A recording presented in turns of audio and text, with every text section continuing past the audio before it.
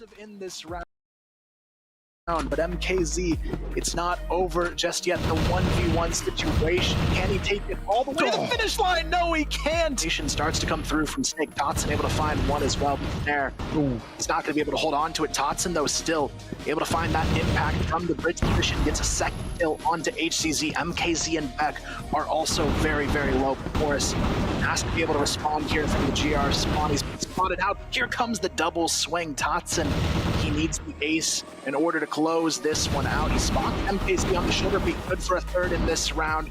Can he do any more? The time is already ticking away from him. They know exactly where he is, but he catches Alucard as well. Surely not the ace. The one-on-one opportunity to win it all for Totson. Beck just definitely gonna dance this one around and try and run down the clock, but the backstop, Totson! You've got to be kidding. Ace clutch for the win here. Gets it done for 3BL.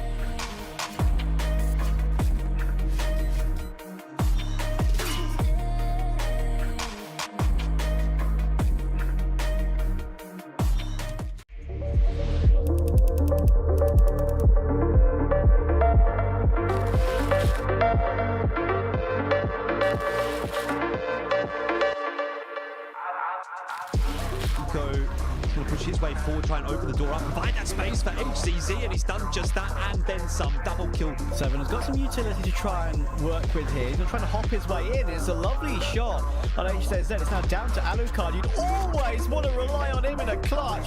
There are 3 players in this position. Beck's going to get the plot down in the meantime, but they should just be able to swarm. Creeds finds his kill, but I'm not sure it's going to be enough until Awesome steps up.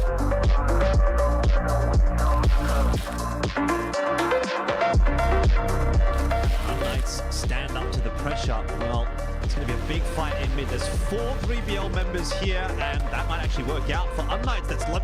That's a lot of players to kill. Tot is in position, listening for everything, sees that his teammate has already delivered, and then he chooses to pounce. And perfect timing! Goodness gracious. Alucard's still playing with these angles. Beck gets his one, but unfortunately it's only one. Now Alucard, so he's very stuck. One, cold up for the second, and there's an opportunity. He's just wasting the clock. He's tagged down Slayer even lower, and Alucard takes it. So maybe they've got the bit between their teeth, as you can see here with some of these entries and the way they're playing. Look at Beck, he's on the high ground. He has no idea he's on the high ground. Sayer's going to try and take an advanced angle. Stake does trade it at least. 2 versus 2, headshot angle being taken up by Kiko. It's a good reaction. They've player push out the warehouse. Unlights have 3 to defend. Initially, that's not a bad setup. Numbers still favorable for 3BL, and the trades are as well for the moment until Kiko strikes. He's got a double and a triple onto Snake. Unlights are not going down without a fight. Kiko gets 4. His timing not so favorable. He didn't actually spot anything out, nor did Snare. This is going to allow Unlights to push their way forward. Snake might as well clean it up himself. He gets all 3, and that is that 3BL.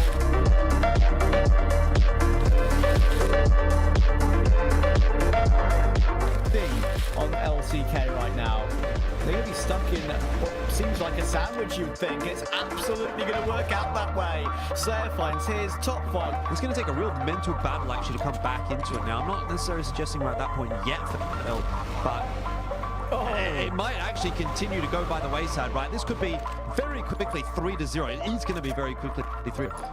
Quickly into B. Flex is there ready and waiting for them. Snare will get the trade. Now here comes the swing from the rest of the LCK members, but 3BL are too sharp today. Stuck with EsportsE, Snake has found Flex, and this round has turned on its head pretty quickly. 9 Claw and Raffin and start. They're going to try and launch their way through, and Raffin gets 2 from that. C4 is down in the midst of all of this, and to be fair to Snake, he's got a very favourable angle. He hits one more bullet, but this one could still go against him. It's a tough one to face. So all's well that ends well for 3BL as they get their way onto the site. Snake wants to go forward and take some further fights. He doesn't know Raffin's close. He gets that information, but it's a little bit too little too late. Still, Slayer in there for the double. Now looking for the clutch, and he'll get it. Time being a factor, LCK are aware he's rotated through the lockers, or they thought they were, maybe. Zane was kind of looking. Still, Snake gets a good shot, and it's on to EsportsE. He needs to save the day. Time's definitely still there for Snake to dance around, and he catches him out as well, a 3v1. Wow. Unreal. Flex under pressure. There are 3 players they're about to spot though, and it's an absolute wipeout. LCK open to get the kill, and in the end he gets double peaked. Flex will take the frag. Snare, nice shot. 2 versus 2, has to try and catch them on the cross, and he's doing exactly that. And you'd want for the job. For this sort of situation, it would be him. Ladder he has to worry about though. Oh, he only hits a tag. Very close eye on by Flex. Snare will hop up. Great reaction as soon as he goes up, and Dezane is flanking. There's Lion Claw as well. Really anything to get too excited about, so they're going to go back to basics and try to play aggressively. It will not work. Dezane lines up 3. What? They didn't even make it to the grand final. Now they get their chance against 3BL. That is looking very good indeed. Finally, it's locked in, and it's LCK that will take out the CFWL 2024 Season 2.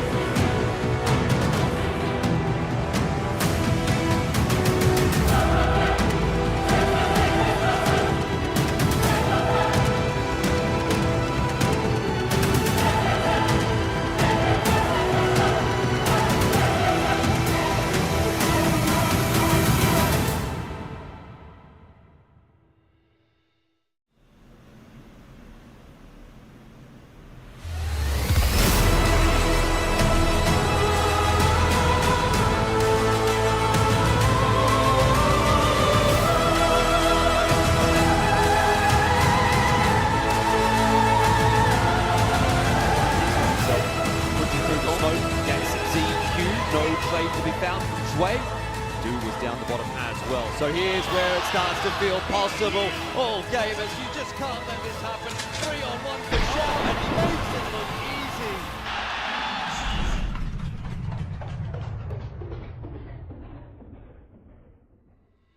Every way, shape and form.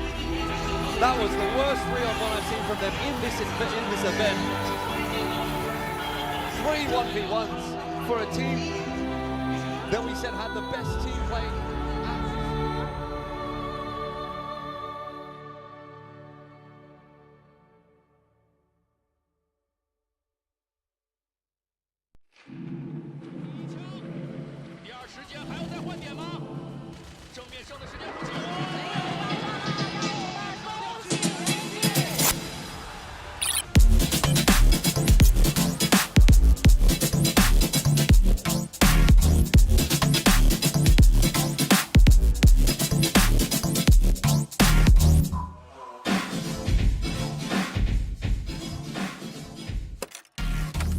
是那个马尼拉 CFS 邀请赛嘛，这个是大概是在2016年吧，然后那时候我还是在上小学，我也是刚接触 CF， 也是从来没有想过能跟这么顶尖的选手做队友吧。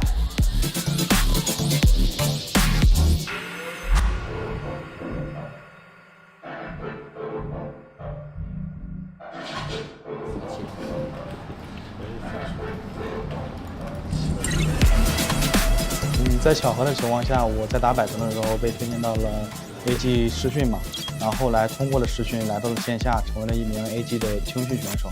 后来也是经过自己的不断努力，终于也是成为了一名首发的队员。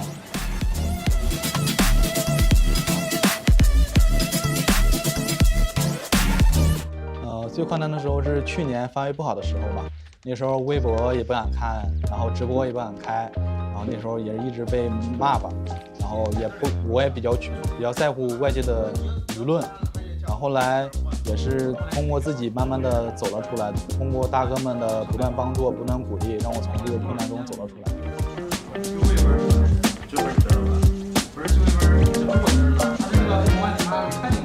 DO 的加入，作为一个新人，我觉得也是特别优秀的吧。但是裸装的比赛，我们还需要更多的磨合。如果我们磨合的够好的话，我们很有机会冲击冠军。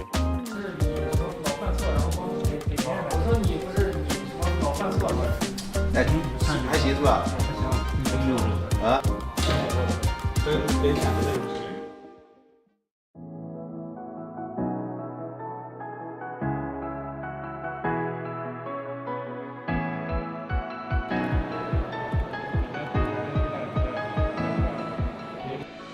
我对我的枪法和反应是不会质疑的，即使放在 CFS 世界舞台上，我对我的枪法和反应也是非常自信的。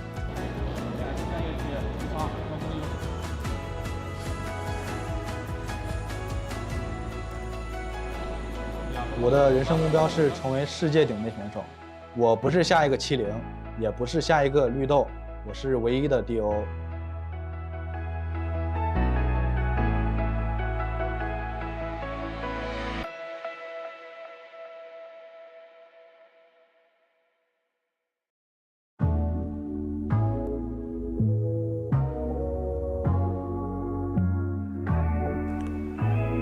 刚开始打比赛的时候，自己是个枪手嘛，然后因为自己是个新人，眼里只有准心，就是啥也不用想，只需要杀人就可以了。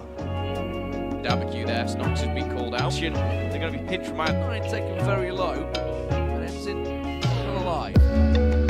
That's a problem.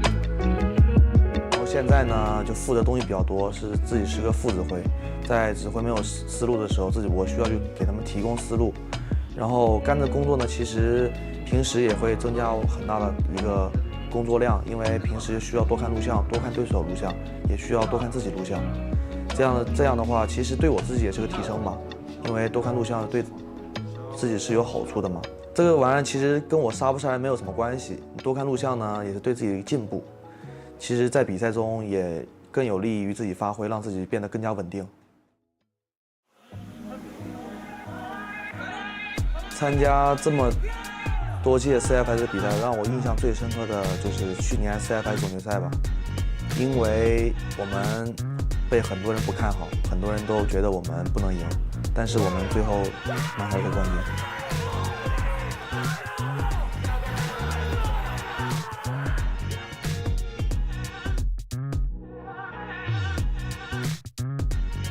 我的目标其实也挺简单的，就是在自己能打的时候尽量多拿点成绩，在不能打的时候呢，也为电竞付出一些自己能做的事情。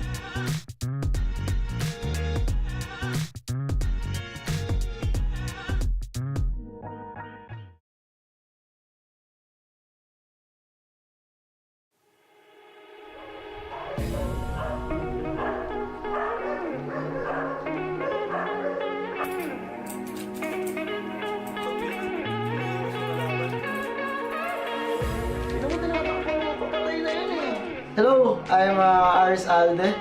I am an ex-professional CF player and now I'm a streamer. And this is my brother. Ako nga pala si Aljan Alde, also known as team captain of Pacific Macta. Magkapatid nga pala kami. Tingin nyo, sino mas bata sa amin?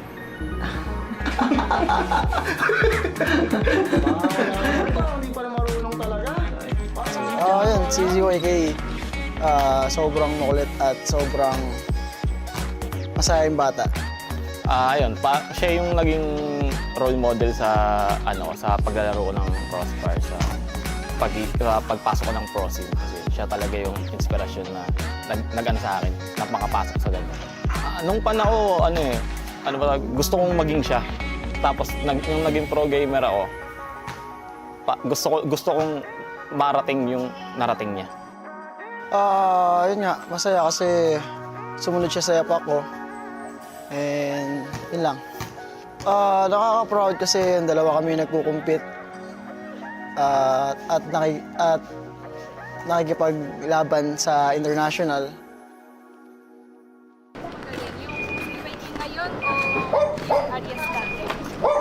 Siguro parehas eh. Kasi parehas kami ng gameplay eh. Parehas kami ng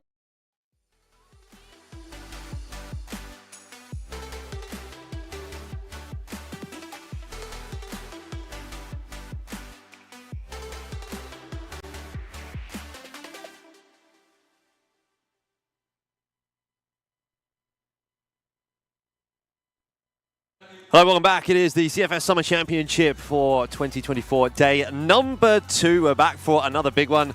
Yesterday night was a long night, I dare say, for you. Obviously, I got the half day. I got to go home early. How'd things go at the end of last night? You know, honestly, it was a long day, but I think a lot of the games were quite interesting and they were action-packed and they definitely delivered in a lot of different matches I never would have thought went the distance kind of like they did.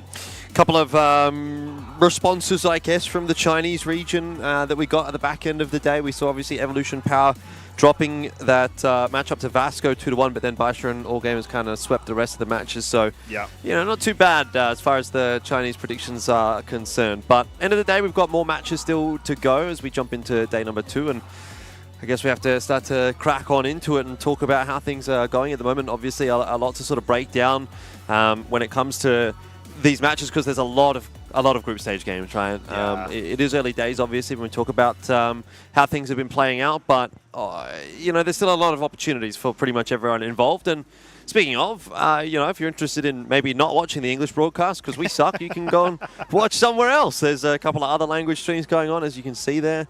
Plenty of broadcasts for you to catch up with, but here we are into day 2. It is Monday the 26th today, so we've got 4 more days of the group stages, including today, and then jumping into playoffs, 3 days of playoffs as well. So lots more Crossfire action coming up for you guys. Yeah, definitely a lot of games that are going to be happening, right? I mean, and let's, you know, a little bit about the teams. You can obviously see where every single team is from their domestic leagues and everything like that. And for us, we're going to have a bit of an interesting one, right? I mean, now we get the little bit of the biasness here for the CFWL, and it's going to be 3BL that is going to be fighting here today as well. And they're going to be taking on the team from the other side, from the CFBL, which is going to be Vasco. I was just about to say Vasco, but no. I mean, it's been a lot of, you know, good action. We got a glimpse of them yesterday, but now we finally get to see 3BL getting their first official underway. Yeah, I mean, that'll be something. That'll definitely be something. And as is always the case, you know, with these pre-shows, we do have to sort of go through the nitty-gritty. We've got the map pool again. Hasn't changed since yesterday, believe it or not. Didn't get to see any Mexico, though. Didn't get to see Mexico. Didn't get to see Eagle Eye. Yeah. And thank God, as far as I'm concerned. I just don't want to see Mexico. Yeah. And to be honest, I'm not actually the biggest fan of Eagle Eye either. I like the other 5 maps in the pool. I just don't really like those 2. And I think that is kind of echoed by the teams and the players, because those do tend to be the maps that do get removed more often than not. Here's what we're playing for, $300,000 total prize pool. One thing that's not on this graphic, though, that I think is actually pretty important to mention is that the winning region gets an extra slot at the Grand Finals later on this year in China. Huge. So, you know, it's maybe not a direct advantage to the team that actually wins, but indirectly it benefits their region, and that's always something that I think these teams are going to be cognizant of. You know, there's a little bit of national pride from certain regions, and even for these weaker regions, the Philippines and the West League, for example, they would love to actually be able to send extra teams to those international competitions, because those opportunities are so few and far between. But probably looking at China or Brazil maybe to be picking up that extra slot. Anyway, we've got to talk about results from yesterday and how things did play out. We touched on Baisha doing pretty well there, getting themselves that win 2-0, although it was a very close 2-0, all things considered. Yeah, it was not easy, right? And I mean, this was the thing that was really, really interesting. You know, Sneaky Frog and I that were talking a lot about them yesterday, and it was a grueling game for them. Like they honestly, yes, they got the win, but it was not the prettiest thing to see. And for a team that I arguably put as probably the #1, if not #2 team in this entire competition here, I thought they do quite well, but that's kind of the other side here for the other, you know, graphic we have as well for all gamers. I mean, I definitely thought they had a bit of a struggle bus in the beginning, but then the second map was just, it was a sweep. It was something like they woke up, they got frustrated playing super late, and they were able to pack it in pretty quick. Yeah, chance for Vasco to go 2-0 out of the first 2 days here, and that it wouldn't necessarily lock you in second place, but it would put you in a good position for sure, knowing that, of course, they've been able to beat Evolution Power, who have some catching up to do in that group. Here we are going into day number 2. So the matches for you today. Vasco, 3BL to kick things off. Then we get LCK, Pacific Macta. So we do get to see 2 Western teams to start the day off. LCK suffered a bit of a loss yesterday against Wolf Empire. I would argue that was a somewhat close series, so I think they'll be able to get the job done against Pacific Macta personally. Then ranking Evolution Power, that'll be one where both teams are looking to bounce back. You lose that one, you're pretty much done as far as your opportunities of making it through to the playoffs. And then Wolf Empire with a bit of a difficult game against Imperial. They maybe have eased their way into the competition with that game against LCK, but I'd say Imperial's probably on a bit of another level. Yeah, definitely it is. And I mean, for what we talked about yesterday, we were saying, like, look, a lot of these games, I think we all thought it was going to be a lot of 2-0s or like a little bit more of like blowouts in their own way. But surprisingly, like even with, the 2-1 victory for Wolf Empire, that was still a pretty tight series in my opinion. And we'll go in more to that a little bit later because we're going to be seeing LCK playing the second game of the day. But as you can see on the screen here, but a lot of the games, it really did kind of showcase that the competition is just, it's so fierce, and it's just coming down to these like mechanical or kind of these slight timing issues. It's not even like someone is clearly like the heavy favorite where, like I said, for Baisha, I thought they were definitely going to be that. I would tend to agree with you as well. Let's have a look, though, at our first match up and start diving into that one, Vasco and 3BL. And I would echo your thoughts in that this, what we've seen so far from this event, there hasn't necessarily been a team that's kind of like run away with things. Obviously, again, we're always looking at the Chinese teams, Baisha and All Gamers, but that's going to be something that, we'll have to explore over the rest of the group. And so far, matches have been pretty close, so we'll welcome Vasco back to the stage and see how they go today.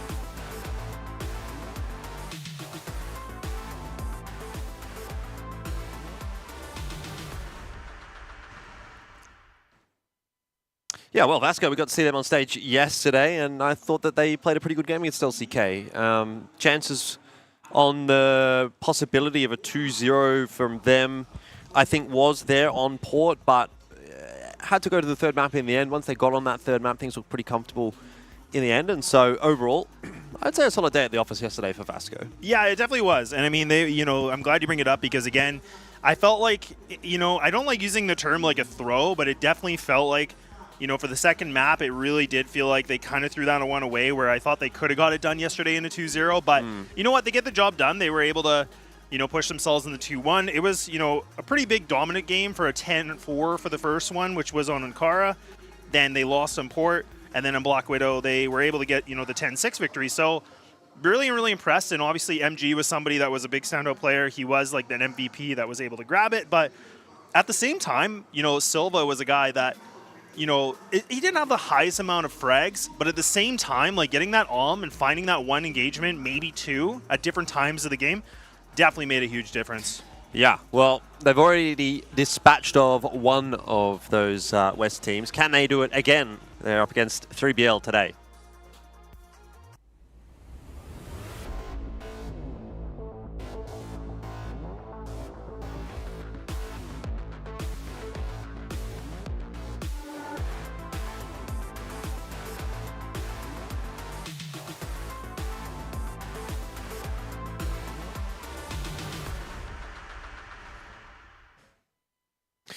Well, it could be a tough day at the office today for 3BL, but I think the hopes and dreams of the West League probably does lie with this roster on your screen. LCK and 3BL, they have a bit of a history, obviously, going back and forth in the West League, but my personal opinion is that this is the stronger of the two teams.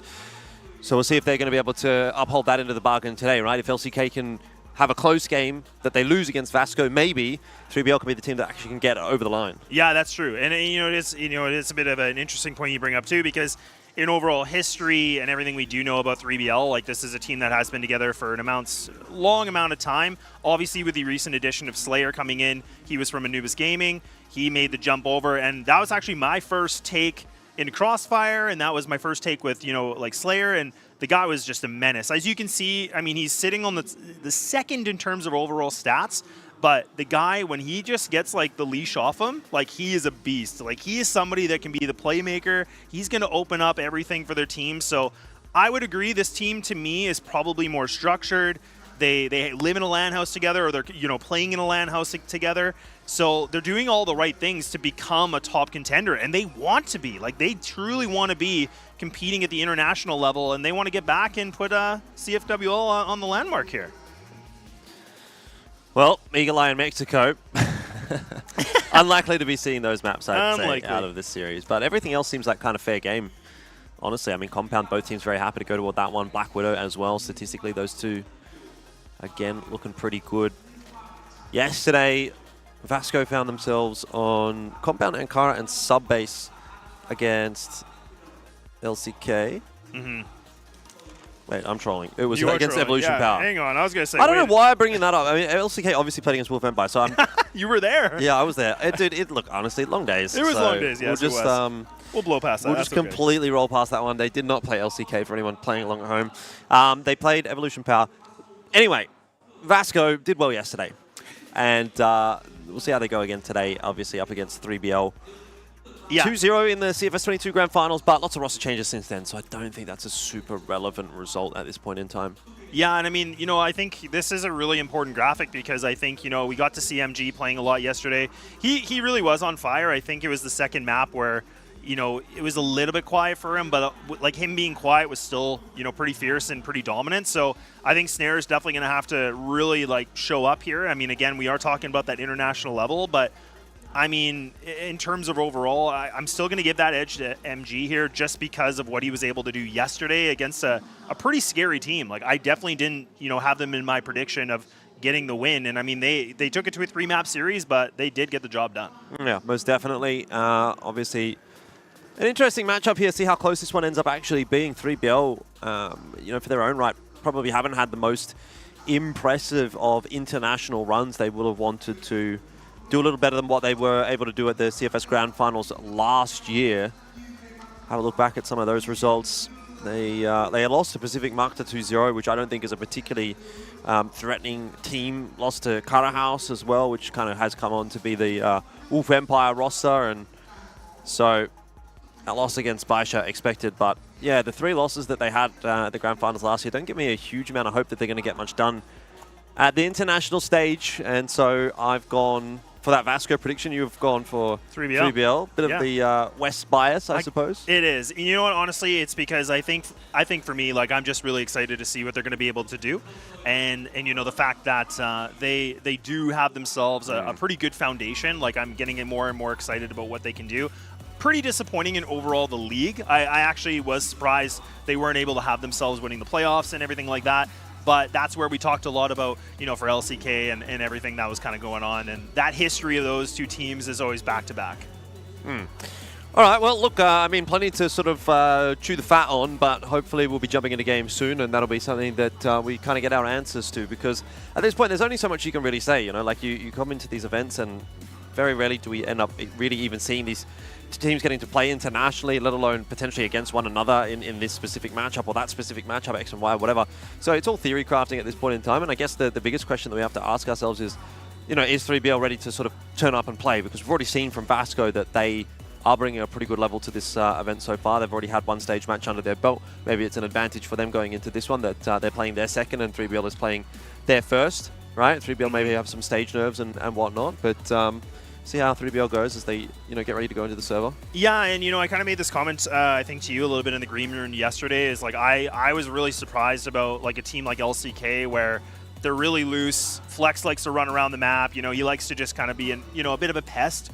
Didn't get to see that. I felt like they probably did a lot of, you know, demo review and anti-stranding and things like that, but they played a fully different, you know, composition of what they normally do. So that's going to be my question here for this game, because for 3BL, this is going to be their opening debut here at the tournament, but are they going to play their normal game? Have they, you know, done just tons of review? They were here yesterday, and I mean, I was sitting with them in the stands, and they were watching intently. Like, they were watching Vasco, and they were just like, okay, we know what we need to watch for. So I'm actually wondering how much they were able to take away from yesterday, because I think even for them, like they were shocked that that became a 2-1 victory against a pretty dominant, you know, or not dominant, but definitely a top, you know, Chinese team. Looks like the veto's going on behind us. I don't know how your eyesight is, but mine's not Okay, I'll tell you. great. So we got a ban of, I'm not going to look at the bans because that's really hard, but the first pick is going to be Compound. Port is going to be it, and then that's going to be, oh no. Please tell me no. Ankara, okay. Yeah, no, I was afraid of that.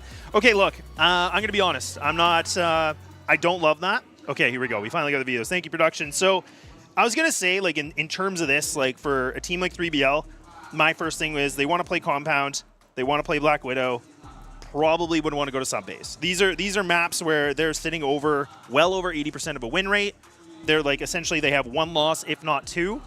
So, and that's usually against a team like LCK, or maybe the odd, you know, team like Unknights, where they really are kind of a kryptonite for these guys. And that's kind of the same thing a little bit here for Vasco, where they also like to play Port and Black Widow and Compound. So it kind of makes sense. I was thinking Ankara needs to get out of this. I definitely would have thought they would have tried to ban it just because it's not 3BL's best map. But you know what? We'll wait and see. I mean, we're going to get right into it. First match of the day, game number 1, and 3BL, they're here for a debut. Yeah, we'll jump on in, and yeah, I'd be looking at both these first 2 maps. It's been not too bad actually for 3BL. I know that they don't mind a little bit of Port here and there. We've got a tech pause to start things off, so I can see a black screen. Yeah, he's on the right there. He's not seeing anything. A lot of smirks though. That's good. I mean, this is a good note, right? I mean, it's like you're a little bit, you know, the nerves are high. You know, you get a little bit, you know, frantic when you're trying to get in your game. But thankfully for them, they're just kind of like, okay, whatever, it's all good. You know, tech issues happen. Nothing impactful is occurring yet. The round was just starting. So I think it's all good. It might have just been maybe a loose cable. Maybe, yeah, maybe a loose cable. Maybe you bumped something. That's the worst. I remember I played in a tournament once, like many years ago. Yeah. And I was right beside the power bar. And my foot, I was so nervous, I was like shaking my leg, and then I accidentally kicked the power bar twice. So I had lost my computer twice. And this is back in the day of like no match medics, like nothing. Like it was just, you're gonna have a bad time, and I really did. So that was those were the grim days of, you know, competing. But thankfully now things have improved here in 2024. Yeah, I suppose if we have to have a tech pause, why not have it in the first round? Yeah. Fair enough. Jump back straight in, so no dramas at all. Kick things off and double on too. On the way. This makes sense though, right? I mean, we talked about Silva like putting himself with the Om as well, so I do like this, and I'm wondering if 3BL are going to counter that at all. It is something that we saw a lot from Vasco yesterday, so it's not a huge surprise to see them bringing it in. They had a lot of success on this map with that double Orm yesterday, so can't say that I'm too mad to see it. But 3BL tend to be a pretty decisive kind of a roster, right? They like to control the map early. We see in the West League, and I don't know how easy that's going to be to translate into the international competition. You know, are they going to get away with the same things that they do in their domestic matches here on the international stage? Yeah, and they're doing a bit slow of a pace on this. And I mean, for 3BL, like they love this mid control. They love to go for the split. And actually, the first engagement is going to go for action. He's going to be able to find himself a bit of a nice start. But again, Slayer now finds himself a little bit of retaliation on this. And I'm looking, a lot of my sights are on Slayer. He's a guy that puts up some big numbers for this group. So he has to be able to frag out. Oh god, this is not good though. Well, it's not going to be a good sign if Feifei can put together a good day again today, and he's gotten away with 2. That was a bit of a messy spray. And Feifei will punish for it, but time ticking away from Vasco. They do still have to make this retake happen. Snake and Tot to try to hold on, and time's working in their favor. VNC hasn't quite won that duel. He's actually not landed any shots. The grenade here might just be enough. He'll push in front of it. No, he won't. He'll wait it out. Snake stuck in the corner here. MG can't find him, and in the end, it'll be the first round on the board for the West League team, 3BL. They get it done. They get the opener, and this is, you know, the thing about them, and, you know, you made a really good point at the beginning, which I was really happy about, is, you know, for us, we have that little bit of biasness for, you know, we get to watch 3BL and LCK play a lot, and obviously in our league. And I mean, for 3BL, they're always super exciting. They were pretty dominant in the league. They obviously had a couple losses, and they have had in the history where those playoffs seem to be, you know, a little bit of the Achilles heel for these guys. But that's, again, where we're still in the group stage. It's day only 2. So this is the thing about them. Like, if they can get themselves a good start, that's going to be good. I mean, historically in the league, they are a team that when they're down, they somehow bring it back. Right. Well, it might be a little bit easier said than done against a team like Vasco. And that's a great shot from Silva to try to help Feifei out. It won't be enough going onto the B side, though. And so this ends up being a forced 3-on-3 retake. And as we know, B side retakes on compound tend to be a little difficult. Yeah, not the easiest. But you know what? Honestly, from what I saw yesterday, I love what Vasco was able to do because their retakes looked really clean. I mean, they looked like they had a good system. Nice little bit of a pop flash, but Tot, he's going to be able to find that one, but it's only one. So Snare, once again, being the sniper, he's able to lock in, get the scope down, and now just MG, a highlighted player. Oh my God, it's like Neo in the Matrix, just dodging bullets. And the timer's already less than half now, so Snare's just kind of making noise. He's just kind of being a pest. He's just trying to be a little bit annoying. MG, he has no time at all on 3BL. They're going to gain this second round. Yeah, a bit of a stat pad on the way out there for MG. Gets the 1 kill on in. In fact, gets both, but it's too little too late. And so 3BL up 2-0. No sign of stage fright, nerves, or anything like that for them so far. No, not at all. And this is a really good thing because that's what I think we both were agreeing that was kind of the worrying factor, is being the first match of the day, your first time playing in the tournament. Is that anything to be really worried about? Like for them to have nerves? I don't know. I mean, there's a lot of experience for these guys, but again, it's as a roster, being a new roster with Slayer, could be a little bit different. But so far, everything's looking pretty good.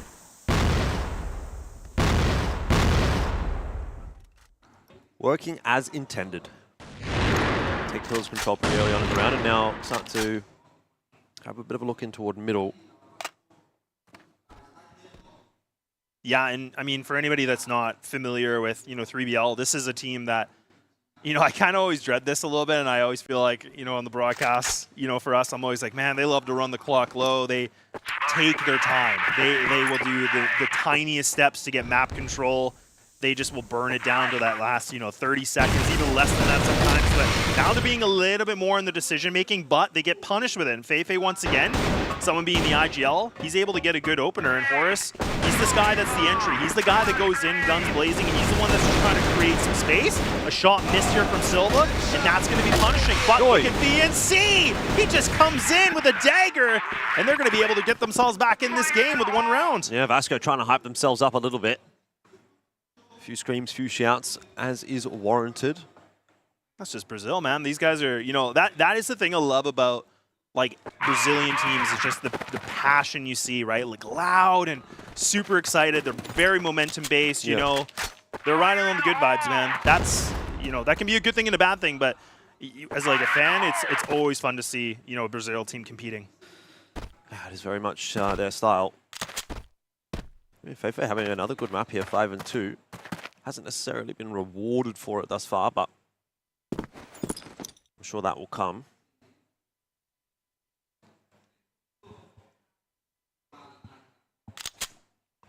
Slower progress in this round, actually, out from both teams. No contest for middle on the behalf of Vasco. They have Feifei in a bit of a more extended position out on the other side of the map. He's just jump spotting. Hasn't spotted anything, so not a huge amount of info being gathered by Vasco, but in that lack of info, they're getting a bit of an understanding that, okay, maybe if we don't see them on A side of the map, we don't see them on the B side of the map, chances are, especially with this util getting tossed in, that they're hanging around in mid. So putting those sort of pieces together and understanding, roughly speaking, what 3BL are up to.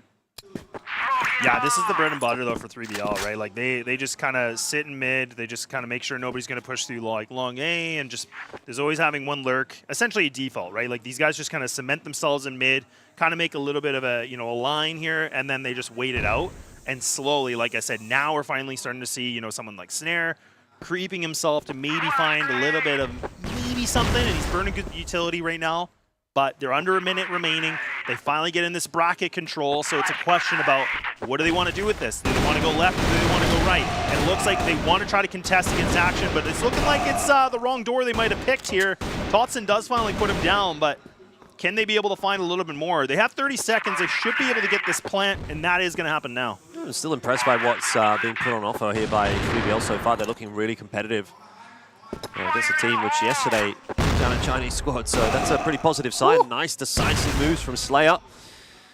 We'll take down one more. There goes MG as well, so Fei left to try to clutch it out, and he was pretty solid in the clutch yesterday, but this is too much to ask, and 3BL bounce back. Okay, and you know, honestly, the one thing that we get to see in this round that I really liked is, you know, I didn't get a chance to really talk much about him, but man, Totson, or just Tot that he's using right now in game, this is a guy that's been around for a little bit of time, but he really can make a difference. Like I talk so much about Slayer and just how much he's a you know, just a menace on the rifle. Totson is one of those guys that he is that, plus he's a clutch factor. So I love when I get to see him play and when he's, you know, kind of firing on all his cylinders. Oh, wow, Slayer, I was thinking he's got a full read on this somehow, but it's good to see Totson in this position because I've unfortunately seen him in games where he's been quiet and pretty much non-existent, but when he comes back, man, he will make a comeback. You can see Vasco making some change-ups as well with how they're playing this GR side, right? It's whatever they've been doing up to this point hasn't really been working necessarily, so going to try to put a bit more of a front foot kind of mentality into this round and take mid control, push out on A-Long. So 3BL going to have to fight for their territory a little bit more, so they managed to dislodge a couple of clean openers, but the response is so good from Vasco. They had the numbers there to fight, and fight they did. So Slayer and Snare now at a pretty significant deficit. And again, it's, you know, the thing that's so cool about this team, like I always talk about how ICLs are not really known to get big, you know, big frags, is the fact of someone like Fei, like he's sitting himself in an 8-3 right now, and he single-handedly just kind of found that, you know, opening duels for the 2 kills, and then, you know, Silva able to come in as well and find himself that extra double. So it is the thing that's really exciting about this team as well. And, you know, Fei is running the ship right now. He's been a pro for a long time, but he's been nothing but impressive so far. I mean, we're only 2 days in, but I mean, he seems to be just finding the right moments. I mean, it looked like it was going to do some damage to Slayer. Didn't in the end. Here's a bit of a response, though, as Vasco, they're not prepared to let this one slip too early by the wayside. And so throwing a bit of a curveball into the 6th round. They've taken the previous one and starting to put that pressure back on to 3BL. Look at the stack we see from Vasco as well. Like, I mean, there's 3 players just kind of committed in the speed. Finally having to rotate a little bit here from VNC, which makes a lot of sense. That's normally what you would see, but now they're really turtled up on this. I mean, they pushed deep in mid. They threw a lot of utility. They were just, again, trying to find that opening. They do. Silva actually does get caught here in the kneecap, so 20 HP. And Snare, I mean, I'm glad to see him, you know, really trying to pack a punch a bit here. I mean, he's only sitting himself, you know, in a position of 1 and 4, but he's doing damage, and he's still making a lot of commotion. He did get that 1 round, you know, just, you know, making noise, essentially. He didn't even need to get a kill. Wish I could do that.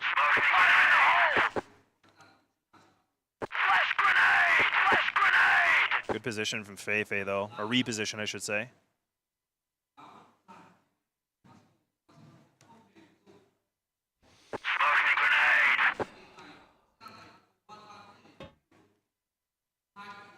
A lot of territory now being taken by 3BL, but they've got to bust their way in with a player deficit.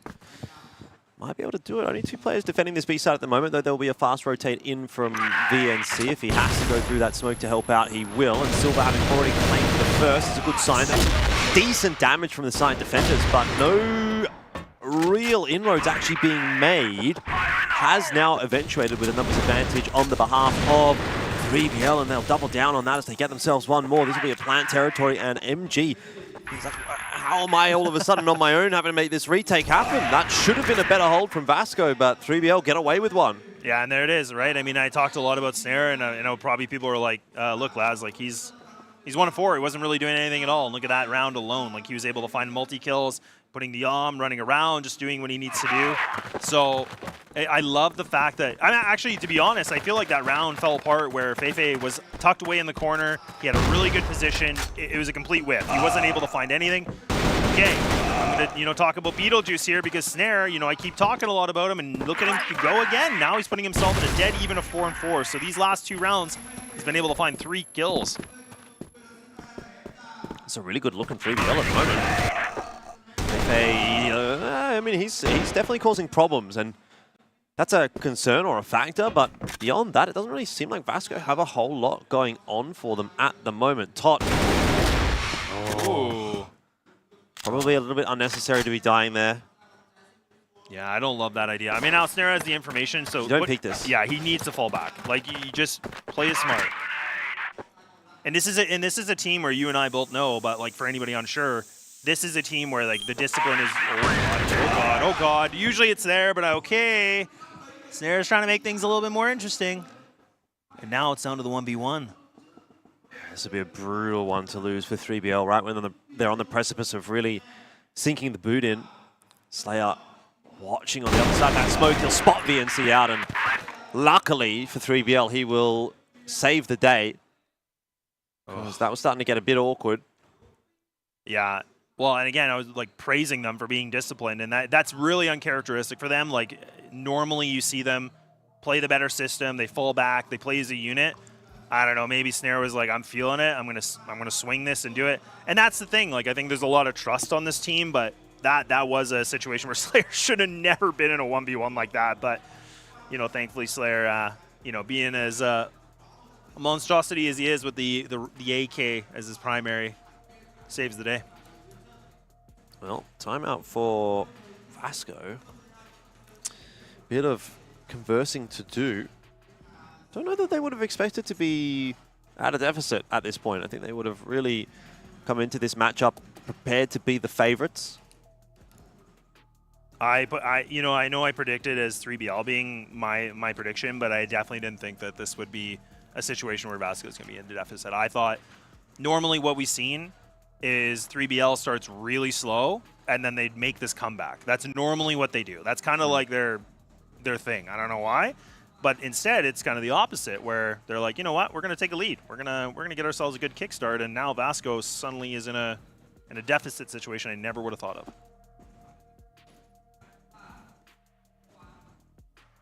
But that's okay. There's still lots of action to commence, and this was the other thing too. Like when we saw, you know, the previous game where Vasco was playing, you know, against a team like, you know, Evolution Power.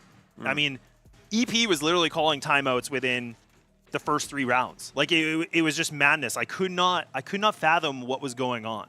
So this one happening right now, I don't hate it at all because the rounds are getting close. It's just something's disconnected with the Vasco. I've got to hope that they can figure that out pretty quickly. 5-2 on Compound is not a pretty great spot to be in. It's a more of a 50-50 kind of a map. A little bit of damage out of the nades in mid there. It's not a bad start to the round for Vasco, but it doesn't give them anything substantial. And at this point, they don't really necessarily even know that they've done that damage, so might be a moot point still. Yeah, and again, I think, you know, for 3BL, I mean, I think it's an obvious thing to say, like any team wants to get a 2-0, but I think in general of just the maps and the vetoes, they really do need this one. And I think for them, like going to Ankara would be not a good situation. Like this is a map where that's like a 7-7 record. It's a bit of a coin flip. It's 50%. Like we don't know what we're going to get from them. There's a lot riding on this one, Jordan. Yeah. Right on the shoulders of Silva. Secondary arm. But 3BL are smoked off, so maybe Silva won't come into play just yet. Or maybe he will as they decide to push in through that smoke. Feifei's going to play anti-flash. 3BL hole up for the moment. Reed is definitely in there from Vasco, though. They've got the members over on this B side. And surprised that 3BL even commit to that. They've got a lot of time. Feifei is making them look a little bit silly for it. Good response from Todd. I don't know if it's enough to win this round yet. The C4 is dropped behind him. And yeah, with that extra plane being picked up in middle, then it pretty much seals the deal. Yeah, really surprising to see 3BL go for that because it felt pretty telegraphed. And Vasco were very prepared for it. Yeah, it just seemed weird that they did every single player through the doorway. Like, why not put somebody through the little window there? Like the Cubby, I was kind of surprised. I know that's a bit of an awkward fight, but I think that could have been a little bit better. Just having that little bit of a potential of a one-in-one trade. But, I mean, look, Totson is somebody that can put himself in clutch scenarios. But, I mean, this is not good. It's 14 seconds remaining. He has to be able to find 3 kills. not going to happen. Vasco, they do respond nicely here with the timeout. And I mean, I know, I think that was a pretty big common thing we talked about yesterday is the fact of, look, like, when you have those timeouts and you're the one that called it, like, you really do need to get that round in. I just think it mentally will feel better. So for Vasco to call it that early when it was, 5-2, they do become successful with it. So that's not a bad thing. And Feifei now leading the chart here with 13-6. So he is definitely top rank, and he's the only player on Vasco right now with the double digits. Everybody else kind of sitting at that 5 and 4, as you can see. But man, he is just on a different level right now. One more round here for 3BL would be fantastic. A 6-3 lead at the end of the half. It definitely, is a pretty sizable advantage on a map like Compound.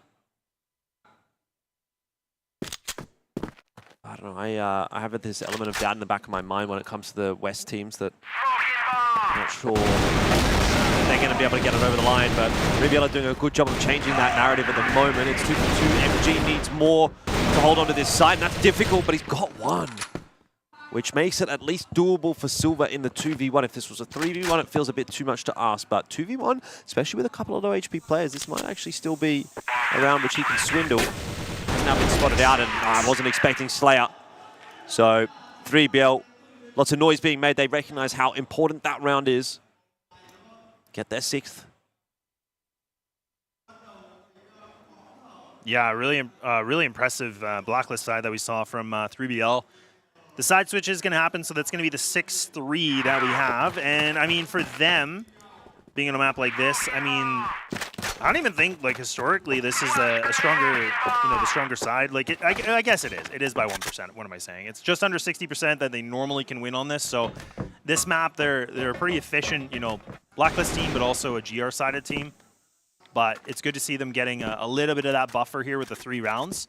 That's going to, I talk about, boosting confidence, and I know you have a little bit of doubt in your mind about the West teams right now, and I don't blame you. I'm very close behind that too, but that's going to make them feel a lot better. Now it's their job to finish the map off, right? Like, you can't have a 6-3 lead and then let it slip and try to sort of reshape that narrative. If they end up losing this map, then that's kind of like reinforcing what we're saying a little bit. Mm-hmm. So need to be the change that you want to see for the West League. This is an opportunity to do it. They are generally pretty proficient on this map, so the way things are going so far, you'd have to back 3BL to close it. Yeah, but I mean, for a team like Vasco, I mean, the moneymaker is on their defensive side. Like, they do have that 71% win rate comparable to 56, so that's a pretty big difference, right? So, but right now, I mean, they're just fragging out. They're just getting duels. They're going to win these duels, and they've already taken down, Slayer, which is one of the players that is top fragging on this 3BL team. But now there needs to be a little bit more. But these guys are being a little bit quiet. They don't really have any sort of an answer. And now they have to be able to find it, and he catches a kneecap too. So this might even be a flawless round potentially for Vasco, and indeed it is. Okay. That's the start to the second half that Vasco would definitely be quite eager to see. Damn. Yeah, I get the sense this is going to be a pretty back and forth matchup. There's no team running away with things yet. I mean, really, of all the maps that we saw yesterday, the most one-sided was a 10-4, so nothing like super clean. Certainly not in the same vein as what we might have been used to seeing at international events. And this one doesn't look like it's going to be a clean one either side, either way. Another big day ahead of us, I dare say. Yeah, definitely possible. And that's it. That was something that I think we, the consensus of yesterday is the fact of just the competition is just that high, right? And it really is like any team can beat any team. Like when we talk about, the teams that qualify, these are teams that are essentially like, top, essentially the top 2. I mean, I think EP was kind of a different exception in their overall league, but these are teams that essentially won their leagues and, got themselves a spot here. But yeah, I mean, this is where it gets interesting to see how different regions are going to be able to play against each other and how they compete. But I don't disagree. I don't think 3BL are a team in this kind of a state where they're just going to run away with it. If it's going to be a win, it's going to be grindy. It's going to be a little grueling, to say the least, Jordan.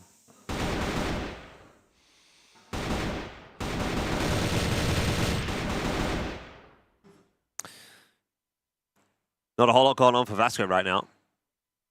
Yeah, like surprisingly very quiet. Like they seem very, you know, reserved right now. They're not poking around. They're just kind of really just waiting it out.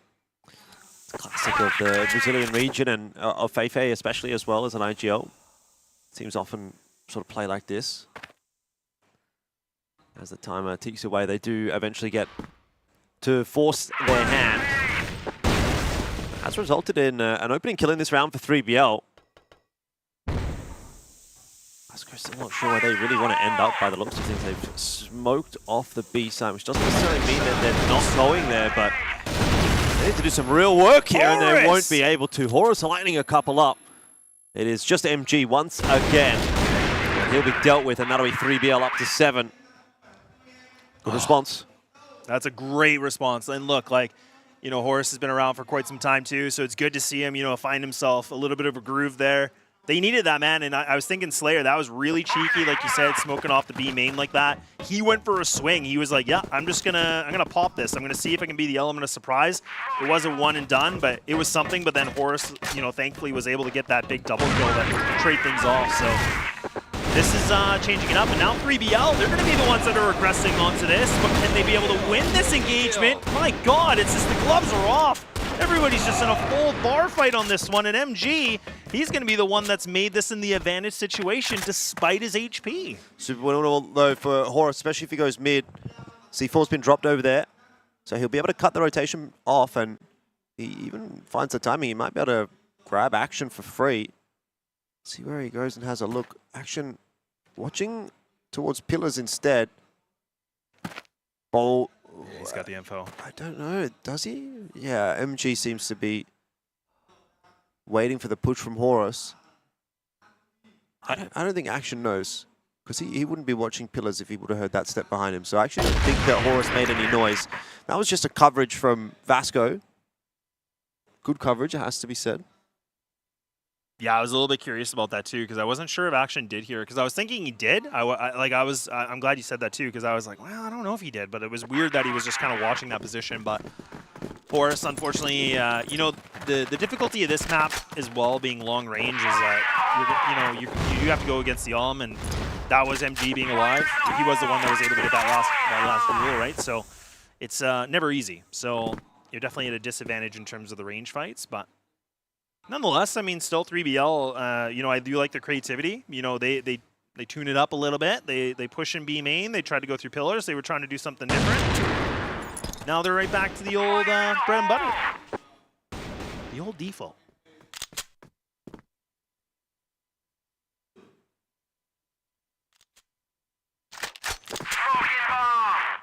The old play slow. That's the Vasco way, mate. Yeah, it definitely is. Minute and a half left on the clock. I'm going to have a bit of a look here. That's actually a little bit faster tempo than what we're used to seeing. And I wonder if that may have caught 3BL off guard a little bit. First kill and the second both going the way of Vasco. They're not done yet on Compound.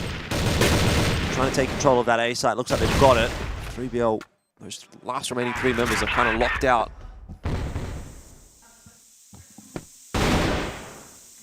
Yeah, now for the 3BL, or 3v5, I should say, it's not going to be good. And even Watson, he's going to get flanked. Oh, man. Yeah, this thing is really just falling apart here. It is Snake and Slayer, the last two. Snake, the IGL, going to be throwing some utility, hoping that he can find something, but it's going to be VNC, just sprays them on down. And okay, Vasco now making this right into the interesting conversation, like we said. Like, this is becoming a one-round differential in this situation, and not surprising to say the least. Like we said, look, like Vasco, a bit of a slower start than we thought, but despite that being a 6-3 first half for 3BL, it's only been one round they've been able to find them the second, and now it's been, you know, Vasco that have been able to find 3. Dangerous day to be a CrossFire caster, though, if the first map is going to be this close of the day. We've got 4 best of 3s. So, finished at around midnight last night. After a 2 p.m. start. On for another day like that one. Snare and Horus, though, have other ideas here for 3BL. They're not too keen to see Vasco catching up, so back to the drawing board maybe for Vasco. Down 8-6 if they were not able to close this round out would Be a bit of a hefty comeback required, and the way things are looking, they're not going to be winning this round. 3BL kind of have it on lock. It's only the one kill so far for Vasco, and again, it will be MG that finds himself alive last. Yeah, and I think Snare's even coming through onto window, so he should be able to find this, and he does. So nice composure that we see from 3BL, and they are staying true to their, their compound game right now. Like I said, a very scary team. Whenever I got to watch some of the CFWL, it was like, if compound was in the rotation, I was like, well, I don't think the team that they're playing in is gonna, really enjoy this, because, like I said, 3BL have only lost one time. They're 14-1 on a map like this, and you don't really get a lot of stats like that, I feel like. No.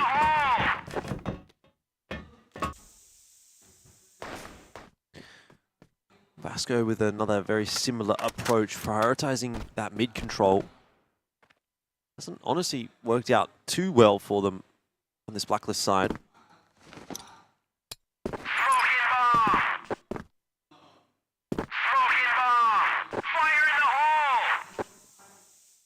Yeah, there's definitely some repositions happening as well. So I think, if I'm not mistaken, I think that's Horus. Yeah, so he's actually put himself deep in on Jenny right now, so he's just kind of waiting things out. The first duel is going to go in favor for 3BL.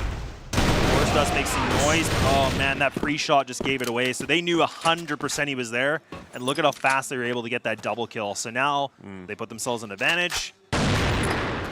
Yeah, Flash came in a little bit too early there. Kind of gave the game away. Vasco, as soon as they hear that flash, they recognize, okay, that's someone being flashed in. But they were, 2 steps back. They didn't actually get blind from it. So they were actually able to swing. Whew. But I like that. Pretty intelligent push from Tot. And a nice shot as well from Slayer. Brings it back into control for 3BL. It's looking scary for a moment. We've got a timeout call. Again, presuming that's probably from 3BL. I mean, it should be. They're the only one that's allowed to call it. And they'd love it to be on map point, which is what it will be. Wow, that got loud. It was really loud to hear in the background, but okay, the timeout, and this was, I think you and I were the ones that were kind of talking a lot about this, is like, I'm still pretty indifferent about this, because we're in a position now where they're on map point. They need one more round to get the job done.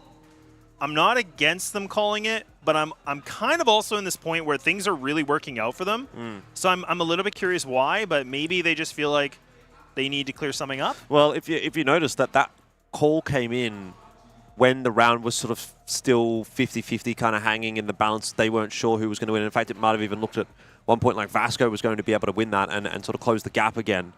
So maybe that was the pressure sort of moment where someone just said, all right, well, we need to call the timeout for the next round because we're going to lose this round. Instead, they actually go on to win the round. So the situation's not quite as dire as what it potentially could have been, and I think that might be what it might have influenced the timeout call. Yeah. Either way, they've got to make use of it, and it's not a bad place to be, when you've got one round to go to win the game. Yeah, no, it's no doubt. I mean, this gives, like we said, this also gives a bit of a boost here for Vasco to be able to figure out what they need to do. I mean, this is now a moment where it's make it or break it, and otherwise Compound's going to be over, and we're going to be moving things over to the second map where, yeah, not going to be ideal. So, I mean, you could even see the screen before, like Totson was like leaned back, like he was full lounge, like he was just eyes closed, and I don't know if he's meditating or something, but yeah, he was just trying to, stay calm, and it's always interesting watching players and what they utilize their timeouts for. It's always different. It's always unique.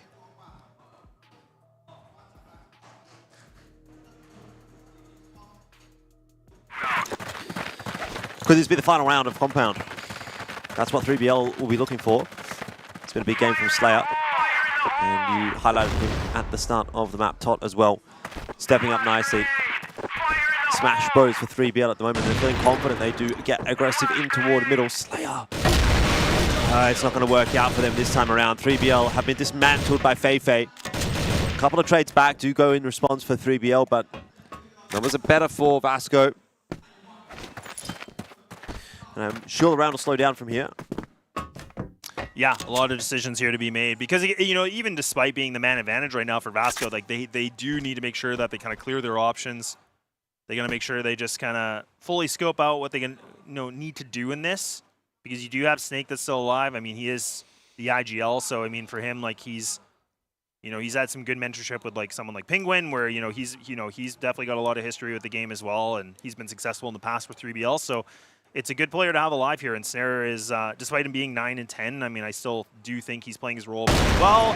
It is only the one and done though here, so he actually gets overwhelmed by 3 players down long. So now they're going to get this C4 down, but it's a question about Snake. Okay, that looked a little weird, but I was wondering what happened. But what is he going to be doing now? Try and go for it. Oh, good damage onto action, but he's trying to draw out the peak from VNC. He doesn't know exactly where this second player is, and that's the real problem for him. Exactly there, as you can see. So Vasco get themselves one more, keep themselves in the conversation for now. Yeah, not a bad effort, though, because you could see that, like you said, it was he really had no idea where that second player was, but he was kind of just doing a little bit of a bait and switch. He was just like, hey, I'm going to tenderize the planter. Yeah, it was well played. It definitely was well played. It was just he really had no idea. 3BL trying to get aggressive again. This time almost works out. But Vasco recognizing the stack into pillars, and so they'll decide to move away, not take the fight. 2 minutes left on the clock, and they're back into the BL spawn. So they'll take their sweet time about going through the map here. And 3BL are going to give them a good reason to do that as well. Util getting tossed on in. Smokes to keep them at bay.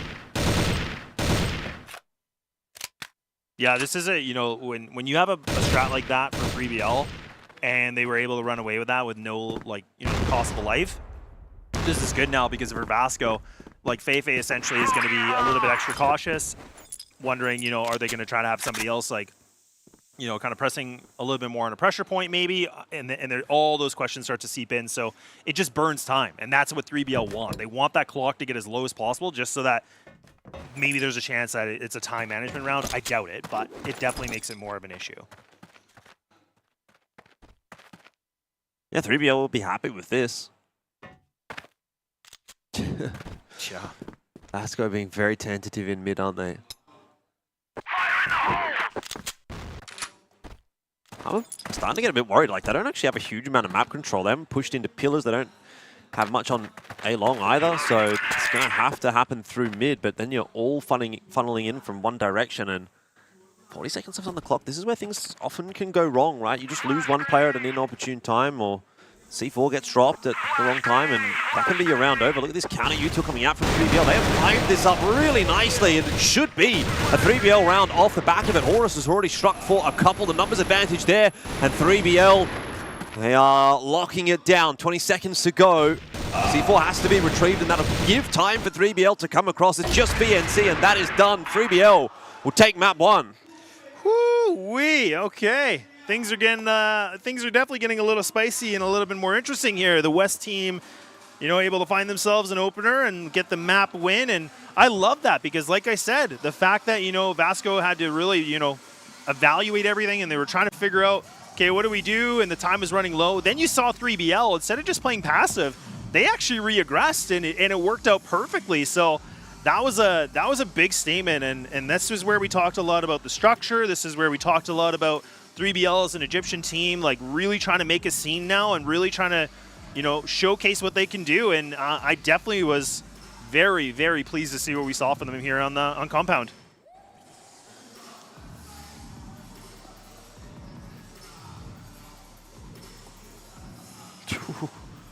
Big high fives going on in the 3BL camp, but it has to be said, job's not yet done, right? No. It's always a good feeling to get off with the opening game under your belt, the opening map under your belt, but you definitely still have to kind of look at this one as 3BL and say, well, they've won their map pick, and that's good, that's well and good, but we go on to Port, which, maybe Vasco feel a little bit more comfortable on. I will mention, I guess, we do see 3BL play Port quite a bit, and they have some success domestically, but it's not their best map per se. No. So, yeah, I mean, I'm not sold necessarily that this is going to be a win for 3BL just yet, but I'd like to see it. Not on the copium, eh? I mean, look, I know I'm probably going to get flamed for it because I'm a little bit biased, but at the same time, I was definitely giving a lot of praise here for Vasco. I still think they played not a bad game here, but I just think that, 3BL, they definitely have the leg up in the sense that we didn't see Vasco playing Compound yesterday, but I think 3BL were able to watch a lot of gimmicks that Vasco does have in the arsenal. So that does give you the advantage. When you're a team that starts on day 2,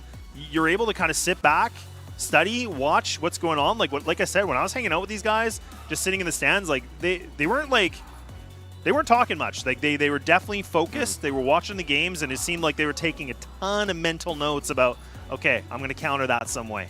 Yeah, definitely good signs for 3BL. They didn't win a single map at the CFS Grand Finals 2023. So last year in China, they rocked up to that event, got 0-2, 0-2, 0-2.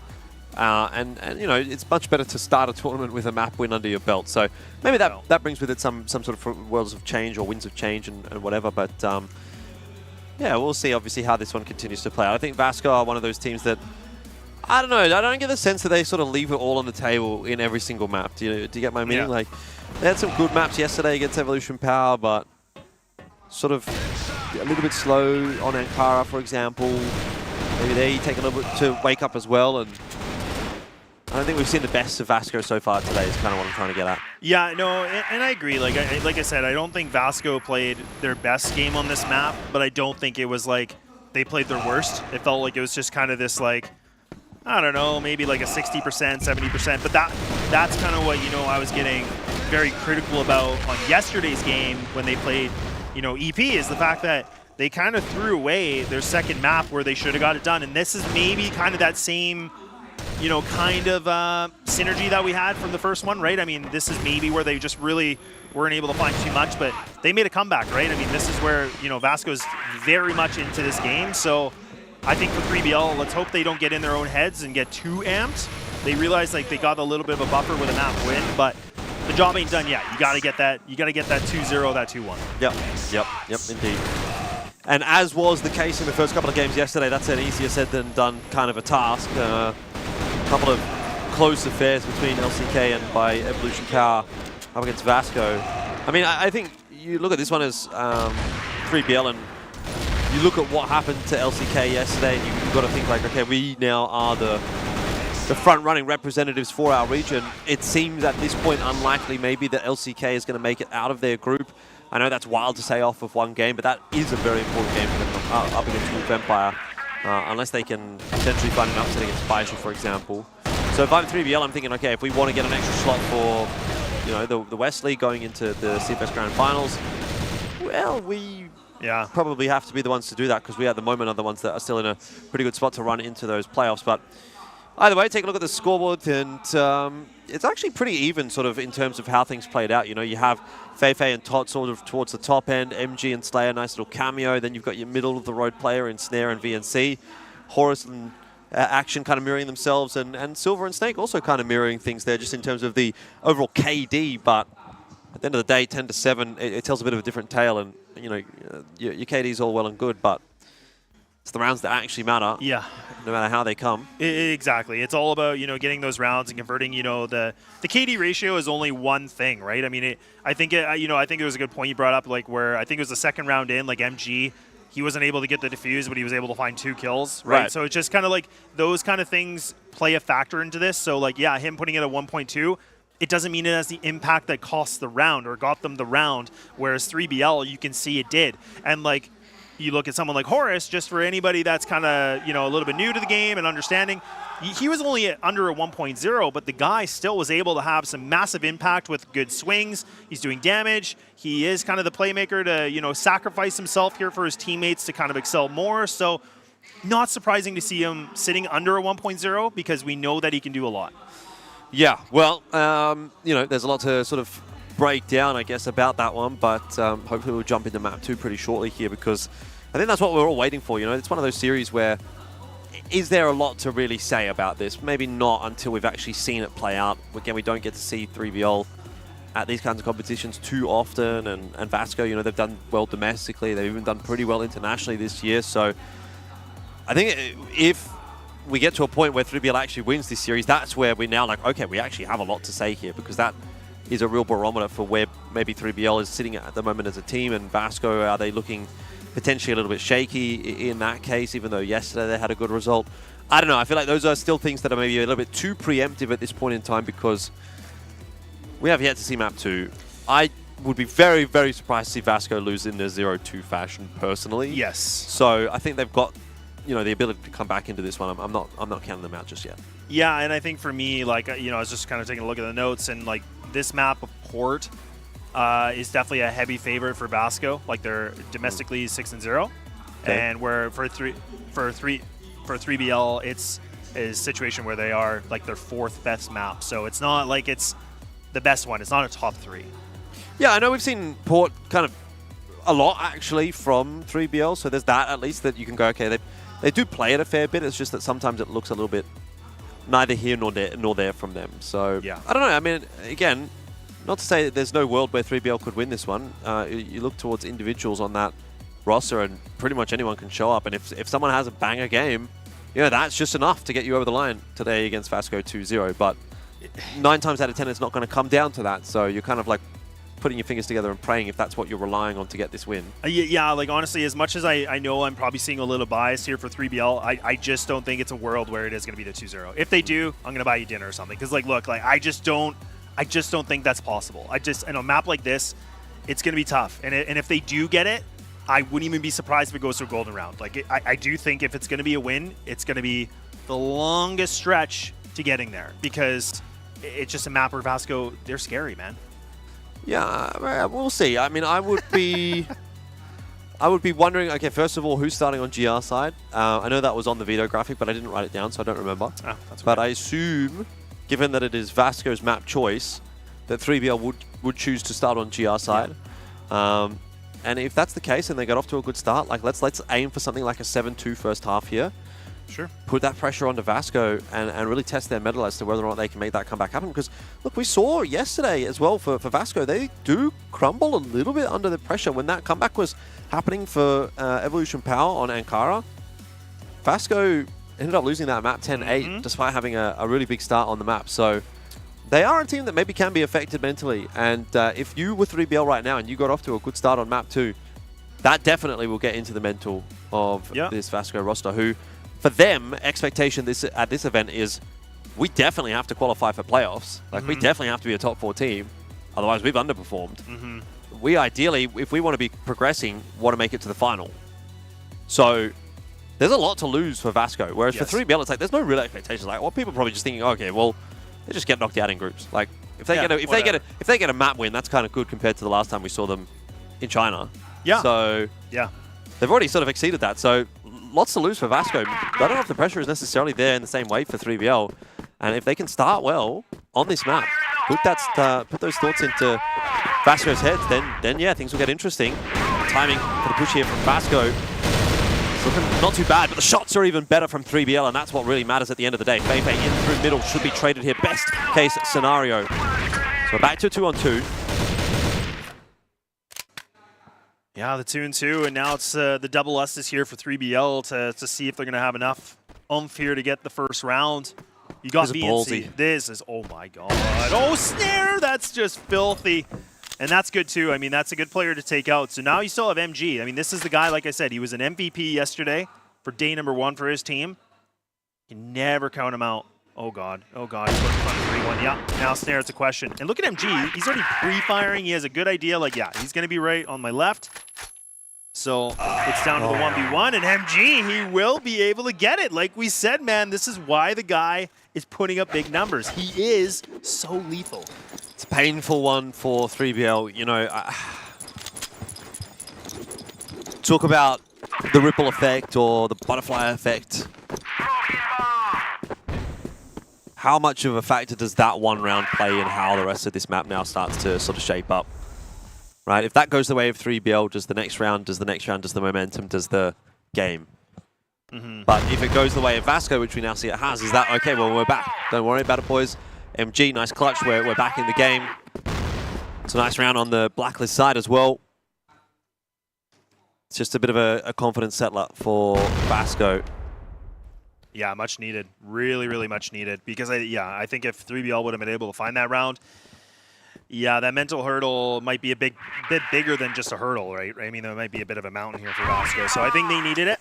And, I mean, we'll see if they can capitalize with that. But They are just going to play true to the old Port way, and they're going to be slow, but oh my god, Totson! Oh man, he was almost able to find himself a double. Look at how much damage he's able to inflict, but can't get it done, but at least his life is still intact. So now they can kind of reset. They can kind of calm things down a little bit here with that minute and 20 remaining. Vasco saved by that flash, for sure.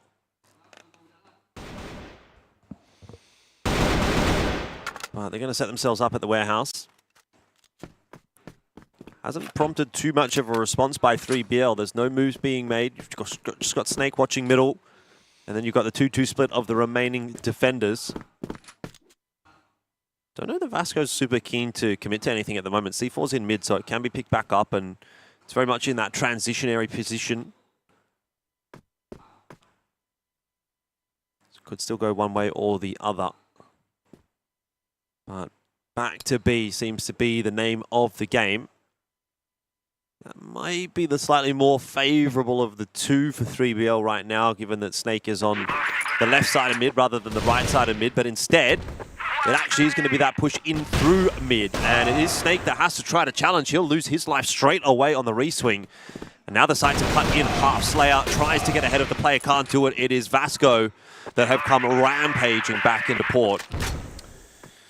Yeah, things are starting to look a lot better now, and this is where we were saying, you know, for this map, I mean, 3BL on a map like this, their stronger side is that GR side, over 63% that they, you know, historically have had, you know, some pretty good numbers on, and then the other side of it is, for a map like this for Vasco is, I mean, they are a more defensive heavy team too, but they're you know, their BL side is still well over a good 50% here, so definitely a good percentage on this, but now 3BL down by 2. They haven't been able to find too much. It was a close round in the first, but this one was a lot more convincing of a win here for Vasco. So they do a good job just to kind of rebound from the loss here in the first. So now 3BL, they're starting to get a little taste of their own medicine. Yep. Yep, indeed. And you don't want to let this go for too long. You're on the GR side. Like, this is already starting to get a bit out of hand with only those 2 rounds, especially with how decisive that previous one there just looked for Vasco. Snare going to be tested in this one by the looks of things. I think it's good to test the A side early just to get a bit of an idea of how strong the defense is going to look there. And if it's weak, if it's looking vulnerable, then it really opens up a lot more options on that BL side. Nicely timed nade though onto action will soften him up, but here comes the push, and the coverage of the utils looking pretty damn good so far from Vasco, but again, shots in there from 3BL are not looking too shabby either. It's a favorable enough trade. C4 is in an awful position for Vasco. They now have to commit to the A bomb site, and this should be 3BL's first round on the board now. Yeah, should be is a key word on that, right? I mean, Snare, I think maybe he was going to be able to find that little bit of a quick duel, and now they're starting to get a little bit more hungry for it. Okay, Slayer's going to get the Colts into action, leaving it down to MG by himself. In a situation here for the 1-on-3. He's been able to do it before with the 1-on-2, but now he's got a little bit more of a difficulty added onto this, because you still have Slayer to go against. It was before where it actually was Snake and Snare that he was able to eradicate, so can he do it again with a minute remaining? Against 3, with a bomb in a really awkward spot. Making some noise now. I am not going to be counting my chickens before they hatch here for MG. It would be a miracle clutch. Hasn't landed that shot, and that was the opportunity. If there were one there, to be honest, the trade was likely to come through from 3BL anyway. The positioning was so good. So not the end of the world for 3BL, all right? Now it's like, okay, we didn't maybe make this as easy for ourselves as we could have, but we're in the contest. So let's just take it one round at a time, put one foot in front of the other, and start to build on this.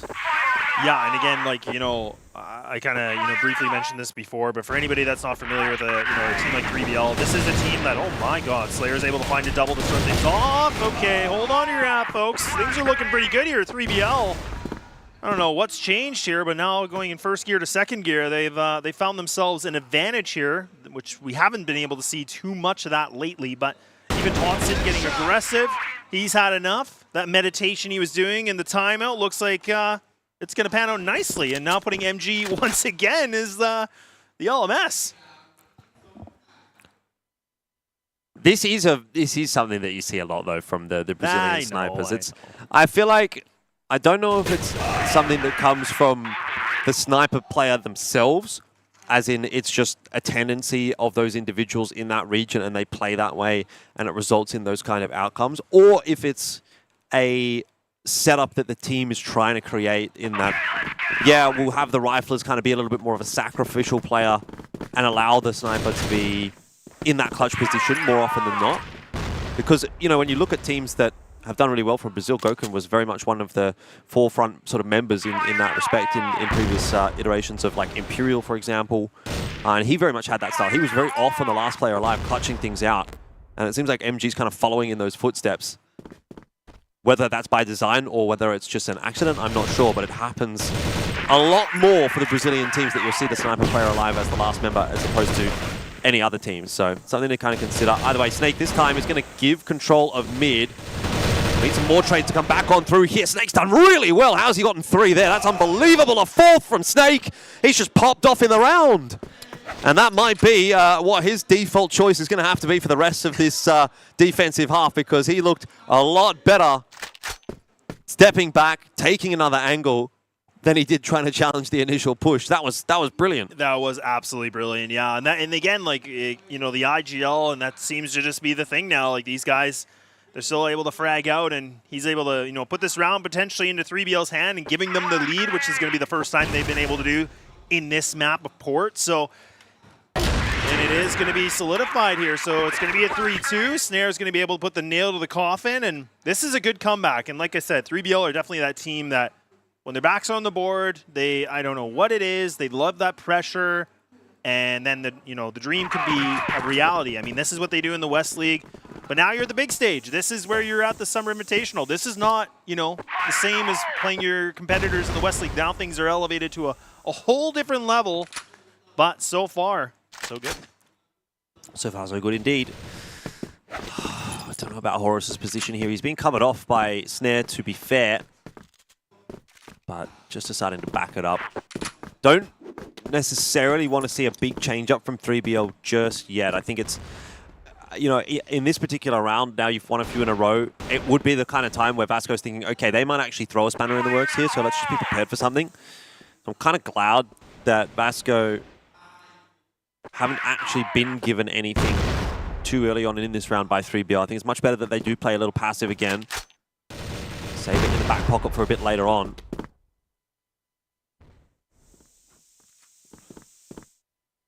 Yeah, normally what we see from like a team like 3BL on this map as well is like when they're on this defensive side, like they do like to have a player, you know, Slayer typically likes to play the drop-down spot. He likes to be aggressive and kind of leaving him very exposed on long.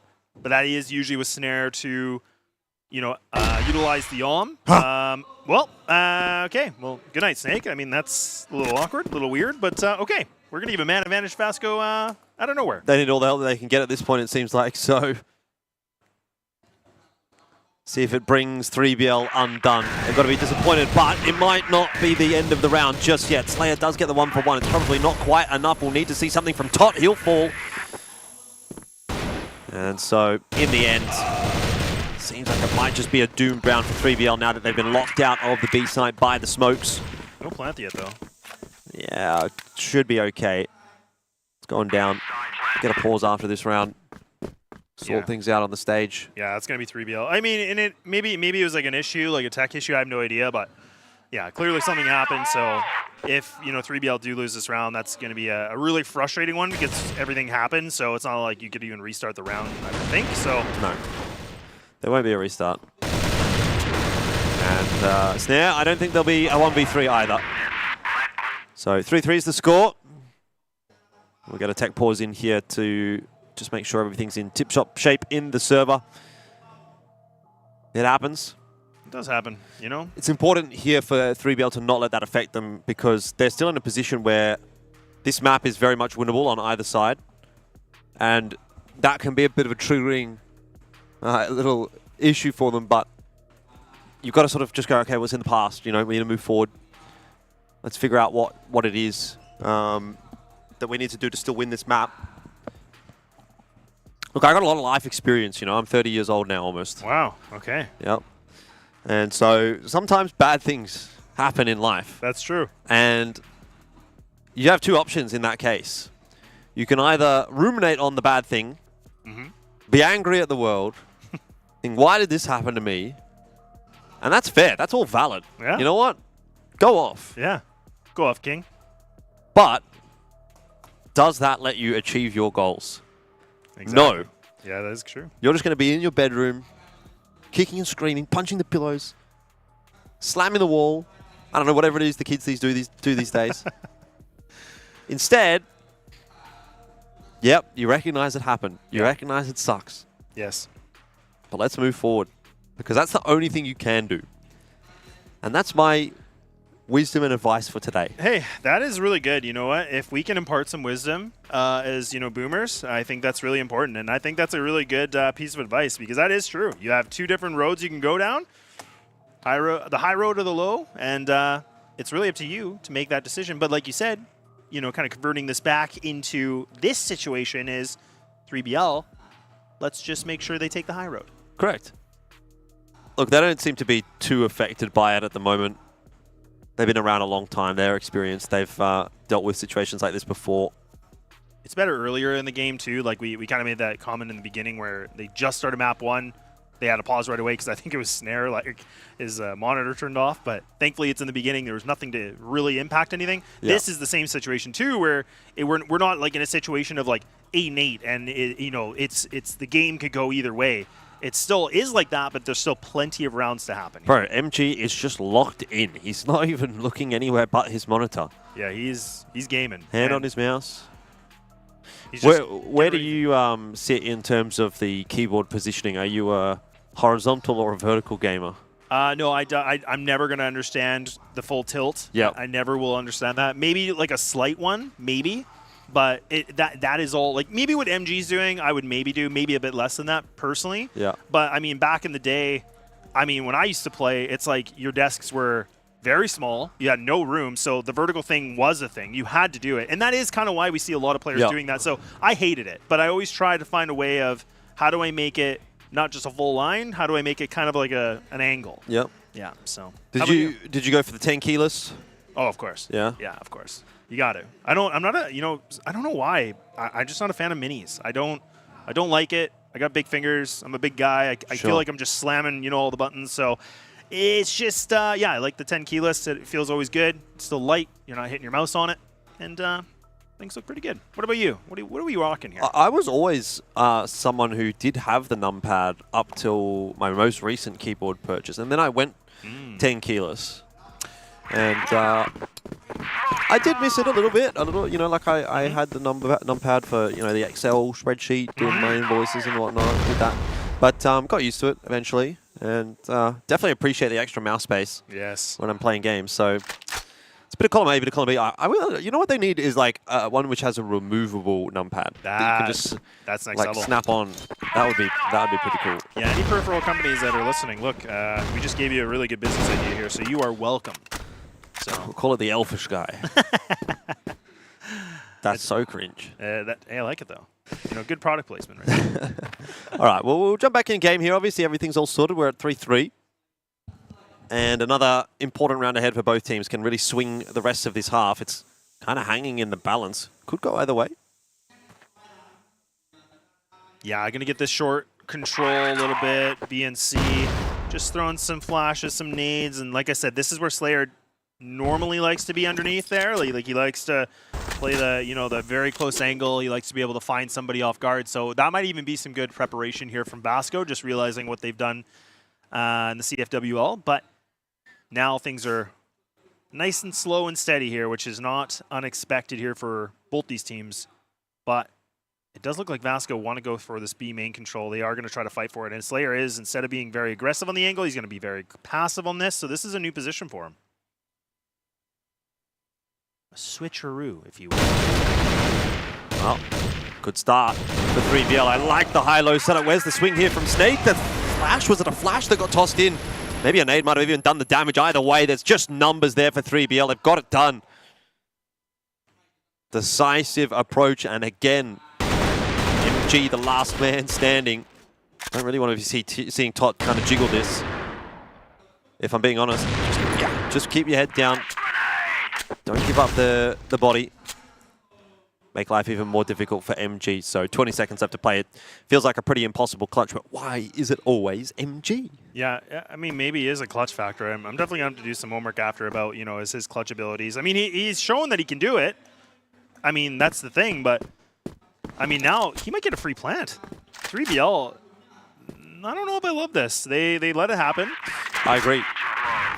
Could have been preventable, but instead they're like, yeah, okay, we'll just retake, and this gives more options now. If MG can find a duel, this is bad. Snare, he's by himself, but okay, whatever, that's fine. It's gonna, you know, he'll sacrifice himself for the greater good, and 3BL will be able to get it. I was a bit scary about that. I'm gonna ask them that later, but you know what? Crisis averted. It's all good. So the next thing I wanted to know is, what does MG stand for? Like, why has he chosen MG of anything? And I thought it might be like his name, you know? But his name is Rodrigo Mejinos dos Santos Alves. Wow. I'm so there's so no glad G. you tried that. I never would have attempted that. I just would never. I know the chat would just be blaming me if I did that. They'd be like, wow. It's got to have a bit of fun sometimes, just like 3BL is at the moment. That's a 1-for-1 only, though, so does raise some concerns as that's going to open up the defense a little bit. But, man, Horus is doing a bit of a number there onto Feifei, and this round starts to swing back in the favor of 3BL again, and with it, the half starts to look pretty solid so far. MG catches a floating player wrapping around through A long, and that may have been a little bit unnecessary from 3BL when they've got the numbers advantage. Do you really need to be pushing that far? Yeah, I don't know if I love that play. And this is the thing, it was probably really, really unnecessary. The risk wasn't worth the reward, but now Snake is playing on the top of the tower with an M4. Not really the position you want to be in. Look at action. Yeah, he's staying true to his name right now. That flash is going to put, you know, perfectly placed here, allowing for 3BL. What? Oh my god, okay.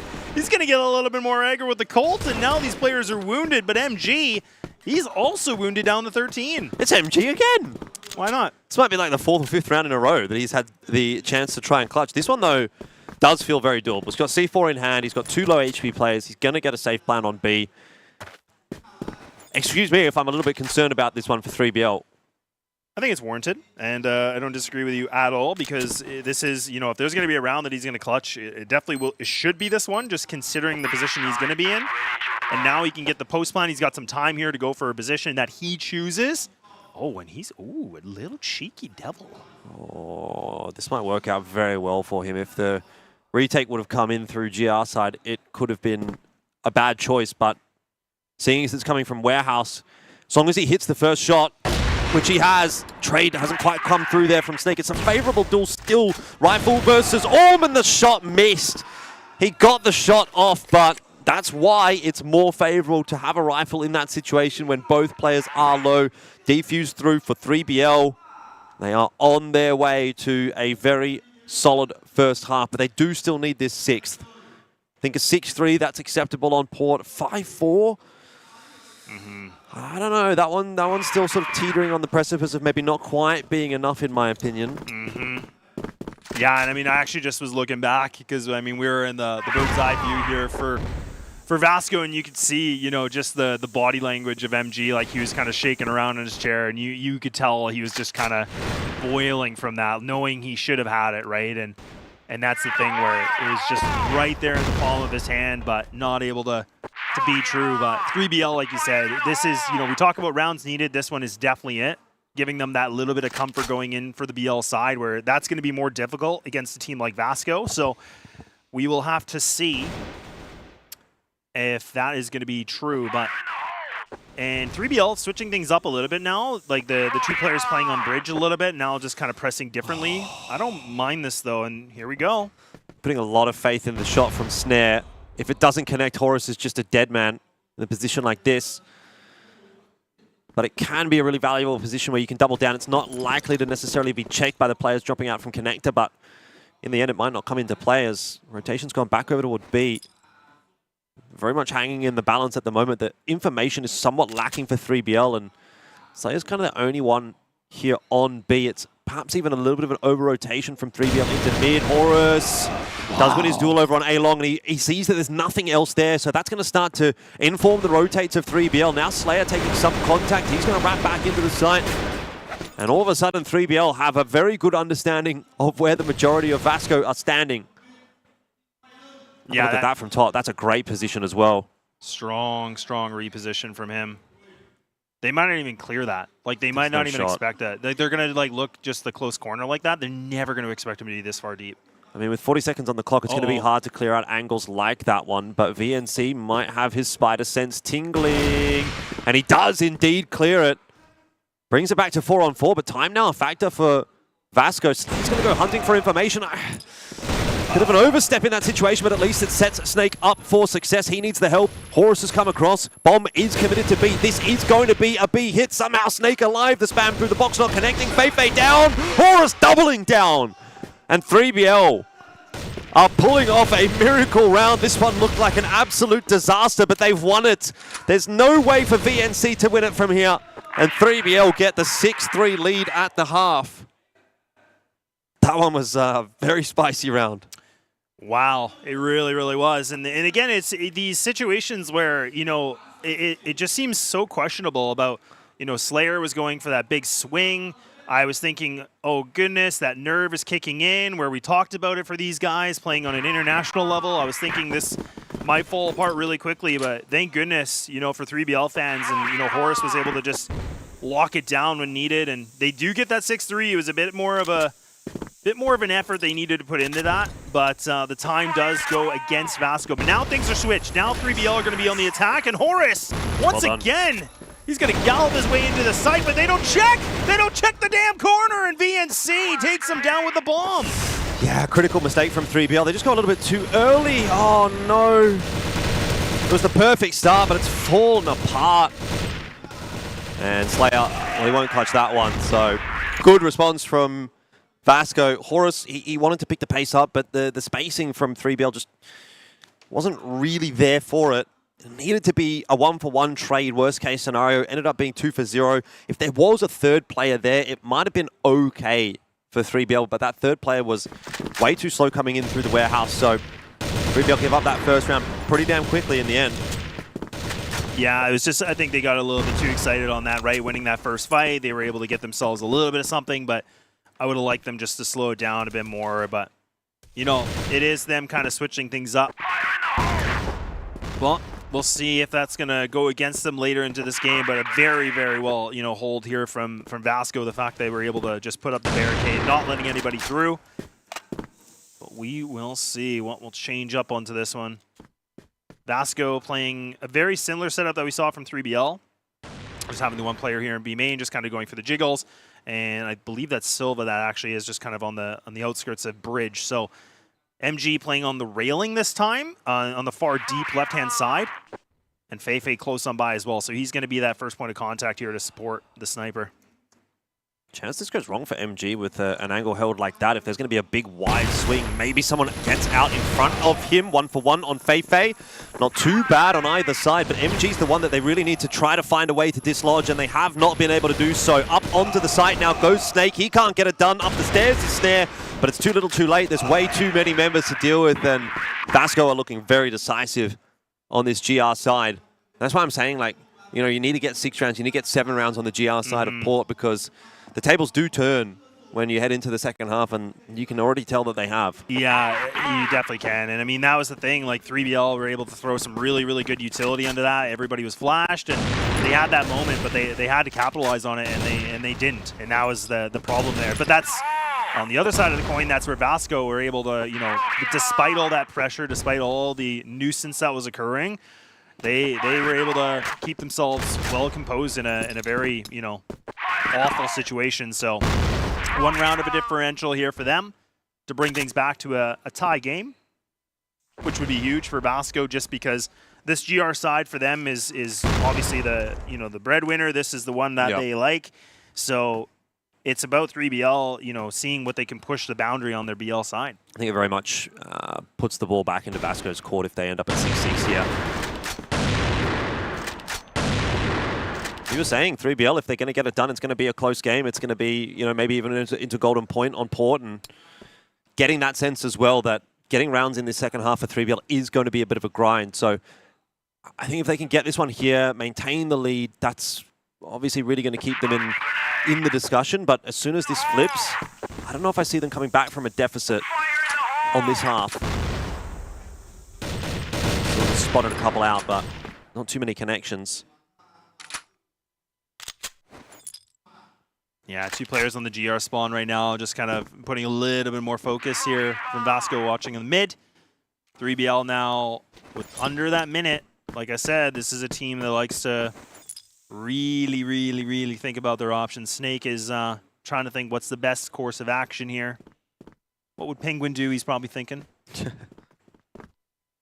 Yeah, what kind of tricks have they got up their sleeve here? Is there anything that you can pull out as 3BL to just steal around away and put the pressure back onto Vasco? That's a great shot. Horus has been an absolute menace in the last couple of rounds, but where's the trade there onto MG? Flashes are good. How are they still alive? How is Silver still alive? How is he getting away with this? There's a player in mid. It's a mess. It's a madness. It's 2-on-2. The plan's gone down. Horus in a forward position. Snare up on the top. If they swing together, it could work out, but if they go 1 by 1, this could be dangerous. Snare, he spotted the info. Where's Horus? There he is for the frag, and one more from Snare. 3BL will maintain the lead. Oh my god. Okay, this is where, you know, again, like I know it sounds like fanboying a little bit, but this is where, like for somebody like Horus, like you can either get this like this beautiful little bit of lullaby for him just to put people to sleep, or sometimes he's the one that's just kind of asleep at the wheel. And right now, he's on. He's on. Like he is playing his role perfectly. He is the one that's going in. He's putting the pressure points. You love to see it. Now they're going to try to see if they can put that pressure point against MG. And now he's realizing he's getting a little bit overwhelmed with some utility. He's Horus blind again. He's spotted though. He is definitely spotted, but look at Slayer. Oh my god, Horus, he misses on it. Oh no, he fumbles the bag. Not like this, surely not. Do they know there's another player up on the side? Top thinks he's cleared out the stairs. In the end, they spot the player on the side. That should be the crisis averted. The treacherous waters navigated, and 3BL, well, they're not guaranteed the round, but they're very much on their way to it. An 8th, and that was a decisive round. I like that one from 3BL. You know, you throw a faster round in there, and all of a sudden it's now Vasco again very much on the back foot. The roller coaster of this storyline has been a bit back and forth, and in the sense that Vasco maybe 2 rounds ago looked like they might be in a position to win this map if they just got one more round. But now, this is 3BL's game to lose. Not just map, but game. And it's something that, you know, LCK maybe didn't quite have the luxury of yesterday. They never really got into a game-winning position because they had to come back on map 2, and then in map 3 they didn't really show up. But this is map 2. You've won map 1. Don't throw this one away, because you're not going to get that many chances against a team like Vasco. This is a really talented squad. A lot of experience on the stage, internationally as well. And this would be a huge upset from 3BL to start their campaign at the Summer Championship if they could get the win here. So they've got to lock this in. They really do. And it's getting closer and closer to that, you know, point. And then the one thing I do like that I wasn't expecting to see this from 3BL is the fact of they are really mixing the playbook right now. Like, I mean, I said, you know, they are a team that they like to play slow. They like to, you know, default. They like to just find a pick sometimes. They're mixing it up, man. I mean, this last round we just saw, they're like, you know, we know MG likes to play tower. Let's get rid of him. Let's just remove the problem. Let's solve for X. And let's figure out this equation pretty quickly here. And once they got rid of him, I mean, they were able to get the round in their favor. And that's a way to make a statement. And that's a way to just get in the head here for the IGL of Feifei. Again, very experienced guy.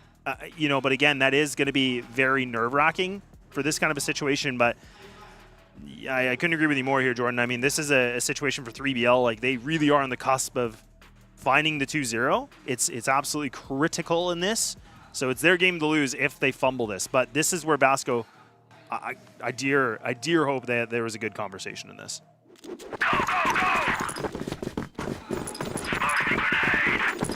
Well, 8-5. Next round would all but seal the deal for 3BL if they got this one over the line. I think that would just tilt Vasco off the face of the earth. But it's not done yet. Vasco, they're not a team to be trifled with, so 3BL cannot afford to get ahead of themselves. Yeah, that's those were things we were kind of saying for Vasco even yesterday. A little bit. They were in the lead at times. Like you got to make sure you're not getting in your own head. And I mean, there was a point where they lost, and they lost that one map to EP. But yes, they were able to bring things back in their favor in the series overall. But that's what we say for any team is like, look, when you're in the lead position, you got to just make sure you're playing 0-0. You're just ignoring the fact of how close you can be, because it does add so much pressure to all the players. And oh my God, this is gonna be interesting. 3BL with a 4-player on drop, and they're gonna just swing. Back themselves. MG flashed off of the line already. Horus is able to clear the cutout, but getting onto the site might be a bit more of a difficult task. MG chiming in with one. Feifei another. Here comes the frags though from 3BL. They have the site. It's not an unwinnable round when you have control of the site, but they've got to get that plan down. Tot going to try to push his way forward, get into a decent post-plant position, maybe even go for a big old wrap. That would be a crazy game-winning play if he wraps in behind through mid and makes that work. Instead, he just decides to hold on to long, and 3BL will pause for the moment, not committing to this plant just yet. They want another frag. You can even see action, like he was spotting in the deep end of mid there. Like he was expecting somebody to go for a flank, so I think that time was dwindling just a bit too much. Now the plant's going to come through. They get it down at the 39-second mark, so they knew, like Vasco knew that, 3BL were looking for a little bit of a hunt, trying to see if they can find some extra food on their plate. And now Horus holding the tight angle. Can he find himself the second? He will not, but Totson, that's huge. But now it's all down to him. Time and factor. He needs to find a way to stop them from crossing. The flash will be a problem. It's made him fully blind, and Feifei's now up onto the site, which forces him forward to take another challenge. It will be not quite the successful round that 3BL were looking for this time. Yeah, definitely a lot of good thoughts and the right idea that was from 3BL in that. Like I like the idea of like looking for a duel, just looking for somebody from Vasco, but that's the thing is Vasco's not going to do that. That was something that I had to learn from yesterday is this team is very composed. Like they are very disciplined, and Feifei, he's running a good ship over here. And he's got everybody locked in, so they just kind of held their positions when they needed to. Now 3BL are going to switch things up just a little bit more. They're going to try to fight for this, mid, going on to side hall. Slayer's trying to see if he's going to be able to find some sort of an entry, but the utility's going to block him off. And look at Vasco right now. They had 3 players that were committed to this, and now they're going to have to turtle up in this B site.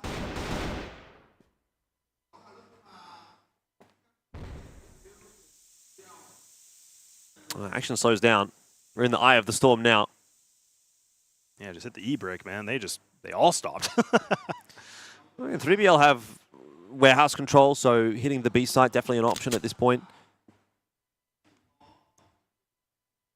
Actually have some pretty nice map control. A lot of options as to where they want to go. If they want to push in through mid, if they want to go B.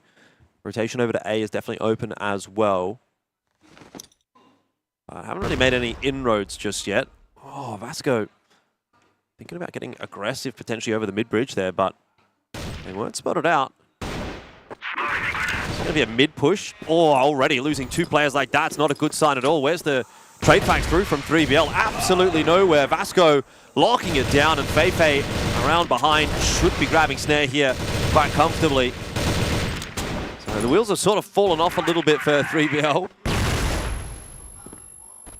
These last couple of rounds haven't looked too amazing. Well, and again, just assuming, Snake's not going to be able to find a clutch on this. I mean, the timeout was called on the first map at 5-2, and then this one was an 8-5, and now this would be, if Vasco does find this round, it's going to be, 2 that they've been able to build off of it. We can see the pause was called here from 3BL, which makes sense because now this momentum's building up. Now there's a little bit more steam that's happening, and things are slow cooking over here for the Vasco side, and they're making their comeback, a bit of a big conversation on this one. So they're using this a little bit extra, where Snake's just going to burn the time as much as possible. Not a bad thing, but at the same time here, we're going to have to see something different. But again, I'm really impressed with how Vasco have just really changed up what they needed to. Silva was able to find himself, I believe that was a triple in that round. Again, just a little peekaboo from him, and really just coming alive when he needs to.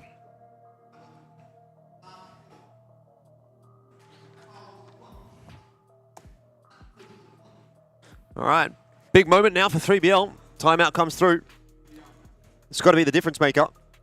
Last couple of rounds have looked good for Vasco, and I don't know about you, but I just think on the eye test that this half has looked a little bit easier on Vasco. The rounds which 3BL are getting are a little bit streakier, a little bit more down to their individuals. Whereas the rounds that Vasco have been getting have been like really decisive rounds, you know? A couple of early kills in the round, or just a huge crossfire established that 3BL can't seem to find a way to break. So I'm worried for 3BL, even though they still have at least a one-round lead. I think if they don't get this next round, we might be going on a map 3, would be my prediction. Mm-hmm. Yeah, I mean, and things are starting to get a little bit closer and closer, like I was making that prediction, but we'll see. 3BL, some deep talks that have to happen here with the coach. And I think, you know, a little bit of, I don't know if people are aware of this, but, you know, the coaches do have the ability to have those conversations directly with the players as well now in those timeouts, which is always a really good thing. I like that initiative. I think that makes a lot of sense. Because, I mean, it's a nice value to have, especially with, like, the one timeout you're going to get. You might as well be able to have that moment where the coach can just add any extra things they're watching, because as an IGL, you know, you notice things that are happening. It's also difficult, but when you have someone behind you kind of watching all 5 screens, or at least 4 to 5 of the screens, they can notice like, hey, you're not watching this, you're not doing this, clean that up. So it is really important. So I do like that that's been changed here for this Invitational. Wonder if 3BL just decided to throw a faster round in again here. It worked pretty nicely for them, and that's great. Well done from Snare. It is indeed going to be that faster approach to A. There's a few members of Vasco on this side of the map. I don't know that they're expecting Feifei over toward the ladder as well. He'll jump on out. The spam is so crazy on both sides, but somehow 3BL come away with the lead. Snare will miss a shot, but it is 4-on-3. What a mess. What an absolute mess, dude. I don't even understand how Slayer was able to find that duel, because I was thinking that Vasco were doing such a good job just going for the spam damage. They were just trying to everything to stump them a little bit here. But, you know, a really good thing that I like in this is the fact that 3BL, they pull back on the plan. They're like, you know what? No, put the parachute out. We're not doing this. Like, we got to reset. And I like that they do this. They get, you know, really aggro. They win 2 duels. And arguably, I do think this is actually huge in the sense they got rid of MG right away, take down Feifei. So now Feifei can't really do anything. Like, he can't offer any support, you know, with any, you know, insight in the game right now, because he's dead. He's got nothing to add. So this is really, really good in terms of players you had to take down. I definitely think these are the 2 you should go against.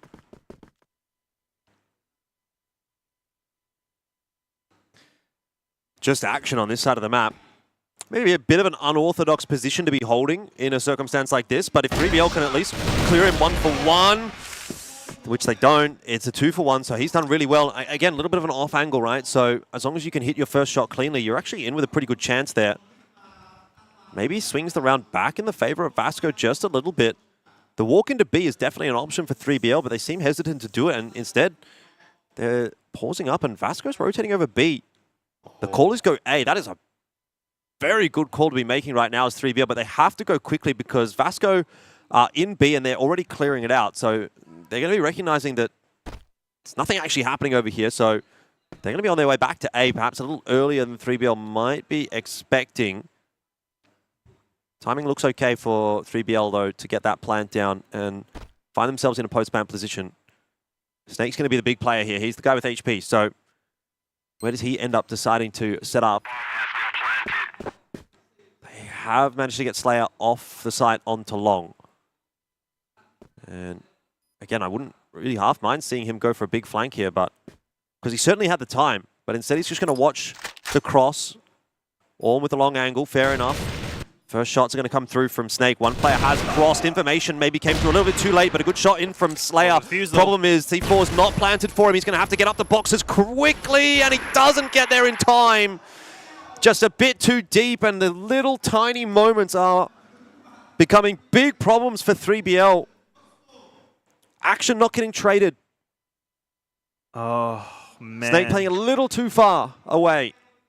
And 3BL, they're having their moments slip through their fingers. This could have been a 2-0, and now it's starting to look like map 3. Yeah, it's starting to look like in the tea leaf now, right? And there it is, action. He's able to find that double. It's a big bite for him. So now That's a good kickstart for them to put themselves in a potential lead here for the 9. 3BL being down Horus and Snake. Now they have to make some other decisions here. They have to figure out, what do we need to do? 2 minutes left on the clock, so this is a tough one for them. We haven't really been able to see them really go through this position right now, what Snare's about to do. I like it though. Like, you kind of got to do something a bit unorthodox in a round like this, right? You're down 3-on-4. Great little pick from Snare. Gets it back to the 3-on-3. Salvages it somewhat. Round's very much hanging in the balance again. It's a risk. It's a big risk in a round like that, but trying to play it at standard and trying to play out the 4-on-3 is just not going to work. So that's good.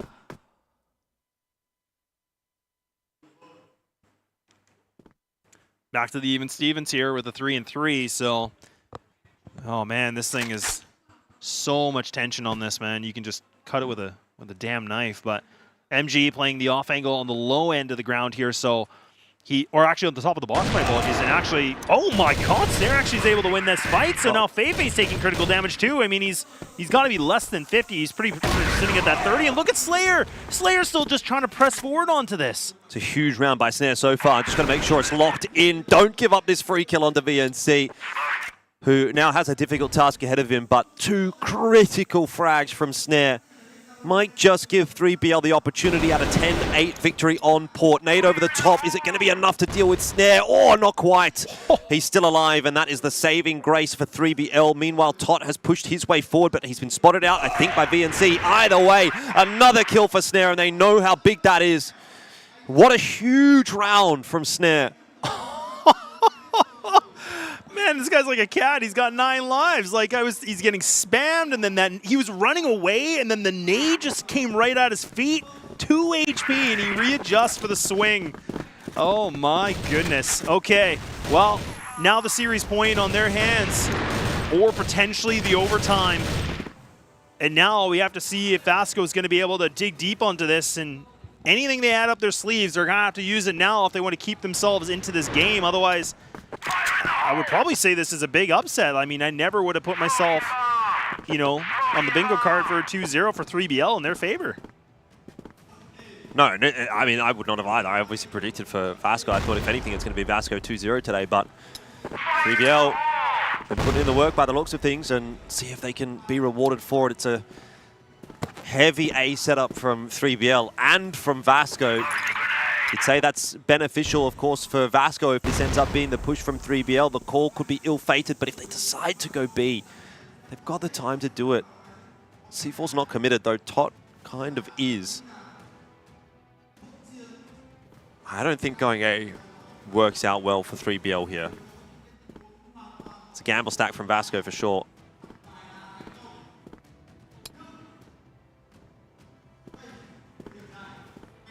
Yeah, still a minute and 10 remain now. Very hesitant on this. And I agree. Vasco have themselves in a really good position on this. Oh, they're going man. A. Yeah, they're going A. They're going to send this. They're going to go for it. Oh, man. Feifei. Oh, no. That might have been maybe a little bit the loose end here. So MG now on the top tower. A hero needed. He needs to be able to showcase he's able to find something, but it's going to be action instead. Horus getting aggressive. It's the rifles that are ones that are prevailing. But no, it's going to be Vasco. They're going to be able to pull this through, and we're going to overtime for the first game of the damn day. Just took them too long to get rid of VNC, didn't it? The Yeah. fact that he's able to survive there. Okay. Woo-wee. That was a close one. I mean, Feifei, I guess he gives up his life, but the early information is what actually informs those early rotates, and that may have been the saving grace in the end for Vasco. It's 3BL back onto the GR side here. Vasco with another crack at Blacklist. Vasco are hanging on for dear life to this series. Tell you that. Yeah. 15 kills for Action, MG, and Silva. Very across-the-board performance from this Vasco roster again today. Everybody showing up.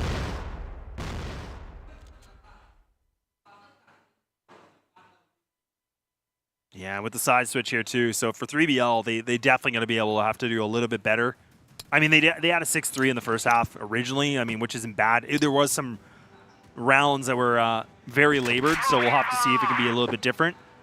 And now we can see that for Vasco, they're looking like they want to go for the A-pop. Utility just not going to fly, and actually that is going to be VNC. His knees just get bruised here by the Ulm, but 3BL do win the first engagement. Flashes galore, Snare just waiting, patiently waiting. He's blind as a bat. He can't see a damn thing, and he's going to get punished for it, so he's into the grave. But look at 3BL. They're bouncing back again, Jordan. I don't know how they do this in this most chaotic situation. Well, Slayer around the back has been spotted out, but he gets that shot onto MG. 2-on-1 for Feifei. He's been the clutch master for Vasco at this event so far, but can he get this one over the line? Somehow he's managed to wrap around. I think he's been spotted out now by Snake. Do you have Tot starting to look back in that direction as well? And oh, the spacing was maybe not quite there for 3BL, but the shots were. Oh, every single one of these rounds is so tight. Oh my God! And I wish we were able to catch it. You could just see it on the player cam, like Totson just belting. Like you could just see the veins in his neck, man. Like this guy, he's feeling it, and that's a clutch. That's what they needed. So now they put themselves for the opening round here in overtime. Vasco, what are they going to do differently? Look at 3BL. They're going to push down on this. They want to try to see if they can just deathmatch their way into this round. They're going to see if they can just be able to out-frag. Now they're going to have to go back. They have to get out of this situation. Vasco do a good job bringing it back to the 4-on-4. And they're just going to hold ground now. Not move a muscle. 3BL, we're trying to get a little bit cheeky. They're a little bit amped. Really mixing it up. What do we see differently now here from Vasco? Still, now Feifei finally making his way a little bit slowly and surely here through mid. Lots of deep smokes here from the defensive side of 3BL.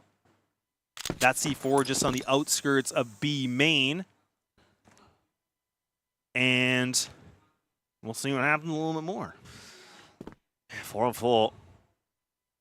Minute and a half still yet to play. Vasco definitely have their options open to them.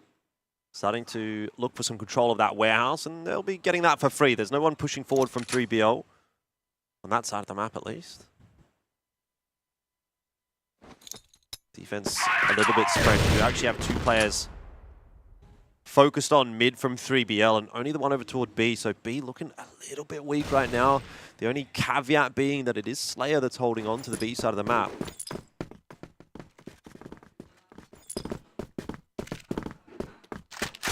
Vasco still not sure where they want to end up.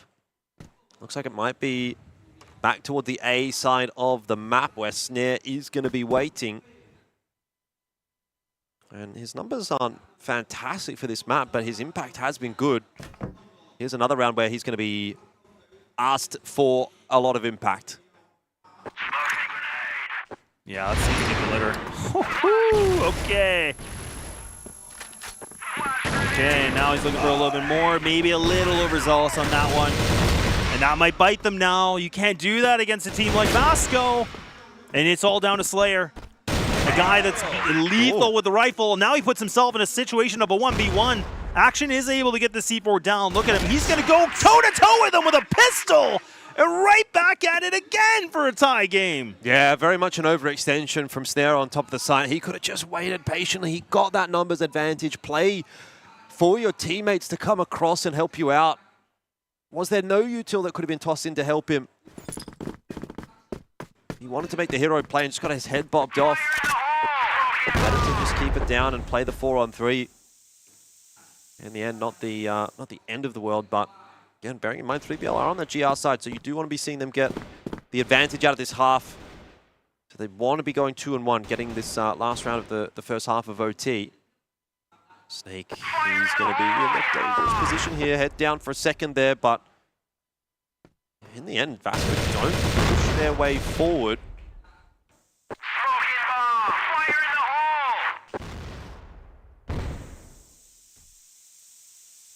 Yeah, and I think it's a little bit of that, you know, I think that inexperience, you know, from somebody like Snare that kind of was just over-peaking when he probably shouldn't have, but that's a team like Vasco where they're going to be able to capitalize on those kind of things because, like you said, they've been to the big stages, they've been able to do big things as well. So, but we'll have to see if they can make the big comeback right now. I mean, it is back to the 10-10, but this thing is still wide open. I can't even tell you what I'm leaning on right now.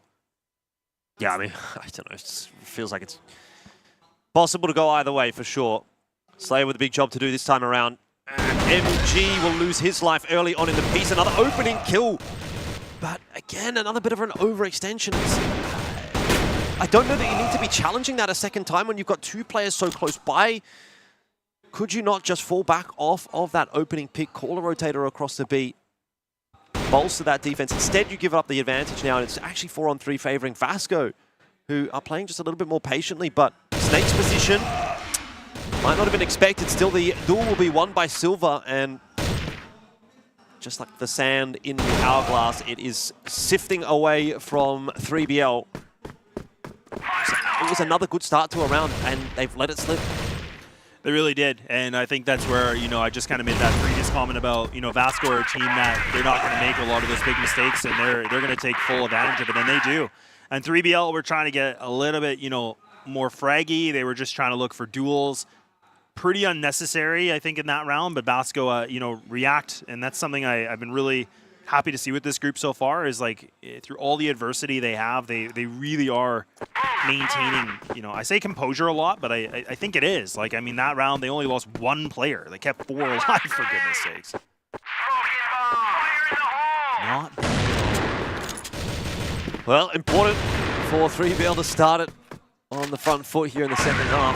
MG does go low. You got wallbang by Snare. Not enough for the killing blow. Yeah, if SV get this first round, then they get 2 bites of the cherry to close out the map. 3BL gave up 1 in regulation. Don't know that Vasco will give up 2 in the overtime.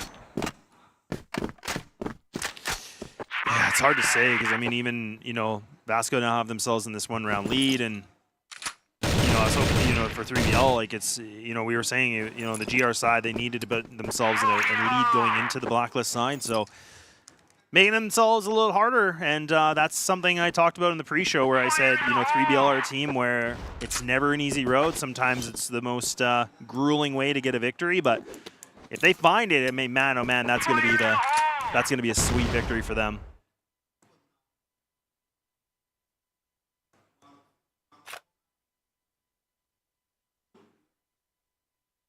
Okay, down to B main, and I believe that's MG. Yeah, he's the anchor. He's switched his position. So normally he likes to play the A tower. This is where, you know, Vasco have now put a heavy lean on this. So MG, you want to be one of the greatest. You want to be arguably the best sniper. Prove it now. Well, flashed off the line, but turns around and grabs himself that opening pick. Can he get more than that? No, low on HP. And again, it's Horus that will make the difference for 3BL. 2 banger entries. Straight into that B bomb site. He's a bit of a blacklist-sided demon at the moment, isn't he? He really is. He really, really is.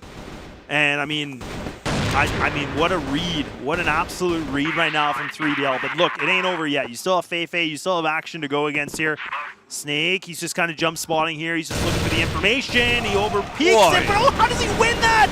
How does he able to get that shot through the window crack like that? Slayer able to get everything done here. The newest addition to this team delivers in the critical moments of this game. Still 2 to go in the half, though. Both teams on even footing at this point in time. If they go 1-1 from here, then golden point. 2-0, of course, puts us at a map victory one way or the other. Can make the argument that the road ahead is still a little bit more difficult for 3BL. They're on that blacklist side. It's never easy to get done unless Horus is finding 2 kills on the entry. That'll do it. Yeah, that will do it. That will definitely do it. But we are getting to see a different side here for Vasco. I mean, we're now this game, the game of their lives here, to keep themselves in this winning contention potentially. Now it's come down to this. What is going to happen differently? Snare, poking and prodding a little bit of mid right now. Putting that on to find something. He's got some good control. Silva just on the other side. Oh, spots barrel. He's going to have that information. Snare. Realizing somebody's behind him on 6. Not too afraid of it in the end. Yeah, he didn't look phased at all. He was just like, whatever. Try me. Uh-oh, this might be the wrong read, though. Vasco, perfect read, though. You got 2 players in B. You have the 1 quick rotate on this. Oh, no. That's a bit of a blunder on the nade. Not going to be the end of the world, but 1 minute left on the clock, and not a whole lot of control here for 3BL into either side of the map just yet. They've got a lot of presence at the warehouse. Looks like they might want to set themselves up for another B take, but this one will be a little more difficult. Action and VNC there, as opposed to just MG. Tough nut to crack. Action was a real thorn in the side of 3BL. Finding a lot of multi-frags in regulation on the GR side, so he's going to have another crack here. Flash over the top. 3BL looking for those entries. Haven't found him just yet. Action gets 1. VNC another. They need another clean trade. Horus will get it. Why is it always Horus that's having to do the job? C4, though, has been dropped in a forward position. 3BL need to get that plant down ASAP. The rotation is still coming in from Vasco, and Tot has the chance to do something ballsy. Push through that smoke could be a big one, but decides better of it. They're going to re-aggress into the warehouse together. They need clean shots in, and they don't quite get them. Top 1 for 1. He needs more. Gets Silver, and now expecting MG round the corner, has spotted him out, and this is now favorable for Tot. He's gone for the swing. He's crossed. MG's got no idea. Tot wins the round from here if he does not move. MG has no idea. Look, it's a free round for Tot. No way 3BL get away with that. No shot at all, man. Tot coming alive when he needs to. This is what you want to see, 3BL fans. The fact that he repositions, doesn't go in the spam area, and just hides and tucks away behind the box. Patience is a virtue, and puts the pistol to work, and now on the brink of being able to get this game done and over with. Let's see if they can control themselves and put that adrenaline into use to close things off, or if Vasco can, find their way through this, through all the adversity of this game and all the annoyances that 3BL's able to bring into this. Can they keep themselves into a golden round conversation, Jordan? Well, just don't let this go to one more round, really, because 3BL, if they would let 2 regulation map points slip, have it go into golden point, and then lose the map, oh, that would be painful. This is the chance for 3BL that they let slip in regulation. Are they going to let it slip in the OT as well? Silva is watching that cross. He's got the information, but no more than that. No real damage even being done, and 3BL, I wonder if they just default back to this B site again. It's been successful twice. Why not give it another crack? 3rd time's the charm, possibly, but it's a big call to make, because I think that's what Vasco are expecting or anticipating. They've got 2 players there. They've got a 3rd sort of trending on that side of the map as well. It's a very weak A hold from Vasco, actually. Yeah, with a minute remaining, though, I mean, this is where 3BL, they got to make some kind of a choice here. I mean, they were kind of burning some utility here for the defensive side, which is good, because that just means that they don't have to worry as much about the flashes. I mean, there still is some in the pockets here for these guys, but they're trying to deplete as much as possible. The smokes were definitely getting thrown. They've now been extinguished. They're gone. So, but now time is ticking. They have to go. This is where you have to account for problems, and Vasco is full of them. They can definitely do that. And now can they be able to find something here? Action. He gets overwhelmed, and Horus once again. A Knight in Shining Arbor to start something here. Slayer right behind them. Watson and Slayer! They're able to just annihilate them, and MG now needs to do something big for a clutch on a 1-on-3 to put themselves in this game. It's impossible. Look at his HP, man. There's just no way. How many times has MG had a chance at a clutch in this game, and how many times has he failed it? Yeah, it's... Now, that's not to be BM, 1vx's, they're not easy. But what I'm saying is, if he hasn't done it before, why is he going to do it now in the most high-pressure situation with no HP to play with, time ticking away? Oh my god, those 2 shots almost made it possible, but it's not. And it will be 3BL to take the map and take the series 2-0. The first win on the board at the event for the West League. My god, just when we were saying MG, there's no chance for it. Even with a 1-on-3, brought it down to the 1v1, but 3BL, they're definitely going to get the job done. You can see the frustration here from Vasco. It was right there. It was right there for them to push this to a 3 map. But 3BL, a team from the West, they come in with the upset so far in the tournament on day number 2. I never would have predicted this. I said that I had it in my prediction for them to get the win, but never, ever in my life did I think it was going to be this way in a 2-0.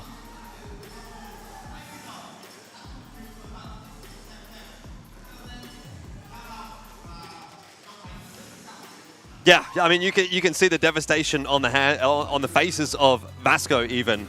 Man, like, it is only one loss, to be fair. Like, you've still got a lot of games yet to play here in the group stage, but just when you think about the context of that loss, Vasco, they do the hard work yesterday. They get the win over Evolution Power, then 3BL knocks them back down. I mean, I think Vasco would have probably thought after yesterday's game, we're actually on for a bit of a straight shot into second place. We expect to beat 3BL, we expect to beat ranking. Maybe we're expecting to drop to all gamers, but that'll be good enough. That'll be enough to get us through in second place. Instead, now, either you have to beat all gamers or you have to hope 3BL potentially maybe loses to Evolution Power. There's a lot of sort of intricacies that we're going to have to go through when we get deeper into this group stage, but it's gone from being a pretty routine group stage for Vasco, which is what they would expect given their previous performances at international events over the last 6-12 months, to actually now a lot of things do have to go our way to guarantee that we go through in seconds. So that's why they look a bit devastated. You know, a loss is a loss. That you're never going to be happy about it, but it's the context of what that loss actually means for them going forward now.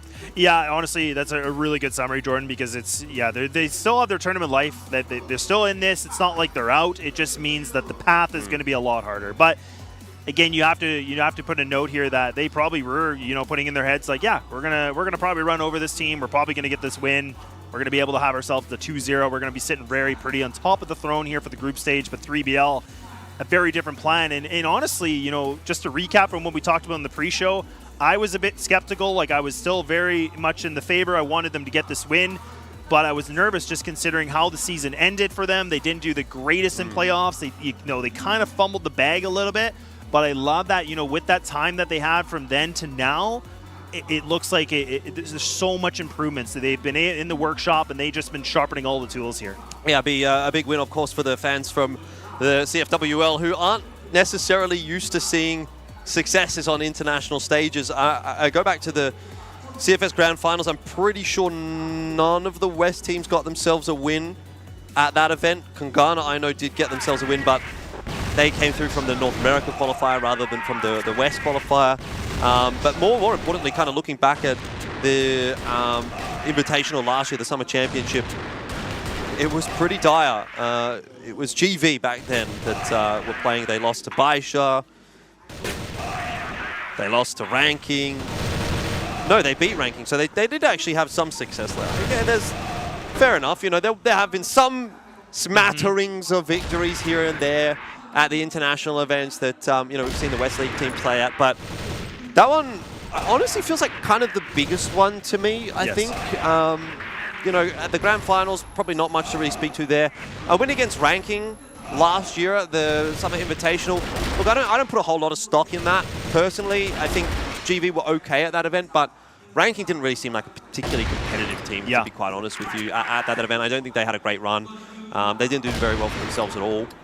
Bit of a disappointment, actually. But this one, like Vasco they're a bloody seasoned team. Like, they top 3 recently at the Invitational. They did reasonably okay at the Summer Championship last year as well. Top 3 there, if I'm remembering right. So top 1 in Brazil.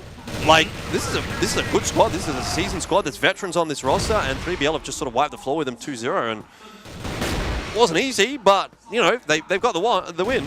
Yeah, they really did, and I mean, that was the thing, is like, out of this whole series too, is the fact that someone like that, or a team like Vasco, it's not even like they played bad. It's not even like there was people that were underperforming. Like, these guys were playing their game, and it came right down to the grind. And and that's the thing that we can see the summary here, where, I mean, Snake is an IGL, actually, so, surprisingly, was actually leading, the top fragging in terms of the KD ratio.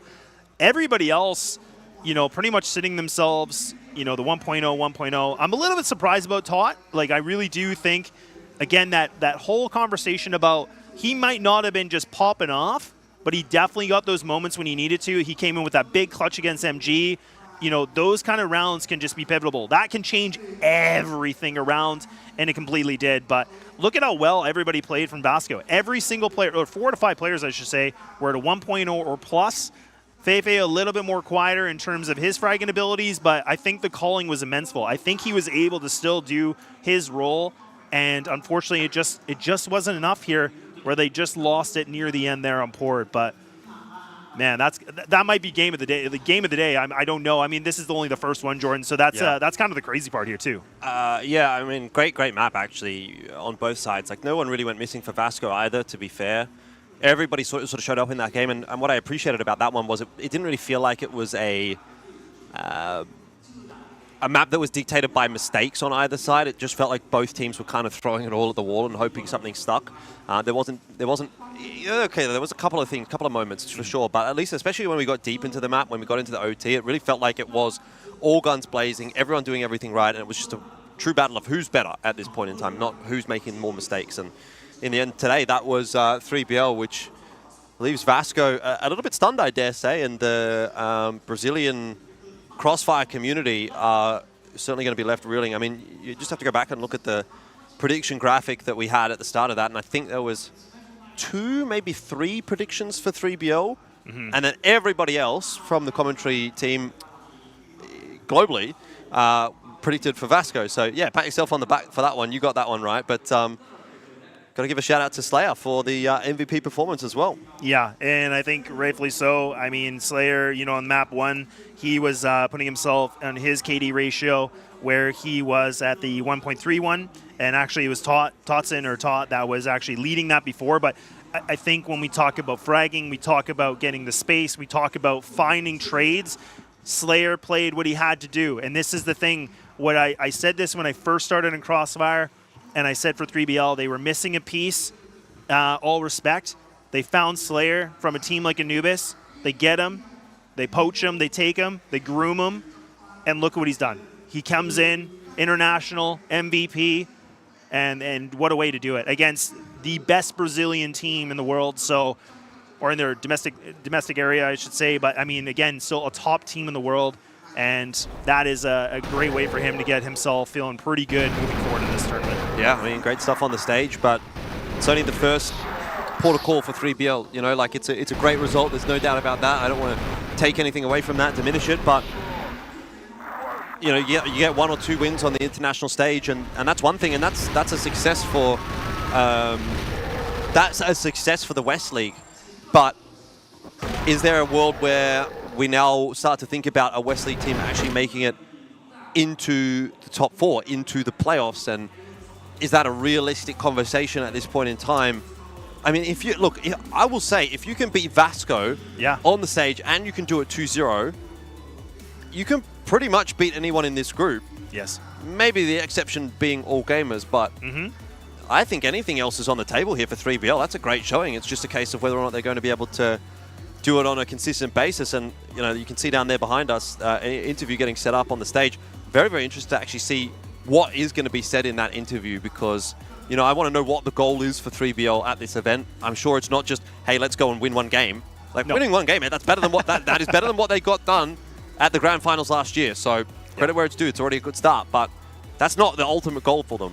So yeah, well, we're about to find out. The interview is just about to commence here very, very shortly. But we'll hear, I think that's actually Slayer that's on the stage right now, so he's going to have that interview. So him being the MVP, and that's going to be a good way for him just to explain as a new player and seeing what he's going to be able to bring and what they're looking forward to, as you kind of alluded to already. So yeah, most definitely. I mean, at this point, obviously looking forward to seeing what's going to happen down on the stage. So I think that's where we're headed. Let's have a little bit of a look in and see how things go. Bên cạnh tôi đây đang là anh chàng Slayer, người nắm giữ danh hiệu MVP trong cặp trận đấu giữa bên phía của đội tuyển 3BL và các thành viên bên phía của đội tuyển Vasco. Lần đầu tiên thì xin chúc mừng bên phía của đội tuyển 3BL, các bạn đã giành được một chiến thắng rất quan trọng. Thì cho mình hỏi là cảm xúc của các bạn ra sao khi mà kết thúc trận đấu vừa rồi với một chiến thắng hay không? So how do you feel about the match? I feel like I'm so happy. It's an important win for us to start the tournament, and it's like encouraging us to focus more in the next matches. Thì chúng mình cảm thấy rất là tuyệt vời và mãn nguyện về cái trận đấu vừa rồi của chúng mình. Và không biết được là sau khi chiến thắng được bên phía của tuyển Vasco rồi thì ở trong khuôn khổ bảng B thì có đối thủ nào tiếp theo mà các bạn cảm thấy là sẽ là đối thủ khó khăn nhất mà các bạn cần phải vượt qua? So after playing over the team like Vasco. So which team of table B you fight the most struggling? I think it's EG because it's a big Chinese team already, and I think we're gonna prepare ourselves for this match. Thì chúng mình cảm thấy là đội mà chúng mình sẽ cảm thấy khó khăn khi mà đấu đó là đội AG On Gamer. Và nếu như mà có một kịch bản đẹp nhất là các bạn là có thể chiến thắng được bên phía On Gamer và sau đó vượt qua được giai đoạn vòng bảng này, thì bước tới vòng đấu playoff, đâu là đội tuyển ở bảng A mà các bạn muốn đối đầu nhất ở vòng đấu playoff? So if we can come into playoff round, which team you want to play against? It's Baisha because I like this team and how they play, and I wanna see how my team will perform against them. Thì đó là đội Baisha, thì là đội mà chúng mình sẽ muốn gặp ở trong bảng A. Và một lần nữa thì xin cảm ơn bên phía của Trivial cũng như là Slayer đã chiến thắng ở trong các trận đấu này, và chúc cho bên phía team của bạn cũng như cá nhân của bạn sẽ có thêm được những cái thành tích tốt hơn trong các cặp trận đấu sắp tới. So congratulations on a victory. So I hope we can have a good result to play next match. Thank you. Cảm ơn rất nhiều. Và bây giờ thì có lẽ là chúng ta đã kết thúc được cặp trận đấu đầu tiên trong ngày thi đấu hôm nay. Các bạn khán giả, các bạn cũng đừng đi đâu cả khi mà chúng tôi cũng sẽ tạm thời nghỉ cho ít phút chuẩn bị, và chúng ta hãy cùng nhau chuẩn bị đến với cả những diễn biến tại cặp trận đấu thứ hai trong ngày hôm nay.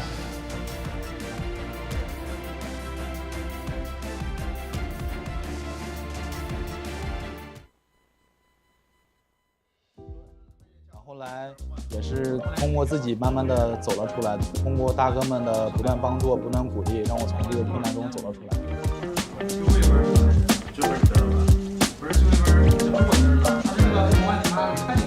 DO 的加入作为一个新人，我觉得也是特别优秀的吧。但是裸装的比赛我们还需要更多的磨合，如果我们磨合的够好的话，我们很有机会冲击冠军。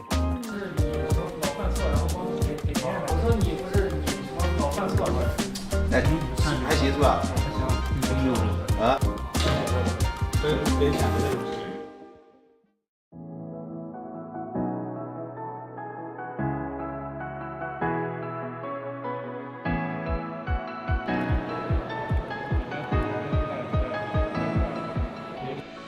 我对我的枪法和反应是不会质疑的，即使放在 CFS 世界舞台上，我对我的枪法和反应也是非常自信的。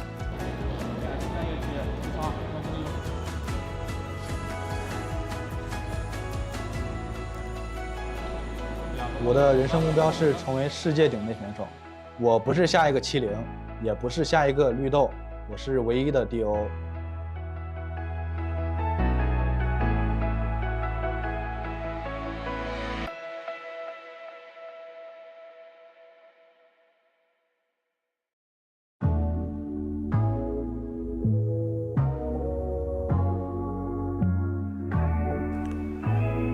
刚开始打比赛的时候，自己是个枪手嘛，然后因为自己是个新人，眼里只有准心，就是啥也不用想，只需要杀人就可以了。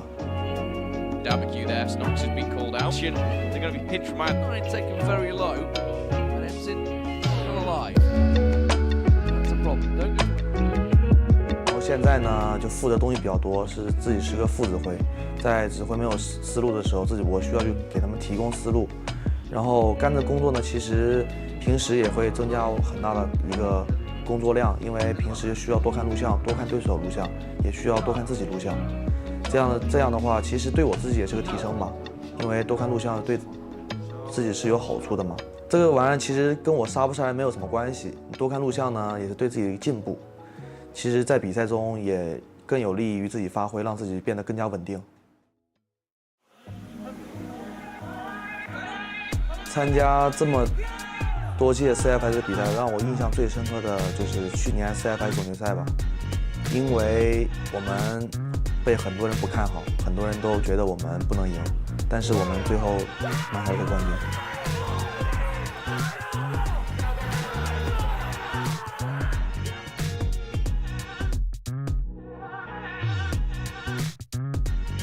我的目标其实也挺简单的，就是在自己能打的时候尽量多拿点成绩，在不能打的时候呢，也为电竞付出一些自己能做的事情。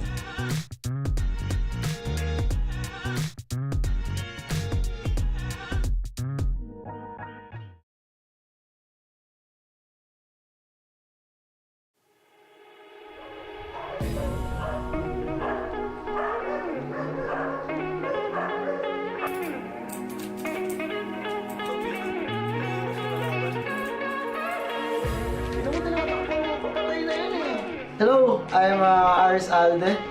I am an ex-professional CF player, and now I'm a streamer.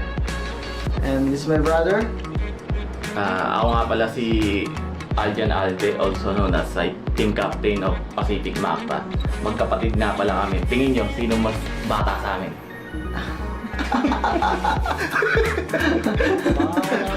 Hindi pa na marunong talaga.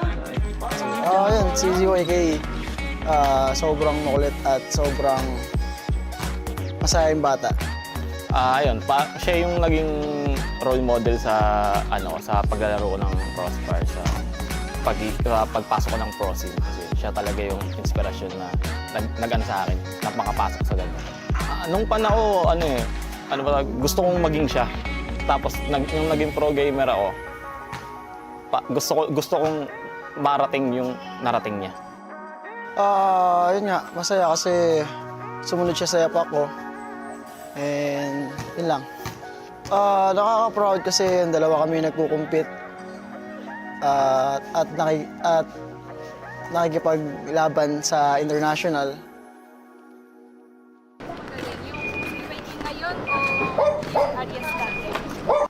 Siguro parehas eh. Kasi parehas kami ng gameplay eh. Parehas kami naging professional CROSSFIRE player. Kaya feeling ko parehas lang.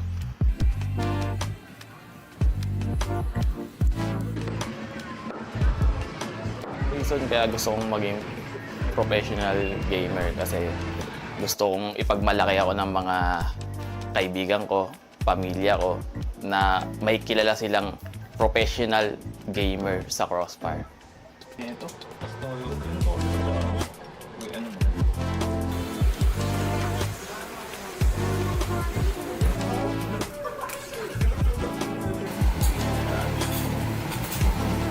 Sobrang napamahal na kasi sa akin yung CROSSFIRE. And ang hirap iwan ng isang bagay lalo na kapag napamahal na sa'yo eh. And gusto ko rin kasi talagang matulungan yung ibang mga kapwa ko CROSSFIRE player na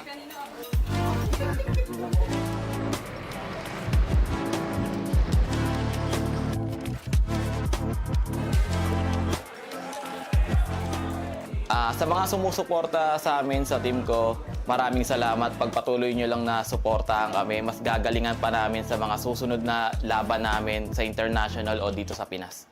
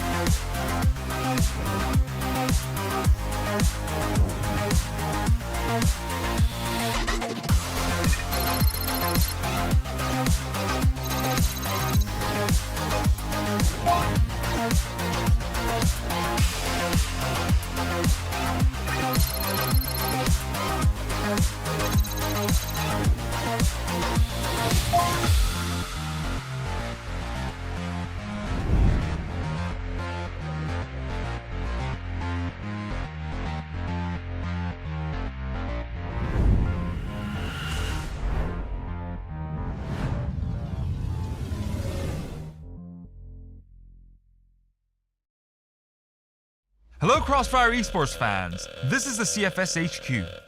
I am here to introduce the point system that will be newly applied in 2024. We will dive deep into the detailed structure of this new system. The CFS 2024 point system. We are very pleased to introduce the new point system, which has been designed to invite competitive teams to the major CFS tournaments. Regions with professional leagues will decide the teams that will advance to the CFS Summer Championship and the Grand Finals based on the team points earned in each season. The points will be distributed differently according to the team's final standing of each season. In other words, teams will obtain their opportunities for the major CFS tournaments by summing up the points they earned in each season. We expect this structure to give more solid motivation to all the teams participating in the professional league. In addition, considering that each region has a different league structure, the point system will be suitably modified according to each regional league circumstances. Next, let's find out how the CFS 2024 point system is applied in each regional professional league. First, let's check the system for China. The 10 esports organizations affiliated with the CFPL will receive different points based on their regular league standings of the 2 seasons in 2024 and their final playoff standings. After the end of both seasons, we will calculate each organization's accumulated points to select the teams that advanced to the major tournaments. Firstly, the teams ranked 1st to 3rd in the point system will be invited to the CFS Summer Championship 2024. After the Summer Championship ends, the teams will be divided into 2 groups based on their point standings for the CFS 2024 Regional Finals, China. The teams in the same group will compete each other to survive, or not to be eliminated. The teams will compete for the final seeds of the CFS 2024 Grand Finals through the Regional Finals playoffs. Next, let's check the system in EU MENA and Brazil. Both regions will have the same point system structure. The point distribution table based on the final league standings will be the same as that of other regions. However, it makes a clear distinction between the other regions by applying the same point system to the CFOL, the regional 2nd division league. Of course, the amount of points that can be earned in CFOL is insufficient compared to the 1st division league. It means the teams in the 2nd division league need to maintain a very good performance throughout the year to get a chance to advance to the CFS major tournaments. After the end of both seasons in 2024, the teams ranked from 1st to 4th in the accumulated point system will advance directly to the regional final. The teams ranked from 5th to 12th place will advance to the regional qualifiers, the sub-qualifiers of the regional finals. In addition, teams ranked 1st and 2nd in the CFS 2024 point system will be invited to the CFS Summer Championship. Finally, let's look at the system structure for Vietnam. Vietnam region's point system also has the same structure as the other regions. Teams will receive different points based on their final standings of the 2 seasons in 2024. However, the point system will not apply to the CSC, the 2nd division league in Vietnam. Same as the other regions, ranked 1st and 2nd teams in the CFS point system will be invited to the CFS Summer Championship. Teams ranked from 1st to 4th in the accumulated point system will directly advance to the CFS 2024 Regional Finals. And the teams ranked from 5th to 12th will begin their journey to the Grand Finals from the subordinate tournament, Regional Qualifier. So far, we have briefly explained the CFS 2024 point system. Please keep an eye out for which teams from each region will make it to the CFS major tournament with the CFS 2024 point system.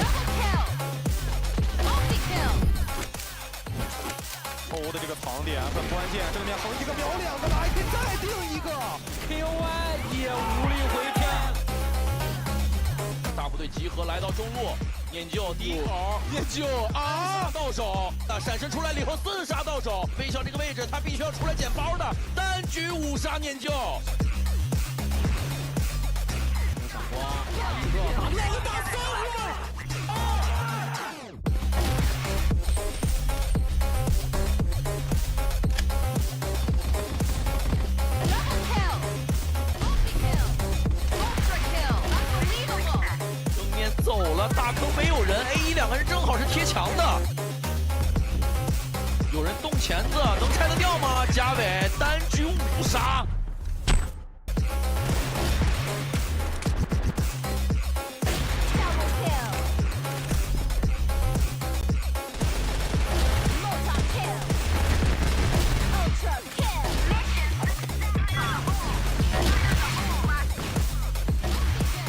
反杀到手，正面自己弹上来，脚下球到了4个。 All right, welcome back, everybody. We're ready to go for game number 2. And we just finished things off with the first game of the day, where 3BL caused probably one of the upsets of the day, in my opinion. But before I go into that too much far deep, it's myself, Laz, and of course, Mr. CFSESPORTS here, join with me for game number 2. Yep. This surprise to almost everyone. I mean, you're the only one who actually predicted. I think you were the only one on the entire broadcast who actually predicted 3BL who is going to win. And I think there's one more Vietnamese caster who went for it. Yeah. You know, must be nice. It must be, yeah. Must be nice having your prediction win. You know, I mean, look, you know, it was a grueling fight. It was a lot for the boys, but yeah, no, I feel really good about it. It feels nice to beat Elvish Guy in a prediction. You know, the guy to me is like the top tier about predictions, so it feels a little nice that I can rub that in his face just a bit. But either way, it's I don't want to get ahead of myself here, because I'm probably going to be wrong for a lot of other games. Yeah, and I think this is going to be one of the series where I think we're going to go up against each other's predictions, because I have a feeling that you predicted LCK and I predicted Macta. Yeah. And speaking of those two teams, we are going to have them for match number 2. Going to be an interesting time, in all honesty. Yesterday's games didn't really bode too well for the side of Pacific Macta, despite how close it was. And yeah, to be honest, I think for the expectation that everyone had for Pacific Macta going into this tournament, I think it wasn't really that high. I think they really brought the fight to Baisha in that map number 1. Map number 2, less than stellar, but I think I had the discussion with the team that it was less about the macro. I think Baisha just hit better shots that day. Yeah. And, you know, I'm glad you bring that up, because that was something I definitely wanted to get your intake on. Because for people that aren't aware, you bring up, you briefly touched about it, but I'm gonna kind of pry this open a little bit. Yes, you are right. We'll have those predictions up later on today, but yes, I'm a little biased because the next game we do have, as we saw on the previous screen, it is going to be LCK taking on Pacific Macta, whereas LCK is in my area where they play in the CFWL, where your group is, you know, in the Philippines, right? And this is the team where I get it. Like, we both have a little bit of the biasness on this, but that's not a bad thing, because that's just going to add a little bit more to this game, and we know that Pacific Macta really were doing quite well yesterday. It just, they couldn't get across the finish line. But I want to ask you, you were with them yesterday a little bit, you were with them today. What was kind of the mood? I mean, is things looking like it's progressing, or do they realize that there's room to be made here, or were they really defeated about that? Yeah, I think there was room for improvement. I think they really got into their own heads a bit after that Black Widow loss, because they're really that close. But I think after a bit of discussion, they realized that the group stage is still quite the long format, so there's still plenty of matches to be played. There's still, you know, the other teams to worry about. You still have Imperial, and you still have LCK, of course, and you still have Wolf Empire. So there's still plenty of chances for Pacific Macta to at least do some damage in the group stage. But yeah, I think the overall mood is way better now, that's for sure. Yeah, and I mean, this is the thing, like, they, you know, this is a group for, I'll let you talk more about them, obviously, for Pacific Macta, but you know, we are going to talk a little bit about these teams. We do have a couple of videos just to kind of showcase who these teams are. We're going to have that in about just a few seconds here to highlight a little bit about this group and who they are and what they bring.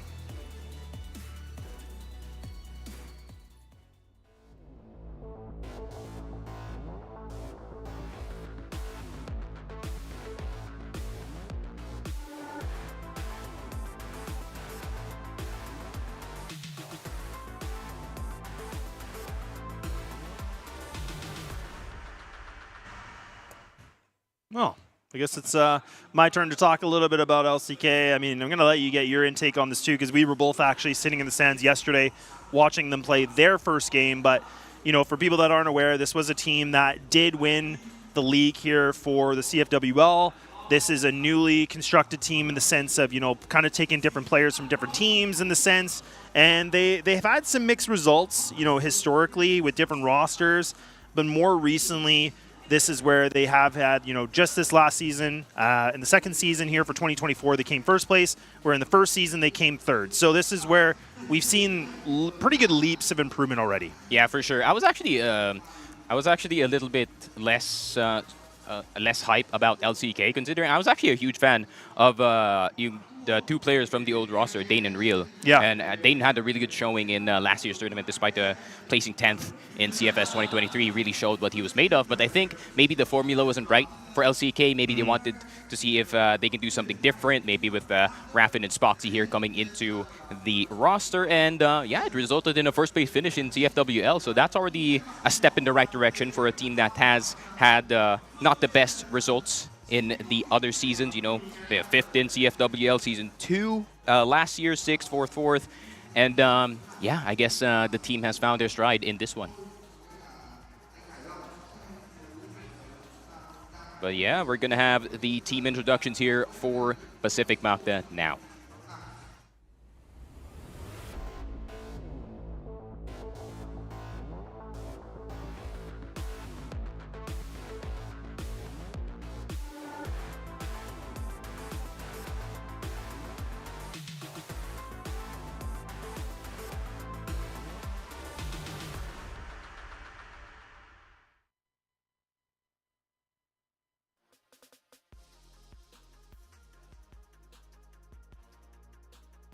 Sweep from yesterday's games, but it was a really, really close sweep. An overtime finish here in Black Widow, resulting in a 13-9, very similar to their last showing against Baisha Gaming in last year's tournament, and 10-5 on Ankara. It was an unfortunate result for Pacific Macta, but at the same time, I think they can only look forward from here, considering they went up against Baisha before any other team in the group stage. So I think, you know, that could be a sign for good times for the side of Pacific Macta, but at the same time, I'm also thinking Baisha could have been cold in that first game, and then they kind of warmed up in the second one. So I think we haven't seen Baisha's true strength just yet. But, you know, Pacific Macta, you could, if you look at the series positively, I think they've definitely done some damage in this one. No, and I couldn't agree with you more. Like, look, like they may not be in my region. I haven't been able to cover a lot of their games, or except for these ones, obviously. But I become a fan. Like, I get it. Like, these guys, you know, they are the only Filipino team here. They are this, you know, I would call them the dark horse in the sense that it is the one team to represent their region. But look, like, let's not forget, like, from day one yesterday, in case people missed it, is they, like you said, they kind of got the draw against Baisha, which is honestly probably the most unlucky draw. Like, I mean, if it would have been my team or whatever, it'd be like, yeah, I don't want to play the best, one of the best teams in Chinese region. So I think for them to lose that to a 13-9 was still very commendable. They were doing a really good job. There was just some of those mechanical and quick decision mistakes that they made that cost them the game, which they could have maybe had that, you know, quote unquote, a bit of an upset.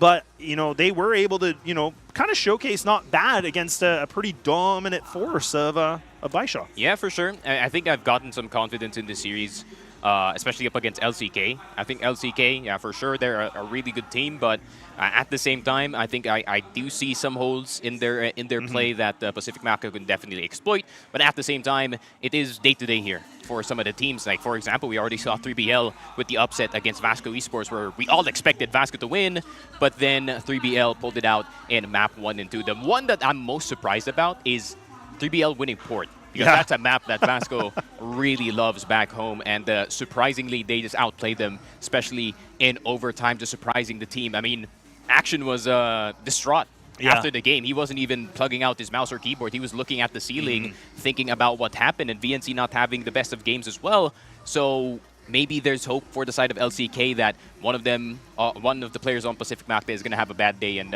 maybe they can do something from there. But we're going to have the map comparisons, of course, and I would say it's not pretty much the same. I think the one thing that LCK is way better at, despite the win rate that we do have, I think LCK definitely does have a better eagle line than Pacific Macta. Yeah, and I mean, look, like, you know, I think I want to go back a little bit about what you said, because I mean, I know I'm probably going to get chirped about it because everyone's like, Laz, is all about the West teams. And like, look, I like a lot of these teams, and you know, but the thing is I got to be a little bit of a realist. The fact of LCK yesterday, and I said this a bit earlier to Jordan, and I was saying, you know, I do think I agree with you on the point of they weren't really playing very well. There was a lot of holes in their game yesterday.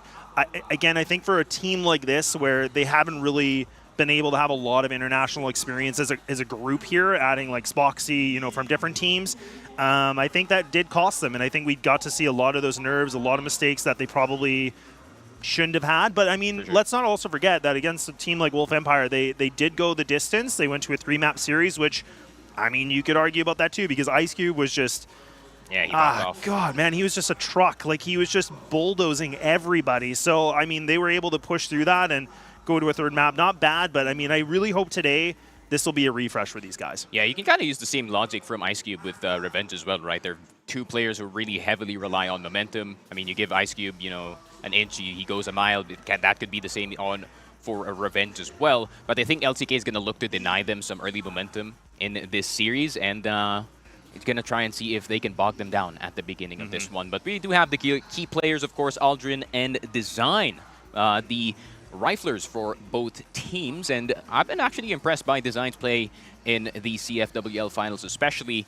And Aldrin, you know, he's that good old solid rock for the side of Pacific Macta. Yeah, no, and I'm glad that we kind of switched things up in terms of, like, you know, some of the riflers, right? I mean, this is a nice little bit of a change in pace just because, you know, for LCK, like, I mean, it's easy to pick Spoxy as, like, the best player, one of the most impactful players, but he's that sniper role. Then we move over to Design, where he is kind of that guy where he really is clutch factor. He is able to put up some multi-kill rounds with a rifle, so it's very, very important for him. And then Flex is kind of that 3rd point of, you know, a player that I would look at that can put up some really good numbers as an IGL. He's normally a very good lurk. He likes to, you know, kind of exploit, you know, any sort of a gap that he might be able to find.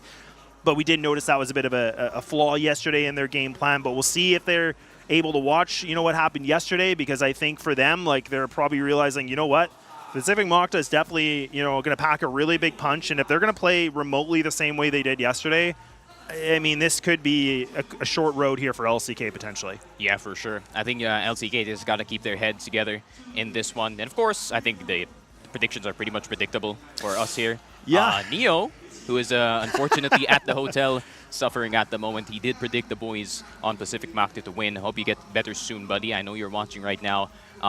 Yeah, kind of expected all of the Filipino casters going Pacific Macta, but yeah, I can't really blame for the other casters picking LCK in this series, because I think after seeing yesterday and LCK, I don't think we have seen their full strength after the first day, so I think it's more of a 50-50 in this series. Yeah, it is, and I think, you know, the cliche line about the veto, I think that is going to be a bit of a factor in this one too, because, like, I can pinpoint some of the maps that I think are better for LCK, but I think it's going to be very similar in some regard here to what Pacific Macta like to do. So that's definitely something that I'm a little bit nervous for. But if we see Revenge play the way he did yesterday, or even a little bit better, like, this is going to be a bumpy ride. Yeah, for sure, especially in the maps that the side of LCK does want to play. I mean, yeah, you do have the port. I mean, that is a big threat. I think Pacific Macta does play port in their scrims from time to time, but it's not their main it's not their main map that they go for in the first round of the veto. So I think they can definitely pick that and try and see if they can outplay the exact same way that 3BL did earlier. And I guess the rest of the maps is pretty much the same. I guess I mean, it's pretty equal in Compound. Black Widow is going to be interesting if ever it does come out in this series. And yeah, the biggest thing that I'm worried about is that Eagle Eye, man. Because Pacific Macta, despite the 33% win rate, them losing twice in the CFSPH Masters on Eagle Eye is not a good sign for them going into this series. And especially, they still have a permaban in this veto, so they still have to ban Mexico, and LCK plays Mexico. So yeah, I think that could be one thing that LCK will target in this veto. But yeah, any other map, I think Pacific Macta would be pretty much fine. Yeah, no, and I'm going to be really, really curious about how this veto is about to pan out. We don't have it yet. It's coming up pretty soon here, but you know, I think for both these teams, there's obviously a lot to prove here, because they both are sitting at that 0-1 loss right now, and very different storylines, right? I mean, we kind of already talked about this, but the fact that LCK not really playing the way they normally played, and I couldn't stress that enough yesterday, just because that's something that I was worried about for a new team like this. But at on the other side of the coin is where Pacific Macta, they were the team that played really well. They just didn't have enough oomph to get it done. But we are going to have these vetoes, and Ankara actually is going to be banned right away. So that's very surprising, because in a team like LCK, they sit at a 7-1 record. Pacific Macta, from what I was able to find, I mean, they sit at a 4-1, and Eagle Eye is going to be on the docket. Yes, yes, yes. I think everyone on the stream heard my reaction. and earn mine, man. Yeah. All right. I guess I already know that Ankara is going to be banned out for the side of LCK. I think they just want to respect the Pacific Macta's Ankara. I think they played that map a ton, especially. And of course, Pacific Macta going for the ban on port. The interesting thing here is on Eagle Eye 2.0 is they're actually starting on GR side first. So they want to gain the momentum in the first half and try and finish it on the second. But I think it is more of a fair shot for the side of Pacific Macta if they do go into Compound. And Black Widow for the last map. That is a map that I love, and that is a map that we're going to have so many fights. I think we're probably going to have the closest map if ever we do have a map 3 in this series. But Eagle Eye, I mean, I hoped that they did practice that map, especially because Eagle Eye is very setup heavy. There is the line smokes that you have to do on the A site. B site is very hard to get into. Some teams, even in China, they just ignore B long entirely and they just go through mid and try and see if they can get it to the site as fast as possible. And getting B long control as a BL is just, it's a nightmare, man. But we're going to start immediately in this one. LTK on the BL side, Pacific Macta on that GR side. And Justin already making his presence known in the B long, but MBA is going to be the one getting the kill. And MBA on the sniper this time? Yeah, things are getting a little bit mixed up here, and double here for Pacific Macta, and that's not something we always got to see with them. Like, I mean, I think maybe the odd time we got like flirted with the idea of it, but this is interesting. And I mean, LCK in the CFW all region for us is they are a team that they do like to run the double on. Like it is normally we like to see SportsE run it. He's like full time, and then Flex does like to kind of hybrid it. But right now he's going to decide not to. So this is a big change. I mean, this is where we don't get to see them play it very often. But this is going to be interesting because I feel like Pacific Macta must have predicted that this could have been in the veto. So for a team like this that doesn't have the best win rate on it, yeah, they must have been cooking up something. But I guess we're about to find out. Yeah. That's why I'm a big fan of Bishop. They don't have any weak map. So they can just ban the strong map of your enemy, and you can just pick whatever map that you want, and they're just going to win anyways. That is just the logic right then and there. Revenge in the A long side on towards top A. There's a bit of changes now. It's a handrail on the top, but at the bottom, it's going to be Revenge with the AWM. He gets to Lex and SportsE stuck in A long, and SportsE the only one left alive with the sniper, and Revenge with a 3K on the A site, making his presence known at the start of the game. Yeah, and I mean, this is the thing. Like you were mentioning this before. I mean, for a map like this, despite the record here for Pacific Macta, like overall their history, I mean, this is their better side. So the fact that they get to be on the GR side, they need to get as many rounds as possible so they can feel comfortable. But that's a good way to do it. LCK just kind of ran into the mousetrap here, and that mousetrap was Revenge on the other side of it, snapping their neck with that arm. And man, oh man, he's still trying to just pop off. Here with the double, looking for a little bit more. Finally gets put down here from Dezane, but my God, we're already at the 3-3. 3 versus 3. Flex still having a sniper in his hands, but SportsE is already out of the picture. And Design trying to peek on the A-long side, and Justin is going to find him out, and they already have control of the behind of LCK.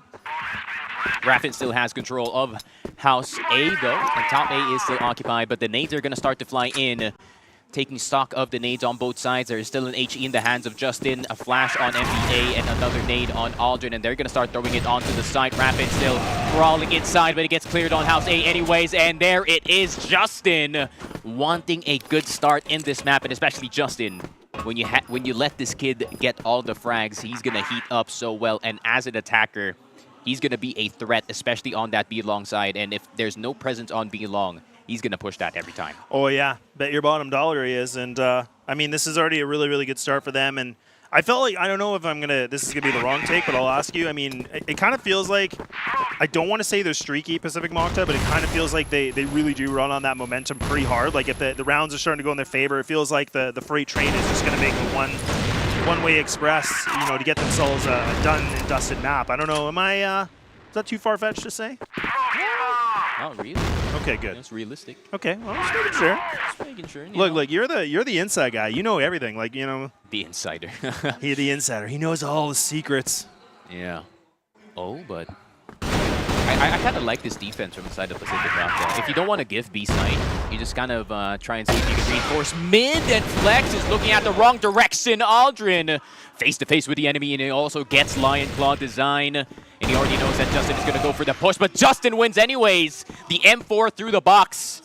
That's what I was talking about. The M4 with the wall bangs, and MVA, look at this momentum from the side of Pacific Macta. They're just rolling and rolling and rolling. Yeah, they really are.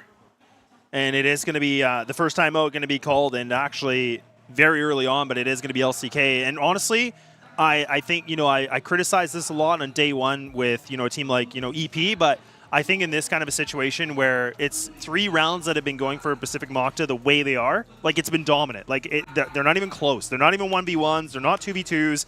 It is Pacific Macta just taking them out. Like they're taking names, kicking down the damn door. They're not invited to the party. They don't care. But LCK, they got to clean it up now. And this is where we were saying both these teams are on 2 sides of the coin, because LCK, they had a devastating loss yesterday, whereas Pacific Macta, despite everything, they played really, really good CROSSFIRE. So I think for these guys on, transitioning that into this game, it's going to feel really good for them. And that mental is probably even more strong considering we're at a 3-0 already. Yeah, and I think LCK is kind of used to the CFW pace of things. I don't think they actually hold mid like Aldrin did earlier, where he's just face-to-face on door. That's not a normal thing in CFWL, I think.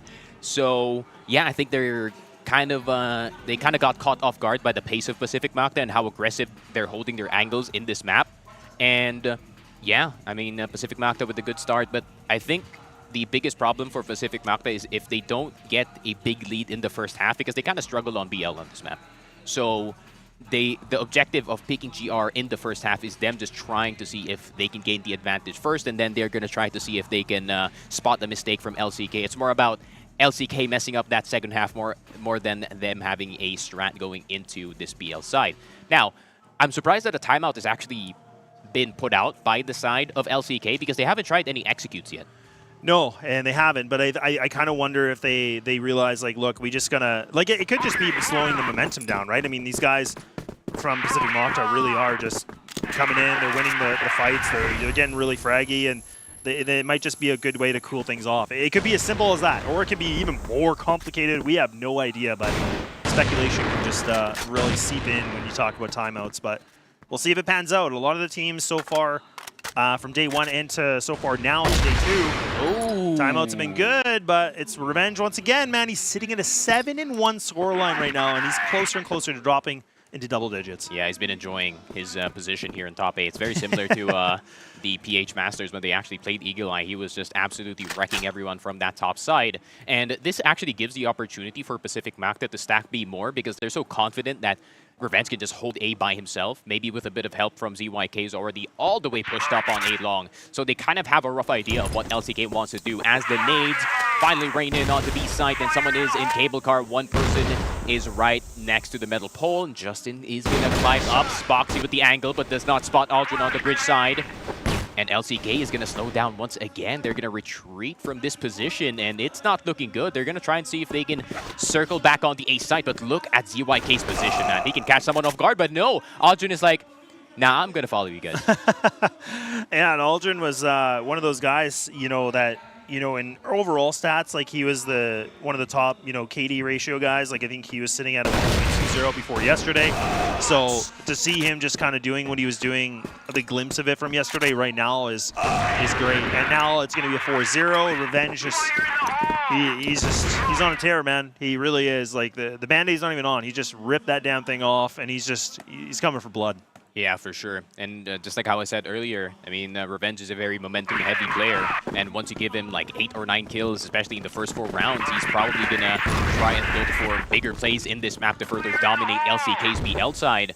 And I think LCK, yeah, this is the right move to do. I mean, you're going to have to change up the pace, but 3 people hurt by the nade, and Justin is going to get first blood in this one. Revenge with the cold. He gets 2 anyways, and LCK, they're getting absolutely mowed down on this BL side. They are not enjoying this first half. Revenge is spotted, but Spoxy doesn't hit the shot, and you already know Revenge is calling for his teammates, and he does finally go down. And here comes the rest of Pacific Macta. Colt is out of ammo. He has 2 bullets. That's already 1 wasted. Aldrin is right behind him, and Pacific Macta with just pure dominance in this first half.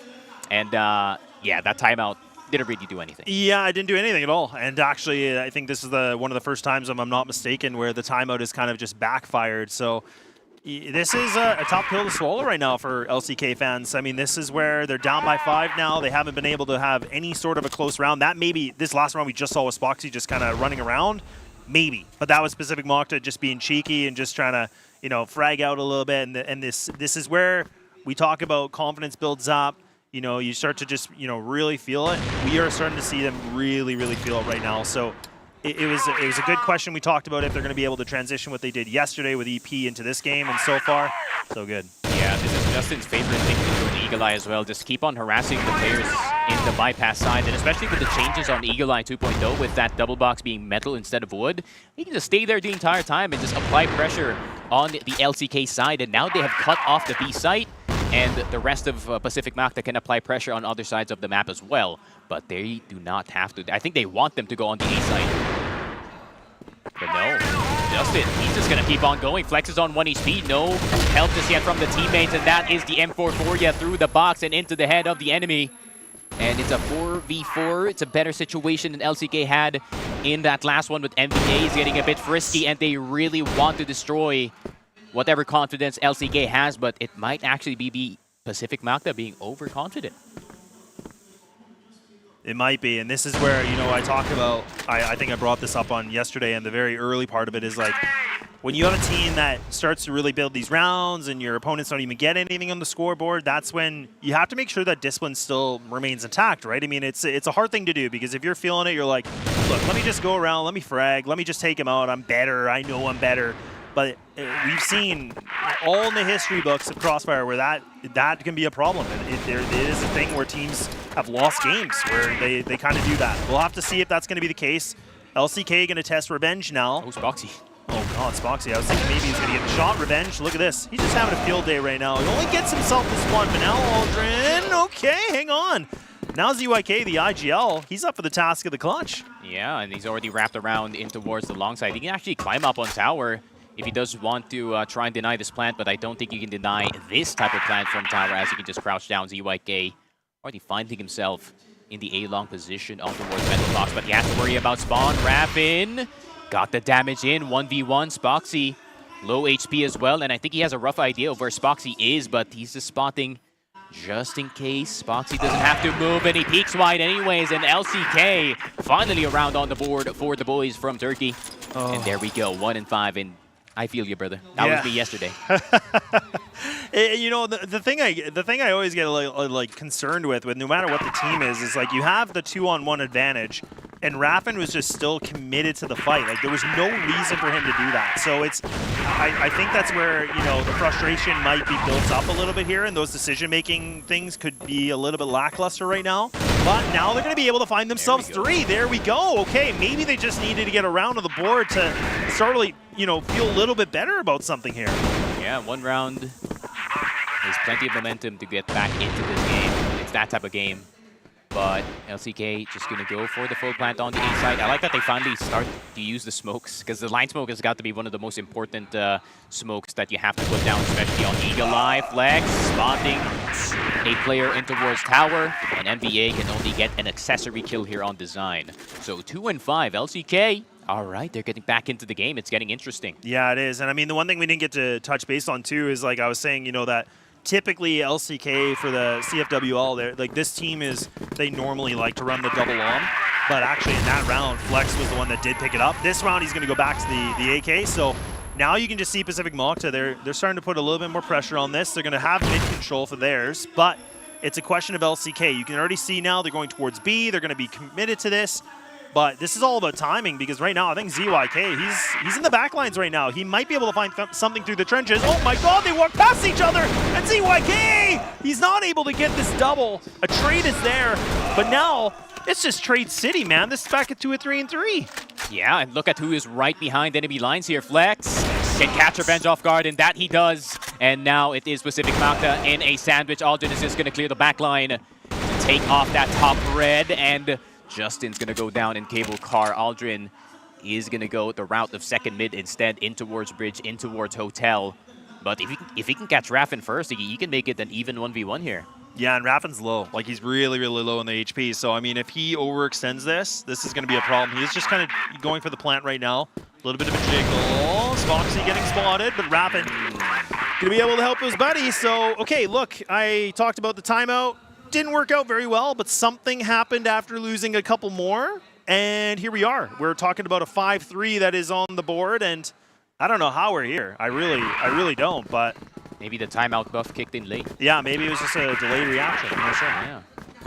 But to be fair, Macta was just trying to apply pressure at the start of the round. It's a classic thing to do in Eagle Eye back home, where you just push out in towards mid as you flash whoever is on that side. But I think they expected that LCK was actually going to stay in position in tower to wait for anyone to go for the push, and that flash would have been really good if they were there, but unfortunately, LCK was looking somewhere else. Yeah, and it actually looks like Justin might be the one player that might potentially have some problems on his plate here. He's got a lot of LCK members just on the other side of him here, waiting things out. But if he's in the position that he could find a duel, maybe fall back, maybe get even two. I mean, he's already done his job, right? But it looks like it's just one other player. It is, I believe that's Raffin just on the other side of him here. So things are different afoot here for LCK. NBA, he's not able to find that spray. Justin will get himself a little consolation prize. He's going to get that one, but now LCK, they got to do something big. Flex being that lurk, being that pest, but it's only a one and done. Yeah, Justin's still alive, so he's still applying pressure in towards the B long side. And Aldrin already tagged down to low HP. Justin is going to get Design in the back. So it's going to open things up for the side of Pacific Macta. But Lionclaw is finally going to type the magical numbers on that C4 to gain that timer. Problem is, Justin is going to start to apply the pressure in towards the B long side, so Spoxy is going to have to look in that direction very, very soon. And Revenge is actually going to get Lionclaw. How did that happen? I think Lionclaw maybe overextended from the cable car side, and Aldrin going to get the last kill. So it's a 6-3. Could have been better from the side of Pacific Macta. I was expecting maybe a 7-2. That would have been playable for them. But yeah, I mean, it's a good half for the side of Macta, but still, just like how I said it, it doesn't really instill confidence in me because their BL side didn't really look too good back home, especially on this map. Well, you know, I'm glad you said that because I really didn't want to be the bearer of bad news. But, you know, if I want to play the stats game, their BL side is a whopping 42.3% win rate. So you're right. It's not the best. But you know what? That's only one factor. So we can consider other factors. We're on LAN. They've been crushing it. They've been doing good despite them being 0-1. So things can change. Maybe turn a new leaf. You know? But Revenge getting punished for a hubris there. Trying to peek out in towards A long, no flash, no nothing, and just trying to punish Spoxy here with just pure mechanics, but he was already posted up in that position near the window on room A. So there's still plenty of space to work with here for the side of Pacific Macta, but losing your sniper at the start of the round is not really good news. No, this is definitely not good news here for Pacific Macta fans because he really was doing some good picks, opening duels in the first half. But him going down early is not going to be any icing on the cake here for them, but we'll see. Maybe they're able to fast-track something here being down a player like that. They do have Aldrin still alive, and that was somebody that put up some good numbers, but to Zane, he's able to find himself this double. The headshots are getting cracked, but Aldrin doing the exact same thing. Who other than him? He's just trying to do everything by himself right now. On a 1-on-3, finds it down to the 1v2. With critical HP, already down to 40, but still, this is open for him, especially if he can find this duel, and he does! But is he going to expect another one? My God, Flex comes in clutch for LCK. Man, the bad habit of pressing QQ after getting such a shot, and he just sees the last guy in the last second. Great attempt from the side of Aldrin, who's had a great start in this game, going 12-3. But Pacific Macta, just like how I said it, man, they struggle on BL side on this map specifically, so they're going to need to see, or they're going to need to maybe force an opportunity on their side. But Revenge already dead at the start of the round, and I mean, Design and Lionclaw doing the exact same thing that Justin and MVA did in the hotel side in B long, and now they're answering the aggression from that last half with their own aggression this time. Yeah, this is becoming, you know, a bit of a potential comeback. I mean, it is that 6-4. That's going to really ensue some, you know, confidence here for LCK. They're definitely going to be happy about this. And again, we're in a deja vu. Revenge is down early in the round. He's gone. How are we here again? I don't know. We're doing a repeat, apparently. Yeah. And ZYK is going to pick up the slack here for revenge on that sniper. He's not too bad of a sniper, honestly. He was going toe-to-toe with the best yesterday. But can he be the one to open things up for the side of Pacific? Especially LCK, they're playing a pretty passive defense here. Spoxy in a really nice position. Oh, and into the jump. Oh, that's really, really awful. That's just really unfortunate. Yeah, if he could have got that jump, that really could have created some good space. But that's where we talked about some of those, mechanical issues that were happening yesterday and some of the, decision making. I wouldn't say that's a bad decision. I think it was just really unfortunate on the mechanical side here to cost him his life. And luckily, Justin, though, okay, he's going to find a little bit of retaliation on this. I don't think they're going to go A. I don't think A is the move. Ooh. Unless Design not looking behind them. Spoxy's going to go down. Design and Raffin is already spotted on the side. And look at the pressure that Aldrin is going. And another headshot for the man himself on the AK-47. Raffin trying to chase ZYK out. But Raffin is already out in the open, and Aldrin is trying to look for him, but they're both on low HP, so that's why Raffin is going for the chase, but it's a ring around the rosy. And ZYK finally can get the bomb plant down. However, there is an angle that Lion Claw can play that ZYK can potentially die in, but he's not in B site. Instead, he's in spawn. Yeah, so the bomb's going to go down. So now, again, with Lion Claw being, pretty low in the HP, this is not going to make it easy. But both these players from Pacific Macta, the exact same situation. 22 here for ZYK. Not going to be good, but he does have the arm in his hands. Now Raffin spots Aldrin, needing to remove it. Now Lion Claw's gone. So Raffin, a moment for him to come alive, showcase something here on land to be able to prove why he was put onto this team. Oh, the time. Now he has to just go for it, but the time is just dwindling. He's just going to commit it, and yeah, he's a dead man. It's going to be over. Pacific Macta, through everything, through the thick and thin, they're going to be able to get that round. Yeah, Pacific going to be pulling a timeout. I don't think Buku likes how dirty the play is at the moment. I mean, despite Aldrin being on fire, he got to save the round here for the side of Pacific Macta, finally giving them 7 on the board. And it's not really that clean. It's a bit of a hectic fight all over the place here for the side of Pacific Macta. MVA failing the jump to get into respawn, but Aldrin was right there to try and see if he can do the exact same thing, and he was successful that time, catching Spoxy off guard and even getting another player on towards that A site. And it's a timeout for them. I think LCK has, it's fortunate that they do have time to discuss because, just a bit of fixing on the GR side that they can be back in the picture. Yeah, and I mean, I don't mind them, even with getting that round win, calling the timeout. You're right. It probably is a good moment for them just to have some good chats and, kind of clean things up. And I know you were, mentioning before for Pacific Macta, like, this is a group that, like, yeah, the conversations can be a bit intense at times, right? Like, the coach definitely, I think, did you say he was a perfectionist? Is that what I heard yesterday? Yeah, I mean, it's very detailed. He's very in the details. Yeah, okay, yeah. I mean, that's the thing too, right? And things are starting to get, I don't want to say sloppy, but I think it's getting loose, right? So maybe just this is now a good moment where I talked about this in Game 1 for anybody that's not aware. The coaches do have the ability to have this conversation with the teams to talk about what they need to. Now they can be directly into the game during these moments, which I think is a big impact. I love it. Yeah, it's very obvious that they don't play this map. Yeah. That's for sure. I think I was with them earlier, right? I was downstairs. I was watching the game prior, and they were watching like videos. Like I think they were watching Unites actually. Oh, okay. I think it was Unites versus LCK when they were playing Eagle Eye. They were like, "Whoa, this works." This is a thing. This is a thing, and I'm like, "Yes." Yeah. No. Do exactly that. Oh dear. And especially, shout out to Unites, man. If we win this first map, then you guys can win Unites, man. No problem. Well, I'll definitely keep that in mind here, but we'll see what can happen a little bit differently here. The score is still in favor for Pacific Macta, but it's more if they can keep that happening or if things are going to hit a bit of a halt is the bigger question. And double OMS here for the defensive side of LCK. Flex is going to equip that as the hybrid like I talked about. And he also is someone like you were talking about ZYK. He can go toe-to-toe. I would say the same thing with Flex. Like he was able to, he's been able to outsnipe people like Snare from 3BL, which is, one of the best teams in the CFWL, which is always a good thing to see, right? So we will have to see what's going to happen. But Pacific Macta, since this timeout, the coach having the conversation, these guys have pumped the brakes. These guys ain't moving. For sure.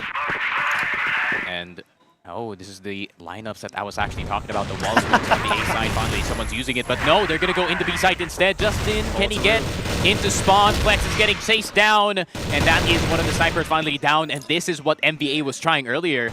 And now it looks good this time, but no, it's not a B side. It's actually going back into A. Raffin is still inside of the house, and he's just tucked in there. Yeah, Lucas Boxy, oh, he finally gets taken out. He was able to get himself at least that double kill. So now it is to the 2-2. Raffin, a tap away here with the AK, leaving it just down to Revenge by himself. Okay, he's been able to have himself a good one, but oh man, a labored spray from Lion Claw. But yes, that will leave a mark. Yeah, good execution, but just couldn't find the targets in time. I think Raffin just being alive in House A has got to be, you know, very important for their defense, especially. That's a spot where you could just crouch again, just so you could see if there's any information coming out from mid and or spawn. So yeah, that's one of the harder positions to clear, and Raffin did a good job of just holding it. Well, 2-round differential into this one. Opening duel is going to go favor for Justin, and that's actually going to be with a nade, so some utility work that lands him the key of success here in the opener. But I mean, I feel like there's been some games we saw so far from day one with different teams where if you're down the man, it really does just catapult the percentage here for that other team like to win if you have the 5-on-4 advantage. But I don't think that's really the case here for both these teams. I think we've seen it kind of in the sense that they are able to call their way back into this. That's true. But I mean, I think Pacific Macta is kind of anticipating that LCK is going to try to make a play to equalize the numbers for their side. So that's why Design is in such a forward position, but they were expecting it, Justin, fully knowing what could come from the hotel side, and ZYK holding the other side, but he does get spotted on towards that long A side, then LCK can just back off, but still the numbers disadvantage and is in towards their side. So what is Pacific Macta going to do? They're just staying put for now. Yeah, and Aldrin looks like he's ready to throw a piece of utility here, which is going to be the smoke. That's just going to block off a little bit of a connector, but okay, with a minute remaining, Raffin, okay, yeah, Revenge is actually able to get himself tucked away nicely, but Raffin now realizing, okay, hang on, this is not working out. He's still going to press forward. He's still going to commit to this. I was thinking, no way he will, but okay. He's going to be able to find himself Revenge, take down his head. So right back to an equal situation of the 3-3. Yeah, and oh, someone, Flex? Flex? Yo, Flex! Oh, no one called it? Oh, that might be a miscomm, and that's he's gonna be pissed. He's gonna be so mad right now. He's wishing he had the timeout just so he can cuss his teammate out there, but nope. Spoxy is gonna get one in return, so is it all forgiven for the boys over at LCK?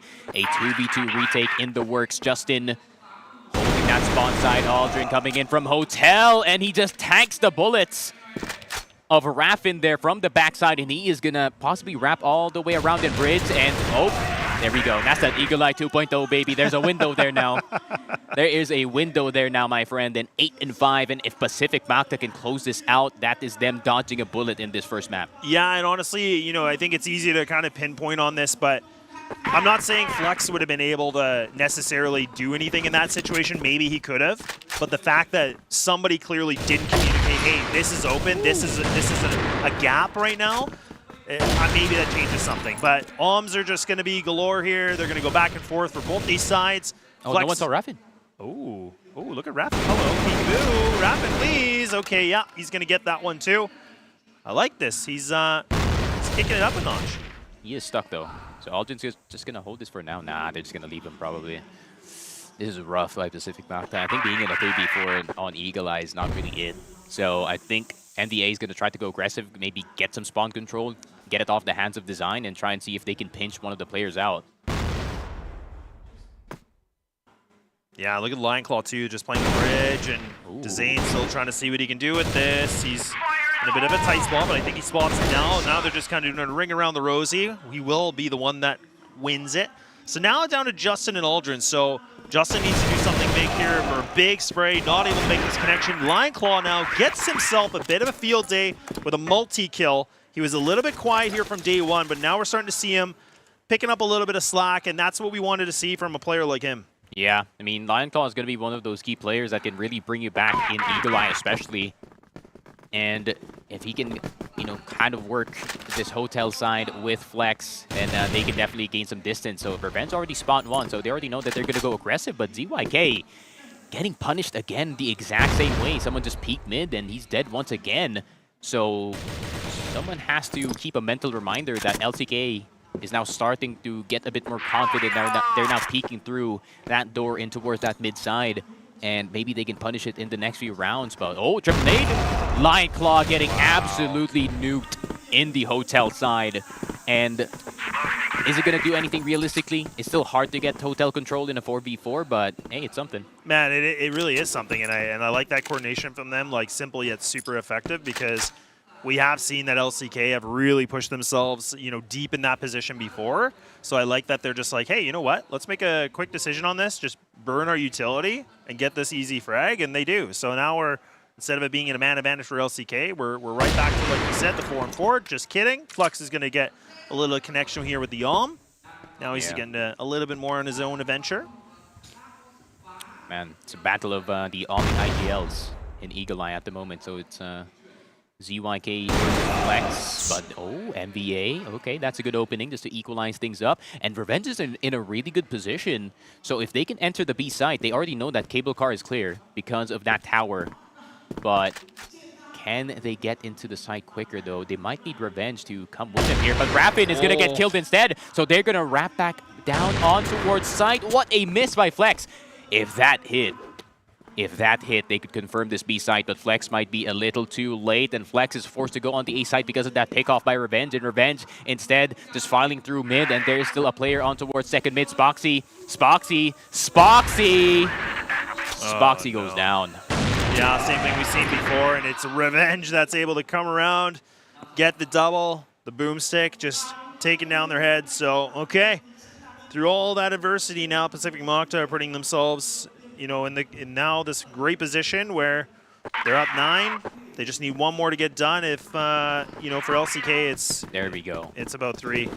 But they finally crouch, or they finally put their heads down so they don't get sniped right out the window.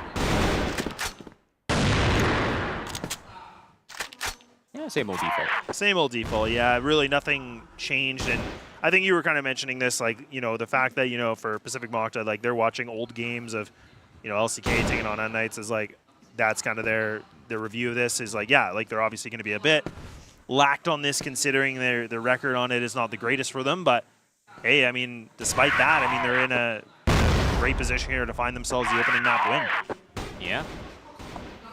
But can they gain any distance? They're taking it really slow in this round, and I think this is going to play into the kind of the mind games that we were seeing from some of the other maps from Pacific Macta. And Revenge back to his sniper tower. He really wants to go right back up to try and see if he can pick anyone off on the A site. But I don't think there's any sightlines available at the moment because everyone's playing, you know, bottom side of A, so no one's really spotted. Yeah, it's such a powerful position, but obviously you're so exposed when you're up there too. But you really do get bird's eye view of everything. So wrap in. Okay, he's going to be the one that gets that opener. Gets a little bit excited, but he'll get punished for it. But Dezane's going to be able to find this trade back.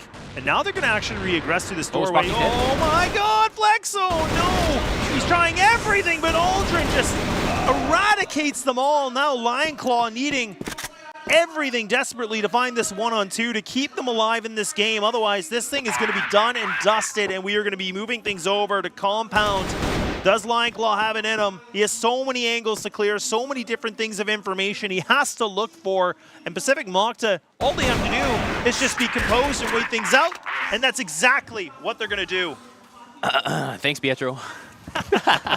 Thank you, Pietro. Oy, oy, oy.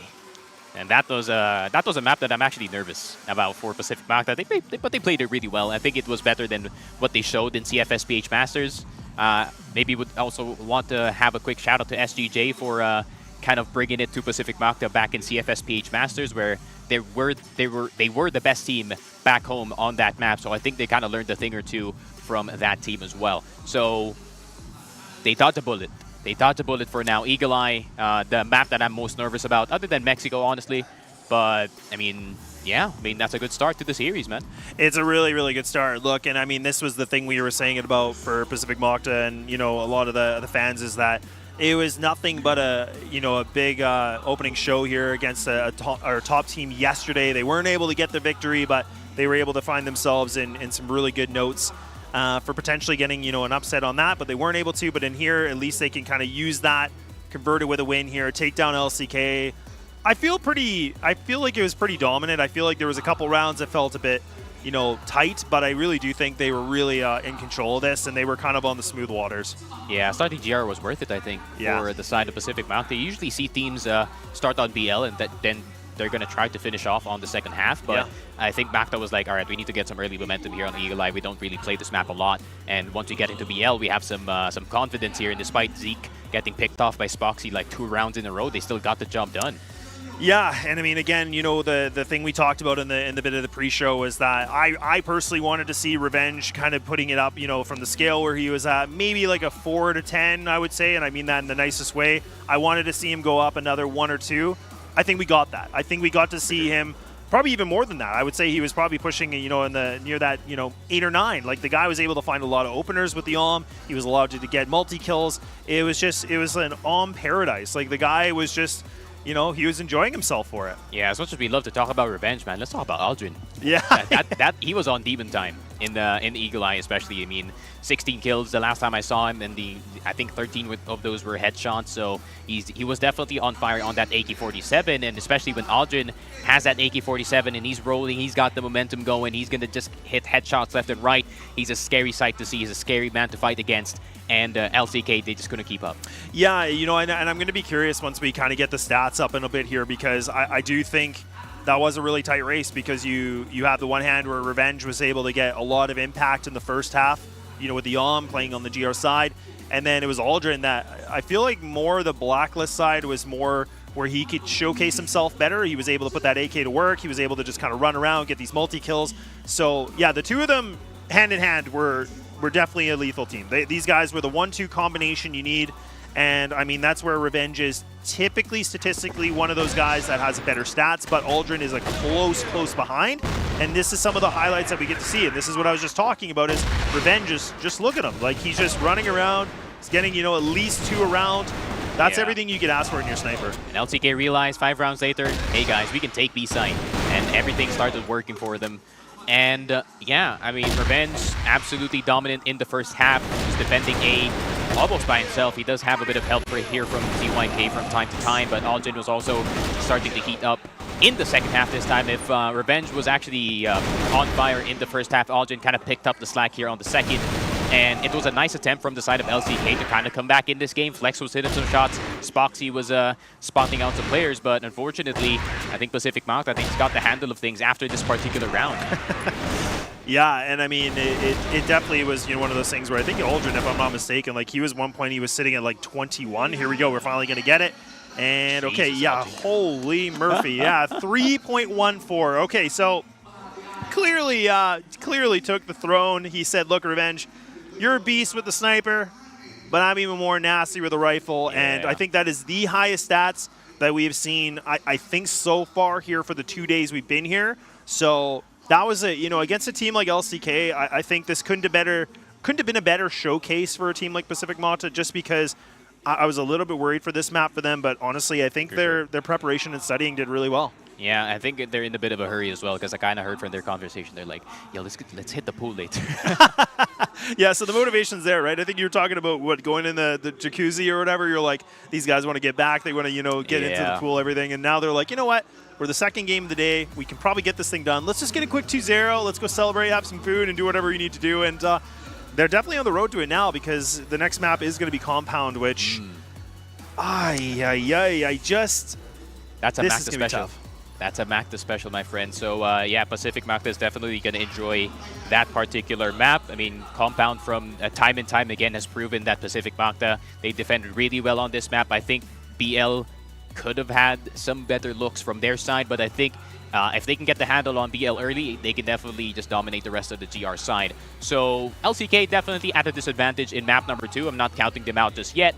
And especially with the experience that LCK has on Compound, considering how often they do play Compound in CFWL, I think they do still have a fair shot in map number 2, but all signs point to Macta for now. Yeah, and honestly, the thing for me that I'm trying to look down at this, because the part of me is just, I'm in disbelief, because for Compound, for LCK, their season record really was a 7-7. So it's not like it's like a big win factor for them. I've seen them in games where they've had some decent wins. I've seen them a lot of games where it goes right to the end when it probably shouldn't have against some of the teams in the division or in that league where it really shouldn't as well. So this is where I'm really, really hoping these guys did a lot of preparation for this, because they must have expected this, because when we flip on the other side here for Pacific Macta, this is a team that is at 5-1, and that's a good record. Like this is that is a good statistic to have, because these guys clearly don't lose. They only lost once. I'm trying to remember who did they lose to. Oh yeah, they lost to Ubek, I think, on Compound, and that's a team that's really really emphasizes teamwork, which is really needed when it comes to Compound, especially on that BL side. But the rest of the teams couldn't really handle whatever Macta was throwing at them in this Compound map. And straight into Compound, no breaks, all gas here for map number 2. Pacific Macta on the BL side, LCK on the GR side, and let's see what's about to happen. Raffin being on his own in storage B, and instead LCK is going to look to get some mid control. Yeah, and I mean, at least now this could be a bit of a reset for a map that, you know, like we were saying, Eagle Eye is not very common here for the West League. It's something we don't get to see very often. It's a bit of a treat for me. I know Jordan would disagree, but now we're on a map where everybody plays this one, so it looks like it's a little bit of a back and forth, but the edge is going to go just in slight here for LCK. ZYK is low on the HP, but it is going to be Justin that does take down Zane. So now Flex and Lionclaw, the last 2 remaining players here, double AKs, a little bit of utility remaining here for the defensive side, but this is a lot of options that are available for Pacific Macta. Yeah, I mean, being in a 2v3 on Compound is a living nightmare, because you're going to have to cover both sides, but you're also going to have to worry about mid. You're also having to worry about A entrance from the long side. So Pacific Macta can just slow down and try and see if they can play a bit of mind games here to get, you know, to force LCK to play some positions that are pretty passive. And as soon as they just, I don't know, swing as 3 people onto one person, they definitely can get the handle on the site. So I think B could be their worst option here, because Flex, this is one of the best angles that you can hold in Compound in the bottom side of B. And yeah, if you don't spot that guy immediately, you are just going to get shot in the head like a human landmine. Flex is doing it right now, but Revenge is inching ever so closer. So everyone is looking for opportunities at the moment. Yeah, and I mean, the thing is, they're, you know, for the defensive side here, they're kind of split apart, like with the 1-on-1. So it is kind of add a little bit more pressure here to play that anchor role. And it is Flex that, you know, is going to get tested here. Like, he does expect somebody to come through mid. He's waiting for that. Lionclaw now in the back of mid, or in the front of mid, I should say. Oh, and he gets taken out. His back turned. You can see it now. Flex realizing, okay, look, I got to switch something up here. Pacific Macta doesn't have to commit to this necessarily. That flash is going to be nice, but Flex is able to find the second. Justin, thankfully, can be the hero they need for Pacific Macta to find themselves an opening round. Yeah, it's that flash that ZYK threw in the long side that kind of forced Lionclaw to react back on the A side. And I think Lionclaw was trying to hold mid because he really doesn't want to give respawn control to the side of Pacific Macta, because that means Flex is going to have to fight 2 angles at the same time. So it's a good idea from the side of LCK. They just, Macta just had the handle of the round, though, because of that 2v3. Yeah, definitely right down to the wire. I thought in that kind of a situation, Flex was a dead man, but he almost made that interesting, and he just couldn't get the recoil control after doing the switchback on the second player, but we'll see. Now, Pacific Macta, like, again, this is where, you know, I don't think we've been able to see them on Compound yet, if I'm not mistaken, unless I'm completely delusional, but I'm pretty sure this is the first time we see them on this tournament, so we'll have to see, you know, a little bit of what they can showcase with their strong record on this. And already now a 4-1 split that is coming through. Raffin does love to play this position. There is times where they like the setup of the double player on this. And now he's actually going to pull a little bit back. Him and Flex together holding hands. But is Justin going to get taken out? Ooh, bit of damage. I mean, Flex, they forced Raffin off of a really good position, but still so many players inside of storage. But Raffin in the corner. How is this man alive, by the way? No, honestly, this is like classic Raffin in this spot. Like, there's so many times when fights are happening. Oh, that nade. It actually didn't do as much as I thought it would have.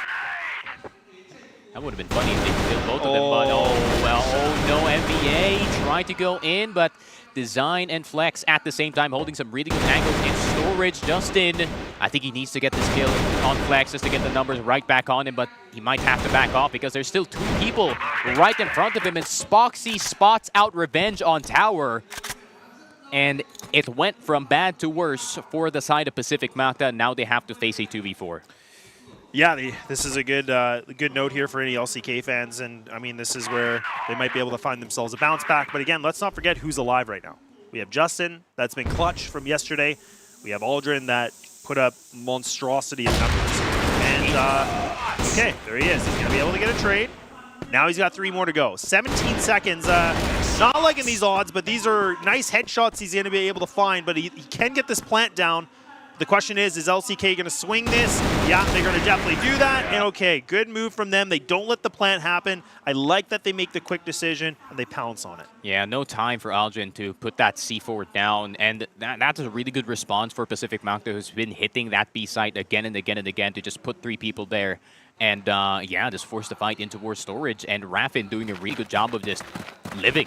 He was just dodging everything from the side of Pacific Macta. And with the help of Flex and Design in the B site, they just cleared absolutely everyone. And that turned into a 2v3 real quick. And Spoxy, I mean, Spoxy was confident from that last game. He was hitting his fair share of shots. And the victim, once again, is ZYK. Yeah, no, it is a really good thing to see for Spoxy because, you know, like, again, for anybody that missed this from yesterday, I mean, in case they're not aware of this team and just giving you the quick breakdown is the fact of Spoxy is the new addition of this group. He came from a different team, but I'm gonna come back to that story later. Who cares? But, I mean, right now, Pacific Macta are doing a good job. Despite losing the first engagements, they bring things back to a 3-3.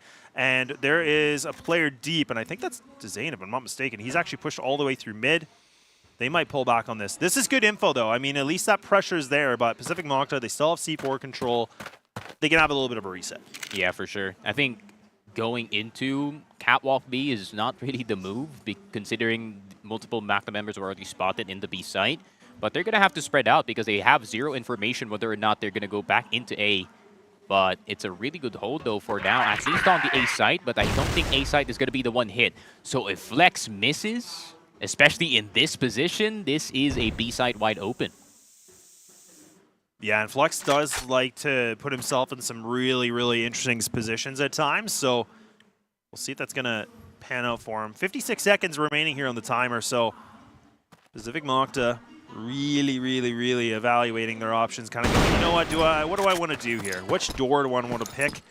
And now Lion Claw, a good play from him, good discipline that we see on this defensive side, not overextending, just going to play a little bit more passive. Look at how fast they rotate too. They've already put 2 players into the A site. Flex is posted up and he gets punished for it. Never child revenge in that spot, man. I learned the hard way. There you go. That one. First-hand experience. Yep. Oh, they can go B. Oh, no, they're going to challenge A instead. Lion Claw with the spray. Can he get 3? MBA is low. Design on a 1v1. But MBA was looking at Z, but the man was in C3 the entire time. And LCK, all right, they're getting back into this game. I'm kind of feeling them now in Compound. And, I mean, CFWL, they're kind of known for how good their defenses are and how good their setups are. And Pacific Macta, I mean, you do get some pickoffs in and around the map, but the adjustments here, the calls from Flex are really doing a great job of just denying Macta these rounds. Yeah, and I mean, even for a team like for Pacific Macta, like, I mean, their BL side is still like about a 62% win rate on it. So, I mean, it is very strong, like comparable to like LCK. I feel like it's kind of like a just over 50% on each side. Like, I've seen them have really strong games where the BL side was the name of the game. The exact same thing here for the GR side. So it really is depending on who they play. I think they really are kind of that team that rides a lot of momentum in that, I don't want to say streak, but they definitely kind of are like that in comparison to like a team like 3BL where it's a very different group where they play very methodical and slow. So we'll see. But I think if I'm not mistaken, yeah, the opening engagement once again for LCK. So this was something I think you and I actually got to see a lot of yesterday with different teams, but that's a good way to get yourself on that GR side feeling a little bit better. Yeah, for sure. And I think one of the better comparisons, if you're going to compare Pacific Macta to any region, especially on this map, they play very similar to CFBL with their aggression just like this. But Lion Claw in design, the crossfire in mid, and Macta cannot enter. And Lion Claw in the bottom side of tower design is just going to fall back, knowing that they have the numbers advantage in this situation. But they know exactly where Lion Claw is, doesn't get the first frag, but cannot get the second one. And Revenge, the only one left alive, cannot get the snipe. And LCK, all right, a 2-point lead. Now it's a great start for them this time. Yeah, look, it's about time, like, because like I said a lot about this on the pre-show about if there was players to look out for, The first obvious one, like I was going into that little bit of a story time with Laz, was talking about Spoxy, but Zane is definitely that guy where he is a multi-fragger, he is a clutcher, he is the man to watch, a spotlight player. So now we're starting to see him feeling way better. 5-1 is his score line. He's tied with Flex, but he's pretty much only been taken out once. And now Lion Claw's like, you know what, man? I want to get a little bit of action here too. I want to do something differently.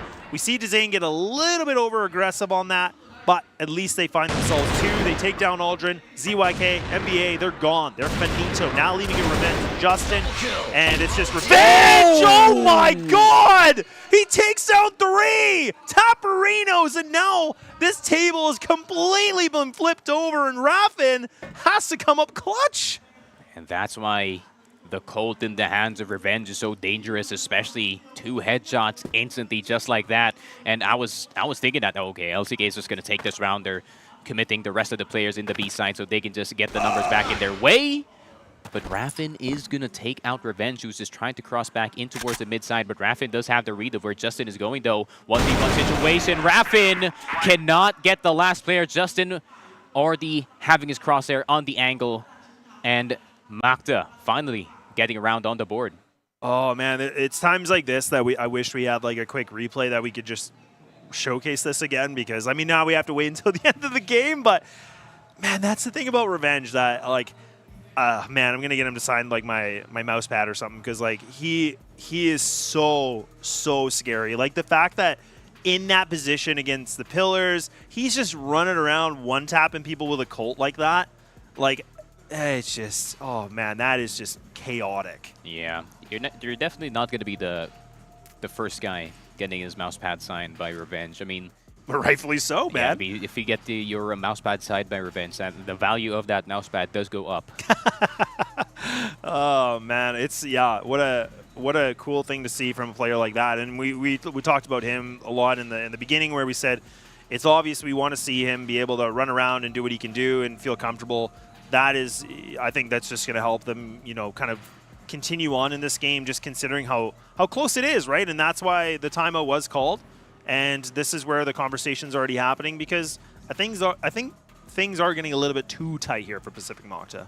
Yeah, and I think, Buku is just trying to see if he can iron out some mistakes from the side of Macta. I think that last round could have easily been a disaster for them, considering, that LB fight, they didn't really expect it to happen. I think Revenge just so happened to hit 3 headshots, but I think any other round that would actually result in a loss for the side of Macta. So I think Buku is just trying to see if he can kind of fix the default a bit for the side of Macta at the start of the round at least. And they're going to try to predict whatever LCK is trying to do, especially Raffin, man. I think Raffin's got to be the most annoying player for the side of Macta at the moment, because he's just keeping the pressure here on towards the lower B side.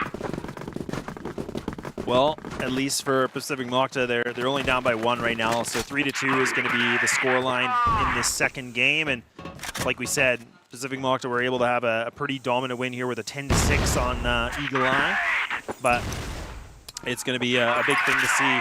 Is it a 2-0 here today, or does it go to the ultimate distance of 3? And that is kind of the benefit of this. And oh my word! Okay, Justin with a nice little one tap, but no. Well, Revenge looks back. It looks back. I don't know why. And oh my God! Are you kidding? The turnaround. Oh my God! Oh my God, man! Revenge is head on a swivel. It really is. He's everywhere. He's got eyes on the front, the sides, and the back of his head, man. Like, he knows all right now. He's the Oracle, if anybody knows about the Matrix. Damn, I'm just surprised how quick he turned around, not gonna lie. I mean, that's that high sense player. I mean, you do have to play high sense when you're playing the sniper, of course. But they're just gonna, play the safe route. This is play B-side, guys. One player is gonna go in towards batteries, and ZYK is just gonna be staying. MBA almost gets tagged by the AWM. Spoxy, definitely a person that could hit that type of shot. MBA just trying to gain some information as they do smoke the entrance. But ZYK, he's just staying there. He is the insurance policy of this one, and MBA, he's like, yep, I'm gonna just peek it. Yeah, and I think, if I'm not mistaken, I think actually it was, this obviously is going to be LCK calling this timeout, folks, but I was going to say, I think Spoxy purposely made that noise cue. Like, I think he was trying to make it sound like, oh, I'm going to run in now. and he was hoping that he was able to find that duel, maybe NBA going for a swing, but instead NBA's like, no, dog, you ain't doing that. I'm just gonna take your head. So yeah, I'm gonna give you a fresh haircut. So now with that, LCK, they're like, okay, we need to have a long talk, and we need to figure out what the heck we have to do. And both these teams now have respectfully used those timeouts in the first half. Yeah, so no more timeouts in the rest of the game. It's all going to be the teams and the IGLs just on their own for the rest of Compound. And it's going to be interesting to see, considering LCK used their timeout super early. So if they start kind of slumping on the BL side, they don't really have anything to kind of stop the momentum for a bit and try and see if they can rest. So they better play a perfect game right after this. But that goes for Pacific Macta as well. They get caught from time to time in this first half. And I like what LCK is doing, though. They're trying to go for some proactive plays, especially that mid push. Once again, it just so happened that Revenge is insane. And yeah, I mean, that's just the difference maker for the side of Pacific Macta for now. But, you know, just like how I said it, man, easily the strategies that LCK is pulling out, they could have easily worked if anyone missed on the side of Macta. Yeah, and I mean, this is, like you said, I mean, thankfully for this timeout, it allows, you know, Pacific Macta to also just kind of talk about any last, you know, little bit of things they need to. And like you said, I mean, it's kind of interesting because I don't think we've seen it where both teams use their timeouts within that, you know, couple round range. I think it's only been like 2, if I'm not mistaken here. Like it's a pretty short turnaround. Yeah, but 3-3. The objective here for the side of LCK is to actually get more rounds on this GR side, but it is not working at the moment. I think if we go 5-4, I would say that still is a good half for the side of Pacific Macta. But you know, considering the stats that we saw on their BL side specifically, like that 60% is not no joke. Flex, I'm surprised no one's punishing Flex for this certain peak in con mid. And ZYK getting the jab out treatment at the moment, dying at the start of the round, and he's going to be watching his teammates' screens for now, but yeah, that's his role anyways. He's the IGL. He's just going to direct whatever happens here. Yeah, and anybody that, you know, is in the West League around, they know that this is just some gimmicks, and that gimmick is not really much of a thing here because Pacific Macta now they're just going to come to the safe site. Lion Claw by himself. He's trying to MacGyver his way through these smokes. Okay, hang on. That's going to do. He's going to be able to find the double, take down the bomb carrier. Now Revenge on a 1-on-3. Rapid just on the other side, and Revenge, he surprisingly doesn't check on the right-hand side. So LCK, they find a gifted round, and I think it just comes down to the site anchor. Yeah, I think they couldn't find Lion Claw at all. I think MVA probably assumed that he already went out on long and is going to go all the way around in mid to try and help the retake happen, but no. Lion Claw stayed on the site, waiting for the perfect opportunity to strike, and MVA and Justin were not even looking in his direction at all. And what a play there from Lion Claw. And that results in a win for the side of LCK. They get the lead back in this game, but can they get 2 in a row? Because they need to break the monotony here in this map. It cannot be a back and forth. No, it definitely can't be. And I mean, this is the thing where, you know, we were talking a lot about, you know, in the sense of this is LCK, like statistically, this is their better side. So for them to, they need the buffer. Like they absolutely do. We talk about some teams, they can get away with being in a deficit. I don't think that's going to be the case here for them. Pacific Macta, when they switch over to the GR side, I think it's like 71% or something they have on this. So it's going to be a bumpy road. I'm gonna be honest. All right, then before chat gets mad, especially the Macta chat gets mad at that round, they removed the names in the smokes. They did, yeah. Actually, I'm really glad you brought that up. There is no spotting in the smoke anymore in this one, to be specific. So it is actually pretty interesting because the gameplay is so different now compared to what we saw from the previous years. More about that tacticalness. You can only see the name if they're at the edge of the smoke or the smoke is about to run out. So it's not the same as we saw or what we were used to back at home. But I mean, Macta's holding up just fine, but they still need to go through this LCK defense, which is placed pretty well. I mean, 2 in B, 2 in spawn. No one was spotting long?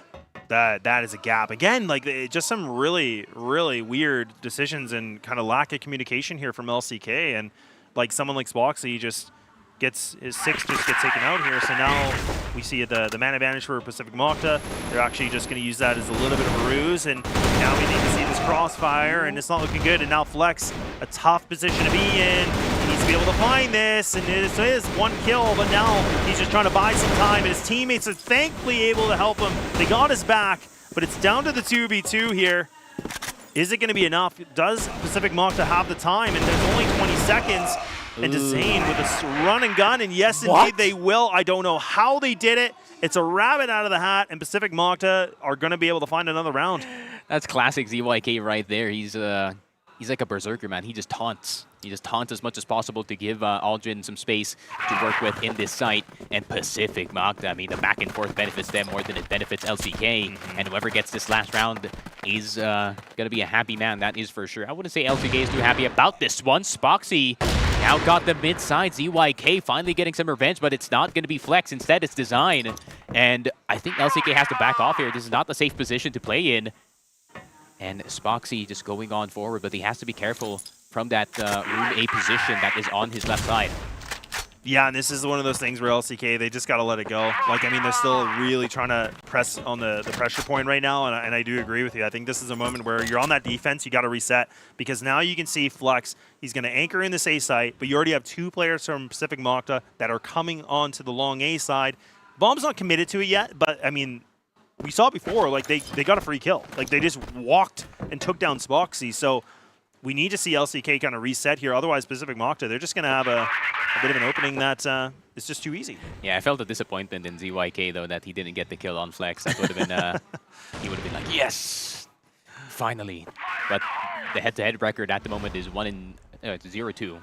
Yeah, between them both. But Spoxy in a really good position here on the second floor of a site. Justin waiting for the swing, and Spoxy, I think he missed, but he does get the second shot on the board. Justin getting the sniper. Aldrin getting another one. There is still one player in towards the Z side, and Flex still having some presence here. ZYK trying to see if he can gain some damage in mid. They finally spot Flex in towards Z, and Raffin goes down. Flex on his own, the IGL of LCK. Can he save his team from being at a disadvantage in the second half? Yeah, and now ZYK is just there, and I was going to say, I mean, if Flex can be able to find that duel, maybe that can be a small opening, but first half's going to be done, and it is going to be Pacific Macta that will prevail. They will put themselves in a lead, so, you know, I think you made a really good point in the beginning about, you know, these rounds that are going back and forth were favoring Pacific Macta. They were not doing any favors here for LCK, and I couldn't agree with you more, and now, I mean, we're going to see Pacific Macta showcase a little bit of that Filipino GR side, which I'm more than excited to see. Oh, this is they're doing the exact same thing. Spoxy kind of expecting it though at this point that Pacific Macta is going to try to hit them with their own moves. But Justin, of course, he's going to take SD this time, but no, Lion Claw is just going to back off. And it is still a 2v2. I think someone just needs to cover mid here for the side of Pacific Macta, and they could still have a really good defense, but numbers are not in their way, that's for sure, especially with Revenge down at the start of the round. Yeah, and I kind of felt like, you know, from experience of seeing these guys on this map, it felt like almost like a one-trick pony at one point, where they would just go up to mid, in bracket, and it was just like, oh, we're going to split into B, or oh, we're just going to all go into the GR spawn and decide if we're going to go left or right here. So I'm hoping that things have changed a little bit. I'm not saying that's the only thing they do, but it kind of felt like it was just the same track that was being repeated a lot on the Blacklist side. But we'll see if things have been evolved here for the preparation here for the CFS Summer Championship. Yeah, but the tower control is in the hands of Flex, though. So if anyone does pass by his sightlines, this could be very dangerous. But I think he's just trying to spot out whoever is rotating from the A side. Flex, the timing, he can see his head through the window, so I think Aldrin already called it. But look at ZYK, you can see him in the background. He's just walking forward. He's like, all right, guys, Cat A is clear. And he's going to go for mid, but no, Design turning around just in time. Yeah, good read on him. Big brain, and now Aldrin just locked in. He's one of the anchor players. And now that smoke, they're just going to run out of it like members out of a clown car, but he's only able to get this one. So now LCK giving themselves a little bit of a chance, maybe. Oh, but Justin! No! Justin! He just comes in for a full spray, just takes them around, and now it's just down to the 1v1. Lion Claw 16 HP with time limited here with 15 remaining. This is just going to be a gunfight, and MVA might be in the better position. Lion Claw looking everywhere. This might be a little too late. Oh! Time is going to run out, but MVA is going to be able to find the duel, and they're going to be able to get this round. That's the thing about Justin, man. He can pop out at any moment, and LCK did not expect it at all. As soon as that take was happening in mid, he just popped out of that Z position, and everyone was preparing to just defend the site, but the flank was there just in time. The double spray on the AK-47. And this kid is just that good with the rifles, and MVA just in time to get the trade and also the clutch. And Pacific Macta, that's definitely an injection for their confidence in this GR side. And LCK, they're going to have to recover quickly here. Yeah, man, what a tough pill to swallow for these guys. I mean, it's just these rounds where, like, they get the site control, but then it's just, you know, somebody from Pacific Macta is like, you know what? Hold my drink. I'm about to show something real pretty here, boys. And, yeah, I mean, the fact of multi-kills just after multi-kills of someone running in and spraying, oh boy. Either way, but you gotta love it for Pacific Macta fans right now. That is something you want to see, because these guys are, both these teams are fighting for their lives, you know, despite being the 0-1s, and one of them is just trying to get the taste of victory here. Yeah, ZYK. Oh, he has to be careful. Cat B.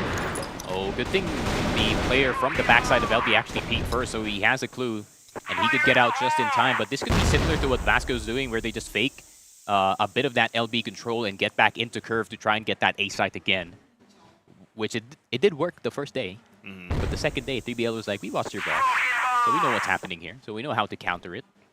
And one push from Horus later, and they did win the entire series. But Pacific Macta, just try and see if they can just hold for now. Spoxy in that tower position, but look at the position from the side of Pacific Macta. They're on full defense mode. Yeah, they really are. They're just kind of tucked in, you know, very nicely here in these sites. They're really not exploring too much.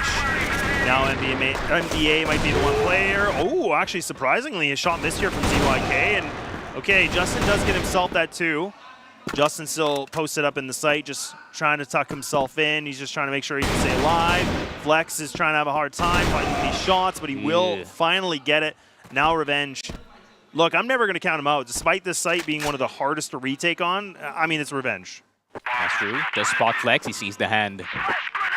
Right side of Valkyrie's flash is going to be on his face. He doesn't have any nades to get back into, or actually he does have 2 nades, so he has a flash, I think, and that is a nade. Design is just going to be jump spotting for now. So if he can punish one of these jump spots that LCK is doing, then this could be a possibility. But they're playing the best angles to go up against a 1v2 from a sniper. Flash is going to go through. Where is the Cold going to go? That's a headshot, but he runs out of bullets just in time, and LCK finally around on the board for their BL side, and very well played going through curve. NBA was caught off guard. Justin was trying to defend it, but he was trying to dance in the B site right below, but unfortunately he gets shot in the back of the head. And 6-5, LCK back in the picture. Yeah, it's still in contention here. It's only 1 round differential, and now we're going to see Macta. They're going to put their foot on the gas now. They're going to go through mid. They're going to push onto pillars a little bit. They want to just see what they can get away with. And I mean, look, they're going to take down the IGL. They're going to take down Raffin. So yeah, they kind of got themselves a little bit of a good win on the raffle, in the sense that now they can reset. You know, ZYK, he's like, I ain't done yet. I want to find myself a little bit of action too. And they want to keep this 2-round lead in their hands. Yeah, and the Vasco B-side crunch, I've seen that strat before. So they kind of just did the exact same thing. Revenge is just going to stay on towards tower. So that means he can also cut off long A if ever Lion Claw does overextend from this position. And they have the handle of the round, so Design and Lion Claw has to sneak around and try and see if they can gain any kills. Aldrin spotting on the player in Cat B, and I think Lion Claw is going to try to help from the Cat A side. Revenge missing a shot. Don't see that often, but does he miss twice? Never mind, NBA is just going to finish it for him. 7-5, Pacific Macta, 3 rounds away from closing this one out. And there is still a chance for LCK. It's still a pretty close competition between these two teams. So one round from LCK can just get back into this game, that is for sure.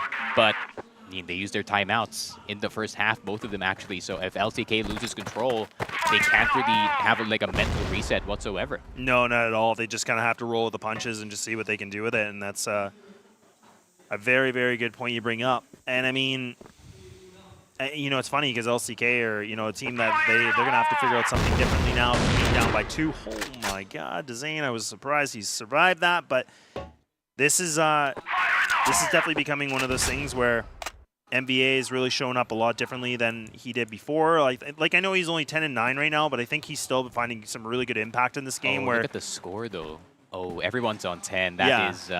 That's good. I mean, to me, that shows that great. Everybody's contributing equally, and that's kind of what I was going to. Is like MVA. I feel like it was a little bit quiet yesterday, but now we're really starting to see him just putting in that extra 20%, which that was something I really wanted to find out of this. I mean, to be fair, N9 is not on the other side of the barrel this time. Yeah, that's a good point. Kind of easier to move around for that himself. But Flex, all right, he's going to try to go around.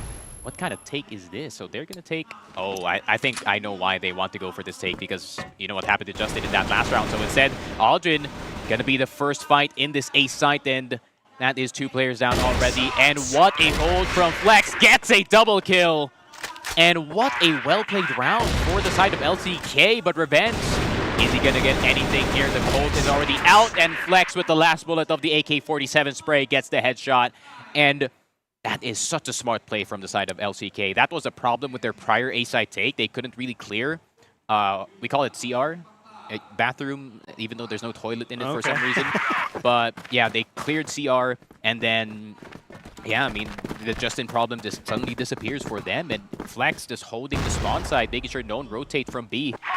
And LCK just have it handled, and there we go. They're back in the picture, man. And after that last round, they're going to go passive this time. So Pacific Macta is going to go for to look for some players here, in Lionclaw in a prime position to punish Justin here, man.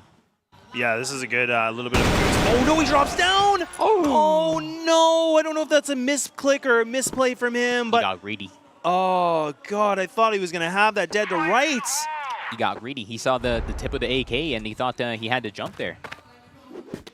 I mean, I feel like that's not always common to check. Yeah, that's for sure. Oh, what? And the bomb is in the back of spawn, and oh, now it's in possession here for Pacific Macta. A molding. Oh, no. And even Revenge now gets a little taste of something, but look at this position they're in. Oh, you don't have to peek, Justin. You just chill on the inside of spawn. Yeah, no need to overextend. But now look at what... This is the thing. Like, LCK now have to refight to go back into spawn, where they started. They're using so much nades, too. Yeah, and that's the problem. That utility's being dispensed of, and okay, there's ZYK. At least that trade. And he's done a little bit of damage against the Zane, but these guys are stuck. These guys are absolutely stuck. Spoxy, though, I don't know what's going on with him. He's just finding some kills out of nowhere. Yeah, but does he know that there's someone that's going to pop out of Catwalk B? No, MVA is going to slip on by. He's going to spot B. And that is a kill. Last one left alive is in spawn. So he does pick up the C4, but look at where Pacific Macta is. They want to greet them at the gate and say hello to Design at the entrance. And it is an 8-6 Pacific Macta, 2 points away from closing out Compound. And what a surprise, man. I mean, I really thought that LCK had the handle of that round, considering I think they kind of knew that Pacific Macta was going to go aggressive, but Lionclaw, I think that he got a bit too frisky. He saw the tip of the AK going down on the box. I think he should have just stayed there, man. That's the advantageous angle. But I think he was worried that Justin was going to check that one, and he does have the pre-aim to actually clear that. But yeah, I think that's the one mess up that kind of just made the house of cards fall for the side of LCK. Yeah, I couldn't agree with you more, and I think this is where that inexperience as a group here from LCK is starting to kind of show its bruises a little bit here. So, I mean, for Pacific Macta, like, let's not forget, like, I mean, I would let you just go off about this because I know you would, is the fact of these guys have, you know, domestically been on top for a very long time, like that. But also, I mean, they've had some really good international experience with their roster and obviously little mixtures here and there, but as a group, as a core, like, they've been there. They've done this this rodeo a few times. Yeah, for sure. I think the one who's the most green on the team is Justin, but he's been here for a while now. So he went from that young star, and now he's young vet. He's now on the young vet status at the moment. And he's handling his performance really well here up against LCK. And LCK now, this time, it is a 5 versus 4. Flex did die at the start of the round because of Revenge's shot in towards Storage A. But it is going to be a mid-take. MVA going to be the sole person defending this, but this is the perfect angle to hold it from as well.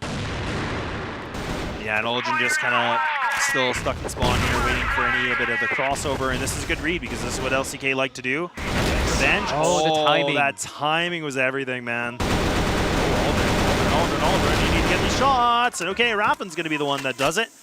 Okay, here we go. Things are a little bit on swivel on this one. And okay, Raffin putting himself at 3, if I'm not mistaken. And now ZYK kind of going, you know what? I don't know what just happened here, guys. Everything just kind of collapsed. Yeah, really good recovery from the side of LCK and ZYK. He's just going to save the time of the round to talk to his teammates there. May as well. Yeah, Raffin is trying to look for him so they don't get a free timeout. But I don't think it's going to happen. They're just going to play it safe for now. I think LCK is going to use this round to kind of talk to their team as well.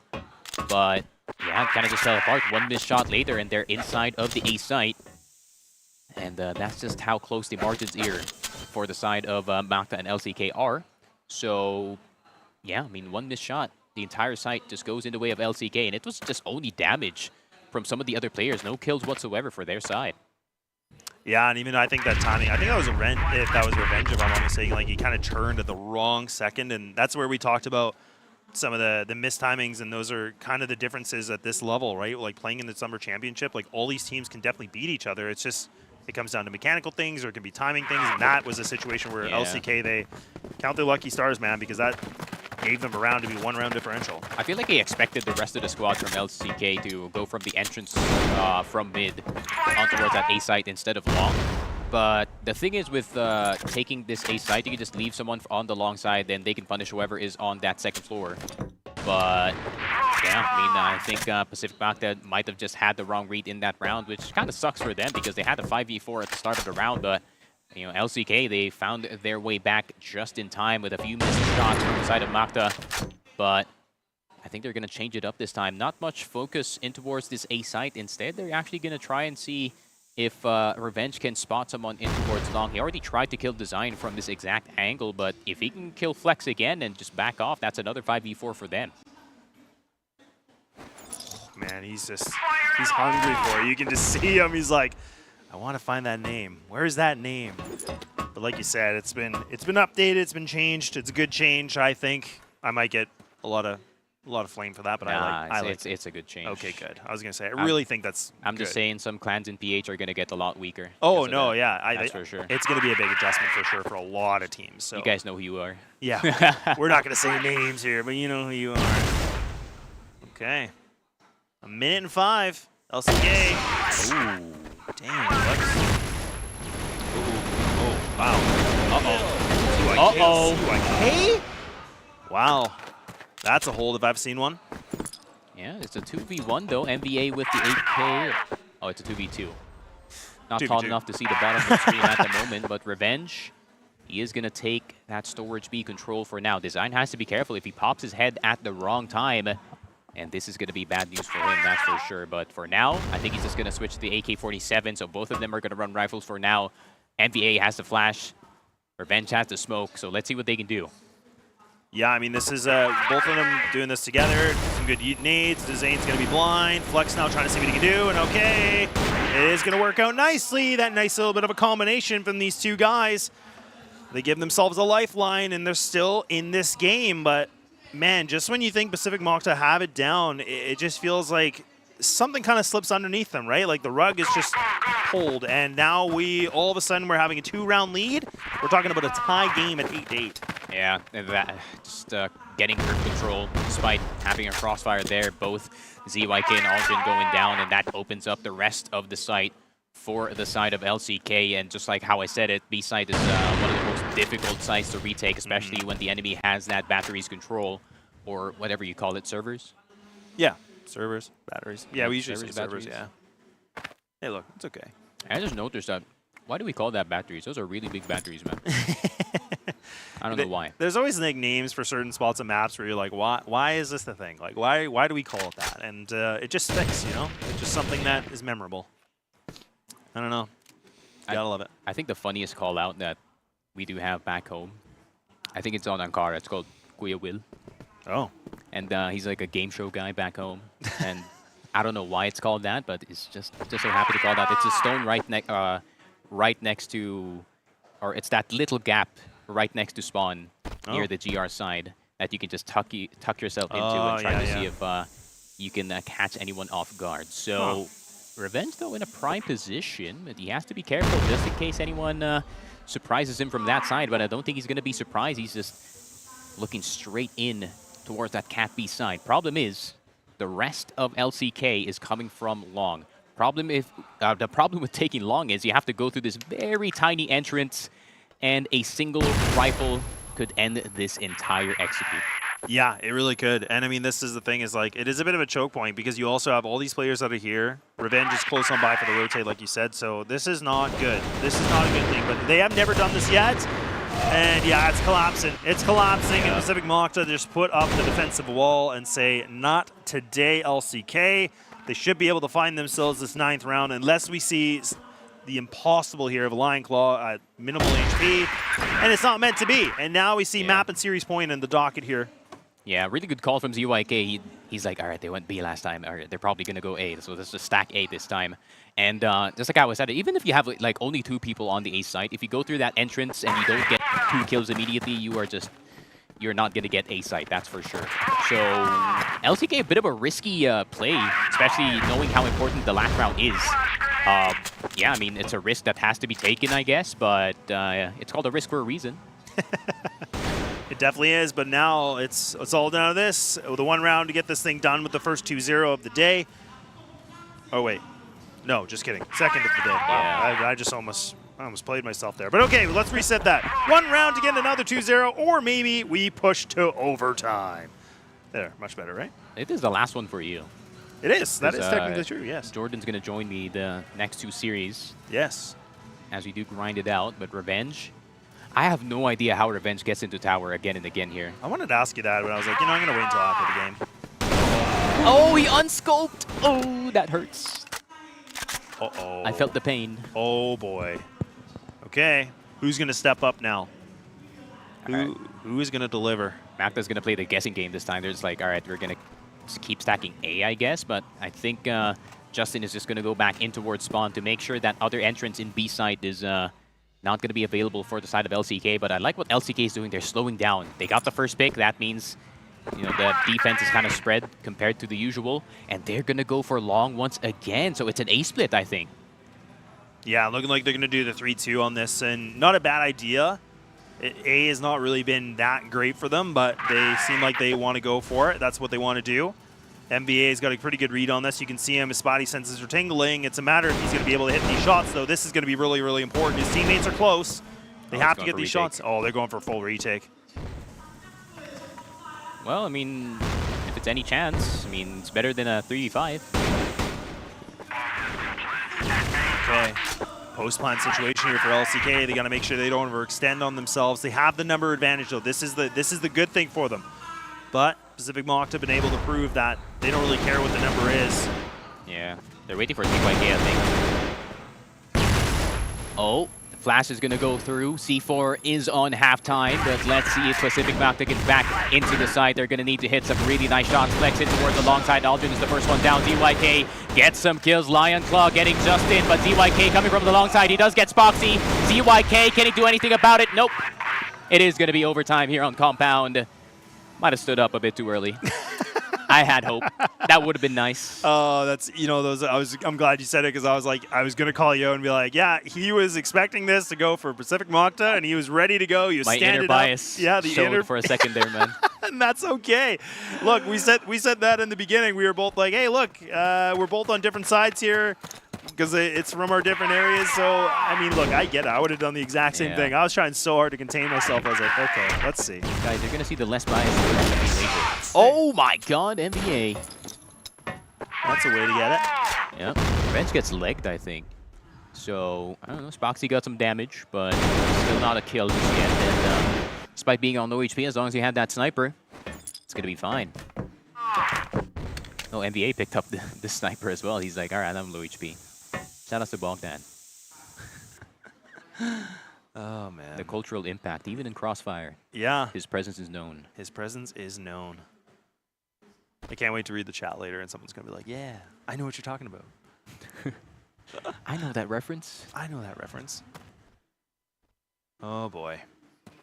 Wow, I never would have thought with, you know, I got to give some kudos. Like, look, I know we talk about bias, but I was really thinking Pacific Macta were really going to have themselves a pretty dominant game on this one, honestly, like when I look on paper. So I got to say, LCK, I am happy and impressed to see what they're doing, but the job ain't done yet. And that's the thing here for Pacific Macta. Now it just means they got a little bit more that they got to do to get this thing done. Yeah, Design is having such a good game as well. So he's denying so much of Pacific Macta and their game plans here. And SpoxY, man. SpoxY has been spotting out ZYK and Revenge. And he did get caught from time to time, but he was getting some important kills, trying to shave off some numbers here from the side of Macta. But ZYK behind enemy lines, and that's what I was talking about, man. The SpoxY impact for LCK, but Justin is going to get Lion Claw, and he does know that there is still a sniper in towards the second floor, and I think they're going to try to see if they can attack this A side. They're going to try and see if they can force a miss on towards SpoxY. SpoxY with the Colt, but he runs out of ammo just in time.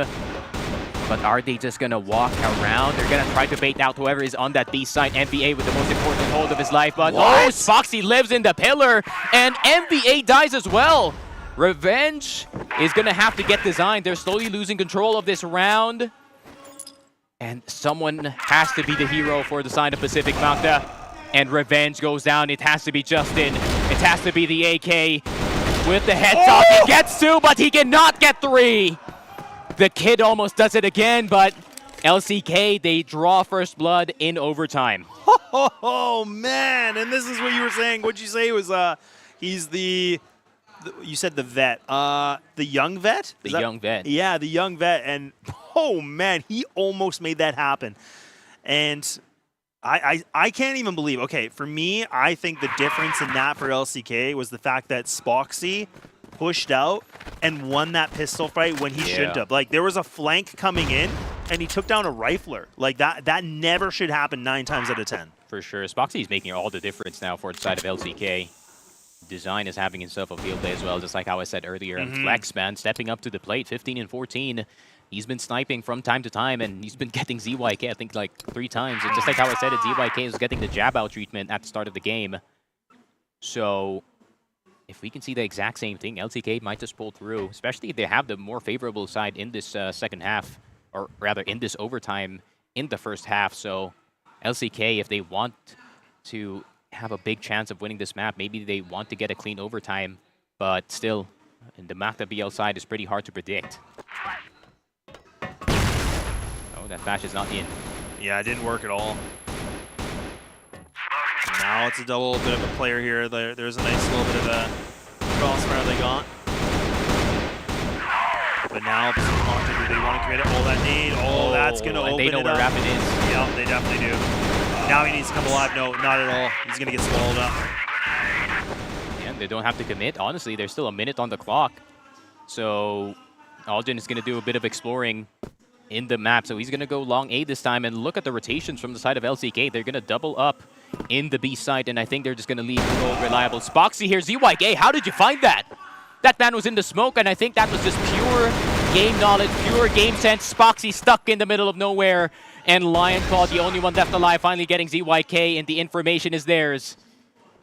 And I can feel the greed from the side of Pacific Macta. You can already see Algin Revenge trying to see who can get the last kill in this one, and it seems like Algin has his name written on it. And 10-10 Pacific Macta. It's a 1-1 in overtime for now. Holy, and again, you know, the thing I love about when we see this level here at the CFS, you know, Summer Championship is like these teams are doing such a good job about realizing, you know what, let's not commit to this. Let's just go back, reset, and go for a new plan. And I think Pacific Macta, that it lined up perfectly for them, right? I mean, they were able to get themselves in a readjustment. In LCK, they overextended themselves on the rotate, rightfully so. Now back to 1-1. Rapid, a 1.5, you know, incentive his kill, but oh, Algin. Okay. Ooh, Aldrin. Oh, did he not spot him? Oh my God, these guys have no idea where they are. Oh, SpoxY. No. Oh no, oh no, oh no, oh no, SpoxY! Aw. He's done. I felt that too, not gonna lie. That could have gone either way, honestly, but oh, one more player died, so NBA going down as well. So I think they might have were a bit in a hurry to get into this B site since they got mid control. But yeah, it's time to think about what you guys need to do again if you're Pacific Macta here. It is a 3v3. So if you guys stick together, so you do have the numbers advantage going into the site. Problem is, for Compound, the GR side does have better angles to play at, so they're going to need to be careful about it. No, wait. This side is peaking that late, man. Yeah, no, you're not. He's brave. Yeah. I'll give him that. Please don't do it. He does get some information. He knows where Revenge is. Yeah, Line Claw, air shine, but no. Big miss. He just trips over it. Now Revenge. He's exposed. Lane, are you going to be able to find this? Lex, he does get the spray down. Okay, so 2 versus 2. HP's low, HP's critical. Flex is leading internally on this one, and Dezane might be the one that has to just utilize Flex to kind of be the sacrificial lamb on this one. I don't know, but I don't think they have any. Oh, they do have utility. I was a little bit worried about that. Yeah, but this close in the fight, I don't think they get to use any of it. Flex is going to go down. Design is spotted. And Justin trying to get some damage with the wall bangs. Design gets tapped instead, and Aldrin finishes things off. What a tense round for both sides, and we do have the side switch. I could have easily went in the way of LCK if Lion Claw hit the shot in long and took down both players. That would have been easily them, considering the C4 was in the hands of the long players. Yeah, and that's, you know, one of those positions when you're playing that position and that aggressive, you have to get one. Like, it's just, you're putting such a big risk on it. So for him to go down like that and not finding really anything in there, that was just so costly. And it's just, it's really unfortunate. But you do see teams that do that, right? I mean, you gotta mix things up. You gotta make a bit of a play here. But yeah, you could see he was a bit, you know, a little bit jittery, and I think that was realizing that was a big deal. ZYK again, man, he's having himself a great game right now. 21-16. He's finding some good success, but now that success is going to cost Aldrin's life here. Yeah, ZYK channeling his inner N9, but this man can also snipe at the same time. The IGL leading the charge for the side of Pacific Macta. It isn't equal 4v4, but an important player is already down for the side of LCK. That's Spoxy. I think Pacific Macta can operate with these 4 players, but LCK definitely going to have a bit of trouble with the firepower. But ZYK is going to pick up the slack with the AWM, and Revenge is still live and alive in this one. So LCK is going to have another go at the exit side, or the entrance side of A. But ZYK is going to check it, I think. Damn, that one flash made him back off immediately. They really want the most quiet site possible, but I think that's not what you want for LCK, because it's probably one guy hiding somewhere. Yeah, they seem really spooked on that. So now they're going to make the path here to B. Justin is going to be able to tuck his tail, get out of here. This is good for him. Again, just important for him to stay alive. Not worth the fight. Maybe to get a kill, maybe not. This is really good discipline from him. And now ZYK, already in mid, might be able to find this. Are these guys going to expect it? Okay, no, he will go into a bit of a lion's trap. And now LCK put themselves in an advantage, but is it going to be long? I think they're still a bit paranoid that they cannot go out of the mid side, especially there's an angle that you can hold from the A side to kind of punish the players from Catwalk B, trying to cross, and MVA just going to circle right back on the A side, checking long and tower at the same time, but Revenge is going to go down, and so it's all on MVA, and Justin again, it's the 2 attackers, the 2 riflers with the AK-47. MVA expecting that there's going to be a long push. What a turnaround! 7 seconds left on the clock before the plant finally goes down, but will the C4 design! Oh, he gets it in time, no freaking way! I can't believe it. I can't believe he gets away with that. I thought they were going to lose that to time management. I mean, there's that. It's kind of that weird, like, is it a bug? Like, because I feel like right at the end there, you get this, like, extra little time. Extra little seconds. It takes 4 seconds to plant. In the Philippines, when you do have certain achievements, it takes 2 seconds. So, yeah, I think the 0 does count as, like, a second. Oh, okay. Because I was going to say, like, that seemed like it was over. I was like, why is he still, like, putting down the smoke? Just have the magical numbers, man. But I think he's got the time down. That was way too close for comfort, though. I'm going to be honest. It always makes me nervous. Wow, wow, here we go. And a spam away from the defensive side of Pacific Macta. They're trying to, you know, just use that M4 to see what they can find through the box. And some good tenderizing against the IGL Flex. This nade might be able to find the job done. Yeah, there it is. Yeah, it's nicely placed. Flex just watched that nade come to him. That was weird. Oh, ZYK gets another one. I like this though from Pacific Macta. They're getting a bit frisky. They're getting a bit disrespectful.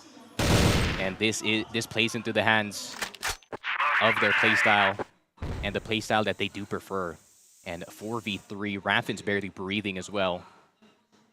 This is not good news for the side of LCK, so I think for Pacific Macta, they can just safely back off, back into the sides with the numbers advantage that they do have, and they can just play this one standard.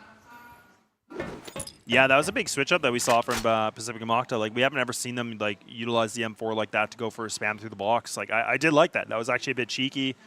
It's been a long time since I've seen a team actually just do something as basic as that, but it was super effective, right? So, oh, quick scope? That's effective. Yeah.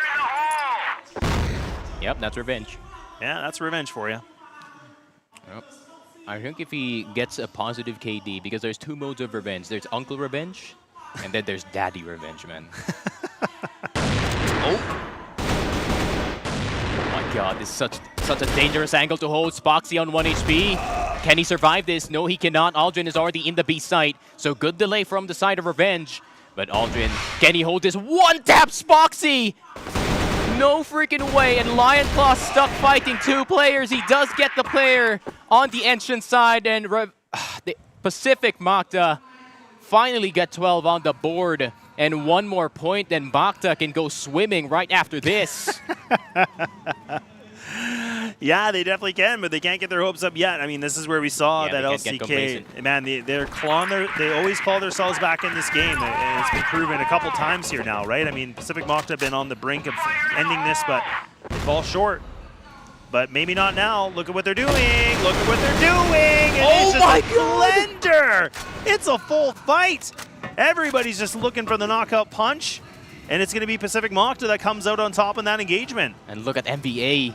He's holding this. He knows that Flex is going to do something dangerous, and just like that, it's a 1v3. Pacific Macta borrowing the strats from CFBL with that LB take. Shout out to Vasco for that one, but Design, the only one left alive, 24 and 13, 16 headshots. If it's anyone to do it for the side of LCK, it is going to be him, but it's a double swing from the side of Pacific Macta, and they get the 2-0 in this one. LCK finally falls on compound after such a good fight, and Pacific Macta are finally on the board in the group stage. Yeah, they are. They finally get the taste of victory, and now they're going to have themselves at a 1-1 record, and you can see here LCK, disappointment now, putting themselves at a 0-2. But look, we can talk about everything about this, but there's been a lot of good things, and the one good thing is the Philippines now are back on the winning column here. They're at a 1-1, and that's going to be a massive movement here for them to get themselves through the group stage. Yeah, I mean, 2-0 is going to have to be taken when you're going to have to recover back in this game, but I'm just so happy that they finally close out Compound after such a tense game between them and LCK. But still, props to LCK, man. I mean, Spoxy played super freaking well, and there is also some moments that Design was also just denying everything from the side of Pacific Macta, but Pacific Macta kind of crawled their way back in this game, made sure that they still get their control aggressively in this one, and I think LCK kind of got surprised by the pace, especially Justin. He kept on pushing LB. He was pressuring them all the way to their spawn, and I think LCK just got overwhelmed in this game. And Compound, man, just like how I said it, shout outs to CFBL because they kind of borrowed for some of their strats, especially that LB take, and yeah, and the boys pulled through.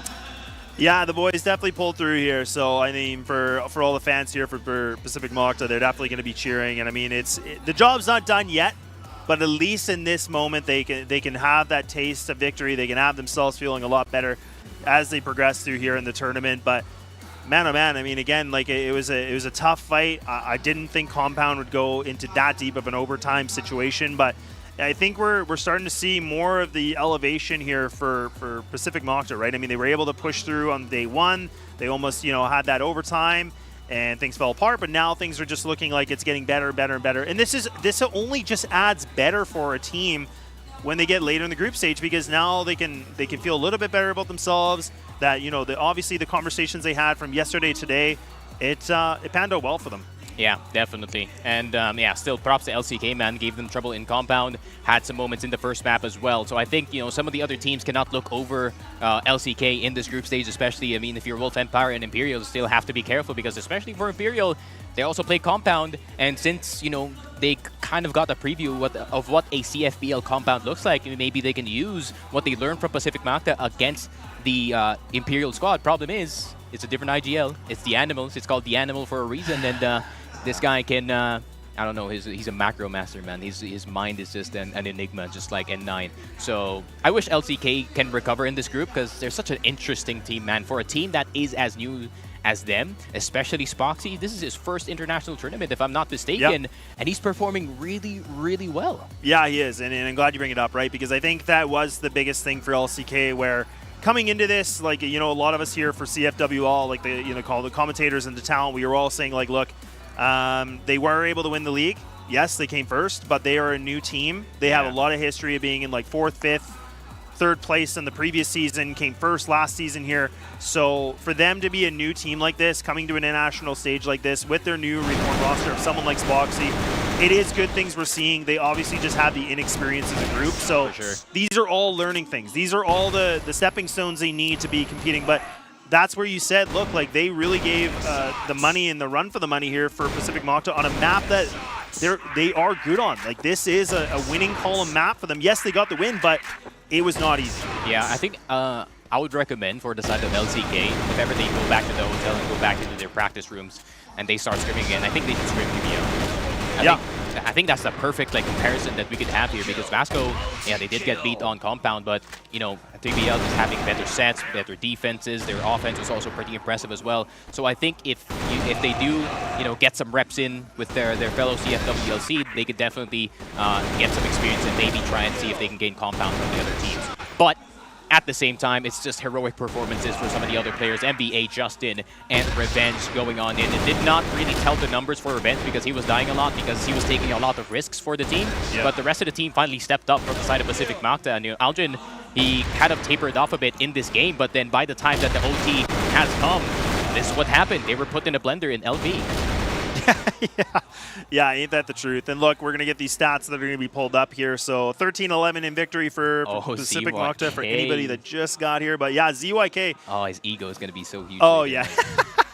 Yeah, I'll see him in the hotel room. Yeah, he's going to pop in the champagne, maybe, in the pool, like you said. But, you know, look at him. He's the only guy on this team that had a well-established number over the 1.46. Everybody else under 1.0. So this is really interesting. But that's where we were saying these guys really, really did play a good system together. I think there was one point they all had like 10 kills. Everybody was pretty much neck and neck.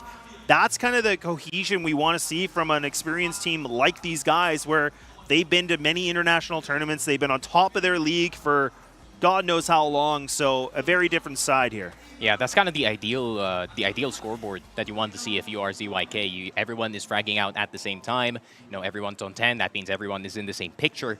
And yeah, it was just overall a really good game. It's a pretty grindy game for both sides. Yeah, this could have easily went in the way of LCK, in all honesty, especially with how good Design actually played. Man, 1.90 KD with 68% on that headshot, so it's a pretty impressive performance from him. But, you know, Lionclaw and Raffin kind of lagging behind in the team, especially that one round where Raffin actually missed both Pacific Macta members. That could have actually got them back in the game. But, yeah, Pacific Macta, they edged it out.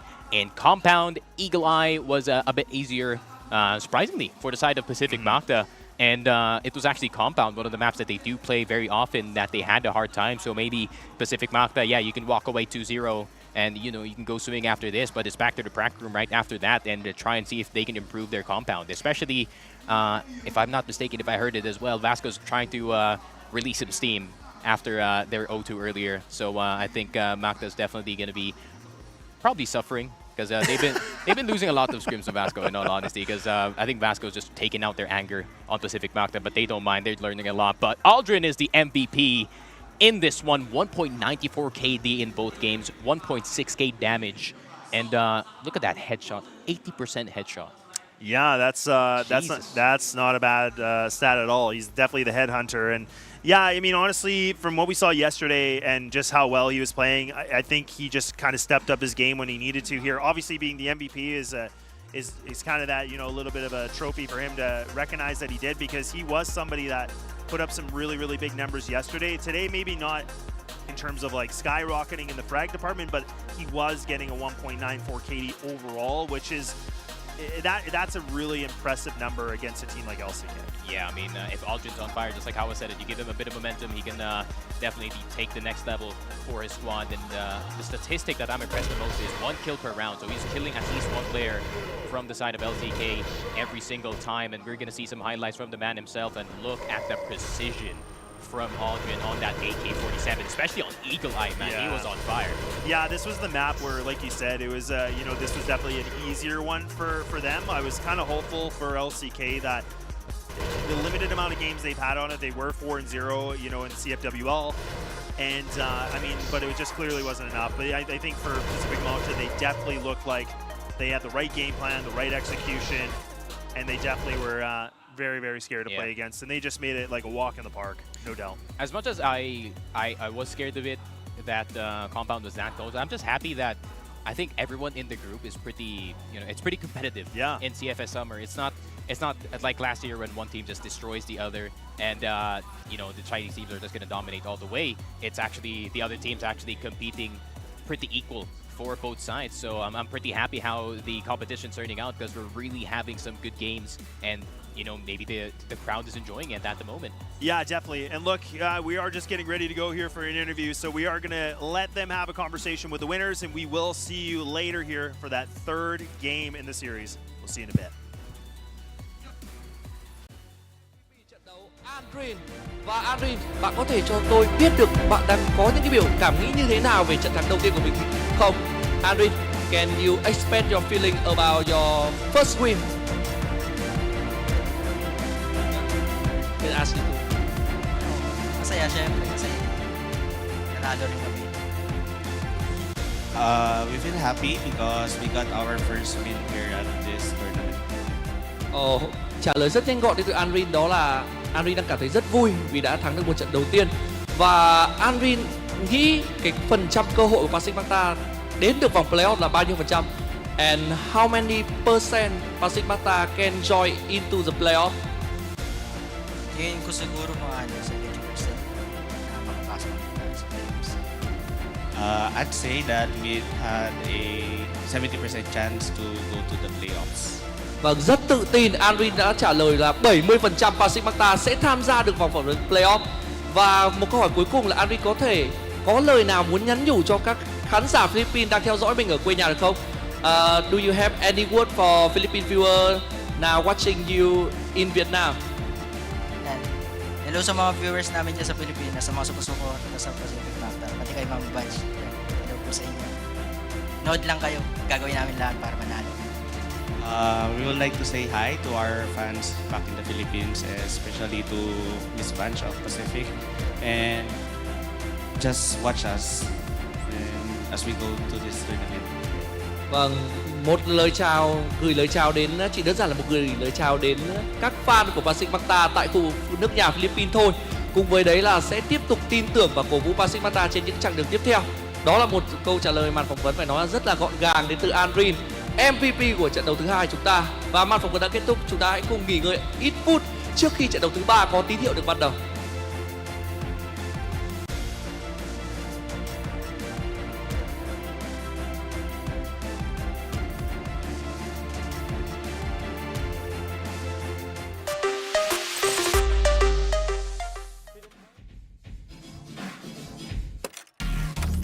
是那个马尼拉 CFS 邀请赛嘛，这个大概是在2016年吧。然后那时候我还是在上小学，我也是刚接触 CF， 也是从来没有想过能跟这么顶尖的选手做队友吧。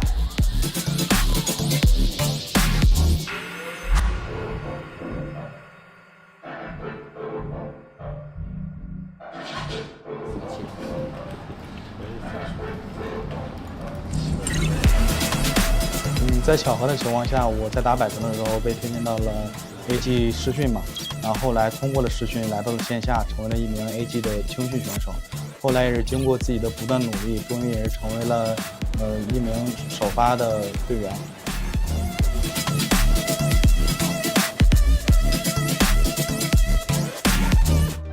最困难的时候是去年发挥不好的时候吧，那时候微博也不敢看，然后直播也不敢开。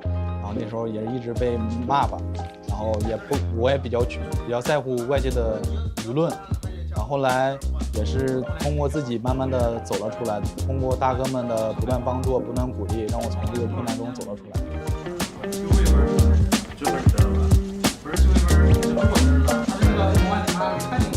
DO 的加入，作为一个新人，我觉得也是特别优秀的吧。但是裸装的比赛，我们还需要更多的磨合。如果我们磨合的够好的话，我们很有机会冲击冠军。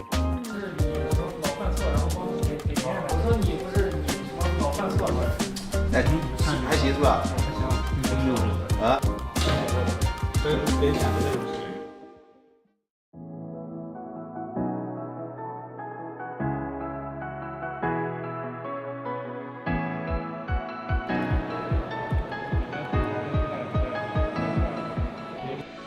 我对我的枪法和反应是不会质疑的，即使放在 CFS 世界舞台上，我对我的枪法和反应也是非常自信的。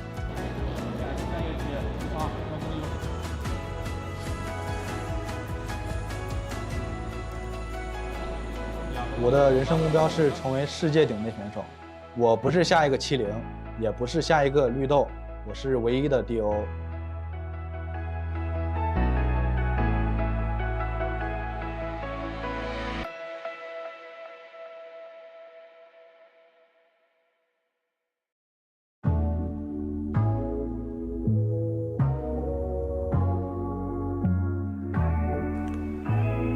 刚开始打比赛的时候，自己是个枪手嘛，然后因为自己是个新人，眼里只有准心，就是啥也不用想，只需要杀人就可以了。Barbecue there, Snox has been called out. They're going to be pinched from outside, taken very low, and ends in still alive. That's a problem. Don't go. 然后现在呢，就负责东西比较多，是自己是个副指挥，在指挥没有思路的时候，我需要去给他们提供思路。然后干的工作呢，其实平时也会增加很大的一个工作量，因为平时需要多看录像，多看对手录像，也需要多看自己录像。这样的话，其实对我自己也是个提升嘛，因为多看录像对自己是有好处的嘛。这个玩意儿其实跟我杀不杀人没有什么关系，多看录像呢也是对自己的进步。其实，在比赛中也更有利于自己发挥，让自己变得更加稳定。参加这么多届 CFS 比赛，让我印象最深刻的就是去年 CFS 总决赛吧，因为我们被很多人不看好，很多人都觉得我们不能赢，但是我们最后拿下了冠军。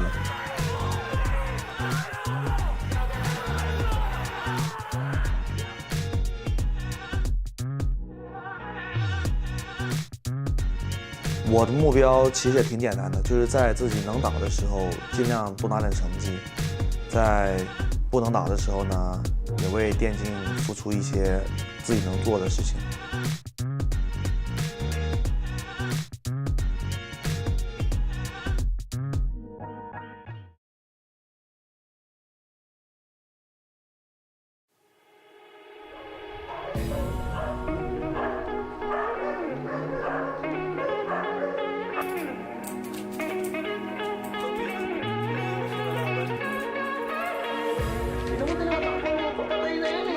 Hello, I'm Aris Alde.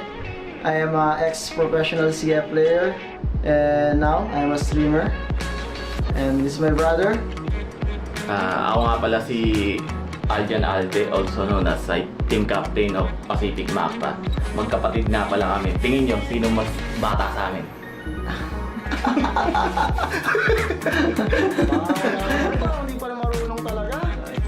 Yun, si ZYK. Sobrang makulit at sobrang masayang bata.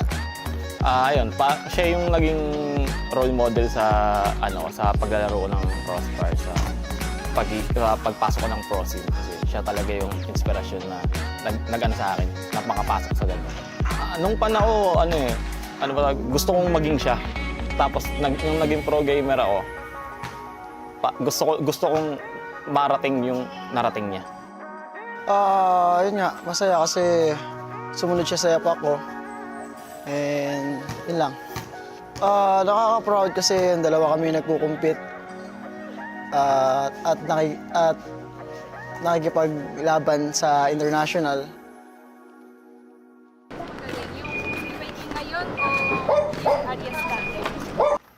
Siguro parehas eh. Kasi halos parehas kami ng gameplay eh.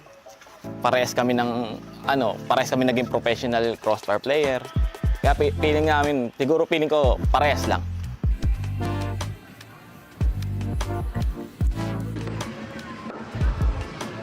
Reason kaya gusto kong maging professional gamer kasi gusto kong ipagmalaki ako ng mga kaibigan ko, pamilya ko, na may kilala silang professional gamer sa CROSSFIRE.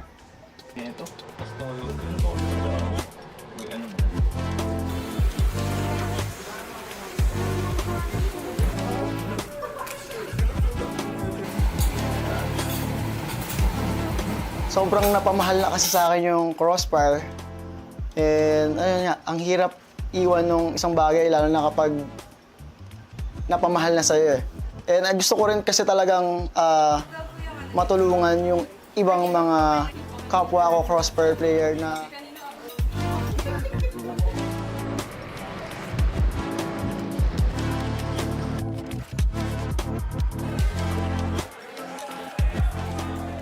sa mga sumusuporta sa amin sa team ko, maraming salamat. Pagpatuloy nyo lang na suportahan kami, mas gagalingan pa namin sa mga susunod na laban namin sa international o dito sa Pinas.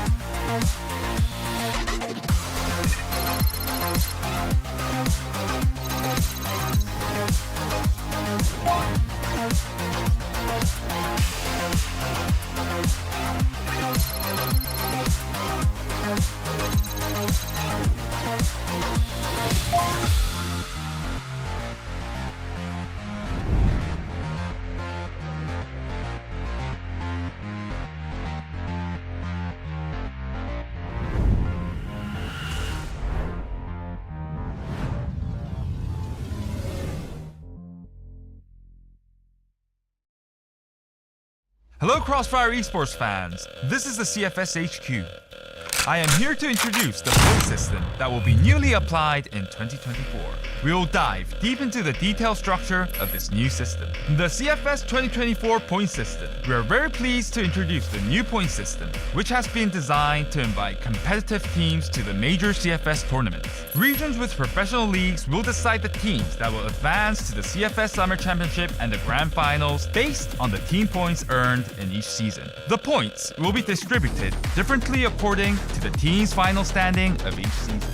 In other words, teams will obtain their opportunities for the major CFS tournaments by summing up the points they earned in each season. We expect this structure to give more solid motivation to all the teams participating in the professional league. In addition, considering that each region has a different league structure, the point system will be suitably modified according to each regional league circumstances. Next, let's find out how the CFS 2024 point system is applied in each regional professional league. First, let's check the system for China.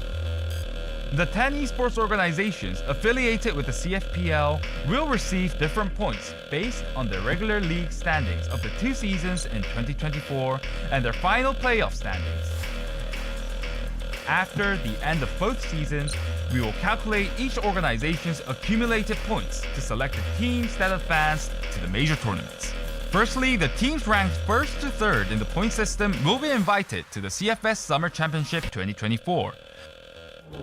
After the Summer Championship ends, the teams will be divided into 2 groups based on their point standings for the CFS 2024 Regional Finals, China.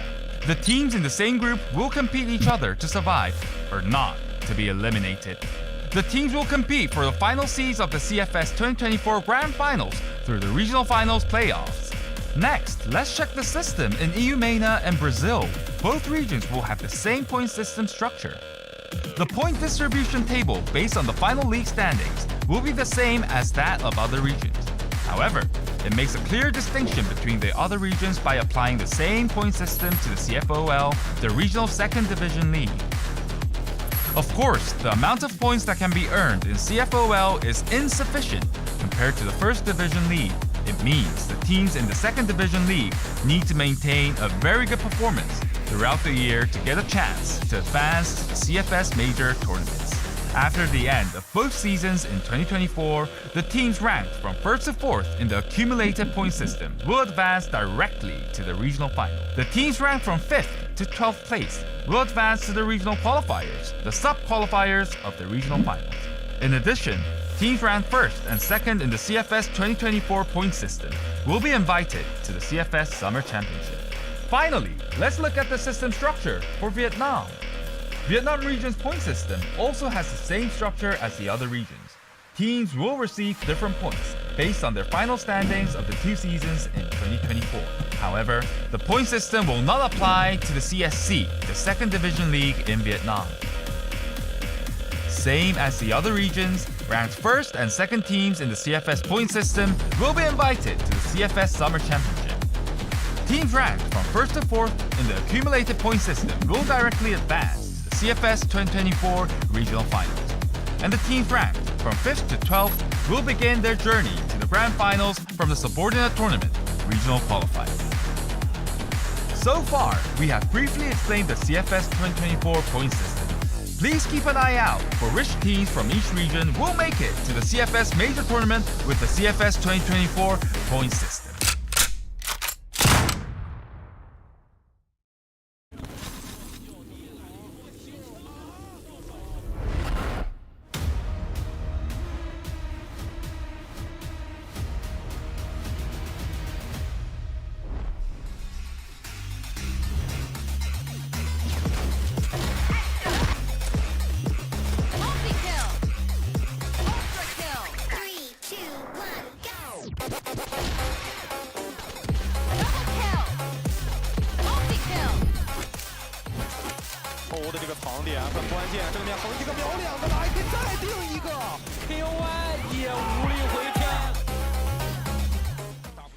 Oh, hello, welcome back. Wow, didn't expect that one, but here we are. It's CFS Summer Championship 2024. That's Sneaky Frog, I'm Elfish Guy. We're getting ready for game number 3 of the day. You must be pretty happy, though, with how things have just gone. Obviously, the Pac-Mac boys, I like to call them Pac-Mac. That goes back all the way to 2015 when I first started casting CROSSFIRE. We called them Pac-Mac back then, but you must be happy with how they've done today. 2-0, pretty good stuff. Yeah, I think I was a bit nervous in Compound, not gonna lie, because I was like, damn, why are we losing on the map that we're actually good at after destroying them on a map that is not really known for the side of Macta. They actually lost to 2 teams back home on Eagle Eye, so I was like, I wasn't too positive in map 1. So after map 1, I was like, all right, this is a quick 2-0, but no, Spoxy made it different. Yeah, indeed. All right, well, time for us to sort of move on from that. Obviously, we've got to start looking forward to some of the rest of the competition, ranking and Evolution Power coming up here for game number 3 of the evening. And given the fact that both of those teams have now already struggled a little bit in the competition, this is kind of a must-win game. Yeah, for sure. And I think for ranking especially, I mean, what they showed yesterday, despite having a 2-0, they had some close calls with AG, and just having close calls with AG is already like good enough for me, in all honesty, just to prove how strong you guys are. Sure. As a team, they just couldn't close it out at the end because, you know, it's AG, man. So, you know, it's pretty tough. It's a pretty tough cookie to crumble, in all honesty. So, yeah, I mean, ranking made it pretty close. So after that, after that first series that they had, I had a bit more hope because they could compete with the Chinese teams, but it's another Chinese team that they have to go through, and that's EP. Yeah, I mean, that's the difficult thing about this group, right? When you look at it, you've got AG and EP, which are already two pretty scary prospects, given that, you know, Chinese teams in CROSSFIRE tend to be the best teams in the world. And, you know, maybe the second and third best teams in the world as well. Like, you sort of get that sometimes from the Brazilian teams, but no one else really seems to be able to compete in general. So I kind of look at the Chinese teams with a degree of reverence, even regardless of whether or not they've been on an international stage before. I think you just sort of give that credit to the region as a whole. And then on top of that, there's another couple of decent teams in this group. We're looking obviously at Vasco. We thought that they were going to do pretty well based on how things went for them yesterday. They lost now to 3BL, which sort of throws another spanner in the works. So for ranking and for EP having now both lost a game, you actually have a really difficult run going forward. You have to beat the likes of Vasco, 3BL. And even if you then do that, having already lost that one game that you've lost earlier yesterday, it is no guarantee that you're going to make it through, because these groups are pretty cutthroat. 2 slots, 5 teams.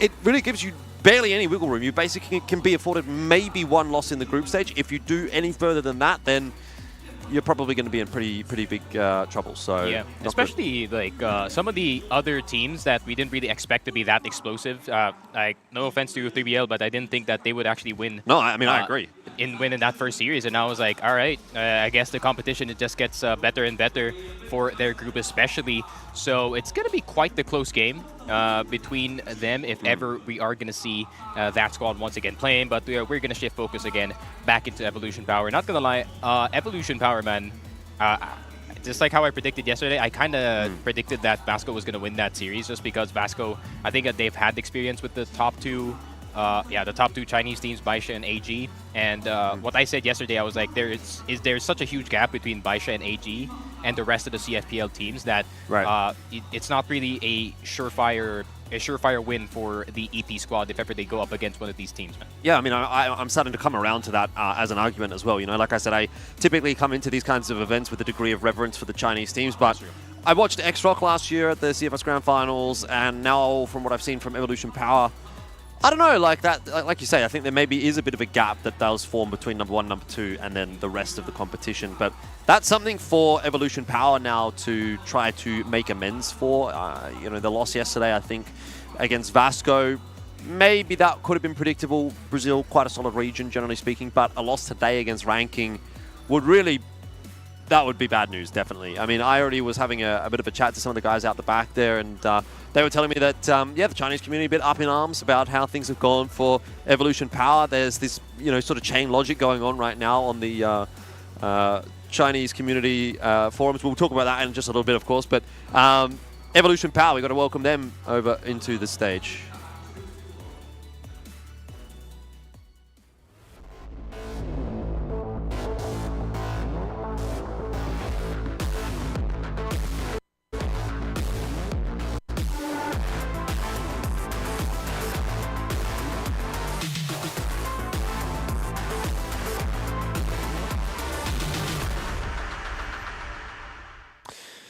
All right, ranking back once again at a CFS Summer Championship. Bit of a different roster, obviously. Some big changes coming through for these guys. We haven't really touched on ranking all that much yet, but for me, Humio, I feel like he's the guy. I see him doing a lot of good work personally, but yesterday's game against All Gamers, you did sort of mention it was a pretty close one, 10-8, 10-7. Has that given you enough faith that they can actually be a contestant in this game today? Yeah, for sure. I mean, it's given me some faith that Ranking Esports can go somewhat deep in some of these series, especially up against a team like EP, who obviously has struggled against AG back in the CFPL.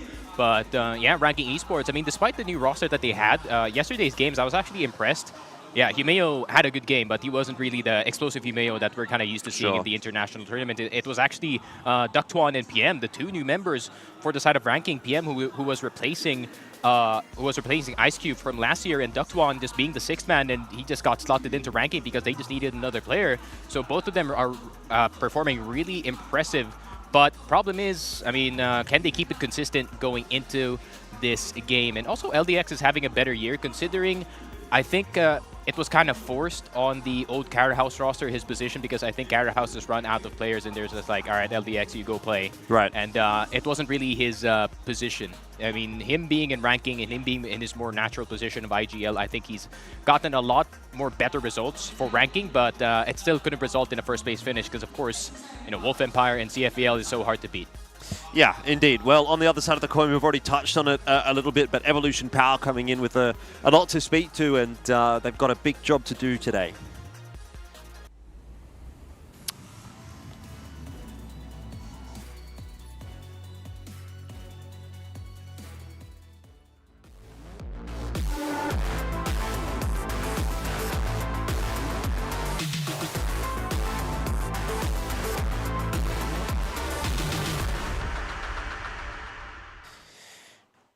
All right, well, obviously we touched on Evolution Power a fair bit, you know, in that pre-match already, but what I was going to say about these guys was that, you know, there's a bit of outcry, obviously, on the Chinese forums and discussions happening because, again, when it comes to CrossFIRE, that region, very passionate. They're expecting big things from the CFPL rosters, and having seen Evolution Power lose yesterday to Vasco, that's already not good. And then obviously what happened earlier on today was 3BL then went on to beat Vasco, so Chinese fans are kind of looking at that and going, well, is Evolution Power now going to lose to 3BL as well, potentially in the future in this group, and that would be a really big surprise, a negative surprise, obviously, for the fans of CFPL. That'll be a conversation for another day. I think that matchup may be tomorrow, but speaking to Evolution Power coming into this matchup, you know, even considering ranking was able to push AG, and Evolution Power are looking a bit spotty at the moment. YH especially went completely missing in that game yesterday. Yeah. I mean, is there a world where we have to be a little bit worried about Evolution Power today? Yeah, for sure. I think there's a lot of pressure on Emzin, man, considering he's replacing like their support player, which is YZK, and he's done. YZK has done a really good job in CFBL, just trying to keep up with the greats here. And Mino coming in as a sub-in, so I think YZK probably watching back home. I don't know the reason why Mino is actually playing today. Maybe YZK is sick or something, but that's additional pressure for Mino to perform in this specific one. And YH, man, yeah, I mean expectations are pretty high here for YH, considering how well he performed in CFPL, the amount of MVPs that he gotten from the MVP of the weeks he gotten from that league. You just expect him to just come into this tournament and just destroy every single attacker that he goes up against. But unfortunately, we did not see that yesterday up against Vasco. Maybe it's the different pace that CFBL plays at. We already know that CFBL, they love the faster way of things compared to the rest of the world, and maybe they just got surprised. Yeah, look, I think for me personally, I would definitely be expecting a bit of a bounce back from Evolution Power. I know that they'll be aware that those kinds of results are not really going to be tolerated. They're not going to be acceptable. So expecting a bit of a better level from them, and kind of hoping that maybe ranking can maintain their level. I thought that their level was actually not terrible. Honestly, kind of coming into this event, my expectations as far as ranking were concerned were not super duper high, personally. Yeah. So for them to actually take a game against Evolution Power, that would be a massive win as far as I'm concerned. Even getting close against all gamers is a really good result as well. So we'll see how that one plays out. I mean, as far as the map pool is concerned here, I assume you've maybe got something to comment on really, but like I think at this point, you know, we're just looking to see Mexico out of the picture as usual, get rid of that one, and that's going to be then the way forward.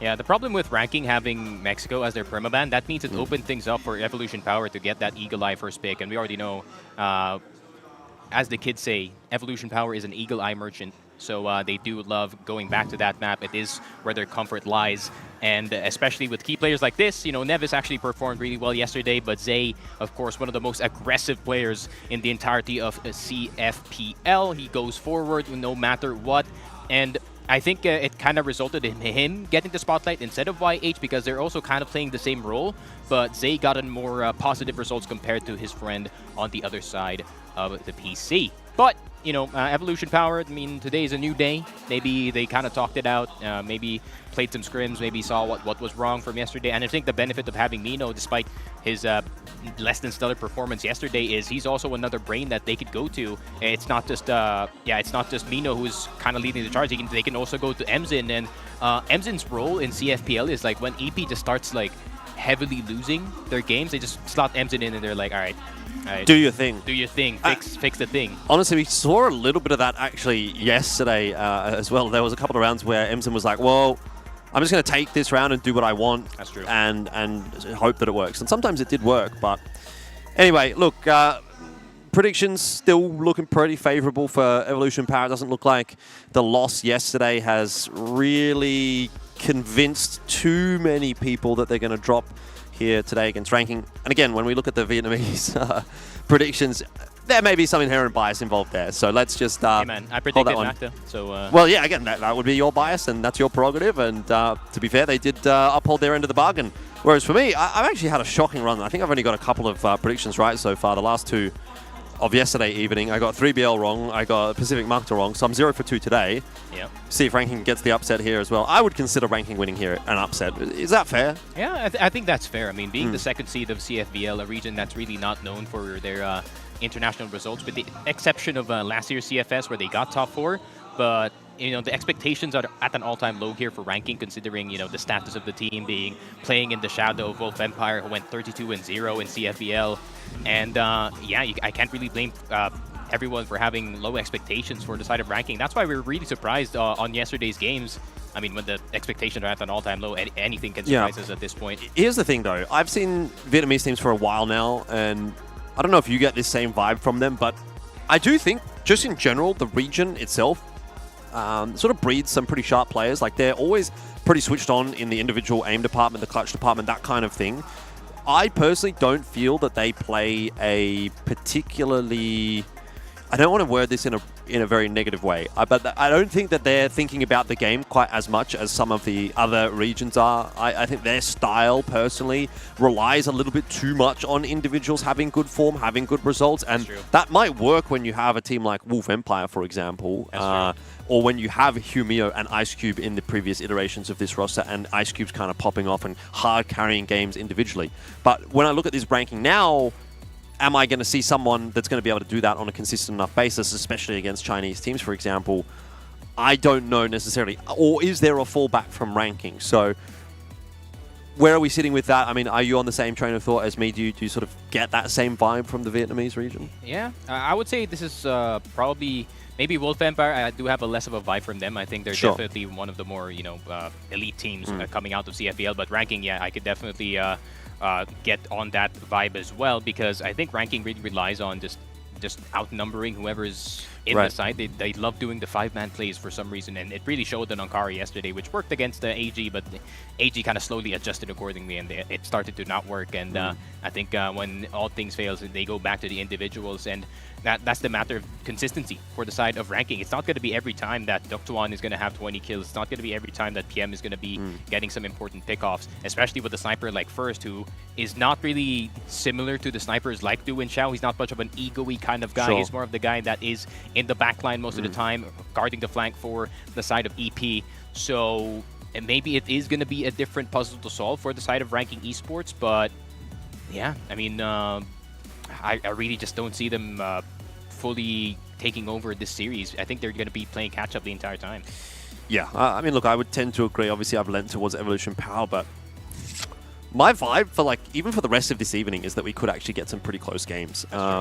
I'm looking at the matches that we had across the board today, and I was actually thinking, like, every single one of these matches could be pretty close.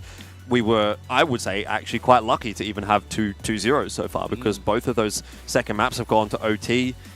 Even the first maps in both series, respectively, were, like, reasonably close, reasonably competitive.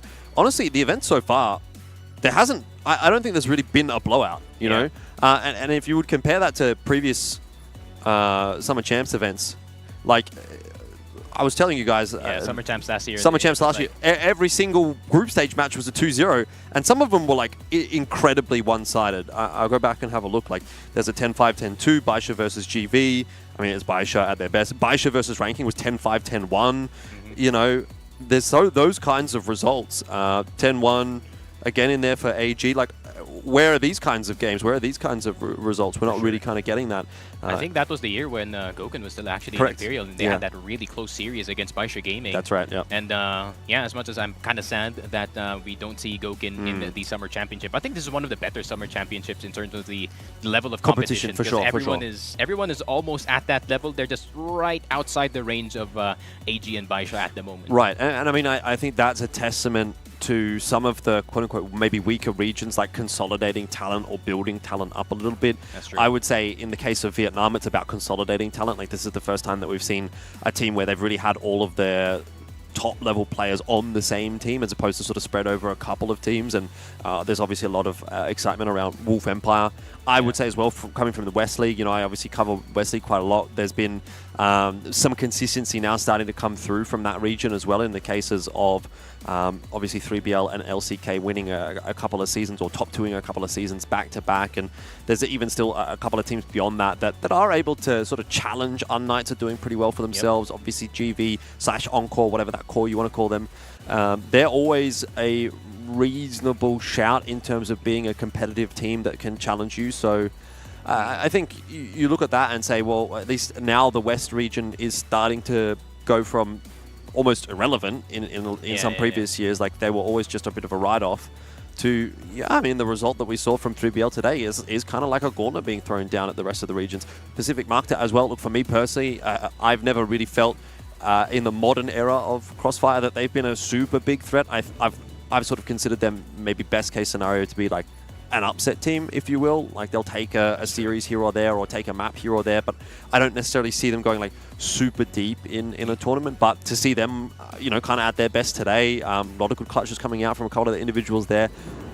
You know, we know what that team can do. So I would agree with you in the sense that we've got a lot of actually kind of decent teams, and there's no team that you can just go, oh, these guys are not going to get anything done in the group stage.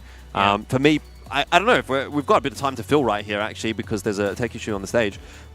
We could have a little bit of a game of power ranking these groups if you want to, and we can like maybe give our prediction as to which teams we think are going to make it through from each group. So, you know, where do we sit from that perspective? We haven't looked. Is this the groups on the? Yeah, it is. Group So, A and Group B. so Baisha, Wolf Empire, Imperial, LCK, Pacific Macta. I mean, I'll lock in Baisha number 1. I think that one's just easy. That's an easy pick. At this point, Wolf Empire versus Imperial, that's the matchup coming up next. That, to me, kind of feels like it could be the battle for second in this group. That's true. I can't really blame you for thinking that, considering how impressive the Animals was in last year's CFS. They got third, man. With the Vincent Gaming roster, that was everyone was expecting they're going to be less than stellar, but they were the second seed coming in against a team who was number 1 in Brazil. They have Gokun, they have LKK, all these legendary members, but still Vincent somehow still came out on top. I would say, if I was thinking with my heart, I'd obviously say Pacific Macta is going to go second, but if I was thinking with my with my brain, I would say Imperial is going to go in, considering I really just trust the Animals and his IGLing prowess and the way that he directs his teammates in the right direction. As much as I do believe in Wolf Empire that they can pull out a second place finish here in Group A, it's just that, yeah, Imperial is just so hard to beat. I mean, that's really a task for the IGL of Wolf Empire to try and figure out the Animals. I mean, I think we can obviously write off LCK at this point. They've lost 2 games. You're not... is there a mathematical world where potentially you could still end up in second having lost 2? If they 2-0 the rest of the I think there is technically, yeah, but it would mean you'd have to beat Baisha, and Baisha would have to lose a couple of games, and it's just not going to happen. Yeah, you know, let's be real. It's not set in reality. So if we go Baisha 1, you've got Imperial 2. I can get behind that. Obviously, we'll see at the end of tonight how that goes.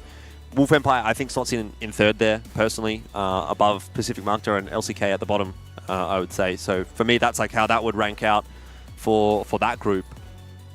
I think for Group B, I would actually go AG. Obviously, AG is going to be first place, as much as they do love to mess around in group stage. Yeah. But despite the loss today, I still think Vasco is going to get the second seed. Right. I think they just really got complacent against 3BL, because I really feel like they were trying to still do the exact same stuff as they did yesterday in their prior games of Compound, but I think 3BL was definitely in the lab studying every single move that they had in Compound especially, and they couldn't do the exact same things as we saw from yesterday's games. For example, the ace split that they usually love to do, that worked 4 times in a row, and they just kept doing it and it worked. And I think the mindset of 3BL there is we need to be more aggressive when it comes to taking map space, especially that mid side before they can even cross. Let's kill them. So I think 3BL has got them figured out, but I feel like Vasco, if, you know, it's kind of an ego death for them after that loss against 3BL, and if they lock in for the rest of the group, I think they can still get second. But I don't know, man. My belief in EP is actually not that high if you're going up against the other teams. But yeah, it's actually quite the battle royale for second place here in Group B. It is. I think a lot will come down to the 3BL EP game. If 3BL gets up over EP, then then I think they're on for a run into second, because you'd expect that they would beat ranking. Obviously, they'd be expecting to lose to AG. Everyone's expecting to lose to AG. There's some intricacies there, obviously, for Vasco and for EP. If 3BL loses to EP, then it's kind of like that 3-way tie, assuming they all lose to AG and all beat ranking. It's possible. Then it will come down to like round differential and whatever the tiebreakers end up being. So in that sense, getting the 2-0 for 3BL is actually a very good sign as well. Although it was a close 2-0, you know, at least it didn't go to a third map, so that should benefit them. But we'll have to find out, obviously. I don't know. For me, I've obviously got AG in number 1. I think based on what we've seen so far, if ranking go through, man, no way. I'd be like, my mouth would be open just from being surprised. I was like, that would be a crazy one. Through. And it's just like last year, I'll be like, oh, it's just like CFS 2023 where they somehow got forward. That was pretty crazy. That was pretty crazy. But to be fair, now they don't have Ice Cube. Now they don't have their main star. So my belief in ranking is still not that high. And I think teams should really stop looking at the long term, because everyone is like, oh, the group is gonna be so long. We can drop some maps. We can drop some 2-in-1s up until the tiebreaker, and you're one game or AP away from a tiebreaker, and you somehow end up in third, and you go back home with some regrets. So I think all of the teams should try and really get that 2-0 really quickly, especially 3BL here, who I think they have a fair shot of getting that second place. And it would be nice if we can get 2 Chinese teams, maybe a Brazilian team, and a CFW team, which we haven't really seen in a while in the playoff stage. I can't remember the last time that a West League team would have made a playoffs. GV, most likely, when they had 7. Yeah, but that's a long, ancient, long time ago. Ancient history. Yeah. No, I mean, I think I would go AG1. I can definitely get behind Vasco too. That's true. But mathematically, it seems like more likely that it would actually be 3BL, given that of those teams, they're the one that hasn't lost a game yet. That's true. Interested to see how this game between Evolution Power and Ranking go. If Evolution Power kind of smashes Ranking, maybe that restores a bit of confidence there, and they can still kind of go on and beat 3BL and, you know, have a competitive game against AG, and that could throw a spanner in the works. But AG1, let's say Vasco 2, that would, for me, put 3BL, then 3BL versus Evolution Power 3-4. Questions around that one, and I think we've all got Ranking as number 5. So it's pretty early days, obviously, still to be kind of like having this conversation. I don't want to be mean to Ranking, but that was also my prediction as well when I was writing out my... I think we had a podcast and we were actually talking about who's going to end up where. And I think me and my friend, shout out to Salvatore, who's on the Filipino broadcast, I think we also mentioned that Ranking is most likely going to get last place because the confidence is not that high. But I mean, yeah, when the expectations at an all-time low, and just like how we said earlier, maybe Evolution Power, hopefully they learned from yesterday's games to not underestimate any of the teams outside of China. Maybe now they're going to try to lock in against Ranking, but if they get caught with the exact same problem today, then yeah, they're going to catch more heat from the community, man. I mean, I kind of feel bad, but that's just the standard that they have in China. Yeah, most definitely. Things still getting underway on stage. Hopefully we'll be ready to go soon. It's raining. It is raining. We heard a bit of thunder. I don't know if that came through in the microphones for you guys at home, but it's interesting weather. I mean, I suppose is it that much different over in the Philippines? You guys are not that far geographically from Vietnam, at least in comparison to me. Yeah, it's either hot or just straight up close to a typhoon at this point. Yeah. Oh wow, they're not messing around. They're just like, all right, let's ban Mexico. Just like, oh what? Wait, EP banned Mexico, but they have maps on CFPL in that one. Okay, I guess they don't want to risk it. Yeah, fair enough. Black Widow will be the choice of Evolution Power. Pretty standard stuff. Chinese region loves Black Widow. All right, not bad. Sub-base. I think Evolution Power is... They do have experience on sub-base, but I don't think it's not like Baisha level of sub-base. I think Ranking can definitely do some damage in that specific map. Considering the way that they play the game, the way that they play together most of the time, I think sub-base is a map where they can definitely surprise Evolution Power in. Ankara and Port is not a surprise. Ankara is like the national map of this of Vietnam, so they do want to avoid that as much as possible. And we are going to end up on Compound for map number 3, a map where MZin is very familiar with. So yeah, I would say a pretty good veto, but that Black Widow is going to set the tone for the rest of the series. Yeah, I mean, if we even get to Compound at this point, is it 2-0 on the cards? Evolution Power looking locked in and ready. Yep, with their nondescript energy drinks. They've got some amends to make for yesterday. I think that's kind of going to be the big storyline for us today. We'll jump into map 1, Black Widow. Taking a little while to get here, but off the races now. And Mayo sniping. Don't see that a lot. No, he switches back to the AK. I think he was just trying to spot from the frame side, just in case that MZin or First gets a bit frisky and is going to try to see if they can gain an early pickoff. But it's just good old standard default from the side of Ranking Esports. They are just going to be staying outside the means, outside of their less advantageous timings going into this one. So yeah, it's just going to be the good old Ranking default of just waiting around until someone from EP overextends. But Ranking couldn't get that long control, unfortunately, so that means they're either going to have to go from the short side and or mid and or B house. So that's 3 spots where it's really difficult to go through if you don't get that first kill immediately. And if there's any noise coming through the microphones, that is because it is absolutely bucketing down right now here in Hanoi. And there's a tin roof on the stadium, so we can hear the rain. Sounds like home. It does. Actually, I really like that sound, quite honestly. It's very nice to go to sleep to when the rain's hitting a tin roof, but... Not now, Vietnam. I'm trying to stay awake. Correct. Well, 1 minute and 15. Not much time for the side of Ranking to try and see if they can get into the side. All right, it is going to be not even an ace split. It's just respawn. Actually, one person is coming in from the short side. Nevis is going to get the kill. And that is A side clear. Humeo even getting one more. And Evolution Power blindsided by a mid-doors and short push. And YH, the only one left alive, and Nevis just taps him in the head. And Ranking Esports says hello in Black Widow with their first round. Could be a fun night if Ranking actually do manage to win this series, right? Like, go against all of our expectations, go against the odds, and that would probably seal the deal, unfortunately, for Evolution Power, that they are in no way, shape, or form going to be able to make it into the playoffs. You could almost consider this somewhat of an elimination game for both teams. That's true. I mean, if AP goes 0-2, it's you're basically here for a vacation at this point.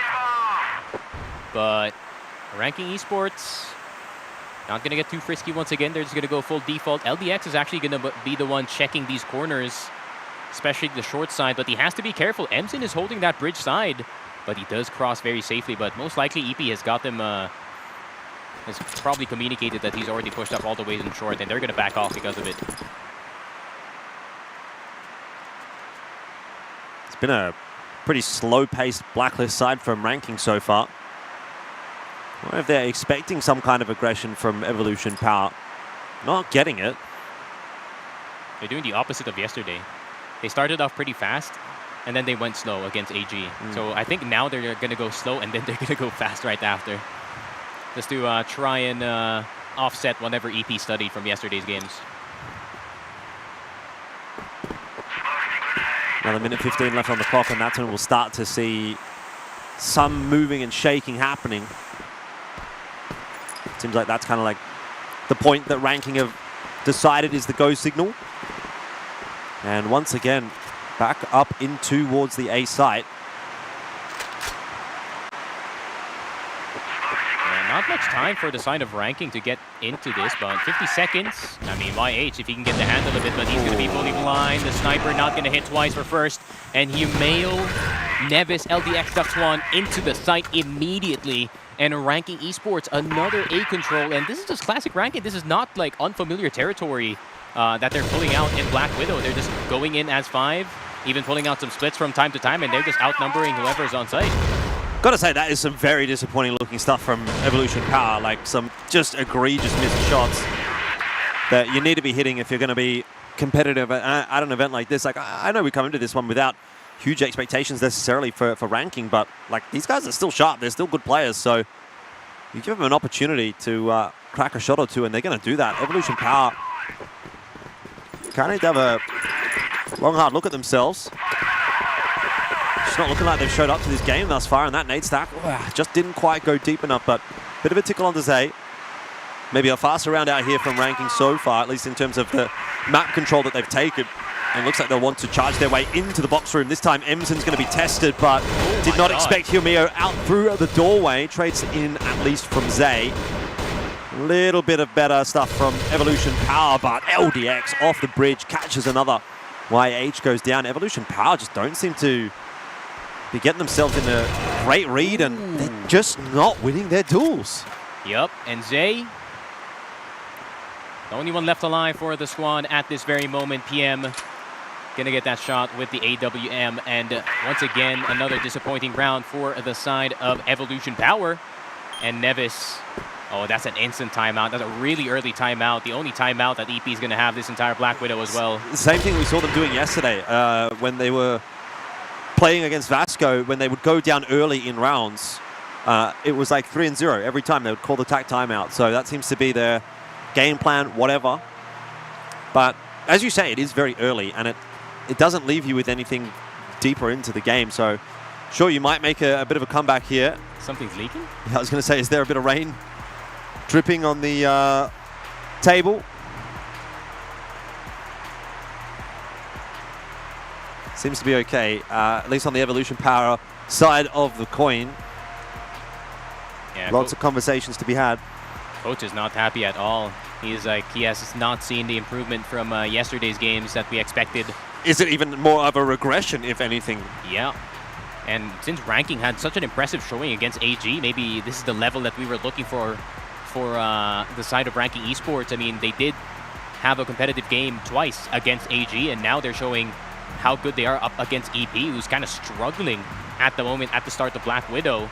And I mean, since Eagle Eye is no longer in the picture, EP is going to have to struggle if ever they do lose this first map going into the second one.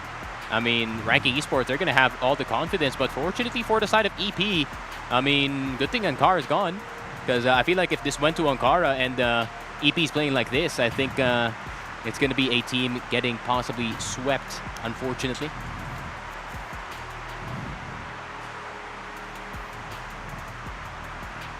Man, Coach is really going in. Yeah, he is. He's not seeing the results that he expected here from the side of Evolution Power. He's having the exact same expectations as the community is, and I can't blame him. Yeah. I mean, you got third in CFPL, and I mean, it was a competitive series with them and Q9 back in the series back home.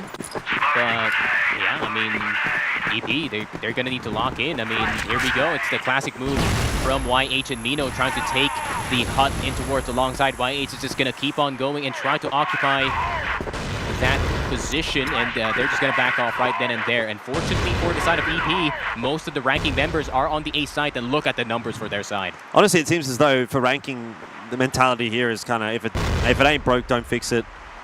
See if we can put some pressure back on the A side again. That's worked out every single round so far. Change up from Evolution Power with that control over towards long early in the round hasn't necessarily translated into an opening pick or an advantage in this round. So attack timeout hasn't been successful. Well, 1.5 minutes left to see. Yeah. I mean, 0-3 on first at the start of the game, and you really want this particular player to start to heat up, because he's going to be the one holding your entire backline for you, while the rest of the Evolution Power side is just trying to get some control onto the site itself.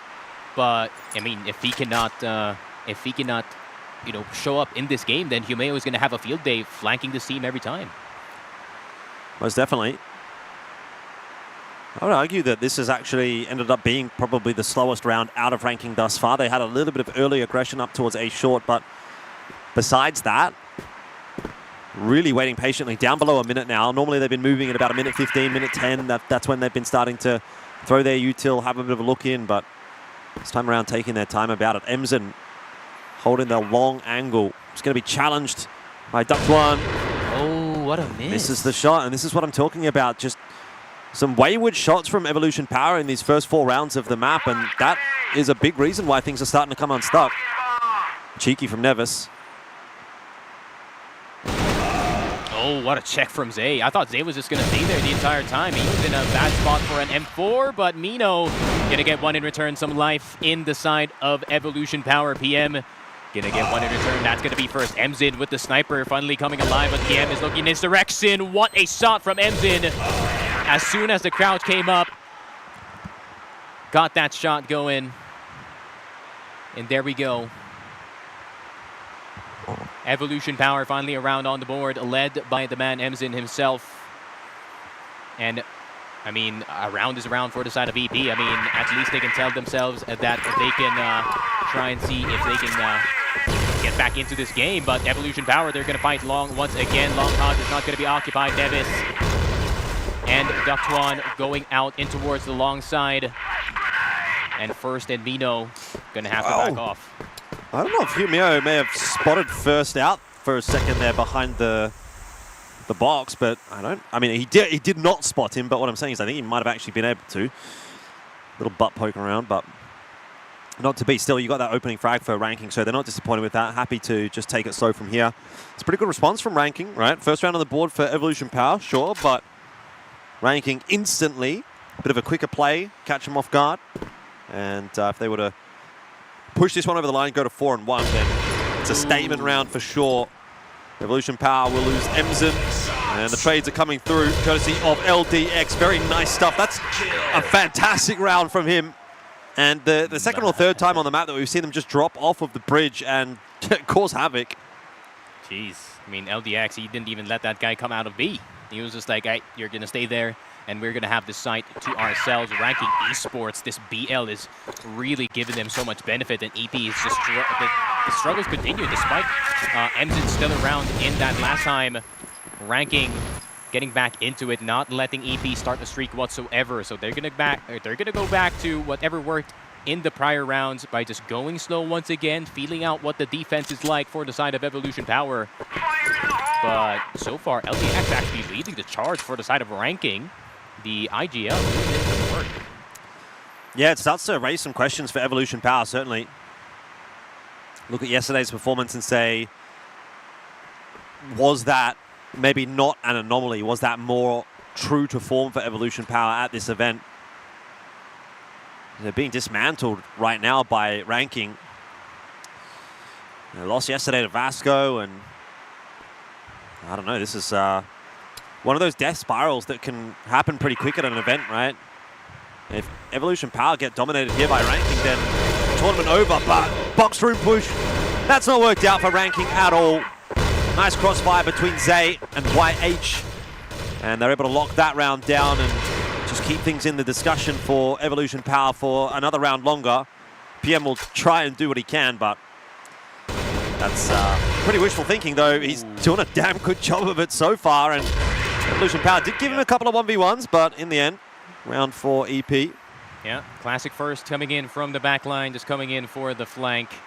And there it is. Evolution Power now getting more of the swing of things. Good thing Zay was actually in B house, because he, just like yesterday, he was one of the better performers for the side of Evolution Power.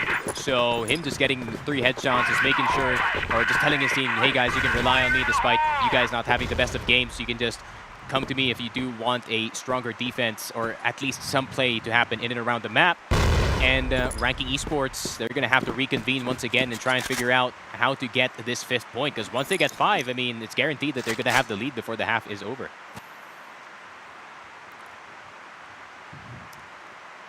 Zay's pushed out of B. Splashing about.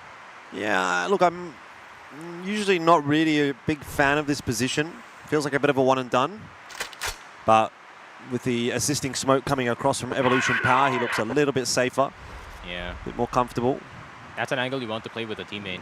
Like one person in house B, one person in water. Yeah, but in that case, he was isolated on his own. So you're sort of gambling a little bit, risking a little bit, but the gamble has, to an extent, paid off. The information was there for ranking that nothing's happening on the B side of the map, and so they stack toward A.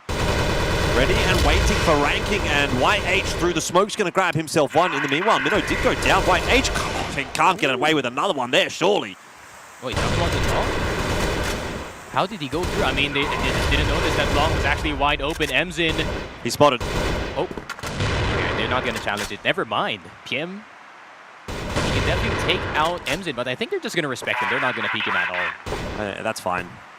You got the player advantage. Don't need to be doing anything too silly. That's a sharp shot indeed. And okay, Kiyomiyo maybe gets a little bit too over-eager to finish that round off and gives up his life to Emzin. And those are the kinds of plays that I'm talking about, by the way, when I'm just sort of saying, I think ranking, rely on the individual moments a little bit too much. Emzin's been given a lot of space. He doesn't actually take it, but, you know, imagine that's Xiao or imagine that's Du, right? Like, those kinds of players can win that round from a position like that. And it would be off the back of Kiyomiyo maybe giving up his life. And those are the kinds of things that, look, it works against the weaker teams, but it's not going to be a great sign going forward. So don't really want to be seeing that from ranking, even despite the fact that they're up so convincingly on this map. Yeah, if you give Xiao and Du, like, since I think Emzin knew the rough idea of where the last two players were, one person was on train, one person was on metal box. Yeah. If you give Du or Xiao that opportunity, they're only going to need 2 bullets to get back into the site. Yeah. So, yeah, I mean, that's good for the side of ranking that they got the round, but you don't want to do that against the stronger teams, that's for sure. But Evolution Power still stuck on the 2 rounds. Ranking, I think they're pretty happy that they already got 5, so they're going to try and see if they are going to go further in this first half. But, yeah, I mean, ranking now taking initiative of taking the long hut side, and I don't blame EP for going for this type of defense, a more passive way, because ranking has just been surprising them time and time again with the executes that they're doing. Oh, Kiyomiyo going to be taken down. That's nice. Another great start for ranking, but PM dropping in the meanwhile. Back to the 4-on-4, and a pretty wisely timed push actually here from Minnow could, if he keeps going, end up resulting in something really special, but decides better of it. LDX is going to come back and challenge that angle. I honestly, at this point in the game, I wouldn't have half-minded Minnow just going for something a little bit unorthodox there. You know, you do have to sort of throw a spanner in the works a little bit, otherwise LDX going to get himself a freebie there, and he's going to continue to challenge it onto Minnow. Again, maybe a bit of an overextension from LDX. Like, why are you taking that 1v1 at that point? Oh, Kiyomiyo is just getting so much of the lurkers from the side of EP, denying them time and time again. A hero play that could save them the round, but 30 seconds left on the clock. Not much time to work with for the side of ranking, but they do have the numbers advantage. Minnow playing the hide-and-seek game here on the B site, and if they do check him, that's going to be good news. First all the way from window A, does have to cross, but doesn't get any of the shots going, so it's all on Minnow to defend the site. Kiyomiyo with a nice kill with the Colt, and it is only going to be first last left alive, and obviously he is going to go window B first because that's the best position you can take with the sniper, and Nevis doing the obvious play. Oh, he's not actually going to go window B. Usually, or he's not going to go door B, rather. He's not going to challenge it. He's just going to play it extra safe. It's been spotted out now. Oh, and first gets the challenge, but no! Oh, why? What's he peeking for? That's what I'm saying. You've got the time. It's ticking away. Man, what a round to lose for ranking. So many moments in there where you look at it again. This is where I have to be a little bit critical of ranking. Yeah. You know, the overpeak from LDX. Fighting into B, second player, when you're up 4v3, you don't need to do that. You can just slow things down a little bit. Yeah, it's already planted for you, man. You could just jump around in house B or something, just try and see what's happening. Or you can just hide. Yeah, and then, yeah, Nevis in the 1v1. Oh. Might have copped a drip on my notepad just there. What's going on here? Technical pause. I'm now scared that all right, there we go. Bit of drippy? Bit of drippy? No, I think there's some issues with the PCs here for Evolution Power. Got to get the translator involved as well, obviously. Oh, it's the audio.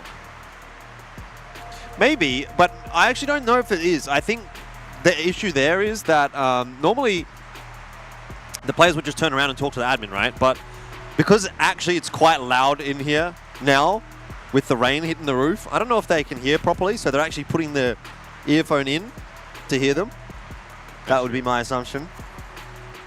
Yep. IEMs are definitely going to help with their sound isolation from all this rain that is going on right now. It's just a bit of extra white noise, isn't it? Yep. And there we go. As soon as the audio issues went down. Quieting down, yeah. And the rain quieted down immediately. Someone told the rain that we're running a tournament at the moment. We can't have all this noise in the background. The question I have for you is, how many officials do you need to fix a light bulb? How many people have we got on the stage there? 1, 2, 3, 4, 5, 6, sort of. One for each player and the coach. Yeah. I reckon 3. Maybe 2. One translator and one actual admin. Where's the drone guy? Yeah, drone guy's not here today. Or is he somewhere else? Is he set up somewhere else? Kind of miss him. Mostly because there was like an extension cord that I could use. Oh, true. And now I don't have him. Now I'm sad. There's no random drone that starts turning on right behind us. And it was always a nice little breath of air coming through from the propellers of the drone. Yep. I kind of like the little detail that he does. He doesn't fly over the players directly because they could probably feel the wind. So that's nice of him. That's fair. He was only flying during the timeouts and the pauses as well. Yeah. I wonder what the shots are going to look like, because we're probably going to see that in the post movie. See, that is not a drone. That's a guy. That's a guy walking on the stage. And this would be the time where we would have had the drone shots yesterday. Yeah. I wonder what the tech pause is about. I mean, just like I said, it is them probably putting the IEMs in. As much as the in zones are super comfortable and they got some really good headsets. Yeah, they're testing it out. It seems like even the in zones are not working. I would assume that the over-ear headsets are just for the white noise, right? And then your in-ears are actually for hearing the game. Yeah, and it's stressing out Uncle Emzin. Yeah, I mean, this is obviously got to be a little bit annoying for ranking as well because they have all the momentum. They're in a good spot. Yeah, they've got that momentum. Hasn't been a perfect half by any stretch of the imagination, but they'd want to be in the server kind of keeping on rolling. Whereas this little slowdown gives a chance for Evolution Power to reset. I mean, you can see they're kind of having a bit of a chat here as well. I don't know if it's about what's happening in the game or not, but...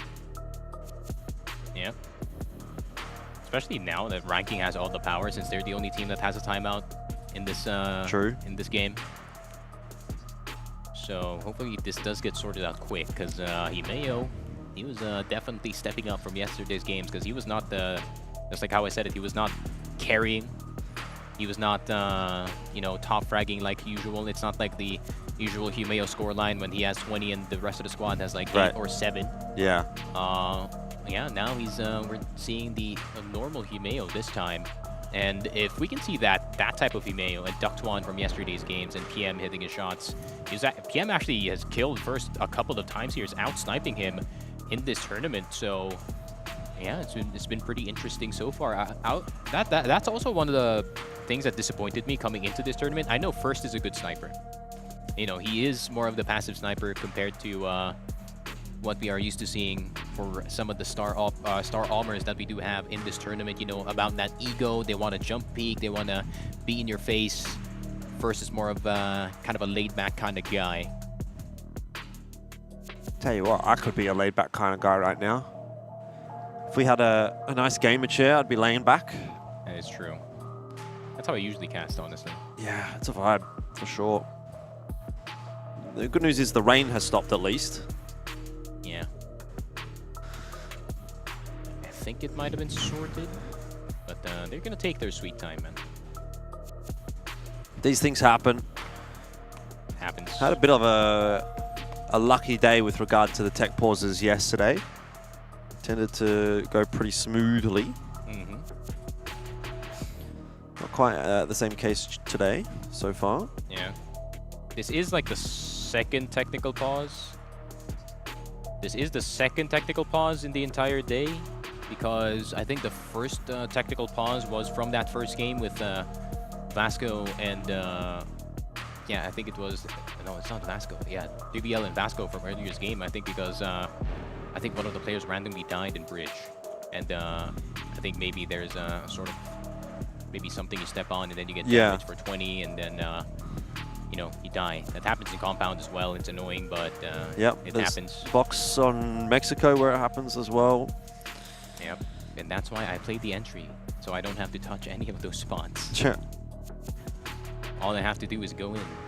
I'm like Humeo. Go in and die. Yeah, go in and die. And by the conventional means. Throw all my nades at the start of the round, so they can't blame me, or they can't ask me for flashes. They're like, "Can you flash me?" I'm like, "Nah, man, I don't got it." You're a fragger. Yeah, I'm a slayer. No 3BL. Well, not really sure what to say about this at this point. Looks like a bit of an extended tech pause. We've been told that this might take a little while to resolve. Don't know what it actually is. Yeah, I'm waiting for, this is what Evolution Power does every time like a technical or like a timeout is done. They just have that war cry as a team. The Gyro. Yeah, the Gyro. Headsets gone back on. Usually that's a good sign. Yeah. I hope everything's good with Uncle Emzin at the moment. But he's still pointing towards it, so still could be something. But I feel like even EP, I feel like even if you're on the side of EP, having a technical pause would not benefit them, because I feel like Emzin and Mino are now slowly starting to figure out what the game is like for the side of ranking. Right. And, you know, this pause just pumped the brakes. Yeah, true. I mean, at this point, both teams are kind of just completely reset now. You know, we're sort of back to square one. Might as well be restarting the map. Yeah, I feel bad, especially for Zay, man. He's had such a good start in this game. Yeah, considering what the rest of the team looks like at the moment. Emzin was hitting some shots, but he was also the reason why they lost some of the rounds with the misses that they didn't have on that sniper. But yeah, still a good old red technical pause, as you can see 3 times on the stage. Rough living. Rough living at the moment. I bet the teams already went home are happy. They're like, yep, we're not going to watch this one. And just got to go back and grind it. As I said earlier, Pacific Macta. And they're going to go swimming right after this, so they're going to have a hell of a time. They're going swimming? Yeah, because they've been looking forward to it for like... In the hotel? Yeah, in the hotel. Huh. Shout out to the 22nd floor. Yeah, I've been trying to look for, to get into the jacuzzi. Right. Because, you know, I got old man pains. And my back is killing me. My knees are, you know, knees are shaking from time to time. Knees weak, arms spaghetti. I'm on my sweater already. Yep. And yesterday I was like, oh, the jacuzzi is closed, because it closes at 10. Right. So I was just like, You're not making that tonight. Yep. And I'm just going to do what I did yesterday, which is just fill the bathtub with hot water and just to pretend like I'm in it. Yeah, okay. You know? That's something. And that's what you do, kids, when you have back pain in the future, when you hit your mid-20s. Yeah, hot water cures all ailments. It's either that, or do you know about the magical cure that Asians have? What's that? It's called white flour. White flour? Yeah. It's not an actual flour. It's more of like it's like an ointment you apply, like a spicy ointment you apply on your joints, and it's gonna heat up a bit. It's gonna feel a bit hot, but you know, it's gonna, after that heat, it's gonna be a bit cold, and then it's gonna feel great. It's a universal. It's like Vicks. There you go. It's like Vicks. It's like Vicks Vapor Rub. Okay. Yeah. Yeah, the magical cure for all. Shout out to the Filipino cure for all, which is the Vicks and the sock. The Vicks sock method. The Vicks in the sock? Yeah, you put Vicks on your feet, and In then your you sock. put on the sock, and then you're gonna have no fevers going into the next day. Is that true? Does it work? I think so. I mean, it worked for me. Should I tell Neo? Yeah, Should maybe. I tell Neo about this? Yeah, he might need one for his head. Just get a hat or something. Put Vicks on his head and put it. That might help him. I don't know. Bro's cooked. Yeah, bro's cooked. Can't blame him, man. He's been flying all over the place. It's the dilemma of a caster. You travel all over the world, but it also takes a toll on your body, guys. So this job ain't easy. No, that is true. So you're going to need to get plenty of rest right after this one. But yeah, Tactical Pawns is still ongoing. Now we have 6. I think that's 7. A whole roster of marshals trying to figure out what's wrong. Yeah. I think, yeah, the travel is the worst part of this job, which is funny. Like, people would say travel's the best part, right? But, man, it's tiring sometimes when you're doing it a lot, so... And you have to think about the environment, what kind of food are you going to eat. There we go. Back in the picture. Are we actually back? Yes, we are. All 7 marshals have finally left, and there's only one on stage. Last round of the half. So lots to speak to if Evolution Power bring this one back to 4. Look at Mio almost getting taken out there, but so far so good for ranking. They'd really be wanting 6. They'd feel like they deserve 6 after how this half started. There we go. Not much long control for the side of EP. They're just going to ignore it entirely. I mean, to be fair, you could defend long from those 2 pillars in the bridge side of A. And, I mean, it really depends how good your shot is, if you can defend that one. But Mzin at the moment trying to spot. There is a bit of a slight opening in the smoke, but I don't think anyone in frame is peeking at the moment. Oh. It's a big setup from Evolution Power.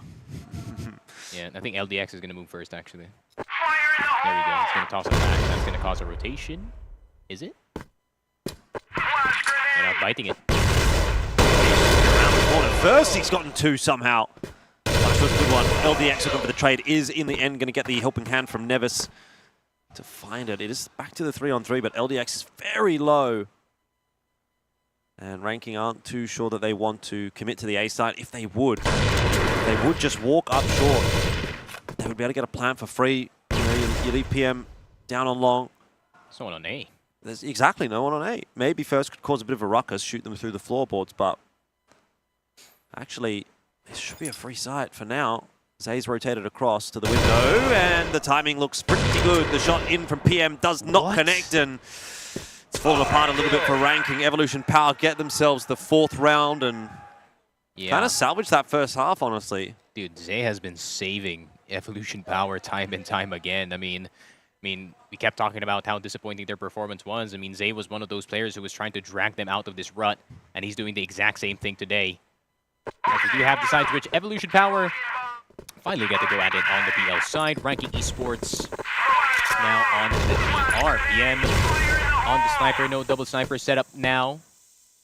Definitely in the books for the side of Ranking Esports, just in case they do need that additional defense, that additional sniper, that additional pickoff that they could benefit from. But Power going to go in full setup mode here in the B side. Flash is going to go through.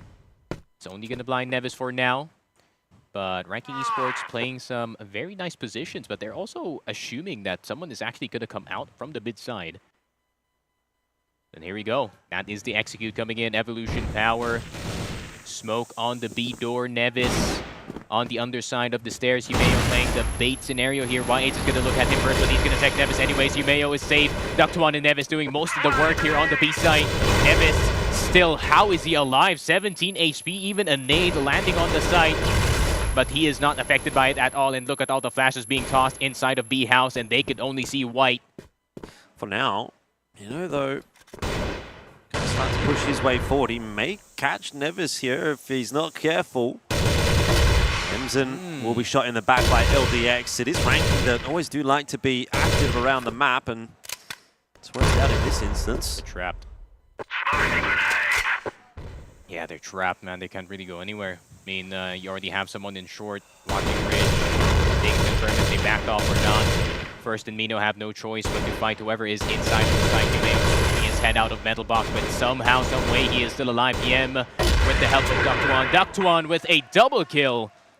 And just like that, Ranking Esports, they guessed right. I mean, the rotation was there. A really good flank coming in from LDX, denying a possible rotation or an escape route for the side of VP. And Ranking is back on it. Yeah, right back to it. Bit of a faster round out from Evolution Power. They may slow things down now as a result, though. The nade stack on long. Oh. PM copying the brunt of it. I'm surprised he didn't take a little bit more, honestly. It looked like a pretty nicely timed set from Evolution Power, but in the end doesn't get them much of an advantage. All things considered, in fact, actually maybe a disadvantage with the damage that was done to YH. Some nervy times, I would say, for Evolution Power now, that if they drop a couple of rounds quickly here, we go into the sub-base, and that is the map choice of Ranking, so yeah, the 2-0 suddenly starts to come into play there. And, I mean, fortunately for EP, they're going to start on the GR side, which is more favorable most of the time. Because some teams are pretty good on BL, surprisingly, on that map. But I think 9 times out of 10, GR does have the advantage. But here comes LDX trying to see if he can end this round before it even starts for EP. But never mind, 2 of them go down immediately. You can't blame him. I think Ranking is really trying to step on the gas against EP. Damn. Yeah, First is not having a good game, man. No opportunities for him so far. Not the First that we were used to seeing back in CFBL. He's struggling against this Ranking Esports squad. I like this re-aggression, though, from Ranking. Nevis out on the B side of the map. Didn't really see too much here. Mio pushing out mid. No, it's Ductone. Oh, you heard him. Yeah, he's gone a little bit too early, too loud. He's still got a kill, but Emerson will be there for the trade. And now the push is happening on the A side of the map. This actually has gone a little bit astray for Evolution Power. The round was definitely theirs for the taking, and now it's back to 2-on-2. They should just make that call to go B. I think they've recognized that. Leaving Emson in mid, try to cut the rotations off, and he's doing a good job of that. So setup's working out for them. PM may be able to quickly bring this back to the 1-on-1 with a sharp shot. That is nice. And I think he has the read that it might be a B take. So, PM. Oh, no, he actually went back to A. So I think he assumed that it was actually going to be long, but I think missing that jump in towards short is a blessing in disguise. He's so close to B. YH timing here is going to be a huge factor, and he's gotten it perfectly. PM given a bit of a tickle in the back. Would have liked to have gotten the kill there, obviously, YH, but he backs himself for the challenge. And it's Evolution Power that will win the round ultimately, though it was a bit topsy-turvy. Could have easily went in the way of Ranking if PM had the right read, maybe try and see if he can hold ramp side from mid into towards bridge. But I think Evolution Power does have full information on demand, at least for the 5 seconds that the camera does show. But PM does not get the shot, and here comes the war here in towards long A. Who's going to get control? It seems like it is going to be Evolution Power for now. But they do lose Mino in the process, and PM is going to ask for the AK-47. And Ductuan, he's not too bad of a sniper, honestly. He can handle it. Nades are looking thin for the side of Ranking Esports. Not much in the way of delay, and EP does have plenty to set up with. So many flashes, so many nades to still work with. So a setup is still in the pocket of Evolution Power, and even maybe some fake smokes or something.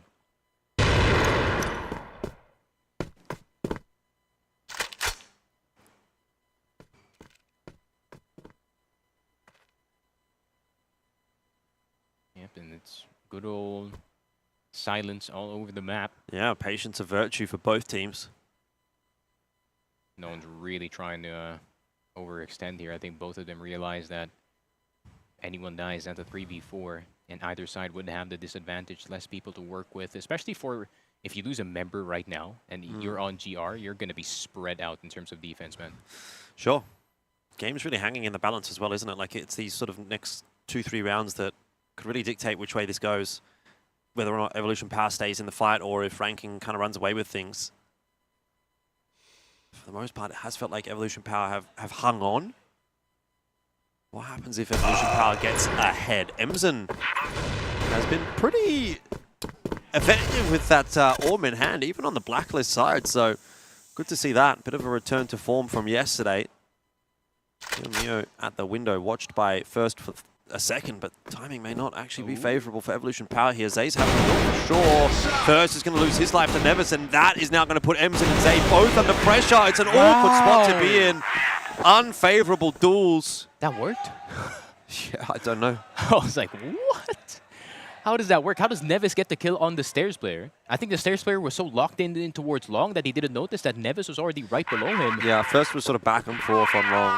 Yeah, and both of the players who are right next to each other for the side of EP kind of got nervous. They were kind of shaking in their boots on side, and well played by Nevis. He didn't push that immediately. He waited for his teammate to pop out of window, and they just took turns peeking.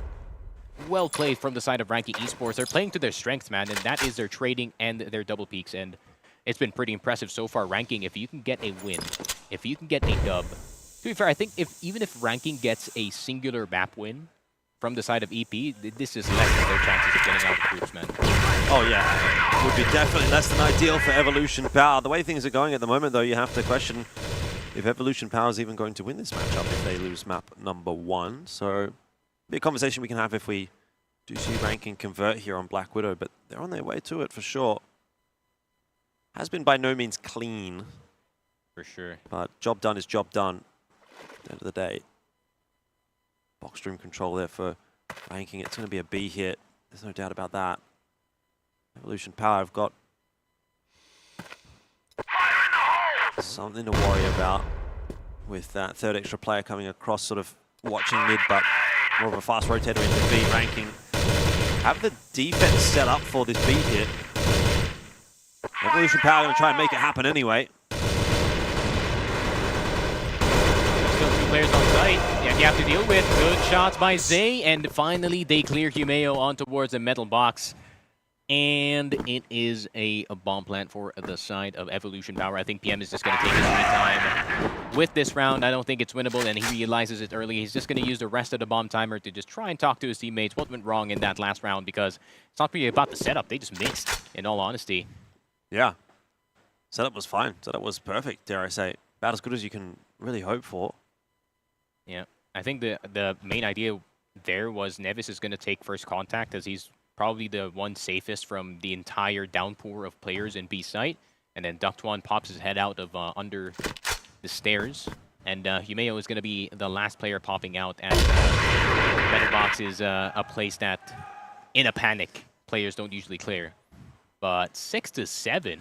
All right, Evolution Power inching ever so closer. Very similar to what I saw yesterday when they faced that AG squad. And let's see if Ranking Esports can finally finish a game in Black Widow. The gap closes back to 1. Still waiting for that equalizing round from Evolution Power, and they're as of yet not being able to find it. So if we follow the trend, it will be a ranking round right now. Zay is such a psycho for dropping like that. You can see him flying in the scope of another opponent. Usually, any other sniper would hit that 9 times out of 10. But it seems like even PM was caught off guard in that situation. So they're just going to go back into the side. It is another 3A setup. Oh my god, what a punish on Emzin all the way in Long Hut. Pops his head out, but PM was already watching that angle. And they are just going to smoke long. They're going to keep it simple on towards the side of Ranking. They still have control of site. And Evolution Power is 1 man down. And Ductwan don't want to overextend here. You already have the man advantage. All you have to do is hold this mid doors. Yeah, definitely don't want to be moving a muscle with first watching it on the other side of that angle. In fact, it almost looks like Evolution Power might decide to bust their way through mid. C4's going long. But Ductwan might be about to have a bit of work ahead. And yeah, indeed, they are going to walk in through mid doors. Contact play. Good setup, though, for Ranking. They've got 2 players' points of contact to defend mid here. And Zay, initially, going to take that opening fight. YH is going to go down for the troubles. Evolution Power at risk of dropping an 8th now to Ranking. Yeah, buddy system really paying off for the side of Ranking Esports. Ductwan going for the second player in, and Humeo once again. That's why he is the star player of Ranking Esports. Double kill by himself with the AK-47. and 6-8. Ranking Esports inching ever so closer to match point by the tail end of Black Widow. And we're going to have to wait and see what is about to happen in this situation. But Nevis, even he's going to pull out the sniper this time. Long is going to be occupied by EP for now with all the nades out. He's going to be tossed, but that is so much nades committed. But Emson is probably hurt. He didn't even tap walk into short whatsoever. So look at all the Ranking Esports members already on the A side. They're like, yeah, guys, let's take A. Let's have a fist fight. I'm surprised. That's a big rotation from Ranking. I think if you're going to bring this many players across, you've got to try and take and force the fight, but instead they've allowed Evolution Power to make those choices themselves, but Duct1 is going to save the day and drop a couple of kills. One more required. He doesn't have a nade. If he had a nade, it was the end of first. Instead, it will come down to the shots, and a 9th on the board for Ranking. They are now 1 round away from cleaning up Black Widow, and man, delivering another punishing blow to Evolution Power. That's a very small mouse pad for an FPS. Oh, he's playing high sense. Once you pass by PH, you're going to see some smaller mouse pads, that's True. for sure. I know a professional entry fragment from PH. He runs 3200 DPI. And he's pretty good. They got second, so pretty good achievement. But first things first, PM is going to go down. So I want to see more of this coming in from first. Just being confident in just peeking PM, because you just got to believe in yourself that you can just kill him. Because PM is doing more of the confidence plays more than first at the very moment. And I think EP, they need more of that. That is for sure. But the thing is, that's only one piece of the puzzle. Ranking has won many rounds with disadvantageous numbers, just like that last one. Didn't go in their way up until Duct1 and Jimeo popped out around the corner. But let's see. I mean, Ranking Esports is the same team that pulled out 5 snipers in a round last year, so I think everyone is very capable in wielding that sniper. Oh god, 4v1. Oh, there you go. There's the friends. Whoa, Jimeo dodging bullets IRL. Nevis has been able to chime in with one. Evolution Power, they don't look like they've been dissuaded away from the B bomb side. Flash over the top, that's going to buy a little bit of time maybe, but here comes Zay. Still trying to jiggle out that door, hasn't seen anything yet. Trying to beat a peak. Minute left on the clock, but in the meanwhile, LDX has been making a big rotation in middle, so he could come into play later on in this round if he's given time to continue that flank. Mio's got himself one more. This could be the final round of the map. Ranking, they're shutting it down. That's such a genius play from Humeo as well. He peeked first, so Duct1 is not going to be a known entity in the B side. And here comes LDX with the flank. And that is Ranking Esports taking a map off of Evolution Power. It wasn't a one-time thing that they had a close game against AG and Ranking Esports. You can hang your head high after that one. Wow. Wow, wow, wow. CFBL. We might have overestimated their downfall, or at least just for Ranking Esports, but it seems like they are here to play. Humeo and Duct1, the consistency that I was looking for from yesterday's game, especially Duct1, man. I thought that it was going to be a one-time thing, but no. I mean, especially in that last round, you saw how fast they set up in the B site. Man, that was just straight up impressive from the side of Ranking Esports. And the detail, though, in that last round, I mean, you're kind of used to seeing Duct1 being the first contact in the site, but instead Humeo was the first contact, and Duct1 was just crouching there the entire time, had a bit of space to go for a wide swing in towards the entrance of the box room. And yeah, just impressive teamwork, impressive trades, impressive play by the side of Ranking Esports, man. I am happy. Just have to have a look at that image of the faces of the Evolution Power players, and you'll get a bit of an idea as to how things are on that side of the camp. They'll definitely be expecting a bit of a spray coming through from the coach in this map break, because they just look grim, and it's the same as yesterday. You know, they didn't look like they were really super competitive against Vasco for the most part yesterday. They were sure pretty decent on map 2, being able to bring map 2 back, but I think you can even go on to the Vasco side of the coin and say that was maybe Vasco just sort of letting things slip a little bit. A couple of mistakes on their behalf allowed Evolution Power back in. So of the 4 maps that we've seen at this event so far from Evolution Power, have any of them really been that impressive? Not really. Not really, you know? So that's like, this is now starting to become a bit of a trend. They're looking pretty sad. They're not looking very happy. They're not looking to have a great time in the server either. Moving into rankings map choice. Am I putting 2 together and getting 4? Maybe. And I think the experience on towards the side of Subbase, it's not that good in terms of the record here for the side of Evolution Power. I mean, 50%, 5-5 in CFPL, and I mean, CFPL, that is a region that is known for some of the best Subbase teams in the world. Just like Baisha, man, they have one of the best GR sides, if not the best GR sides in the entire world in that map. So they could have picked up a thing or two, but at this very moment, I think the belief is. My belief in EP is waning a bit here after that first map. I would have to agree with you. So that's one side of the coin, belief in EP waning, but what about belief in ranking waxing? Is it going up? Are we starting to believe in ranking a little bit? I think the storyline is going to be switched up a bit. It could be ranking versus 3BL. That could potentially get that second place. That would be wild. That would be something that we didn't expect. The team that you and I probably predicted that would go 4th and 5th and now is fighting for a possible playoff spot in the next coming days. Yeah, that'd be something else. I'm so happy, man. I love it when, as much as I did doubt them, I just love it when underdogs do this type of stuff. Especially, you're talking about the Chinese team. You're talking about Evolution Power. You're talking about legends like Emzin, Mino, young players like First, YH. Yeah, I mean, I think especially in the case of Emson, right? Like, this guy has literally won it all. Back-to-back CFS Grand Finals as well. Yeah. 2016, 2017, I believe. That was the era of... Super Valiant. The era of Super Valiant. That had one of the best players of all time, if not the best player of all time, 70 kg. So, I mean, winning in that era is just straight up impressive, but it seems like Emzin, I mean, as much as he played really well today, he might have lost a step or two in these games. So it's still the rest of the team kind of at fault in this one. I mean, Emzin did lead the charge in terms of the frags, but, you know, it's not an impressive game by YH. Mino didn't show up. Zay, he tried his best, but yeah, I would actually compliment Zay. He was trying to carry them out of this rut, and you can't have a one-man army, especially in a team like Ranky Esports, who loves to go for those trades, who loves to go for that kind of a death ball-y type of game.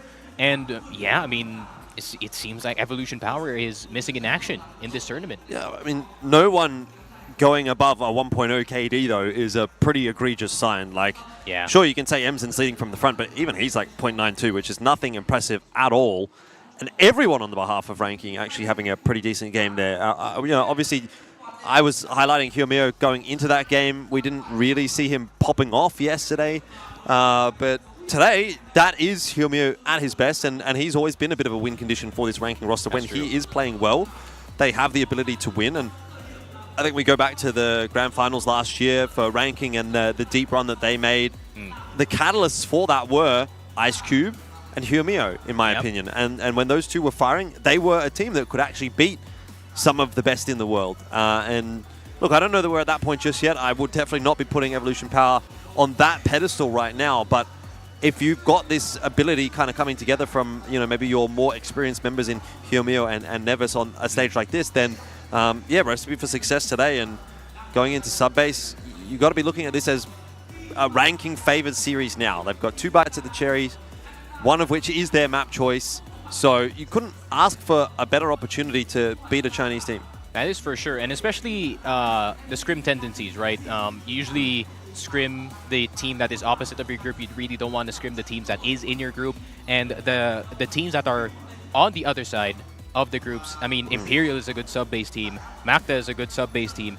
LCK, they have had some sub-base games, and Wolf Empire, I doubt that they play sub-base, but, you know, the scrims that they probably could learn from the other teams, they could also apply in this one. And especially that Evolution Power is in this weakened state in this game. And they could also be tilted after that Black Widow, because Black Widow, that's a map that's so common in CFPL. Oh, for sure. And no, they just bombed out. I'm just like, why are you guys not used to this type of play? Yeah, I mean, we're a little bit too far away to really get a great read on what the body language of Evolution Power is looking like right now. Maybe we'll get some footage of it before we go into the map. But you go 0-2, you don't make top 2 in a group of 5. So Emzin's gonna catch so much heat. I can already tell, because, you know, I mean, YZK is not here. I think YZK is a very important piece in the equation of Evolution Power. I think him playing the exact same role as Emzin, being that second sniper, being that support. He's kind of like the balancing factor for Zay and YH being so aggressive for the team, and he's the guy sitting back and kind of being the insurance policy for the team, and Emzin not being the exact same player. I think it's kind of messing with Evolution Power a bit and what they're kind of used to. Yeah, I mean, we'll have to wait and see, obviously. The series is not over. Yep. The tournament's not over for Evolution Power. Like, there's still a world where, from this point, we go forward 5 days and Evolution Power is in the playoffs, and we're remembering back to this moment and saying, well, look at how close they were to getting knocked out. Yep. But they really rallied. They really turned things around. And that is the storyline that if you're a Chinese fan, you do want to be hearing in a few days' time. But right now, I think the realistic story and the conversation that we have to be having is, yeah, can ranking do this? Can ranking actually 2-0 this matchup and more or less put the strike through Evolution Power? I feel like they can. I've kind of got the faith. I'm starting to believe. Again, I don't know that they're in that same form that we saw from them at the Grand Finals last year. Yep. I don't know if I have that faith, but I think that you know, the pieces of the puzzle are falling into place. Yeah, and especially, man, sub-base, it's such a perfect map for the style of ranking esports that you're kind of trade-heavy, you know, got buddy system-heavy kind of play that you're seeing from them, especially sub-base, a map that is so closed and so isolated. And especially back at home, back at CFBL, they rely heavily on First to open things up, especially in towards second mid. Yeah, I mean, if First is not showing up in the first game and he's not so hot in the second game, then ranking is going to have a field day just going into control room, going into passage, going into machine room. And yeah, if the sniper is not that active, then ranking, you're just going to see them planting on the side with 3 of your teammates dead. And if you're EP, you're just going to be disappointed. Yeah, well, what's going on the stage now? Could be the pressure getting to them too, man. I mean, these are young players we're talking about. Except for Emzin and Mino, but the other three, they're pretty green in terms of the international competition. A couple of fist bumps on the ranking side of the field, and yeah, Mino doesn't, or Emzin doesn't look too happy. To be fair, though, Emzin very rarely looks happy. I feel like that's just his resting state, honestly. It's kind of like Shady. He's been around the block. It's kind of like Shady. I've never seen Shady smile. At all. Maybe even at the hotel, he's like asking for his key, and he looks exact same. Perhaps later on today, there'll be some smiles. But for now, we got to potentially see our first Vietnamese victory for the day. Remember, there's Wolf Empire coming up in Imperial as well, and Emzin. How has he crept out of the vent like that? Yeah, PM was probably scoped in. Oh, what? I mean, Ductuan is so fast with the trades. LDX, are they going to check it? No way. Oh, no. Check the corners. Doesn't follow the 10 commandments of FPS. The first commandment, always check your corners. Fully checked, not just half checked. LDX does finally go down. First is the only one left alive. And Ductuan and Nevis have him surrounded. First is going to be blinded, but he does dodge the flash a bit. First does expect that there's going to be a blind game coming here from Nevis, but the smoke is blocking everything, and that is quite the round for the side of ranking. I mean, Emzin caught PM off guard, but Ductuan was so quick with it. Yeah, at that point, Emzin's got to be thinking, man, what more do I need to do? Because that's just an absolutely nuts entry that doesn't get rewarded. Yeah, and usually you do stay in vents for the sake of information. If you do have woods control, you can kind of stay in vents for a bit and try and see if you can hear any footsteps running around in jail and or the general area of the B site. But yeah, he just went for it, but unfortunately did not result in anything. Got the good entry, but the rest of the squad couldn't find anything. Back to square one for Evolution Power. A bit of a slower approach this time around. No Emzin pushing in through the vents. They've actually spotted one there, courtesy of First. No, I think they're going to look for a B site. I think First probably called that. Oh, there's a guy swinging back and forth from Dark Room, so probably there's only 2 on site. Nevis, can he get the good shot? Only got some damage in. He has to be careful. The nades are going to start flying in, and Nevis, can he get out in time? The M4s are going to do their damage through the wooden box, and Nevis had no choice. He had to fight.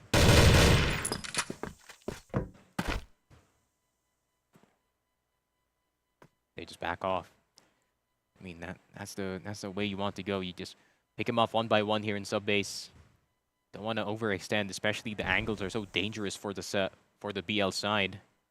Hallways are so tight, perfect for a defense, but it's only one step in the offense here for the side of Evolution Power.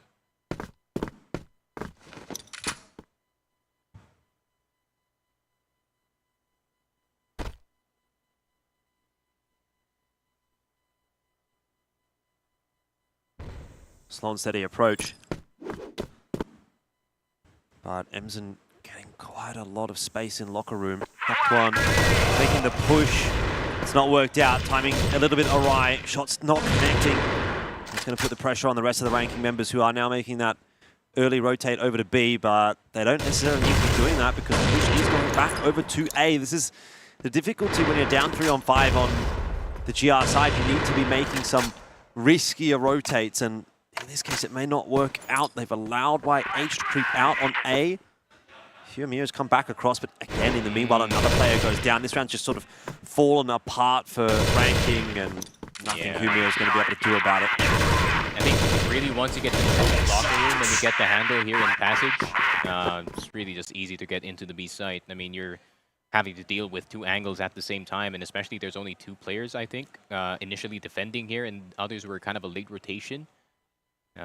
Ranking Esports trying to see if they can be a bit of a step forward. Oh, they're going to go for a machine run. Duckswan with the headshot. Nevis is the only one who's going to get the kill in Evolution Power. They survive the onslaught for now. But I mean, Ranking Esports, I can't blame you for going for that play. That could have tilted this Evolution Power squad a lot more, because that could have, you know, cut the streak, whatever they had, down to just 1, just like last game. But I mean, Evolution Power, this is good news for you guys. I mean, it's a 2v4, as long as no one has a hero play, and they're going to be fine. I don't know if we're going to be seeing Ranking pull that one out again. A hurry. Yeah, it's always tough. If you don't hit that first shot, they're pretty doomed. It's already 4 people on site. Everyone's just pre-firing.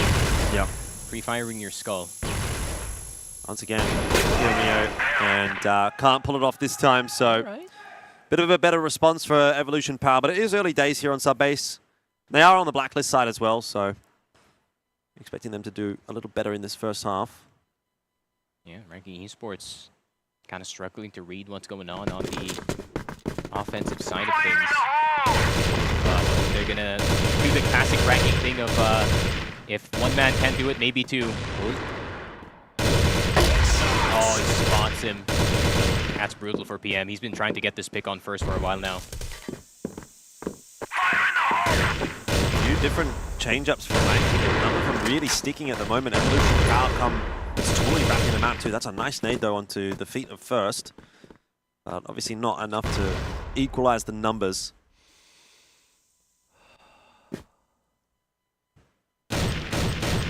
Ranking looking a bit indecisive on this GR side at the moment.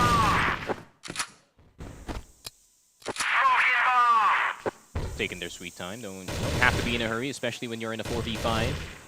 Just kind of use your nades to kind of fake out Ranking Esports here, and it is kind of working. There's already 2 players on A. Nevis and LDX still kind of doubting that it is going to be an A-take. Never mind, they're just going to clear woods themselves. This is a very brave play to go for.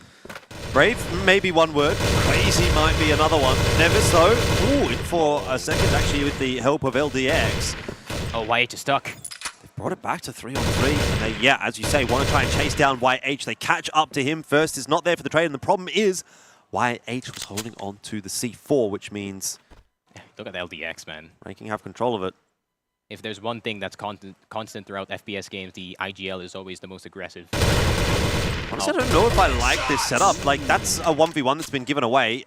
Luckily, Ductuan is able to find an exchange, but Nevis has gone for a big old wrap. Oh, I think they realized that first is the last player left alive, so they'd rather just have a 2v1 retake. Yeah. I mean, you shoot once with an AWM, and you're basically a sitting duck, unless you're as quick as MG with that Colt.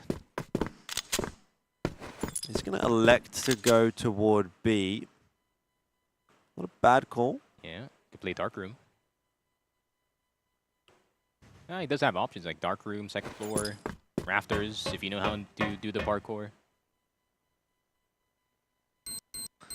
Surely he does.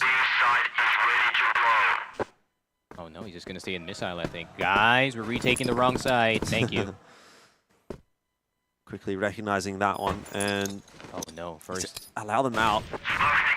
And smoke off lockers, which is not they saw him. Where ranking are coming from. Indeed they did, so some util going to head in that direction first with an initial opening kill. Duct One is looking for him, and that smoke's just not enough to obscure the vision.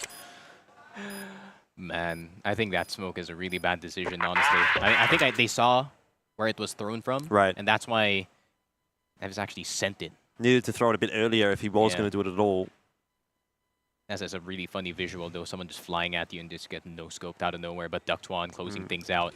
And that's why just leave the C4, rather just play that 2v1, put the pressure on the sniper, and the more pressure he has, the less chance he is going to hit that shot, especially right now as EP is trying to play catch-up. But ranking Esports, they're playing, they're adjusting really well in this game. I think PM is going to stop challenging first here in the second mid side. I think he kind of... Oh! Nev's got hacked. On the right knee, to be specific.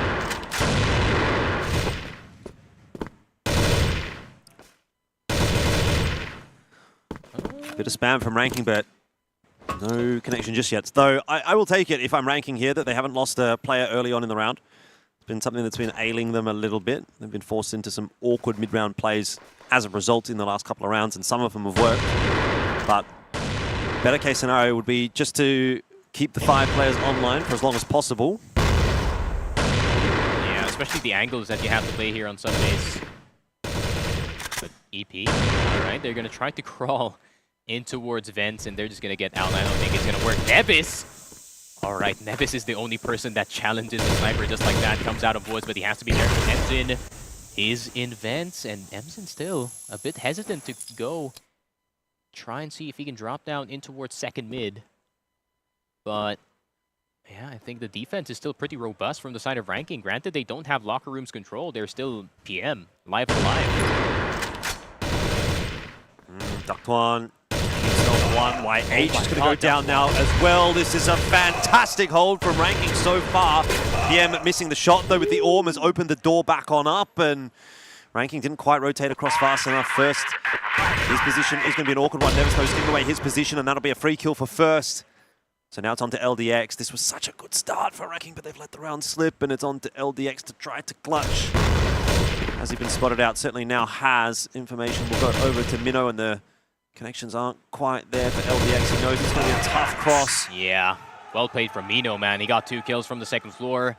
I really thought that Duct One was going to be able to hold that one, but all of a sudden the kill feed lit up with 3 kills on towards the side of EP, and they just got the entire B-side control. Ranking Esports played that round perfectly up until that point. Just get the sense that there's a little bit of an over peak really from ranking there. When they get that numbers advantage, they're going to go for the next re-aggression. Maybe just step back, wait for the rotators to come in. Fight together. Hyomio also completely missing so far in this half. 0 and 5. Yeah, this catalyst for success in that first map for ranking, and disappearing now. Especially First is actually having a good game now. I mean, just like how I mentioned earlier, First is having a good game. That second mid control could easily go in the way of Evolution Power, especially if they're going to try to get this first pick off. But Duct One going to try to use the strength of the M4 just to try and get some damage in towards First, but I think they're just going to respect him, honestly. I think that is the way to go.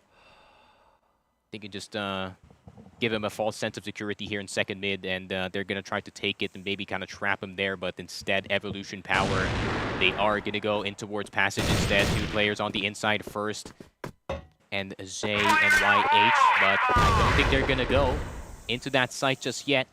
I think the clue of whatever side that they want to take is depending on YH and Zay, but Duct One taking full advantage of that M4, gets a double kill, man. Duct One is playing so well in this series and in this tournament, and he is giving EP a hard time, but it is up to Zay and YH to try and see if they can get control in towards jail and try and trap out LDX here, but LDX is just holding small stairs on the A site. And this is a really hard clear. YH with a wide swing instead, and somehow, some way, he does get it. Humeo Does he have a clue? Does he have a clue? Where is the comm from his teammate? He should be expecting this, and I don't understand that YH. at all. What is that? What was that, guys? I mean, unless Hiromir is just making the decision that I've got to watch one angle, right? Like I gotta choose one, you know. But like, that looks wild. Yeah, I think he was expecting someone to just fly out the wide stairs after. I get that, but you know, you watch it for a couple of seconds, and then you do definitely have to swing back into the window stairs and have a look just to see, because it's a timing thing. Like, you know that they can push down the stairs. Anyway, whatever. 3v3. See how things go here for the retake of ranking, but I think this round's been thrown away, unfortunately. And yeah, he's trying to make some amends for it. He'll get one. Zay out in no man's land. Big old swing. It's going to work out for Nevis, but he needs to get this kill. Time is too late. That's not that. It'll be another one for Evolution Power. And we'll have a timeout here for ranking.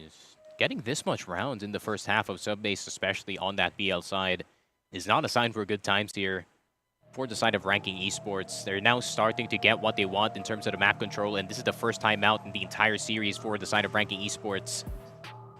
And they're going to try and see if they can figure out what EP is doing. But to be fair, I think EP is just...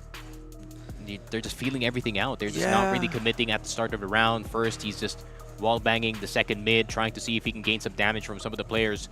But other than that, I mean, EP is not really doing anything special.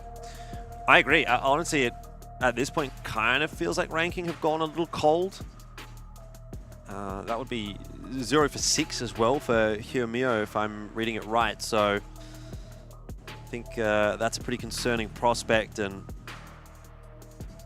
I don't know, ranking need to find a way to turn this around, because it's not an impressive performance so far on Subbase. There's been rounds where they've looked like they've kind of got into good positions and just haven't converted on it. Yeah. Evanson's definitely got some words for the team. Saying, you listen to me. Yeah. I'm the GOAT. To be fair, he is the teacher of Mino here. Right. Yeah. It's kind of like the IGL bloodline here for Evolution Power. First there was Emzin, then there's Mino. Not sure what came before Emzin, honestly. Emzin is the chicken to the egg. That's true. Was 70 kg in IGL? I don't recall. Honestly, that's a long time ago. Yeah. I was just thinking he was like the first avatar, most likely 70 kg. Because back in the day, man, that man was you cannot compare any other player to 70 kg, man. That man is on another level. And that's why he's been a legend for the longest time. He's such a legend that he's even known in Manila, man. They respect him so much.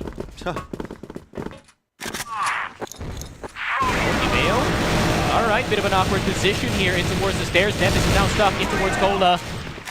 And Nevis is finally going to go down. Emzin is going to have to clear Duck1, who's on the bottom side. Duck1, who has been good for 2 for the past few times.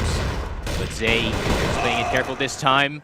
PM with a nice shot on the sniper, but first is going to punish him for crossing in towards jail. And this is classic Evolution Power. They're not going to commit to it at all. But Duck1, I like this from Duck1. But first, just so happens to be watching that entrance.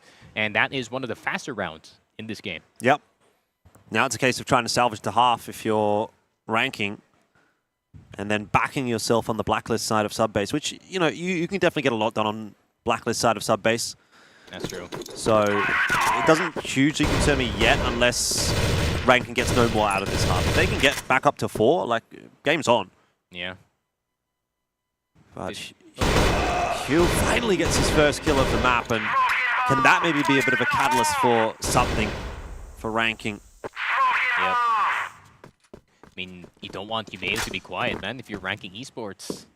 I mean, despite all the success that they've had outside of Humeo in ranking esports, you really want him to be online as much as possible. He's still the win condition in this team. And the rest of the squad has already stepped up to the plate, but Humeo has been nowhere to be found in this entire game so far. PM could be one of those conditions as well. Gets the shot on the first player crossing. There are still 3 people left alive. They going to be pelted through the fences. Vino trying to fight the player in control room, but PM is still live and alive in towards the box side. But does anyone have an forward to tap in? PM with the 2-tap on the Colt, and he got a bit too... Yeah, he got a bit too excited with the Colt. I think he should have pulled out the sniper, try and get first, and I think this is just going to be a 3-man swing. Classic ranking. And there we go. PM, that was insane. Yep. Hyomio having a bit of a better time in that round as well is a positive sign. So the building blocks are there for ranking, just whether or not they can put them together and make something more of this half. I mean, 5-4, I would be happy. 5-4, I think you take that, definitely. But 6-3 could be tough to come back from with Evolution Power looking a little better now. I like the psychology behind these half scores, man. Like 5-4, yeah, we're fine. 6-3, it's a new. Well, 5-4 feels really close, you know, feels quite close. But 6-3 is a 3-round gap. You know, it's a 3-round gap versus a 1-round gap. That's quite significant. MR10 really feels that tense. Yes. Honestly. Yes. Or MR9. Every round matters. First though, man, 11-4. What a recovery, man, for the past few days.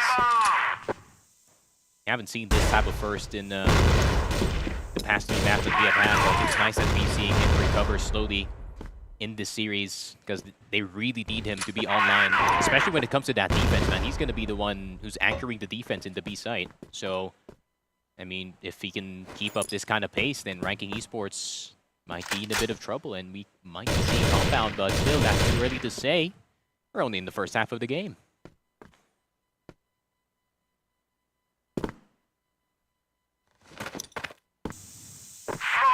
Just the one player on this A side, Hyomio anchoring. Oh, scary. Push hasn't yet come through from Evolution Power, though. They playing a pretty passive style on this Blacklist side. They're not throwing the spanner in the works. That one has been spotted out, so he'll be dealt with pretty comfortably by YH. Yeah, M's gonna dropped down now.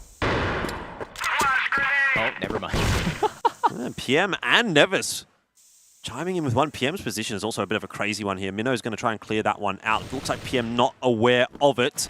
He's going to give up that extra player. So we're back to 3-on-3, but time of the essence now for Evolution Power. And they have to move quickly through the map. Minno! Rather, Emson, I should say, spotted out by Nevis, and LDX is seeing a couple more on the rotate through that smoke. It's going to be down to the 1-on-3 for Minno to try to save this final round for Evolution Power. Not sure what Nevis is looking at there, but I guess LDX wasn't aware that the second player had come through from that smoke as well. This would be a big clutch for Minno to grab, but 2 full HP players to get past. Have they? Did they? I don't think they did. Oh, all right. That's classic email. Yeah. Just wide swings you. Well, where are we 5-4? sitting? 5-4? Not bad. It's winnable. It's definitely game on for ranking now. Man, that's so unlucky though. In second mid, the smoke was about to dissipate. LDX is, I think the new thing now with the smoke, since the names are not popping out, as soon as the smoke just dissipates a bit, you can see the name. Right. And then, yeah, they just got some free damage off of that, leaving Mino in an island. And let's see what the ranking offense looks like. First, look at this confidence by First, and this is a classic first position. I mean, he's not the type of guy to be too flashy of a sniper, but you know, PM is just going to be holding his respective angle as well. And if either sniper gets each other, man, that's a big part of their offense or defense gone already. Yeah. Venhold for Emson, we've seen that a little bit in the past. Yep. The anti-ZYK position, because he loves vents, man. That's where you get 90% of your information in this map.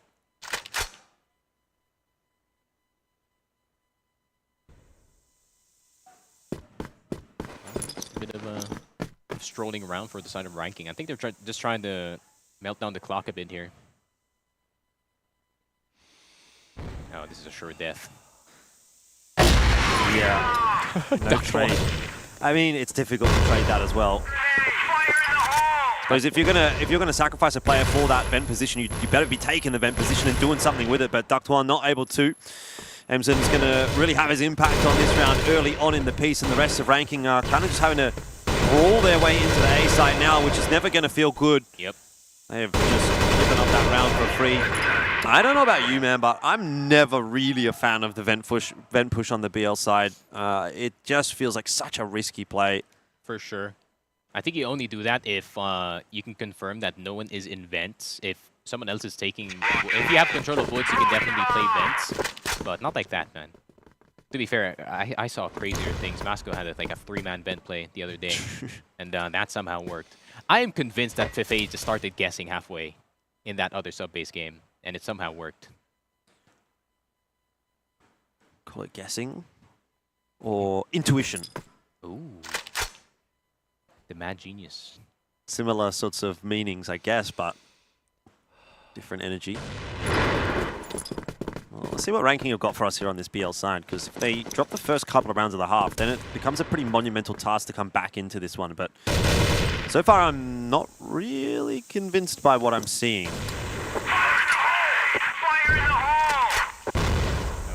I think Ductuan is just laying the smoke. Probably like something for the future here for the side of ranking as they avoid these nades. And they're going to try to take over control room. Or they could also just go second mid straight into jail and help the other teammates. But look at this on top. Oh, they just passed by each other. Yeah, not going to be checked properly by ranking. This is looking very dire indeed. That's a good trade back in from Nevis, and Ductuan getting one as well. But they need to clear out first. They need to do it fast. They have at least managed to do so. But C4's been left behind. A minute and 10 left on the clock does at least give time for ranking, but sharp shot. Nevis needs to take the duel, and he cannot win it. Yep. This is bad news for ranking now. 7-4. It becomes quite a mountain to climb, and without a timeout available, you are banking on someone to come up with something in this sort of brief 10-second window between rounds. Yeah, pressure is on LDX to think of something for the side of ranking esports, but so far, nothing in their offense has been working. They're stuck at 4, and they already started 5-4 in this one. And EP getting 2 rounds in a row, definitely their confidence is at an all-time high, and you can see it in their play. They're now starting to take more aggressive angles here. YH gonna go for a peek on LDX, and of course LDX is gonna repeat that, no problem, but Mino gonna do himself a little bit more aggression, but LDX is gonna check this. He's hurt though, I think. Yep, he's hurt. He wasn't even tap walking, he was just walking. Nevis now has the job of trying to clear this one out, but might not even catch Mino. Seems to have an inkling that he's behind that smoke, but he's just lost so much map control as ranking. Like, this is unbelievable. They do have locker room, that's the caveat of it, but how far can you go with this? Yeah, exactly. I don't know that that's a trade that I'm willing to take for losing a player. They're trying to bait out Zay. Trying to get him out of that position. Oh no, I think that was a smoke being attempted to be thrown in towards locker room, but didn't work out in their favor. I think they know where Zay is. YH, this is more like it from the aggression, but maybe a bit too aggressive, my friend. Yeah, I don't know how you expect to get away with that. Maybe just expecting it was only PM in the locker room rather than a couple of riflers as well. Zay's pushing up in the vent, and Ductuan wants to try and clear that one out. This is just really isolated fights being taken on both sides. Very strange stuff. Nevis way out ahead of his teammates, and yep, Yumeo. It's time. It's a real head scratcher here for ranking. They're just looking, you know, not too coordinated right now on sub base. This would be the time for Hyomeo, but he's having a stinker of a map, and that is 8 now for Evolution Power. We needed 2023 Hyomeo there, man. For sure. Fortunately, didn't show himself. To be fair, I think sub base is one of Hyumeo's weaker maps because the map is so closed down that lurking has got to be so difficult because there's not really an entrance that you can slip by into unless like you're already executing onto the side that you've kind of taken attention away from a certain angle. But sub-base, it's sub-base, man. That is a defense that is hard to stop. But Zay, I like this fake on towards the Ace Knight. Now they go into passage. Can they get the kill on Zay? Zay only doing damage for now. Mino is also going to go down. Ductuan can save the round. LDX getting that second big control. And Emzin getting the kill. He does have a sniper. Hyumeo doesn't get hit this time. And yeah, a quick wraparound from YH. And Ductuan is probably going to jump right back up. Oh, never mind. PM is actually watching the locker room, and the rest of them are going to be trying to stop Emzin from getting into the site. Oh, it's scary. Just taking the fight. I mean, again, I don't really understand it. You've got a player in vent. Why is this not being double swung? In the end, Ductuan does get his timing right.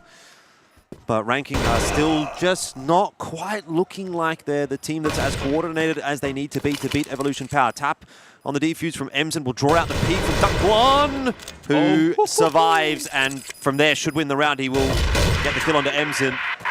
Yeah, counting his lucky stars there, man. He could have easily died if Emzin got another bullet in, but And Ranking Esports, they hang on for dear life here on sub base.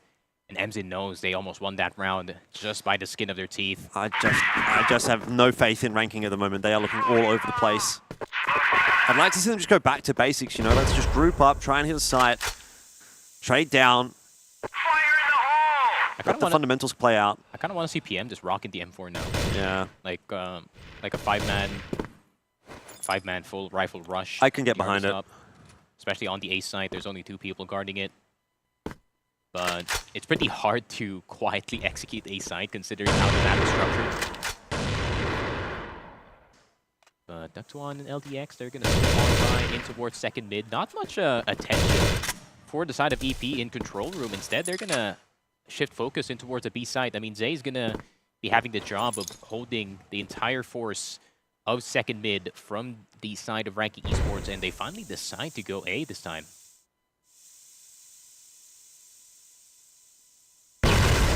Pop back around the corner, but PM not caught by it. Will punish. So a 5v4, and that'll give Ranking some confidence. Yeah, maybe 2 rounds in a row here. Start to get the ball rolling. Ranking back in the conversation, but this second round in that consecutive motion has to kind of be converted first before we do start to get into that.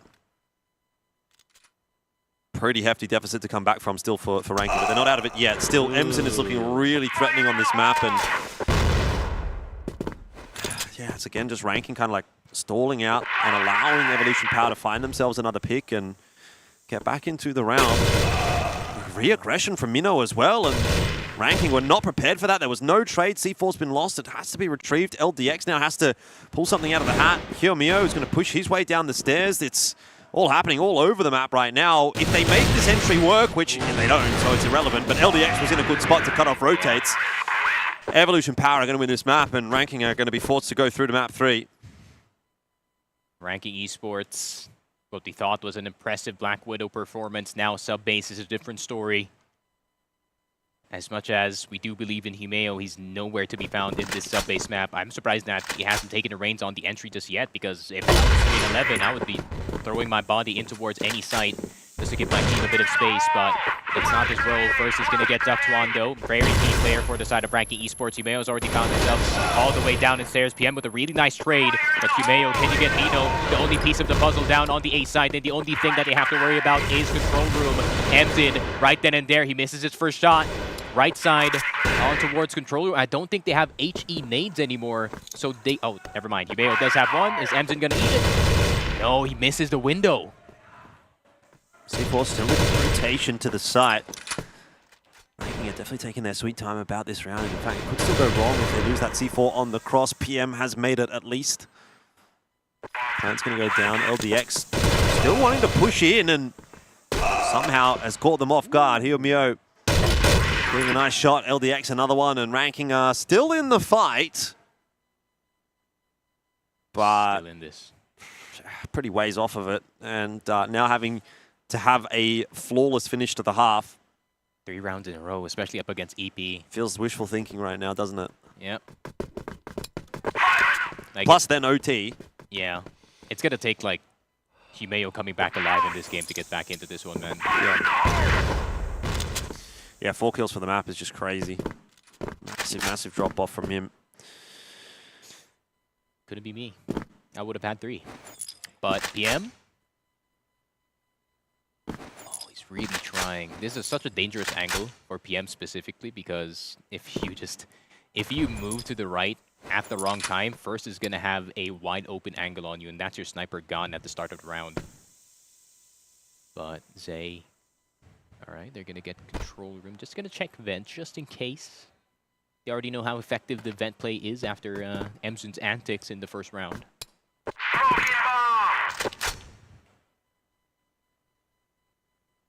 like this, though, from our Ranking. They're slowing it down. They're letting EP move in between the sites. I think they're trying to catch a timing where one of the sites does have less defenders. They're really trying everything, even the smoke on B side, just to fake it out. But YH, little crouch angle here in towards the stairs side. Smoke is going to go through in towards jail, so they could actually wrap around into the A side. Yeah, then that's what they're going to do. Tight stairs is going to be occupied by Mino. LDX, I think he spotted him in that corner, so he's going to be a bit stuck. He does get a kill anyways. There is still YH that you have to worry about on the side, and I think they have information on him. PM is going to get the kill on the other side. Yumeo getting the side kill on YH, and maybe the one that I mentioned, Yumeo might be back alive in this game if it is like this, and Ranking Esports can get back into it. And First is the only one left alive. After it's a 2v1. I mean, where was this ranking before? You know, where they've been trying to get up to all sorts of funny business. And now they've kind of gone back to basics. Let's just hit the site, let's trade down, and it's worked out. Humeo also, as you say, kind of coming online. Get that timeout, of course, from Evolution Power, so it's their chance to have a bit of a adaptation into the map. I think this is going to help Ranking low-key. Maybe. Because they finally get to talk to their coach this time, after not talking to him the entire game. But it is going to help EP as well. They don't want to lose grip in this game. I think they're probably calling a timeout, so they could probably talk to the coach with strategy. Can we pull out of the book so we can guarantee a finish here in sub base so we can go into map number 3? Yeah, got to remember that this is basically elimination for Evolution Power if they lose this map, so there is still a fair bit of pressure on them to actually convert this one. Ranking have got that extra life in the back pocket, having been quite successful on Black Widow. Yeah, especially when this goes to overtime. This is like extra pressure for the younger players to perform. And it's been a really nice game for YH and First, who we really didn't see perform in their first 3 games. And now they are now present here on Subbase, a map where it is more comfortable now for the side of EP, surprisingly, because, yeah, they do have the 50% win rate on CFPL, but at the same time, you have to use a bit of critical thinking here. It is the CFPL. Sure. You know, even the bottom tier teams are pretty good in this map. I mean, even back then, I mean, that is the talent pipeline as well in towards CFPL. I mean, CZY came from Edward Gaming when they had 0 wins. And now he's part of the best team, or second best team for now, on Baisha Gaming. And the coach is like, he's trying to get some extra words in. Every last little second, yeah.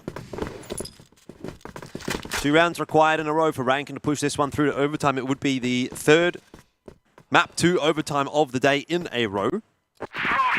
And if Rankin would then go on to win it, that would be the 3rd 2-0 in a row as well. So a bit of a trend developing today, it seems, on day 2 of the Summer Championship. But I don't know. I think if I was a betting man, I'd probably still be leaning towards Evolution Power right now. Is First gonna expect this? Oh no, that's Emzin. Oh, he backs off. I think he's realized that smoke in mid is not gonna keep him safe, especially knowing how aggressive LDX can be, especially on that woods position. You want to back off. You also have to worry about vents. I mean, control room is such a hard spot to play, especially for a sniper, because you have to worry about 3 angles at the same time. Fire in the hole!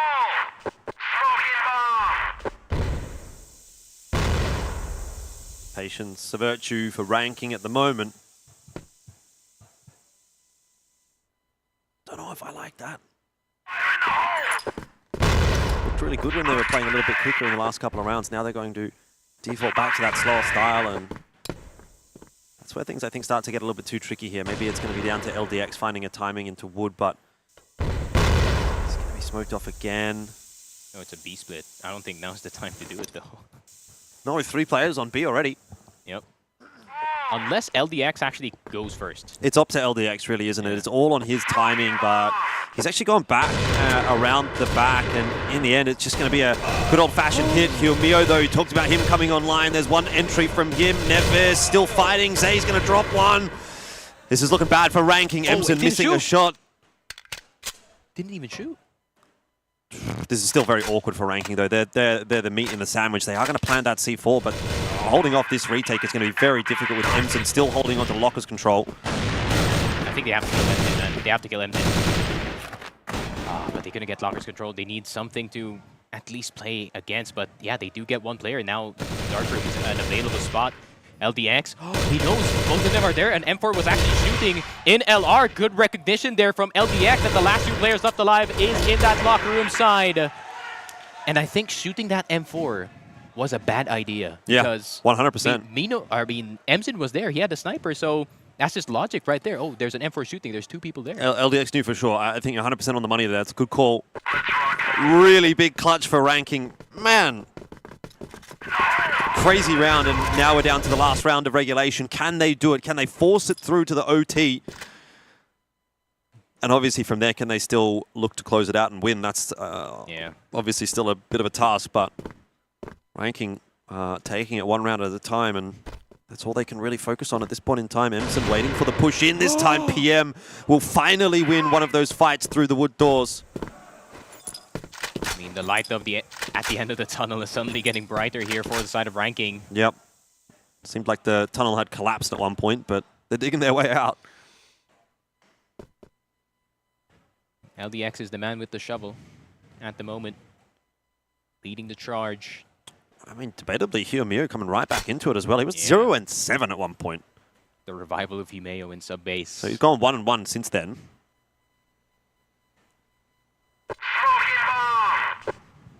Yeah, and I think this is on purpose here, that they kind of slowed down. I think they're trying to waste as much nades as possible here for the side of Evolution Power, but EP is doing a great job of not tossing too much. Yeah, they're holding on to quite a lot. Especially considering they're down 4 on 5. I think they're waiting for actual confirmation whether or not anyone is coming into any angles. Oh, no way. EP split this round. Is it? Is this a... Oh, no. MR and then LDX is going to do the exact same thing as he did in that last round. I mean, if he gets a kill, that's going to be huge. Well, LDX actually rotated off last round, but this time he's sticking around. Mino's watching for it. Oh, this doesn't work for LDX ever. So back to 4 on 4. Mino down low.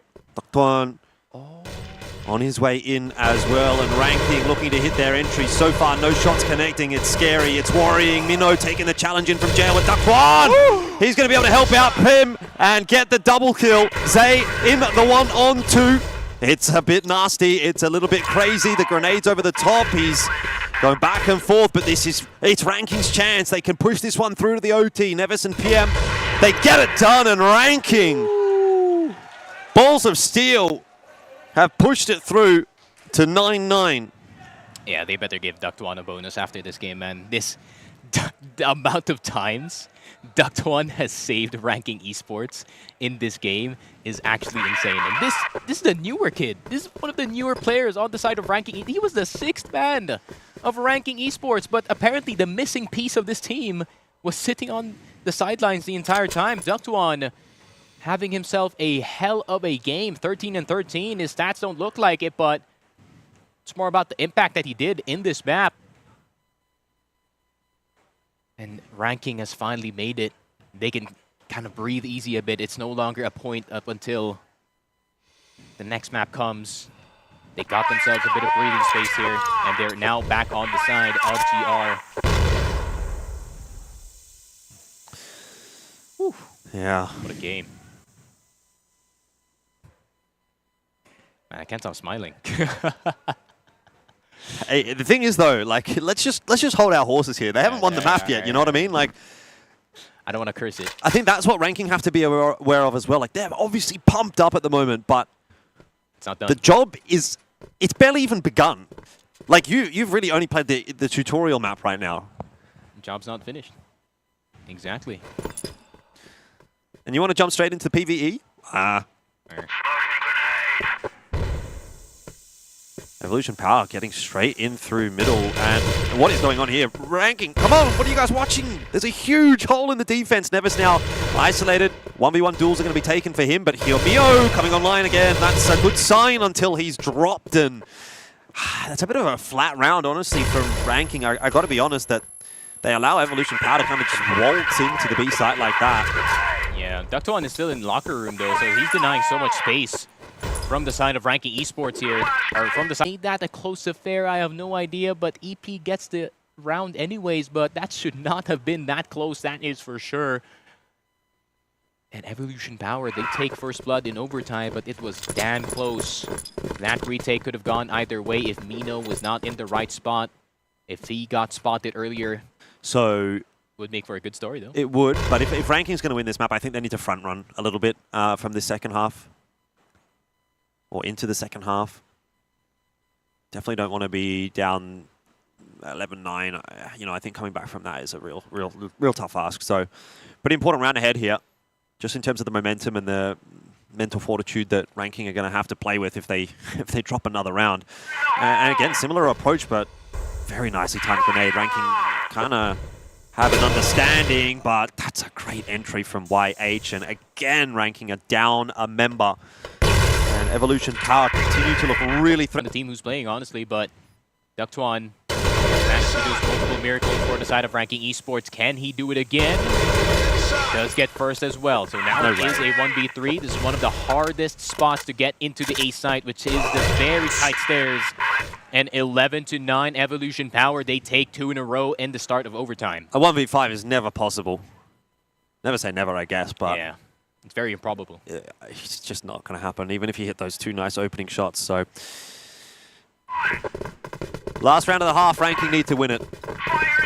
Requiring them to win another 3 in a row on the B. I don't like PM holding this. Not gonna lie. As much as he is a good sniper, I think you want your sniper to be as available as possible here. Especially for jail, but I think you just assign someone else. I mean, anyone can hit the shot. Yeah, that's why you typically see someone like Emsen taking that role rather than first. Secondary sniper, not your primary. Because Ranking don't really have that secondary sniper. And if Emsen's going to head in this direction, you know, it may still work out. It may still be a good call for Ranking. Got to hit the shot, though. PM locked on.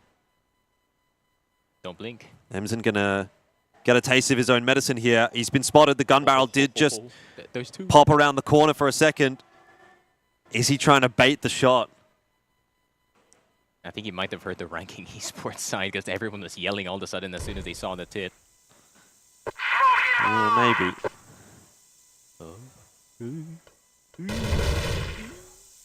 Oh, he's trying to bait out the shot. Yeah, I think he was trying to bait the shot. Like, Emsen's too experienced of a player to not know where his gun barrel is poking around the corner there. Either way, opening kill for Ranking doesn't necessarily guarantee them the round. Here's Hiomio to try to hold on, and he does a great job of it. Clean hold from Ranking on A this time around, and so they salvage something towards the back end of the half. LDX will finish it. They get 1 out of the first half of overtime. It's not favorable necessarily, but it is at least something to play with. Yeah, at least you kind of avoid playing 12-9, which is pretty much the exact same place that they were before the overtime even happened. And yeah, I mean, no flash in towards wide stairs whatsoever. That's pretty much an easy defense for the side of Ranking Esports with the up-down angle in towards slope in a site. And Ranking Esports, I mean, you've gotten multiple rounds here on the BL side, gotten yourself a bit of an insurance because of that last round, but now is the time to pull out the bag of tricks, the strat book.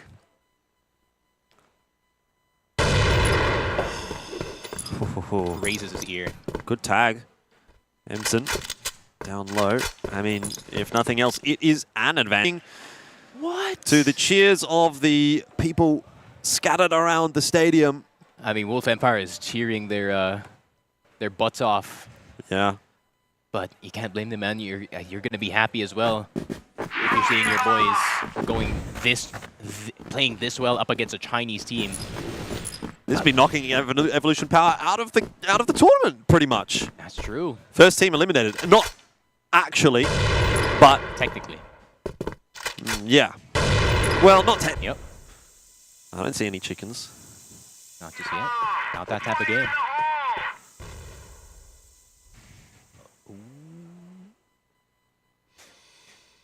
Man, But here we go. A B take, and it is a full war on the B side. Can they find the kills just in time? Yes, they can. However, EP's fighting back, and they get golden point first. That could have gone either way, but fortunately, Mino was at the right position to deal as much damage as possible. Emsen as well. going in for the help. That looked like such a great start for ranking. I don't know how that all fell apart. It was just such a fast rotate across from Evolution Power. Maybe ranking weren't prepared for the extra players coming on in, and now we're down to that final round of OT. Could push us through to Golden Point, or it could be Evolution Power to get us to map 3. Oh, I like this. I like this from Evolution Power. I mean, they have 1 round worth of leeway. Why not try to go for something crazy? They back off, though. Yeah. I like the attempt. Well, if nothing else, it's just going to put the element of doubt in the minds of ranking. It'll take them a bit more time to clear out wood. Cost them some time, maybe some util. A win's a win, even if it's a small one. Ductwan actually used the EP smoke to go through into woods. Saved him a bit of time, saved him a bit of util here. This will be the perfect time to call an A hit. YH It's blind. Is going to be blind, and indeed you've got the player up in the vent as well. That can come into play for ranking. YH round the corner, good for 2, no way! Oh, that's the round over. Surely ranking can't come back into it. The flash coverage was so good from Evolution Power. LDX is going to have to pull off a miracle, and he maybe does. He gets 2. C4 still down at the bottom of stairs. LDX cutting off the rotate on B, but the problem is they're going to have to get that C4. And LDX is going to have to win the duel over on the B side. In the meanwhile, he can't do it. It is PM to try to clutch it out for ranking, but they may just fall short at the final hurdle. Yep. I think they were trying to clear Emzin just to make sure that it was actually a 2v2. Actually keep the numbers equal here, but it's going to take heroic 1v3 here from PM, and now here comes the backup here from the side of Evolution Power, and all these rounds are not for the side of ranking esports, as Evolution Power, they don't even look happy, they just look tired that they finally get a map. Yeah. I can't believe I'm saying this. They finally get a map in CFS Summer Championship. Whew, man, what a game. What a game. Yeah. I don't know what's worse there for ranking to make that comeback and lose like that, or to have just kind of got blasted like 10-4 or something. But this is where we sit. And for Evolution Power, still a bit of a job to do going forward. Honestly, I'm a bit like, oh, well, damn, you know, because I was kind of like I was ready for that high moment. I was ready for the storyline. I was ready for the excitement of ranking having won that map and you know, making that awesome comeback and whatever. But now it's like, all right, well, that's a bit deflating, right? It's like an anticlimax to map 2. Maybe that builds us up for something better in map 3 as a finale for this series. But you know, you feel like you've just missed a trick a little bit, unfortunately. That's true, man. We could have had one of the best comebacks in CFS history. Yeah, probably in this sub-base map, especially. You're coming back from the BL side. You're going to have to figure out the defense so many times in a row. And ranking esports, they do get into overtime, but I think they kind of ran out of gas by the time it came into that last round. And one flash later, and Humeo was looking at the wall, hoping that there was no one peeking around the corner. YH, I think that flash actually came in from control room from Mino, and he threw it just in time so YH could peek out and get 2 players. And Humeo, I think there was someone who actually just went straight into sight and couldn't get YH. I think YH was very quick with his footing, not really exposing himself to missile. And yeah, he got 3 players, man. That was just amazing from the side of EP in that last round, but just barely avoiding ranking esports, just making the comeback happen. I mean, it really did look like the perfect setup actually for ranking, right? You know, you had the player in vent, you had the 4 players pushing down the stair. Power as well, I think probably have to look at that map and say... Evolution Power here, I mean, we should have just dominated sub-base considering how it began for us in this map, ranking esports. I think just being at the finish line and all of a sudden someone else finished first. A lot of disappointment to go around in this series so far, but it is going to end in towards Compound.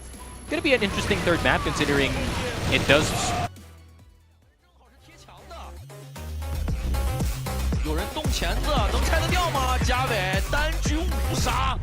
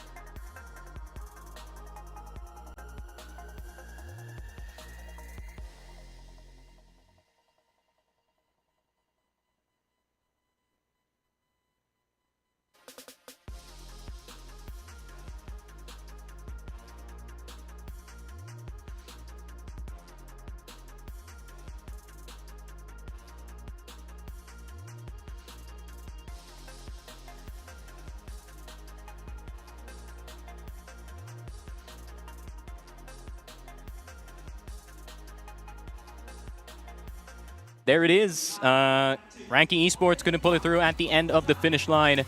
And we go into compound for map number 3. Set summary was just on screen earlier. And yeah, good effort from the side of Ranking Esports, honestly. Ductuan being the Superman for the side of Ranking Esports. Humeo, I think if Humeo didn't have a bad start, I think they could have easily gotten this one, honestly. A lot of what ifs. A lot of what ifs. But, you know, you can't... What can you do, really, at that point? So, you know, there's only so many things you can really break down. But either way, we've got to get ready for map 3. So we'll take a short break here, and then we'll jump on into the third map in this series.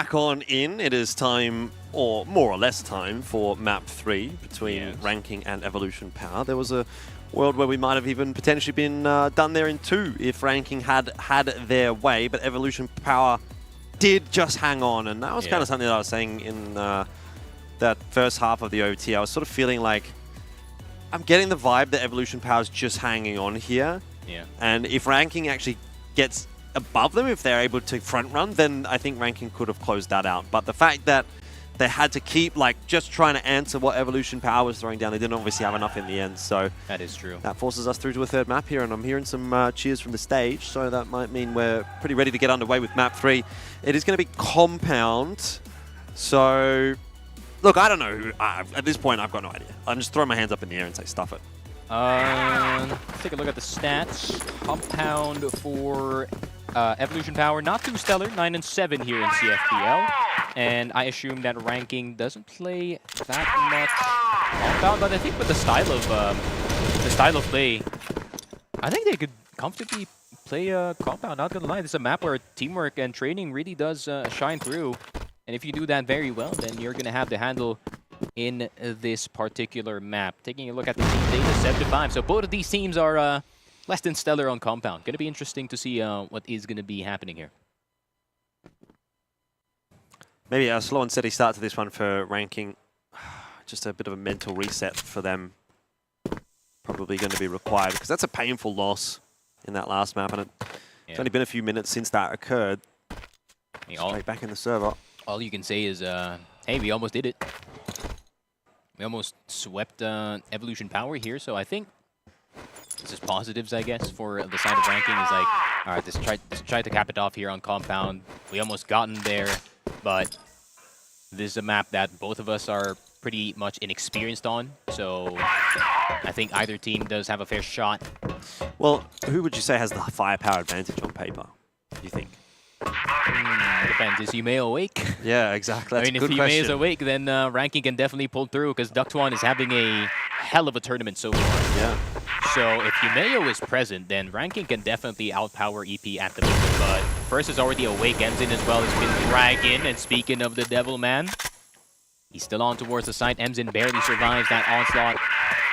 And is it just all a fake? No, they're going to go back in towards A side. I think they just placed Yumeo in a very good position where he can actually lurk right behind enemy lines. But speaking of lurking, Mino does get taken down. He only gets the dink. Be kicking himself, not getting that kill. Zay in a good position to double or even triple down. Wow. He's just pulled a rabbit out the hat. First round of the map. It's a bit of a mess really for Ranking in the end, but they're not actually out of it necessarily. Yumeo pushing his way forward, but yeah. Not sure what they were really hoping to achieve with that one, but off we go. A couple of gyros getting thrown in there from Evolution Power, and first round on the board. But yeah, what do you think about Emzin taking the secondary Orm role? Even on a more consistent basis, I'd say he's with the sniper rifle in hand than with the rifle itself. So that's actually, again, like, I feel like almost every round we're kind of seeing Emzin with the Orm in hand. You want to know? You want to hear a comparison? Sure. He's like a slightly worse ZYK. Sure. He can hit the shot. Like if you put him in angles that is easy to hit, he can definitely hit. And he's been hitting some pretty good shots, especially on the A side. I think he hit a pretty nice shot here on Yumeo. So he does have his moments, but I mean he's not consistent about his sniping.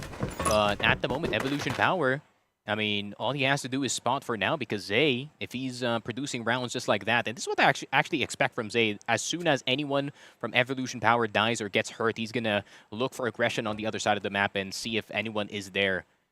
And, yeah, I mean, Emzin taking up the second sniper role. I think, yeah, he's just going to be spotting a pretty easy angle in towards the A side. PM already in tower, so I think they're just going to climb on out, and the rest of the squad is going to file on in towards Curve. And LDX is going to try to see if he can make some chaos happen on the A side. And it's not going to be a similar take to what Vasco did yesterday. They're going to go into the B side right in there, and Ductuan is already in first, missing his first shot. And Ductuan, Yumeo, and Nevis already downstairs, and LDX, the lane push coming in from him, and look at YH trying to climb on in, trying to get some damage, but he only gets PM. Zay gets another one on the board, but there's still 3 people on site. As much as it is a numbers disadvantage, this is ranking esports in a pretty favorable position. Yeah, but they haven't been able to get anyone actually out of the site itself. They're all sort of stuck in the servers. So not as many angles necessarily for Evolution Power to clean out, but it's important that first kill goes the way of ranking, and it does. That's what is the catalyst for this round, and they get it done. So ranking right back in this fight, and the way things are looking, it's going to be a pretty brawly map. Back and forth maybe will be the name of the game here. Yeah, and even if I think they would have got, you know, a fair few trades here on the site, I think there would be one dude in ranking who's just dancing around the servers, just trying to see if he can delay as much as possible. Yeah. And yeah, that's why as soon as you get that B side, someone has to play servers, because if you don't, then you're just asking to get retaked. I get the feeling this is going to be a really long map. I feel like this is going to be a close one. The way things are going. Zay. Oh, will he be brought down by Kiyomiya? No. Spacing wasn't great, but actually Zay decided to go for the re-peek, and he will be punished for it. C4 was dropped way back towards the BL spawn, and so ranking are going to have to go collect that one. But they'll be happy with the 1-for-1 there. Yeah. This is a big map, you know, so there's a lot to cover for Evolution Power, and dropping a member on the GR side exposes some weaknesses. That's just classic Zay, right? He is the type of player to chase for a kill, even though it is going to cost his life, just for the sake of a 4v4. First, yo, First, what are you doing, brother? Stay in. Brother, I was like, what are you doing, man? You have no information in storage. What doing? What doing indeed? Oh, YH is going to get his opportunity there, because Ductuan wasn't really quite so coordinated with PM, and it's sort of just fallen apart for ranking. Oh my god. Similar kind of vibe to what we saw on Subbase, where you've just got multiple elements trying to do the same thing, but not linking up and making it happen perfectly. That's true, but this is like a good sign for the side of Evolution Power. You already got Zay, you already got Emzin, you already got Reno fragging out. You only need the last 2 pieces for your squad to come alive, and YH, if he is the one to come alive in this map specifically, now you have a 2-entry combo with him and Zay. And, I mean, him heating up at the start of the game, that AK is looking crisp. And if he can do exactly that for the rest of the game, then ranking might be in troubled waters here. Troubled waters indeed. Don't want to be seeing a repeat performance of the Summer Championship 2023 for ranking, where they also got knocked out in groups, and if they would lose this game, that would be pretty much what they're facing here as well. After being so close to getting rid of Evolution Power, which I'm sure a couple of other teams would have thanked them for. Again, it's all, you know, theoretics at this point, given that it is a round robin. There's still a lot of games yet to play, but that's the way that things would have likely played out, or will likely play out, depending on who loses this map. And right now, ranking definitely want to avoid that. They want to stay in the game as long as possible in their home territory. Ooh, Emzin's gonna get frisky here. But this is like a one-and-done angle. Like, he can just run back into the B site if ever he does see anyone. But he has to run fast, though. Yeah, sure. That's questionable. Bit of a mishap. In fact, Emzin's not going to run back into the B site. He's going to try and take the fight. Which seems to be working out nicely for him. First, and YH also chiming in on the outskirts.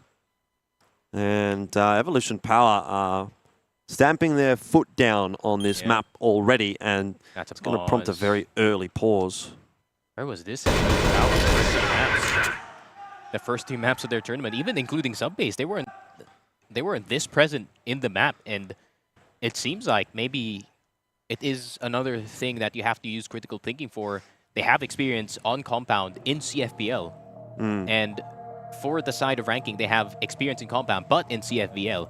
So that means there's only like realistically 3 good teams that they can kind of sharpen the sword with in Compound in CFBL. Meanwhile, in CFBL, there's like, I'm thinking maybe 6 or 7 good teams who are good on Compound. Yeah, I mean, it's a map that definitely gets picked up a lot in the Chinese competition. And an absolute go-to for Baisha as well. Yeah. It's going to be a map that... Best defense in the world. You know, if you're wanting to scrim against anyone, if you're wanting to prac against anyone on compound, probably it is Baisha. That's true. So even if, yeah, maybe the stats aren't necessarily lining up for them, they are getting their reps in on it against very strong competition. And that is showing through today in this third and final map of the series. Ranking looking a little bit worried, as you would be. Yeah, because you're so close to the goal, but you just miss it by an inch there in sub-base, and now currently struggling to start things off here in compound. But it was a pretty similar start in sub-base, honestly. So I'm not counting out ranking just yet, but I mean, YH being on at the start of the game, Emzin being very brave. You know, first he might have not hit his first few shots, but he's gonna get into the game eventually because they do have a bit of leeway to do so. And then, yeah, I mean, Zay is Zay. I mean, Zay being the most consistent player in EP so far. I mean, the play from earlier, the triple kill from Storage B, that's still mind-boggling to me that he can do that with the AK-47, spraying even. So, yeah, Evolution Power, maybe they have found their stride in compound, but they don't want to get too complacent just yet. Well, YH is going to dump a nade down mid. It's going to be 3 in response, neither connecting on either side for ranking or Evolution Power. So it's just a whole lot of util thrown into the abyss, really. Yeah, it's like tradition in compound. You just sacrifice 3 nades in mid. Sure. And every now and then it'll get a kill. Yep. In PH, it always gets a kill. Because someone's always wanting to WP down mid. Yeah, shout out to NBA. But RKE, all right, they got some tower control. They kind of made the map a bit smaller, but the problem is they don't have any lower LB control. So, you know, it's a bit rough. They're going to have to go through mid. And as a crossfire can be easily set up between, I think that is first in the B site and also YH in spawn. So they're going to have to hit their shots quickly here. Yeah, this is always the case. Oh, it's A. Really? Empson waiting on the other side of that smoke with the Orm ready and waiting, but he's allowed them out, and this is danger territory. You'd rather have a rifle there. Zay, though, at least doing a good job of holding on to long, and he got one more. YH, in the meanwhile, continues to have impact, and he's doubled down as well. That is a supreme hold from the youngsters of Evolution Power, and finally, I feel like we're getting to see what this Evolution Power roster is meant to look like. Yeah, the EP we expected. I mean, that is the hype around them, right? The combination of Zay and YH being that good of a rifler, that they're the dual entry combination, and the synergy between those two when they are on fire is really on another level. It's pretty hard to stop. And YH already on 11 frags in this game. This is great news for the side of EP. Now they have another cog for their victory. But Ranking Esports still playing a bit of catch-up at the very moment. Emzin has to be careful. That box is dynamic, but I'm counting a singular M4 on the entire team. So it's all on LDX to actually try and see if he can get some wall bangs here. It's a crazy map, though, for Evolution Power so far. Like, it's literally just YH and Zay doing everything. Apart from them, who have 20 kill combined, by the way, there's been 3 kills from the rest of Evolution Power. Yeah. That's just unreasonable. This is good, though. This is allowing Mino, or this is allowing First to have a bit of breathing space, even if they lose the next round. First is like, yeah, I can just try the exact same way again. If I start hitting my shots, then this is a surefire way us winning this map. But Emzin, Uncle Emzin with the sniper.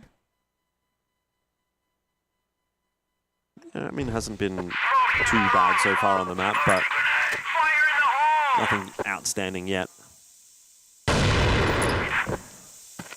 Timing shot won't connect.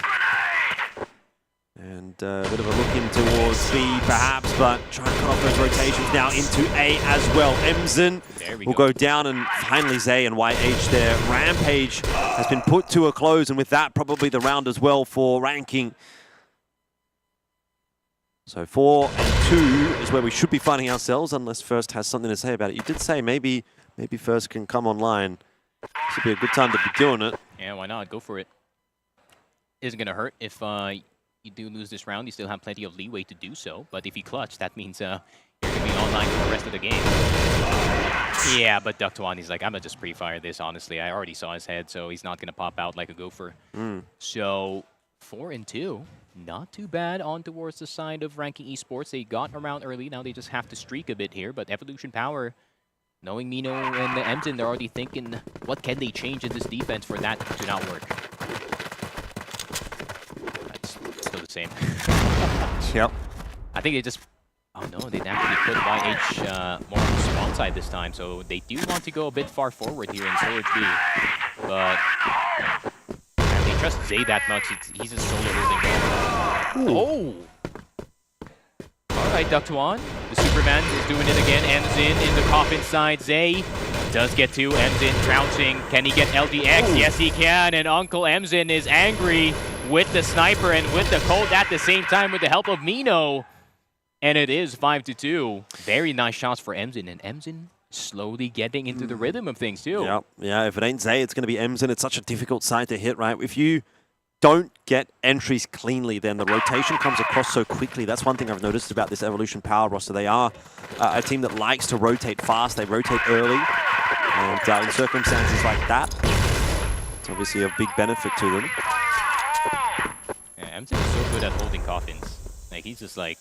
That's the one position in A side is so annoying to clear because that's probably going to be held by a sniper. And if he misses a shot, he can just crouch down, look at the ground, and you're not going to see his head. And he can just peek up once again as the second shot goes out. But, you know, you have like a 2-second window to kill him. Oh, that's a tight line, but works out for first. And it's going from bad to worse, really, for ranking. This is 5-2, and that's a pretty precarious scoreline. YH is waiting for LDX around the corner. Not going to be seeing too much as LDX will rotate back off. I'm starting to get a bit worried about ranking here now. They're going back to A, and I don't know if I'd want to be challenging this A side, if I'm being honest with you. Yeah, that was only a wall bang, actually. So Duck1 is down to 1 HP. Okay, that's one of the more important players that you want to be low HP here. You don't want him to be alive late in this round because he's known for what he can do once the clock starts ticking red. But Emzin, does he know? There's a guy breathing right next to you, my friend.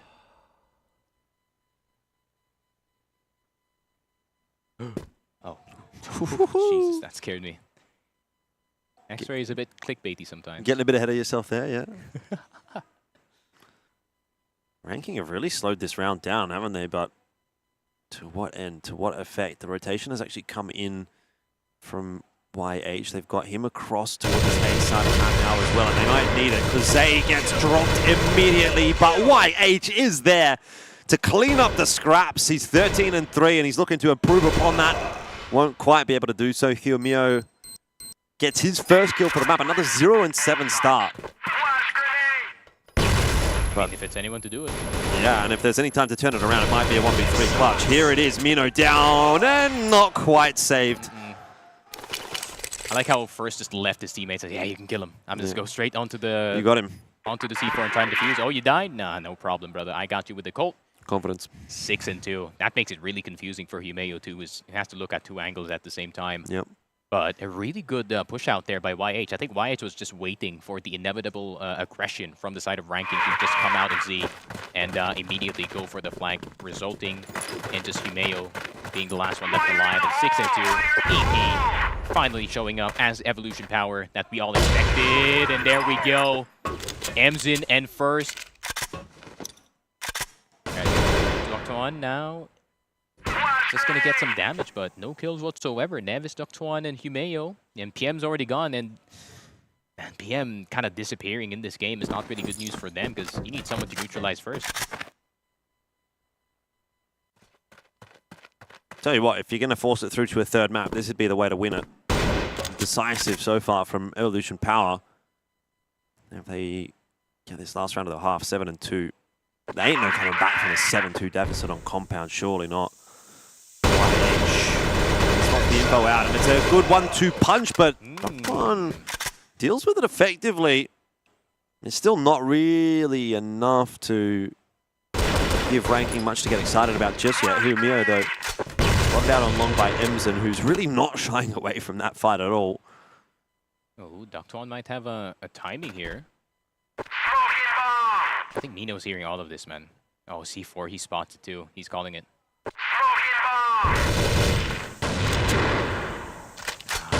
They know where both players are. This is not really great for the side of ranking. They're gonna have to pick up the C4 and get back into LB, but no. I mean, Ductuan was already on low HP. Maybe he just wanted to give information to Himeo, who's gonna try another 1v3 here. 50 seconds. He's got the time. Positioning, maybe not, but what is this from Emerson? Like, literally, what are you doing? What are you doing there? That is unbelievable. Himeo has just given himself 2 kills straight into the B side and what was an unwinnable round. Now all of a sudden becomes very winnable, and Himeo out of nowhere gets the 3rd round for ranking. Someone's got to be giving Emerson a slap over the backside of the head. What is this push? He's strolling in storage. Bro's on a... Right in there. He's on a waltz. He's on a jog in the park. Don't think he got the memo. Yeah, and I think he was expecting that Himeo might have went the long side since Ductuan was actually peeking in towards entrance. So a bit of a misread there from the vet. So Yeah. 6-3, it's still not too bad of a score for EP considering the map, but it could have been 7-2. That could have actually wrecked the mental here for the side of RKE if ever they got that score, but 6-3 is already good enough for them, I guess. It's going to have to be good enough.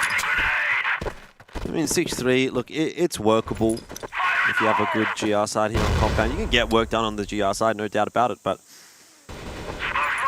Evolution Power looking like a pretty scary force, especially the YH and Zay. If they start to get the entries rolling, it's going to be curtains pretty quickly, but it's gone back in the other direction, and immediately ranking are starting to get back on top.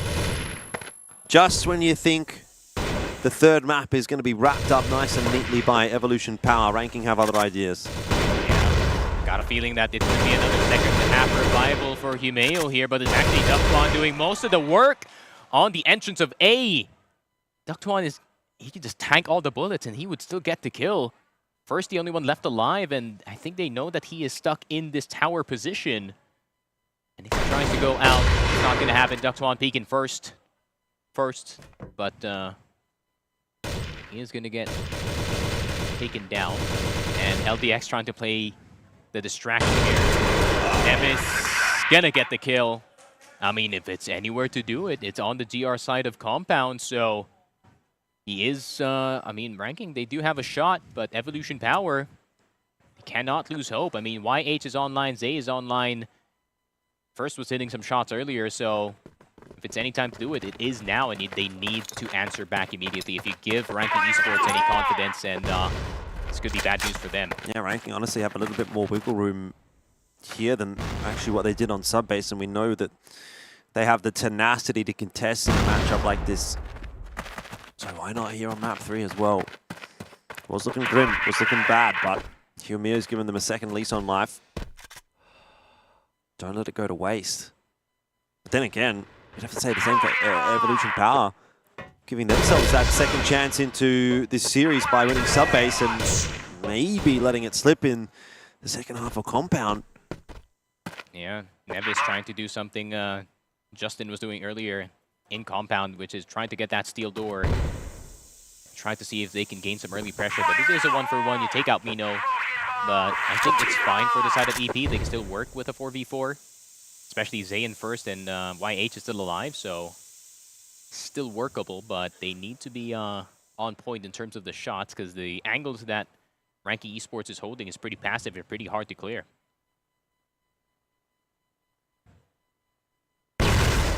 Flash doing more harm than good, I would have thought, there for Evolution Power, but they still get the entry, and first is caught off at Ductuan as well.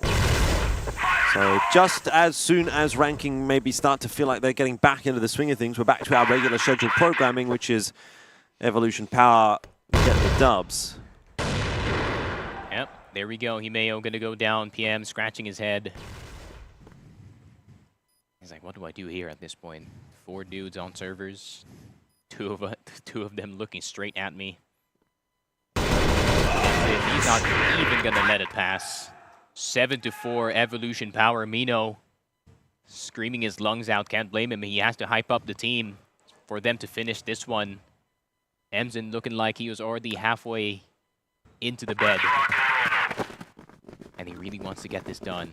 I mean, I think the players, you could say that they're kind of mentally tired here after that second map, and Evolution Power, they really just want to end things here. But Ranking Esports, you already talked about their tenacity. Yep. So can't count them out just yet.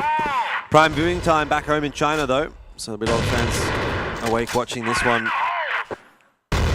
Pretty happy at the moment with how it's playing out, though. I'm sure there'll be some discussions around how things have gone for Evolution Power. It's a 2-for-1 in this round, favoring Ranking. And Evolution Power just trying to pick the pace up into middle. That ambitious. 3 players here. First, would be nice to have seen him maybe get one there on the cross, but go back to the drawing board. This round, I feel, really comes down to what Emzen can do. Yeah, the AK this time, not sniper anymore. Mana for entrance A. But I don't think they're going to bite it. Look at the position of Nevis here. So he's already ahead of the smoke. So he knows that it's more likely that it is a B-side take. They haven't checked storage, though, so they could still be paranoid about that position. I think EP are banking on it. That's why they're taking their sweet time here.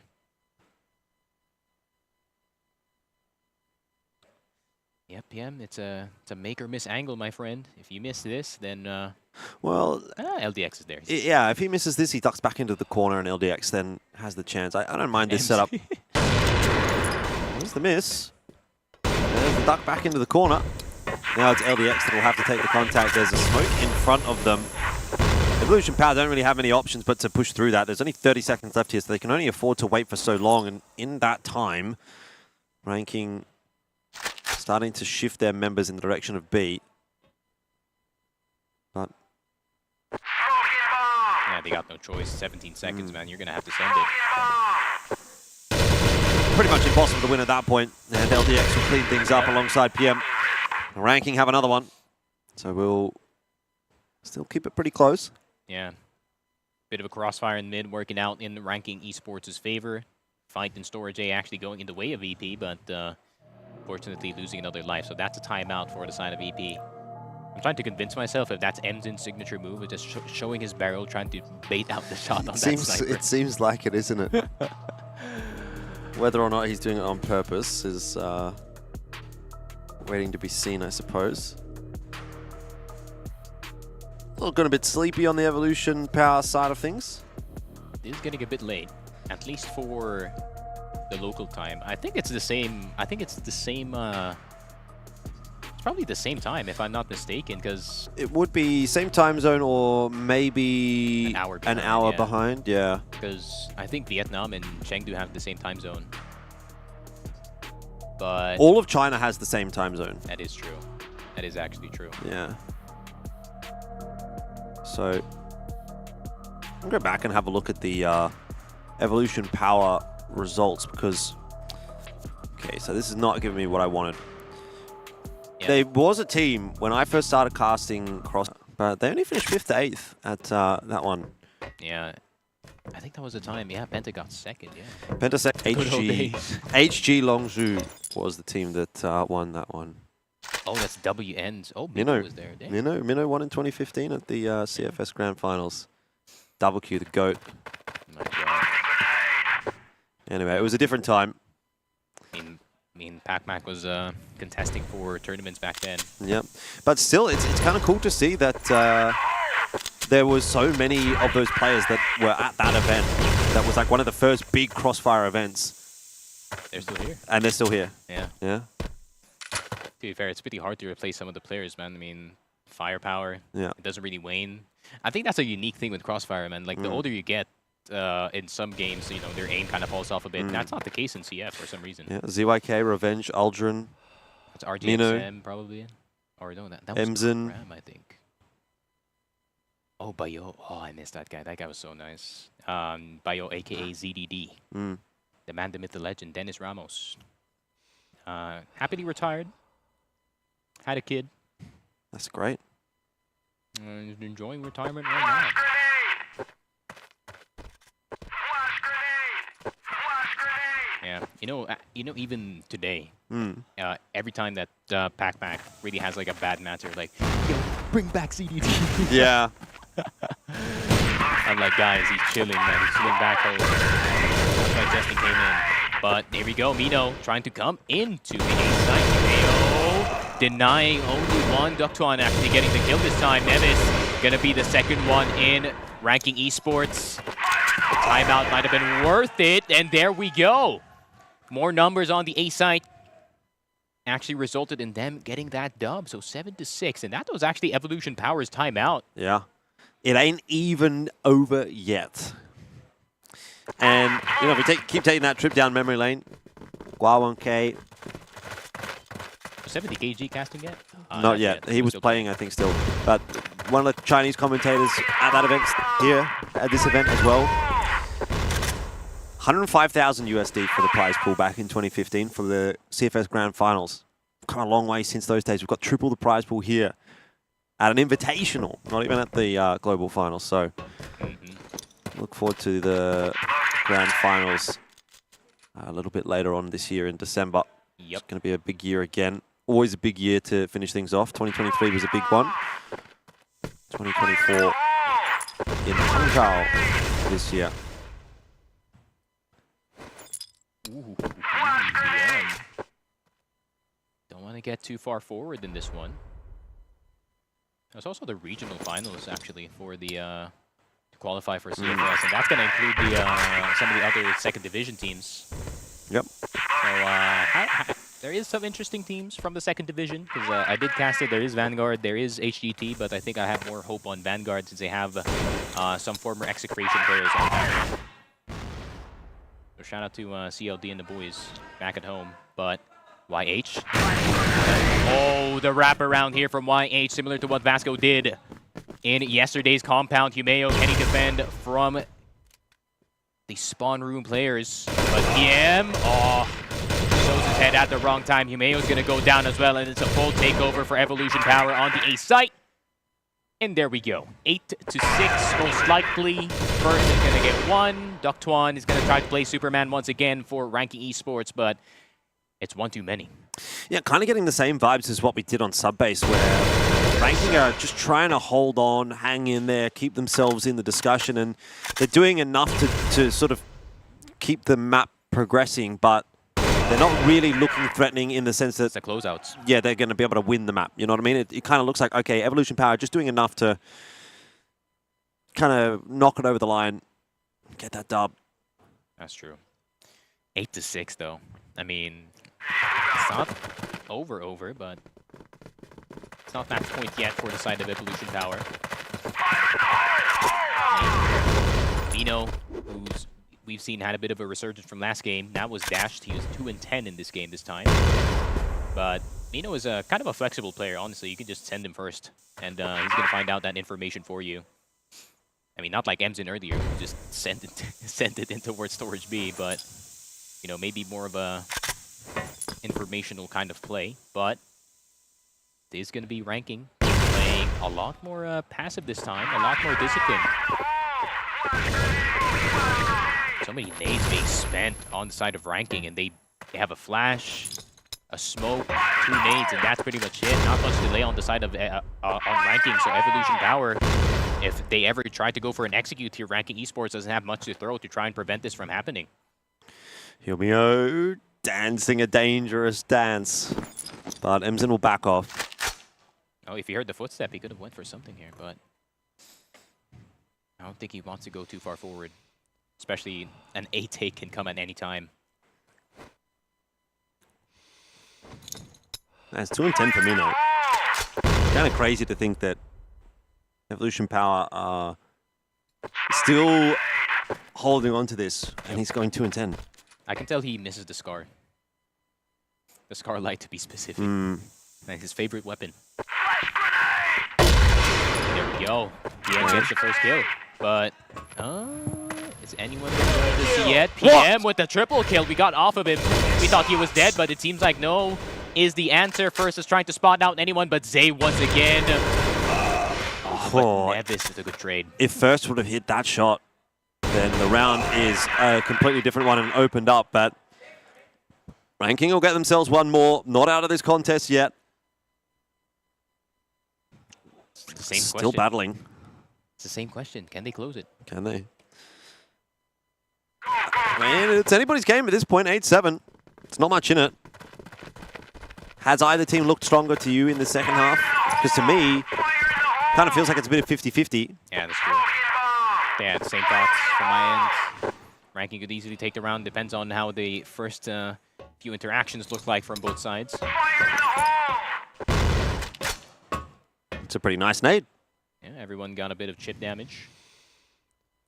I think PM actually heard some footsteps there, so he immediately backed off and went immediately to the angle going in towards Cat B. Oh, you don't want to white peek this though. Yeah, I think dropping that smoke and just playing a little bit more of a safe angle ends up being the right choice for PM. But where does that leave the rest of Ranking? You got a player playing anti-flash in mid, pretty heavy mid setup actually from Ranking, and Evolution Power might just waltz into it. Flash tossed over the top, and that's where Nevis comes into play. That was the perfect setup from Ranking. Evolution Power just walked straight into it. Tapped it first. He didn't hit anything. He's been in tower the entire time, and the guy in curve already left. Oh, but Emzin. Emzin could be the key to them getting into this B site. He's already found himself in storage, but I don't know if he can get any kills in towards the frame side. It's still a pretty troubling map so far for the side of EP. Mino 2-11, stuck on that scoreline. 1 equals 3, and that's a spray. Not gonna work. Emzin gonna get caught mid-air, and Ranking Esports make it 8-8, and it's another one of those games. Jordan. Overtime on the cards? Overtime in the cards. Might just be, or someone gets 2 rounds and this just ends. Who's going to do that at this point? I mean, I could even make the argument that it might be Ranking. They've started to get the run of things. Who's the sleepier team at the moment? Oh, wow. Who's the team with a bit more pressure on their shoulders? I would yeah, EP, most likely. have to say Evolution Power for sure. Because if Ranking loses, they're like, you guys are the second seed of CFPL. Yeah, yeah.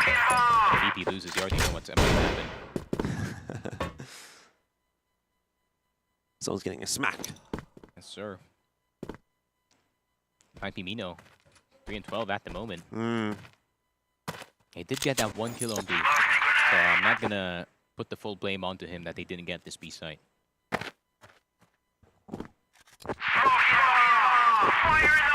Yeah, him and Emil on the same boat at the moment, actually. Emil's got an 8 so far. He's been getting better. You know, he went, again, 0-7 to start this map. And since then, 8-5, so... Might be a second half Andy. Right apparently, there. seems to be the case.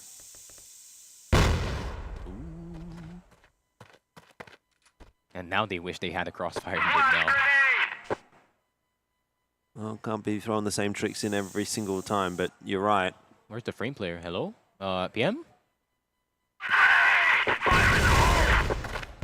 I guess they're going retake. PM, don't peek, man. Please. Jesus. Well, yeah, it would have been adequate to get 1 kill on the entry there, but in fact, they don't actually get any, and so that's going to make this retake really difficult for Ranking. In fact, impossible. First has missed the first shot, and wow! That might be the saving grace for Ranking. They might actually still be able to win this round now. As a result, 4 players on the site. Look, it's still tough here for Ranking, but... Do they have nades? Yes, they do. Yes, they do. They have nades. Ranking Esports have finally entered the side. Oh, what? They couldn't get the kills. Duck1! What just happened, Zay? On 1 HP, both of them are low. Duck1! Duck1 does it again! Duck1 does it again! Oh, he fell off the defuse for half a second there, and you could hear a shout, an exclamation from Ranking. But he got straight back on. Time was there. It was all good. He's trying to stay calm right now. He's trying to not explode from excitement. But man, how many times will Duck1 save Ranking Esports from certain doom? Hopefully one more. That's all they need. One more is all they need. Holy, Ranking, I'm awake. They failed to lock it down on sub base. But they have another chance here on compound. Don't let it slip this time. That woke me up. I'm wide awake now. I can tell. Oh. Wow. All right, all right. That's a shot. That's the same thing you said earlier. Let's not count our eggs before they hatch. True. 4v5 though. That's OT vibes. Who's going to step up this time for ranking? Who's going to make the play? Humio. It's bound. It's time. You're 8-13.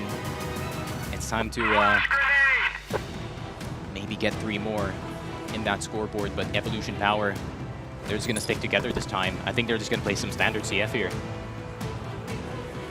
Seems reasonable to me. You know, go back to basics. Trade down. You've got the numbers advantage. Don't need to be doing anything fancy. You know that these sides are probably split 2-2 or 2-1-1.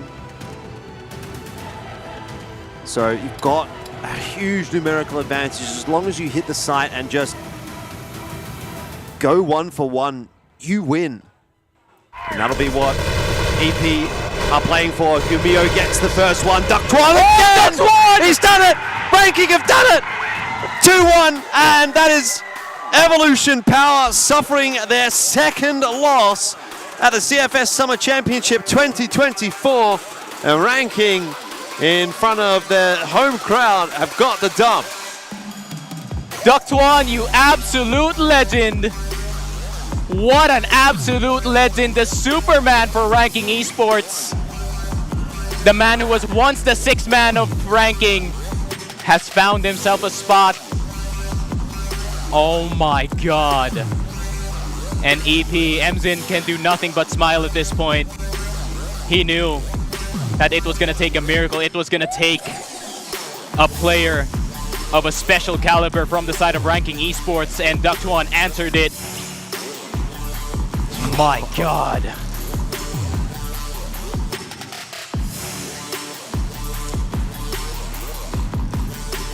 Wow. I'm speechless, man. I mean, you could hear Wolf Empire screaming in the background. I could hear the casters all the way from here. To be fair, I think they could hear me as well. But man, what an ending to such a back and forth series. And Ranking Esports, the 2nd seed of CFBL. No one expected them to win. I mean, there's some people who expected them to win this series, but I mean, the expectations were at an all-time low, but Evolution Power, they trip up once again. Yeah, I have to think about what that means for the context of this group now. And look, yeah, we've discussed the fact that this game could have somewhat been considered a bit of an elimination match in that the loser would be 0-2. They can't really make it to top 2 very easily unless things go just perfectly for the rest of the group and some very weird shenanigans go on. Yeah, for sure. But more so what I want to now think about is the future opponents of Evolution Power are 3BL and All Gamers. I don't know what order that is in, whether it's 3BL first or All Gamers first. And I think the last time that Evolution Power and AG faced each other, I think it was either 1-3 or 0-3. Let me just have a quick look here and see if I can look-see. Find out while we're on the desk what the order of those matches is going to be. So 27th, it's going to be 3BL play Ranking. Evolution Power plays AG. So this is interesting. This is why I want to actually have a conversation about this, because there's a very good chance that All Gamers is going to beat Evolution Power tomorrow. Then Evolution Power 0-3. They have 0 chance at that point of making it out of the group. And then on the 28th, which is the day following, is when 3BL will play Evolution Power. Let's assume 3BL beats Ranking. Vasco have a game against AG. Vasco have a game against Ranking. If 3BL get to play against Evolution Power, who are just like, well, we're donezo. Like, we don't have a chance to get any further in this group stage. They're tilted. They've lost 3 games in a row already. They're getting bashed and hammered by the Chinese fans. That actually might be the setup for 3BL. You know, like, am I CFWL coping right now? Might be, but I can't blame you, man. I mean, 3BL had a nice showing in that last series, so it could be a fight that we didn't expect. I mean, everyone was expecting Vasco to get that 2nd seed because Evolution Power kind of tripped against him, but now it gets interesting in Group B. And now it's the competition for the 2nd place, and man, this CFS 24 championship has gotten a lot more interesting. Yeah, it has. It certainly has. Man. This has not gone the way that I would have thought it would have. You know, I've been spruiking. I haven't done this with you just yet, I don't think. Yeah. When I was casting with Neo and I was casting with Laz, I dropped the, I got the 100% prediction rate at the last event, the last CFS Summer Championship, up to the playoffs. Started going wrong for me in the playoffs, but I was 100% during the group stage. At this event, I've got nothing right. I've got nothing bloody right. I've just thrown all my predictions away. So, you know, when you say like, oh, this is not going to expectations, well, certainly not. Certainly not going to my expectations. I'm so glad I was wrong. Yeah, me too. I'm happy to see it. I think it's a great story. I mean, ranking, home ground, you'd want to be seeing them do well. I think there's always a pretty cool story there when the local teams are performing well. Again, it doesn't necessarily get ranking out of hot water because of that that loss against All Gamers yesterday. It kind of means they do still need a flawless run for the rest of this this group, but 3BL and Vasco ahead of them, it's not unwinnable games, you know. For sure. And yeah, it seems like ranking's downfall might have been overstated here in the CFS 24 Championship. And man, I'm still speechless that this happened, man. Right in front of my eyes while we're casting even. And ranking esports. I mean, it would be interesting to see if I could see a future where both ranking and Wolf Empire would be the two teams going into the playoffs, and that would be a treat for the Vietnamese crowd, honestly. Both of their teams getting into top 4, but there's still a lot of competition to be played. But ranking esports, you could go home back to the hotel really happy after that one. Do they have any games tomorrow? Ranking? Let's have a look. Oh, they can't get Crunctus yet. They cannot get Crunctus yet. Yeah, 3BL tomorrow. It's going to be a big game for sure. And, you know, we talk about matches that could be potential for the battle for second place. That actually could be one of them now. So it's an important one. Daktuan, really, really big game from him.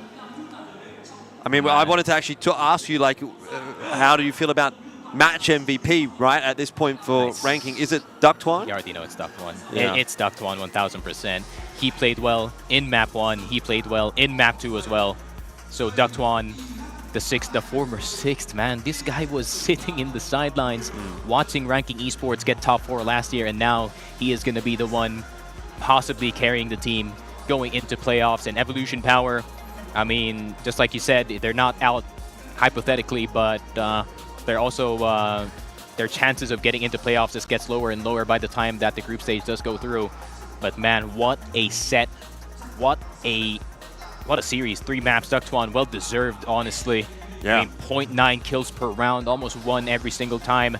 And yeah, headshots might not be favorable, but does it even matter? I mean, he was rocking the M4 or the AK half the time, and the sprays were hitting. So at the end of the day, as long as he hit the shots, it's pretty much fine. Doesn't matter how you get the job done, as long as the job is done. And importantly, that's what was done tonight by ranking. And we'll be looking back at that one for Evolution Power, and there will be some degree of serious disappointment on their behalf, on the behalf of the Chinese fans as well. And I do sort of wonder how that goes going deeper into this group for Evolution Power. You know, are they going to be able to bounce back, play for pride, or I think are they just tilted off the face of the planet and it's like it's over for them, you know? Yeah, the only way that they can get back into this group stage is probably when they 2-0 the rest of the group. But I mean, the next few games that you have, I mean, you still have AG in the works, so I mean, the chances are pretty slim, but the chances are there at the end of the day. But still, I mean, I think the competition for the second seed has turned into a ranking versus Vasco versus 3BL kind of situation here in Group B. And yeah, I mean, any team can definitely take it. Yeah. Oh my god, man. Got the interview coming up in just a second as well. I'm sure there's going to be some pretty interesting stuff coming from that stage as well. So we'll have to see how that plays out. It's ready for us by the looks of things, so we'll chuck it back down to the stage and see how that interview goes. Phỏng vấn sau trận đấu và đứng cạnh tôi đây đang là Đức Toàn, MVP của đội hình các thành viên bên phía ranking esports. Và thời điểm này, đầu tiên tôi phải nói là chúc mừng các thành viên bên phía ranking, họ vừa có một chiến thắng phải nói là cực kỳ ấn tượng, và cũng cảm ơn vì cái màn trình diễn vừa rồi. Và Đức Toàn, không biết thời điểm bây giờ bạn đang cảm thấy như thế nào? Em cảm thấy rất là vui ạ, không nghĩ tem mình làm được như vậy. Nhưng mà với một cái trận đấu như này thì nó cũng là một trận đấu tương đối là thể lực, thì không biết là Đức Toàn bây giờ có thấy mệt không?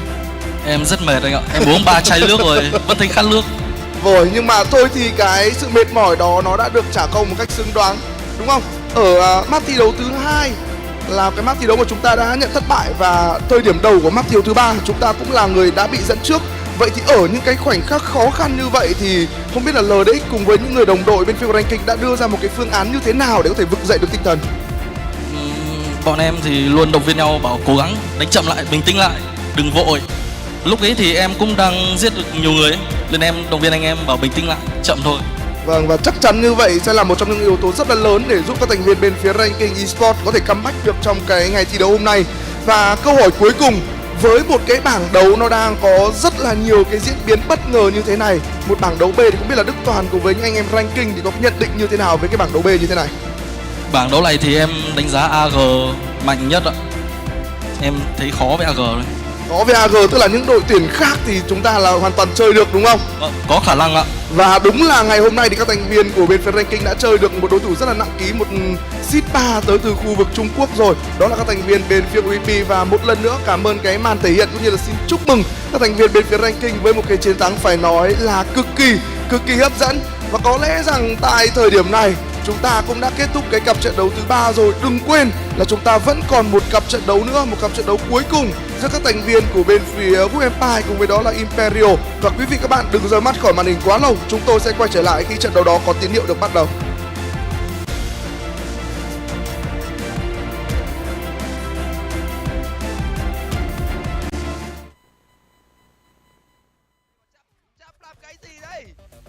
Bật lôi, chỉ đi không dám lao ra đấu. Bông Kiều mình phải máu lại chết với cái double kill cho Bông Kiều. Đô-la 1m4 trước có đỉnh, sau cũng có đỉnh, double kill cho Đô-la. Và TGM thì ta vẫn đang quản khủng pin này. Đô-la muốn bắt TGM. Đô-la anh ta cũng không thể thoát được TGM. Một pha kéo tâm là hay. Và Kim Bùm người cuối cùng.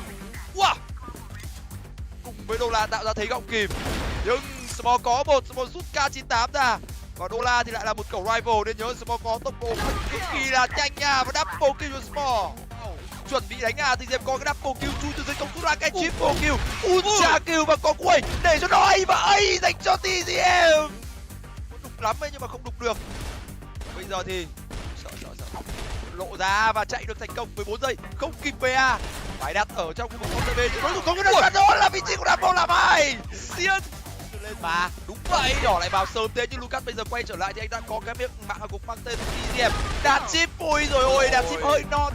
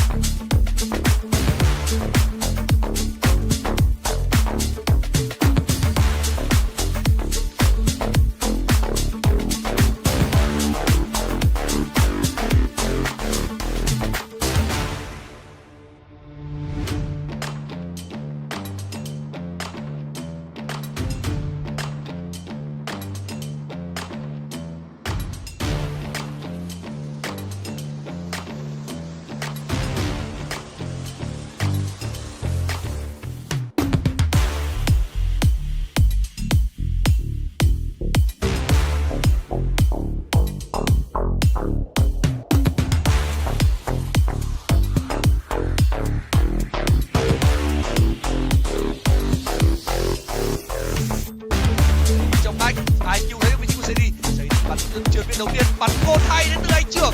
Đây đi còn 2 mét côn thôi. 2 mét mà. Đây là một cơ hội dành cho Cao. Lên tiếng một bên tay KT15 là người cuối cùng.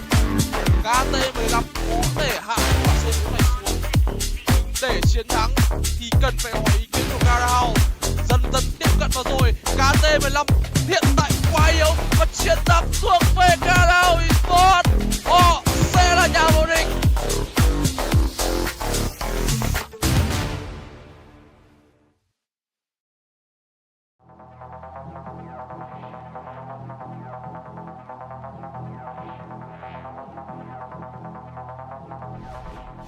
Bringing out the second arm, able to find one on MKZ. Beck goes down as well.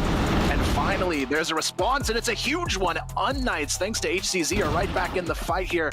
4 kills on the table, all headshots as well. HCZ came around the corner, gets a freebie, he's completely blindsided from it, but Stocks just eats the flashes, has to back off the Creeds. He's gonna hold the line for all 3. Caught by a flash though, he's gonna double back. Doesn't want to stick around too long, Min. Gonna find one, we're gonna make that 2 as well. Looks for a 3rd as well, and he'll find it. What a round coming out from Min. Very low on HP, so Unknights, if they can play their cards right, there's a chance to win this back. And Beck, he might have just found that opportunity, already finding himself 2 kills. You can see Stock wants to go for the trade. He's a little bit late, and he's not gonna be able to find anything. Beck able to get 3 kills, and Creeds and Austin, they know they've got to try and find something, but Beck able to find 4 before finally.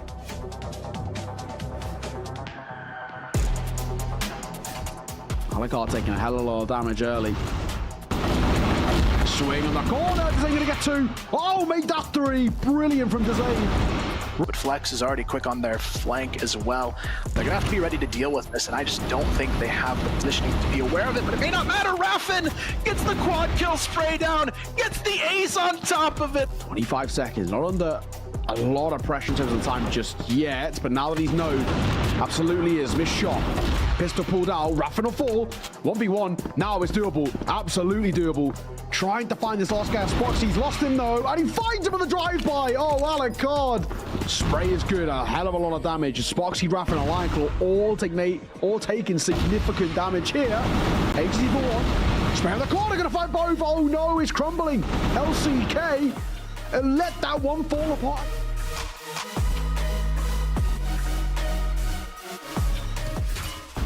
Disrupting on that position, but Pietro, he's trying to get some work done himself here from the back of the A window. Put that pressure on them. HCZ able to sneak in and find one. MKZ finds another. Confident Snare. They're still hanging on to this one. 2 kills going the way of Snare. Alucard would be good for a first here. Gets all 4 kills. Insanity. Close. Gonna get tested here off the back of the information. MKZ for 2. HGZ for 2 as well. Oh, what a way to close it. Fully swinging into this as well. He's gonna find himself a 2nd kill. Pietro spotted as well. This flash is gonna be huge for their chance to break through. Pietro able to find Snare. Horace and the 1v2. Good for the first, good for the second. Horace, what a retake. Knights have clearly done their homework here. They know exactly what they want to do on the approach. And 3BL, they're just kind of left. Try and pick up the pieces and find a way to just frag out. Bomb is gonna be dropped here. Slayer on that wrap though is huge, because Snare is left alone, flashed out of position, looking for a potential clutch here. He gets the spray down. Horse and Snake is going to be massive. Snake able to find 2, but through the wall. MKZ takes down Totson and Horus. Making a 3rd kill. What is that 3rd shot? And now it's just Snare, but the wallbang of the M4 proving to be so massive in this round. But MKZ, it's not over just yet. The 1v1 situation. Can he take it all the way to the finish line? No, he can't. Starts to come through from Snake. Totson able to find 1 as well. There, he's not going to be able to hold on to it. Totson, though, still able to find that impact from the bridge position. Gets a 2nd kill onto HCZ. MKZ and Beck are also very, very low. Horace has to be able to respond here from the GR spawn. He's been spotted out. Here comes the double swing. Totson, he needs the ace in order to close this one out. He spots MKZ on the shoulder. Be good for a 3rd in this round. Can he do any more? The time is already ticking away from him. They know exactly where he is, but he catches Alucard as well. Surely not the ace. The one-on-one opportunity to win it all for Totson. Beck just definitely going to dance this one around and try and run down the clock. But the backstab, Totson! You've got to be kidding. Ace clutch for the win here. Gets it done for 3BL.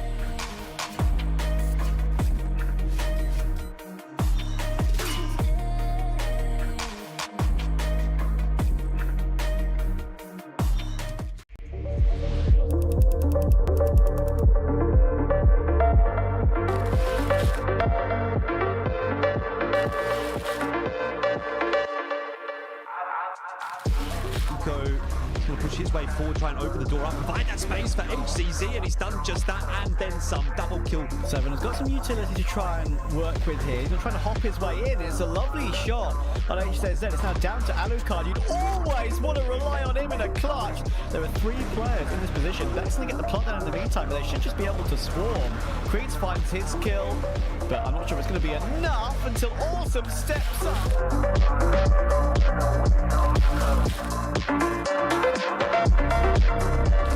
Knights stand up to the pressure. Well, it's going to be a big fight in mid. There's 4 3BL members here, and that might actually work out for Untitled. That's a lot of players to kill. Tot is in position, listening for everything, sees that his teammate has already delivered, and then he chooses to pounce. And perfect timing! Goodness gracious. Alucard's still playing with these angles. Bet gets his one, but unfortunately it's only one. Now Alucard, so he's very stuck. One, cold up for the second. And there's an opportunity. He's just wasting the clock. He's tagged down Slayer even lower. And Alucard takes it. So maybe they've got the bit between their teeth, as you can see here with some of these entries and the way they're playing. Look at Beck. He's on the high ground. He'd have no idea he's on the high ground. Sayer's going to try and take an advanced angle. Snake does trade it at least. 2 versus 2. Headshot angle being taken up by Kiko. It's a good reaction. A player push out the warehouse. Untitled have 3 to defend. Initially, that's not a bad setup. Numbers still favourable for 3BL, and the trades are as well for the moment until Kiko strikes. He's got a double and a triple onto Snake. Untitled are not going down without a fight. Kiko gets 4. His timing not so favourable. He didn't actually spot anything out, nor did Snare. This is going to allow Untitled to push their way forward. Snake might as well clean it up himself. He gets all 3, and that is that 3BL.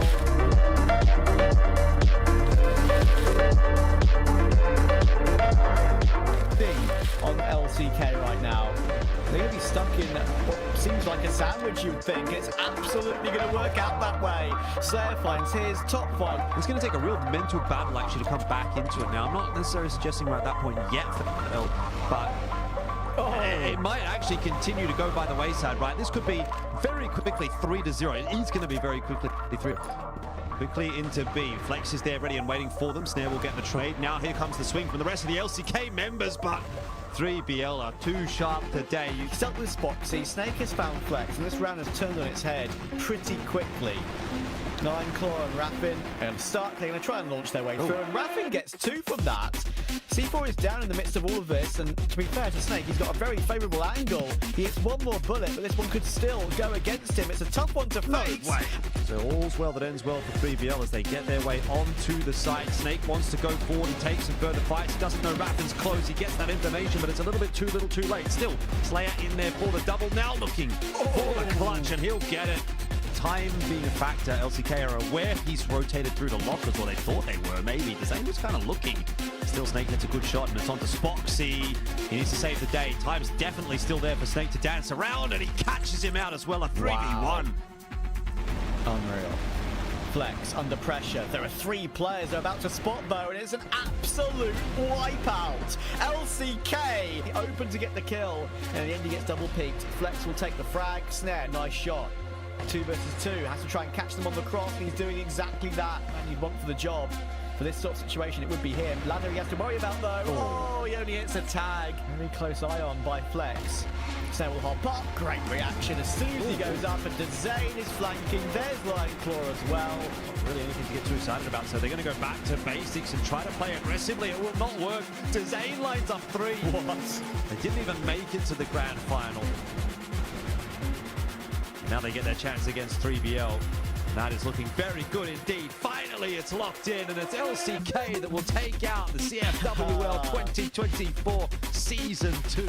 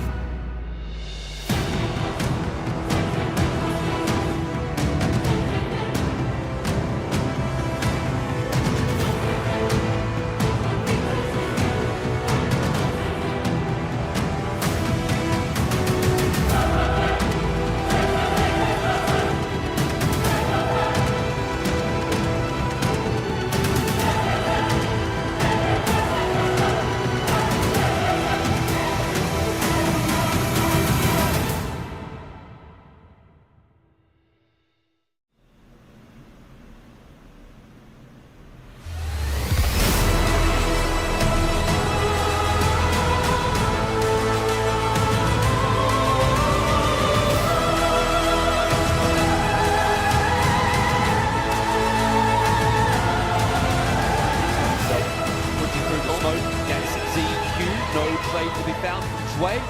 Dude is down the bottom as well. So here's where it starts to feel possible. All gamers, you just can't let this happen. 3-on-1 for Shao, and he makes it look easy.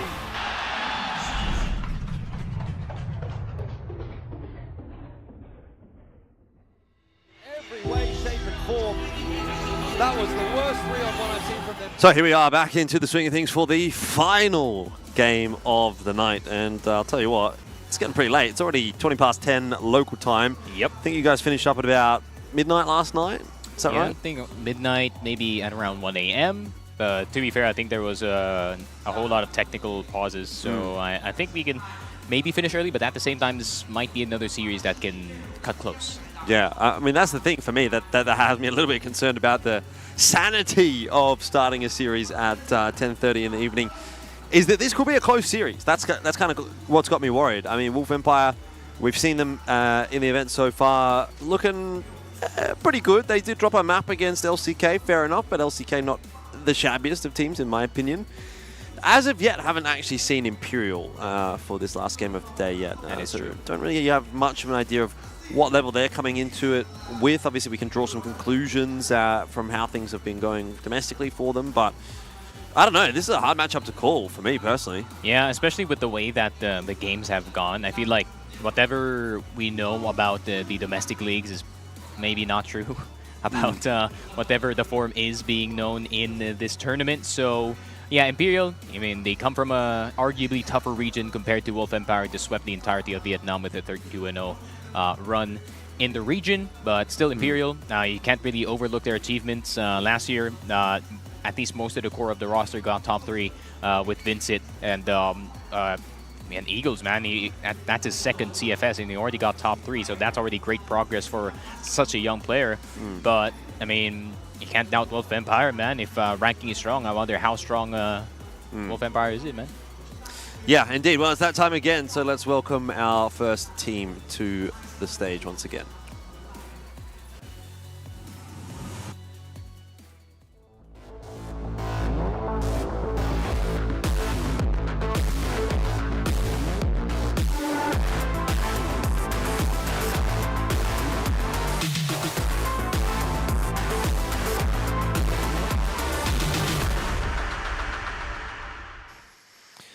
All right, well, lots to be said, of course, about Wolf Empire. We sort of reiterated a lot of that yesterday, that this is maybe the best Vietnamese team that's been put together in recent history, at least, but certainly potentially for all time might be a discussion to be had as well.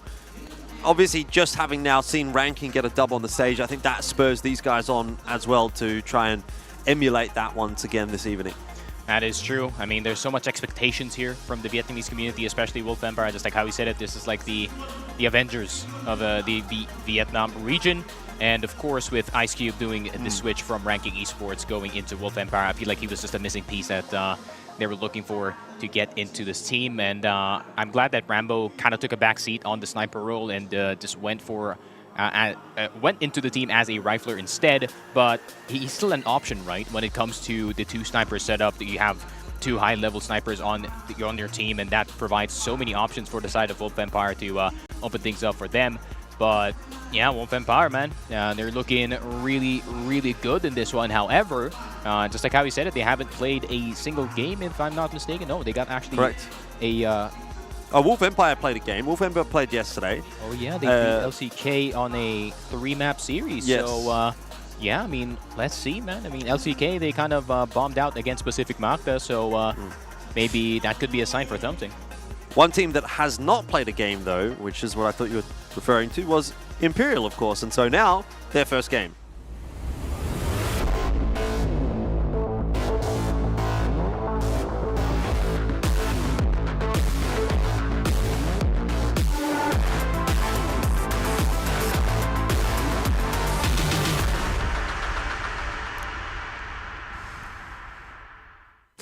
So all the way at the end of day 2, they have to wait to start their campaign. And obviously quite a seasoned roster. There's a lot of veteran players in this team that have been on stages such as this one before and plenty of times. And so pretty high expectations for this roster as well, it has to be said. Yeah, especially the Animals, man. And getting top 3 last year with the roster that he had is one of the most impressive things I've seen in all my casting in CF. To be fair, I'm only casting for like 3 or 4 years, but I mean, that's just saying something that he can lead any team going in towards that CFS, going into a good result. And now they have gotten into an organization, one of the biggest organizations here in Brazil, in Imperial Esports, and the amount of support, the amount of resources they now have as a team can really definitely help their results going into this tournament. Yeah, solid stuff across the boards. I mean, yeah, I'm looking forward to seeing what they're going to be able to bring to the table. I think it's going to be a good barometer match, kind of potential for this to even be the battle for second place in this group. Yep. I already know who's the key players. Okay. It's probably going to be the snipers, man. Of course. Let's be real. As always, though, to be fair, like I feel like there is just that little bit of bias normally when it comes to picking key players. Pretty easy matchup to go for the snipers. Lots to sort out on the stage as well, by the looks of things, for Imperial. Yeah, get the phones out. Don't want to be going on TikTok while you're mid-game. No. Don't want to get distracted by the brain rot. No distractions allowed. There we go. Map comparisons, of course. Both teams very similar map pools, actually, surprisingly. Both teams have a really strong Ankara. Of course, Wolf Empire having the stronger Ankara in this series. Black Widow is also an option. Compound is also an option. I think the win rate is kind of slighted a bit towards the side of Imperial, considering they weren't the first seed in their region. But from what I've seen, at least from the eye test, they can actually play a lot of maps really well, and that's just the benefit of having the Animals on your team. Yeah, I mean, pretty good spread, actually, when you're looking at the numbers there. Match history.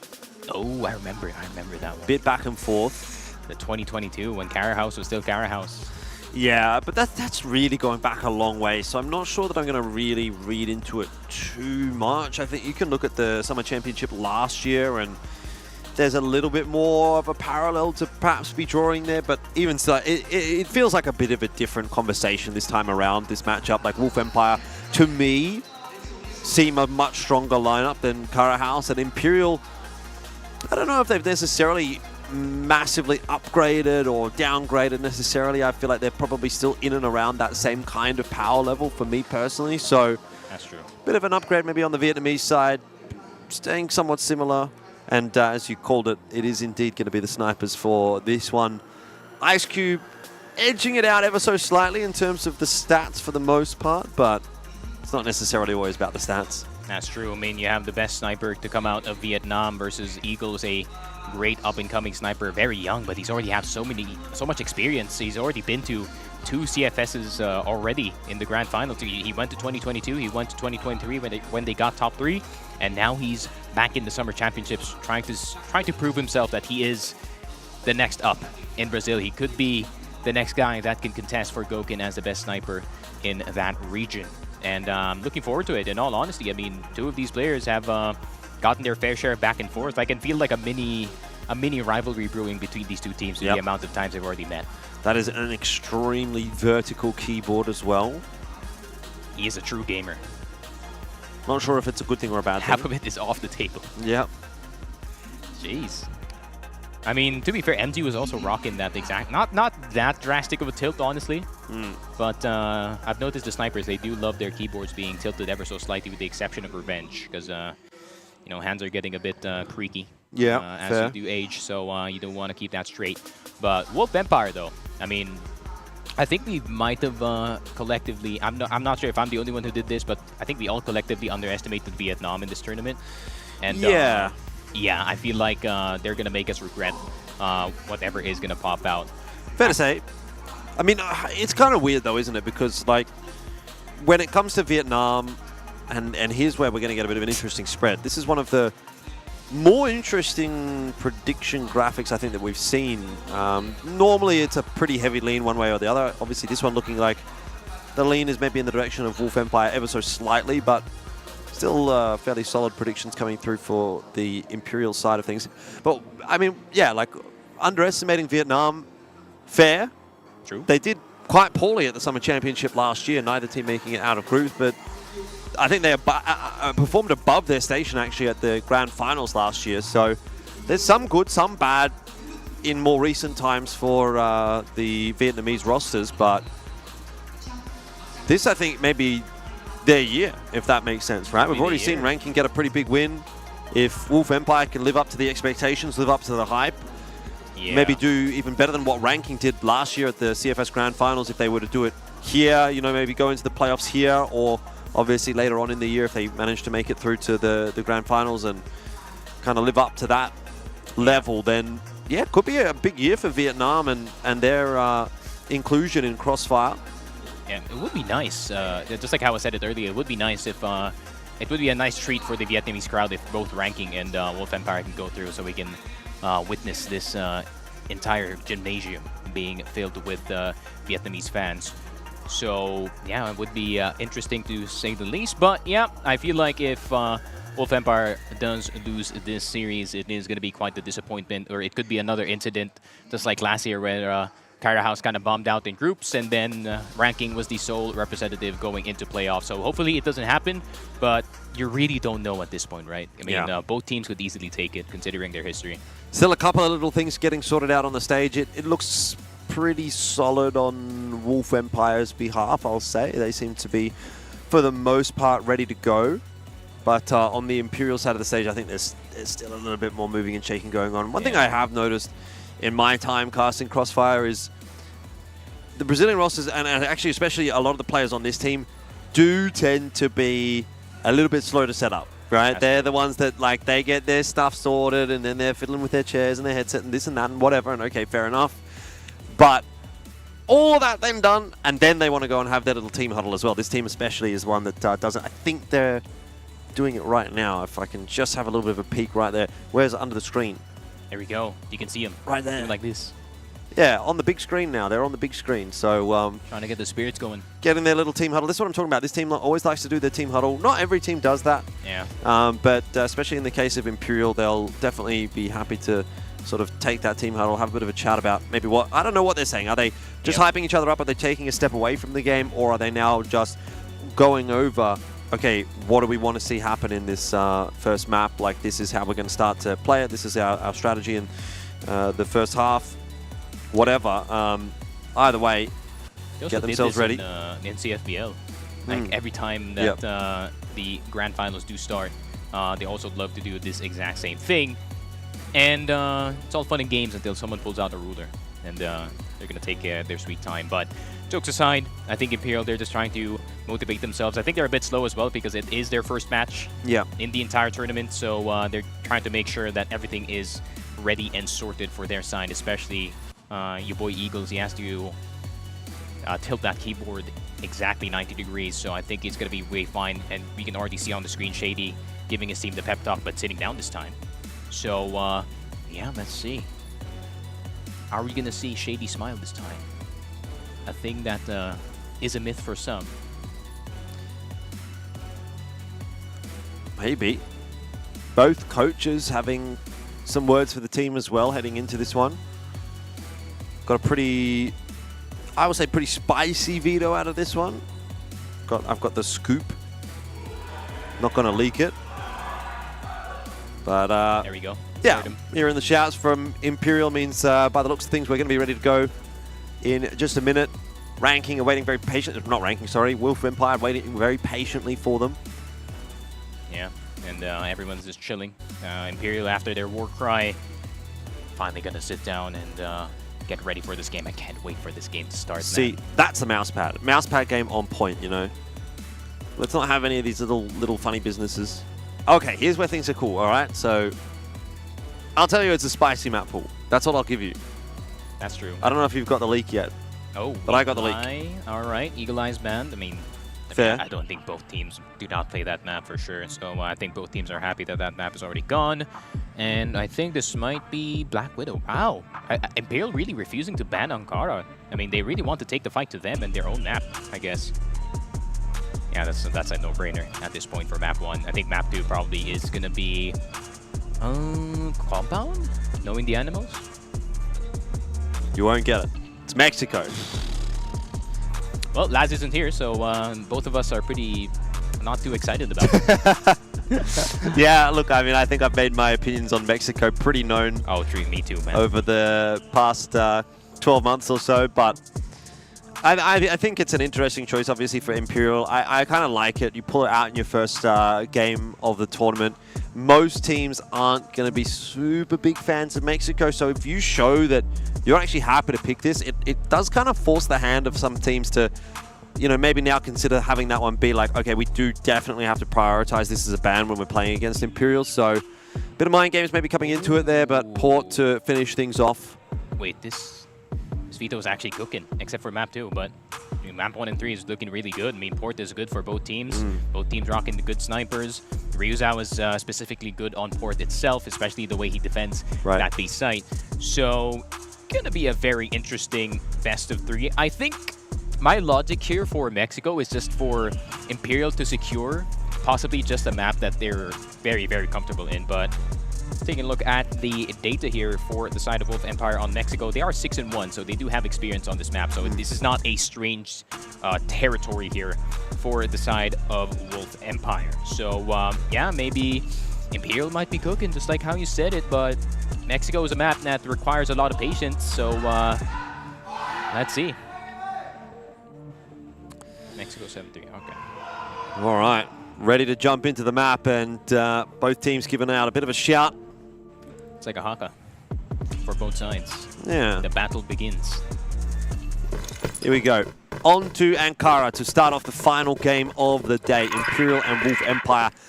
How long of a game is this going to end up being? My prediction, quite a big one. I think both teams are going to really be this is map 3. Ensuring they don't leave anything on the table. Double nade straight in there onto Dola. And a bit of a tag as well through that smoke, but he survives. Dola didn't have really this game yesterday, actually. If I can remember, I think he won 3-7 at one point. So, I mean, today's a new day. Maybe he can do something different for his squad. But Imperial, making sure that they get that initial damage in. Dola being on low HP already, so that kind of weakens the defense a bit going in towards the hotel side. But Imperial are looking for something else. I mean, there's still a fair bit to work on, I think, from yesterday's game for Wolf Empire. They got it done, sure, but there was improvements that could be made, no doubt about it. And maybe that's a good thing. Maybe it's a good thing that we didn't see the peak of Wolf Empire just yet, that we can look forward to seeing a little bit more from them. Really reserved approach from Wolf Empire in this round, though. Just a big old 3-2 split. No one really paying a huge amount of attention toward middle. Obviously, ISQ watching that line from the B site, but it would allow Imperial to take a lot of space for free, though they're not really doing so. And in my mind, Imperial always going to be one of those slightly slower teams. Brazilian teams in general tend not to bring out the faster rounds as much as maybe the Vietnamese and Chinese teams would be wanted to do a lot of the time. Here again is Imperial back to their, you know, true to form style, really waiting that timer down before hitting one of the sites. Eagles having his own fight here on the A site. Ryuzao is going to go down first. The Animals gets a 1-for-1 for now, but Eagles does he know that there is someone right behind him, and he only gets another trade ongoing. So it's a 3v3 at the moment. Ice Cube is still alive, but the sniper is already gone, and somehow, some way, GDSC has found himself in towards top A. And that is really good communication for the side of Imperial. I mean, no one is occupying that top A. They already went through the high-mid side, and they got something going. But the Animals caught overextending in towards the exit side. But look, it's already someone who's going to try to re-aggress for him here. Not quite taking full advantage of it, but doubling down on the second attempt. And it's already bad news for Wolf Empire. Rambo, he looks to try to save the day, but time is going to get the better of him here. GDSC will hold back in a bit of an off angle. That could play against him. Time a factor. Rambo, has he got there in time? I don't know that he has. Defuse on. I don't think he has. No, he's not quite made it. Damn. First round on the board for Imperial. That was a very Brazilian peak from 7-7.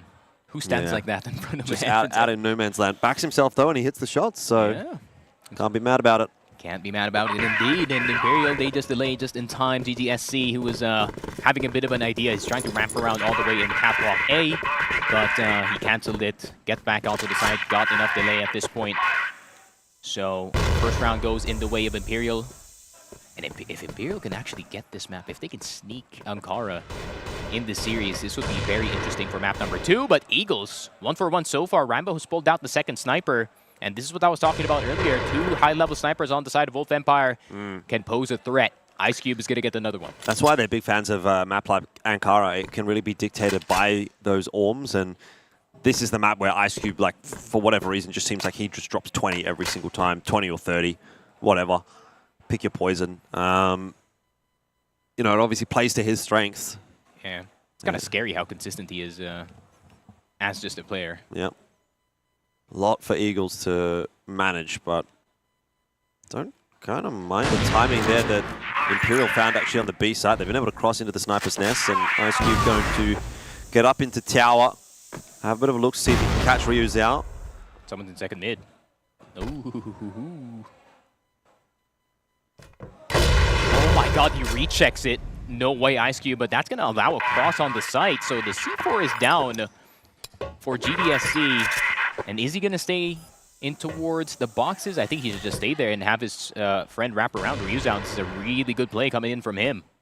Tough one to win, though, for Imperial. Both these players have to pop off, but that's great from Ryu's out. Already catching Ice Cube, finding Rambo in the back. Didn't quite manage to convert that one, but GDSC time not going to be a friend of his in the end, and will be Wolf Empire to grab that second round and keep the scorelines even.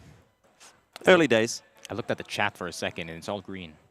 A lot of Imperial fans. Yeah, I mean, Brazil has got to be one of the best fan bases in any esport and or sport. They're very loyal to their teams, and I mean, you can't appreciate it, man. I mean, Imperial, they feel very supported in this one. They know that the entire country is right behind them.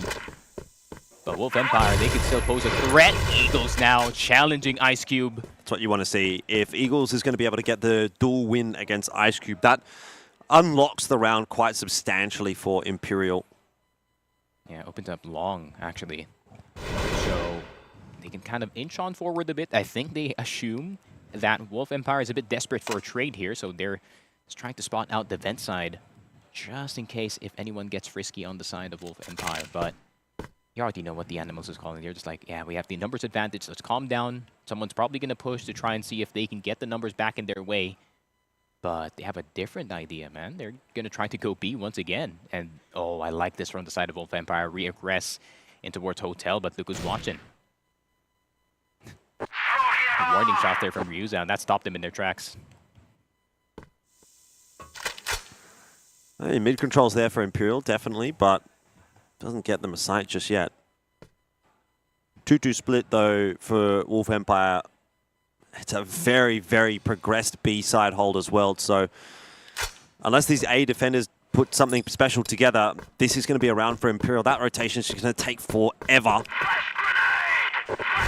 Looking for at least 2 or 3 on this initial hold. And there's one from Rambo. It's kind of stalled Imperial somewhat. Some of that counter util maybe being a bit of a problem for them. Nade over the top will soften the targets up, and it has bought a lot of time for the rotation. This has been a really good hold from Wolf Empire, all things considered, but inevitably, that's the straw that breaks the camel's back, and once you lose 1, you lose 3 or 4. And so Imperial do manage to grab that round, and it was a stoic attempt, but without that mid player rotating in quickly, it's just not enough players on that side to hold. Yeah, I like what Eagles did there. He kind of lagged back his teammates. He was just playing boxes in towards long side. Very similar to what we were supposed to see from the side of Evolution Power with, you know, first being more of a passive sniper and just trusting the rest of his team can take the site by themselves. Rotations are a bit slow by the side of Wolf Empire, but at the same time, they have to be careful because Imperial, yeah, they could take top A, but someone could be sneaking right behind them. So they were trying to look for maybe another player who was kind of roaming around, possibly in high mid, trying to go into their respawn, but no one came at all.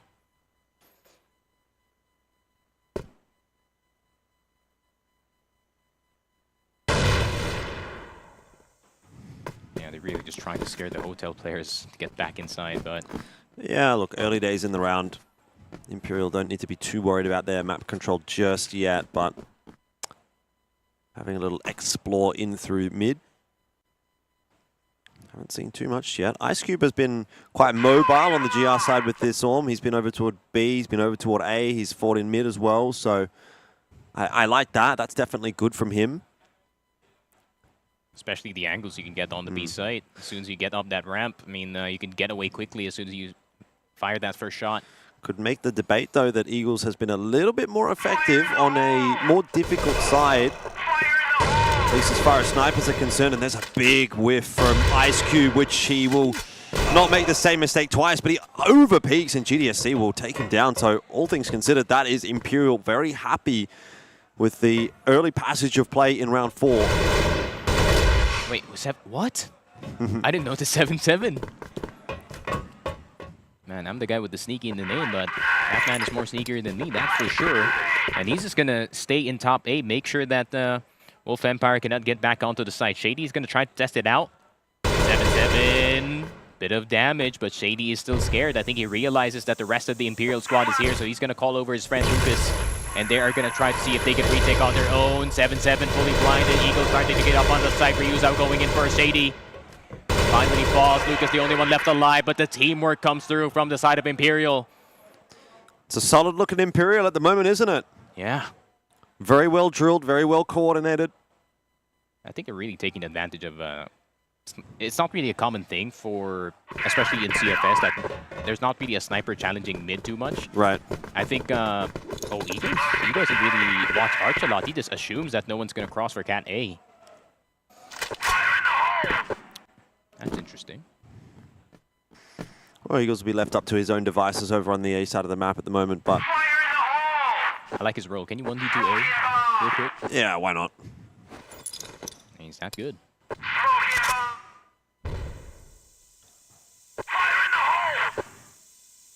Alright, same old, same old. Not much new. Slow start, as is to be expected for Imperial.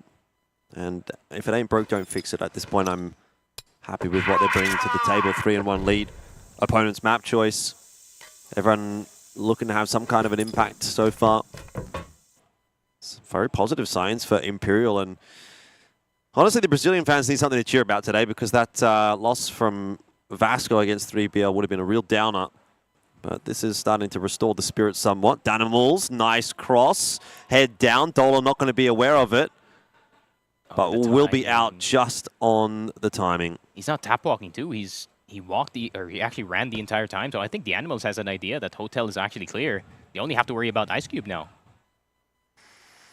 Re-aggression though from Wolf Empire into the mid connector. They don't actually see anything. This is tense. Yeah, layers upon layers in this round. Both teams sort of just playing a bit of a push and pull game. Oh, he's calling over Ryuzo now, so yeah, I think this is definitely going to be a B take.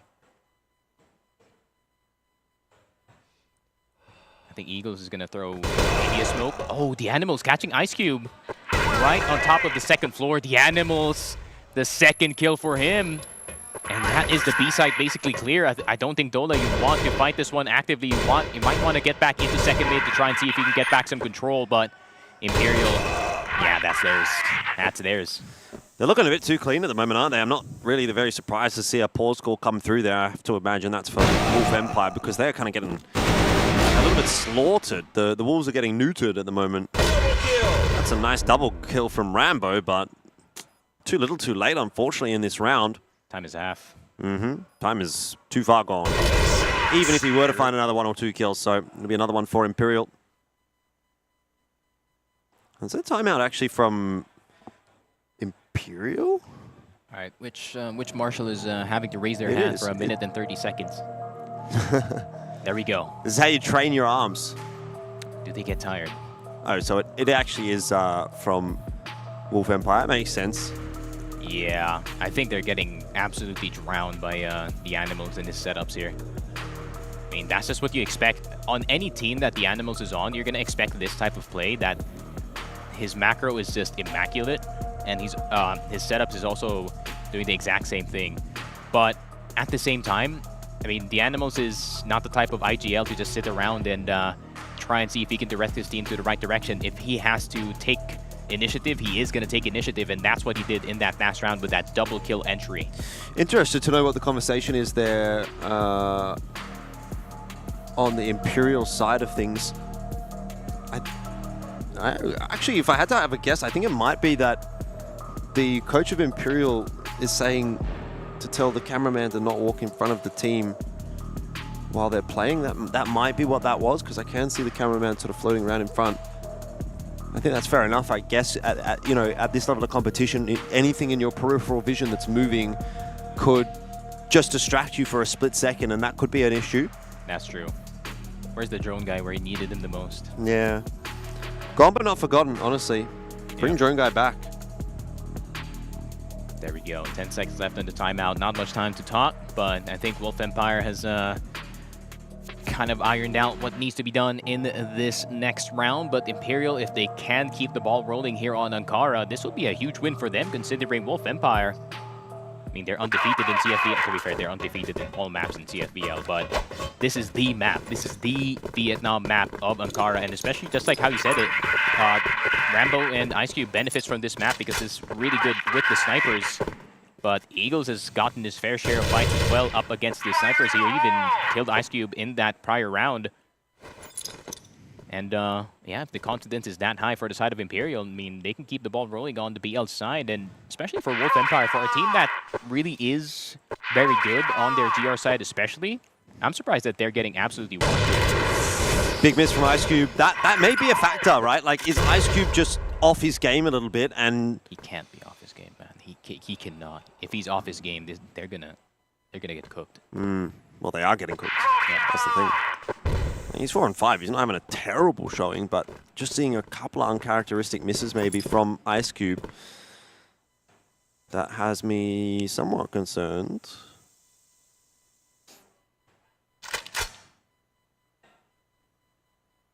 Oh, look at this. Just a 5-man play. Ryuzao gonna line it up. That's a nade. Yeah. Oh, that's a flash. I think that's gonna go into room actually, so they're gonna blind any single person that is defending the side. Rambo is fully blinded. The Animal's going for the entry, but he's gonna tuck himself into the box. The flash does go away, but Rambo does notice that there's a guy hiding in the corner. Lucas is gonna get Ryuzao, but Ryuzao gonna help 7-7 getting that kill and towards the top of A, but look at the backup from Wolf Empire. But 7-7 once again, how does this happen to him again? And 7-7 with a triple. No, it's actually GDSC with the help of 7-7 getting that one. It is only Ice Cube left. C4's in a bit of an awkward spot, but will be recollected. Ice Cube. Oh, he was given the 1v1 by GDSC, but they're pumping themselves up. Damn. Good stuff. It's like nothing's changed. That they're exactly like this on CFBL. Maybe a bit more noisy in CFBL, considering it is their boys on the other side. I remember the... you can always get louder.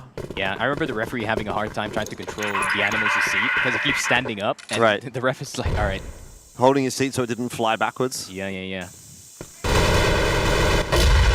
Oh, this is what I was talking about. They need to peek mid in these types of situations because Imperial just kept on getting mid control for free, and finally Wolf Empire does something about it. Yeah. 2 for 1. You'll take it. Shady's pretty low, but that's all good.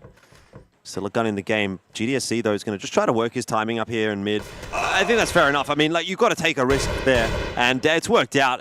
Everything he's touching is turned into gold. I think I saw him in the gym earlier this morning. You know, so I'm backing him. When you get that full pump, that means your aim is going to be great. He's got the pump. He was going hard on the lap pull downs, the rows.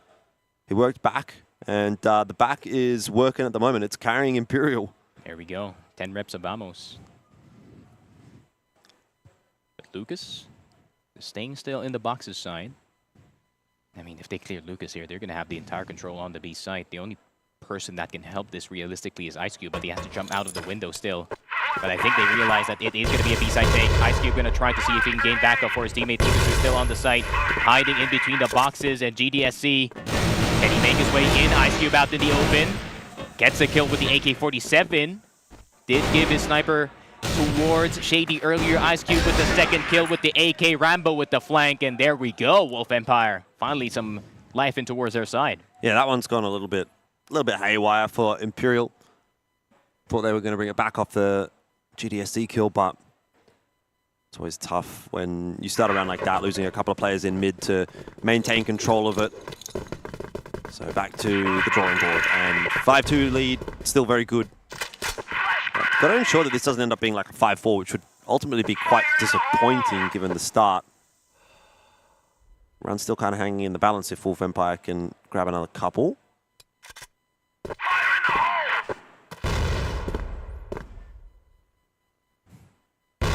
All right, I think they realize that Wolf Empire now starting to fight for mid control, so instead they're kind of spreading out in towards the long side, and it's very important that the Animals get some early control, especially in Catwalk A if they still want to go into the B site. So kind of push them back here, but look at the positioning from the side of Wolf Empire. They're occupying Tunnel B. There's 2 people in towards the hotel side, and Eagles is going to try his tried and tested, I'm just going to fight the entire site on my own, and if it works, let's go on the site. I don't know if I can get behind that as a strategy, but he seems to make it work, so fair enough. If nothing else, it's a solid position to be holding here, that vent position.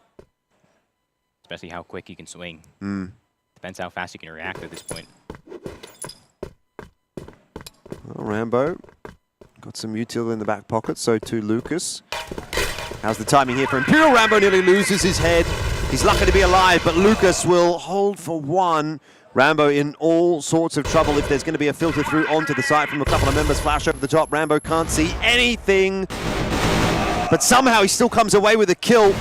He should be going down to a Stray Gust to win, but he's actually putting up a mighty fine fight. GDSC being run down by a couple of members and the rotations coming through. C4 is on the site. Imperial have to commit to this. I don't know how they haven't run Rambo down. They still have a flash, so they can still work with it. I mean, Ryuzao is going to get shady. He's getting a bit of overzealous, trying to end this round. 30 seconds left on the clock. Rambo gonna get another one, as well as Dola. Eagles, the only one left alive for the squad. And for a sniper, this is next to impossible to try and gain some control. Dola is the first one down, but he doesn't have any bullets left for the second guy. And there we go, Wolf Empire, a bit of fighting back here. It's a bit of a disappointing round, actually, in the end for Imperial, isn't it? Like, Rambo was 1 HP. I feel like they should have recognized that and just swarmed the site as soon as they got that kill onto Lucas, but got held up for whatever reason, and that informed rotate came across from Wolf Empire. Also, the fact that the C4 was like the entry player for Imperial ends up more or less meaning they have to commit to that site. When, if they would go 1 for 1 there, have the C4 in control, still they might actually elect to back out instead. They don't really have that option. So a lot of things going wrong in that round for Imperial. Yeah. I was actually looking at the time. I was like, really? It's only 10:58? It's been a pretty fast-paced game. You're trolling. Yeah. I thought it's been like 45 minutes. But it seems like every time Brazil comes on the screen, it's the game speeds up by a lot. And I think they're really just trying to see if they can catch Wolf Empire mid-setup here on the site. But it seems like they're ready and roaring to go. Rambo going to flash. Or that's actually a nade going into the bench side. Oh, but Sadie already from behind, and he's going to try to go aggressive here. 2 players in towards the long side, trying to go into mini terrace. Nades are going to go through towards boxes, and Imperial having a hard time, and here comes the sandwich upon me from the side of Wolf Empire. And Lucas, can he hit the shot? 7-7 once again, trying to produce a miracle, but it's not going to happen. Wolf Empire are back in this game. Yeah, they've really salvaged that first half. Off of that tack timeout. Big recovery, which seems to be the modus operandi of the Vietnamese teams today. They are sort of giving up the leads and then trying to fight their way back in. And yeah, I guess it kind of worked for ranking in the end. See if Wolf Empire can do it as well. Vietnamese teams and their comebacks, man. It's like a... How would I compare this? It's like a show. Down. Oh, Rambo! Not the spot to jump into, honestly. The Animals, both of them are low on HP, and it seems like he gets out alive. Eagles with a bit of help with his captain, and Lucas is going to realize that there's not much action happening in mid, so they can try to file on back, but Eagles is already backed up all the way.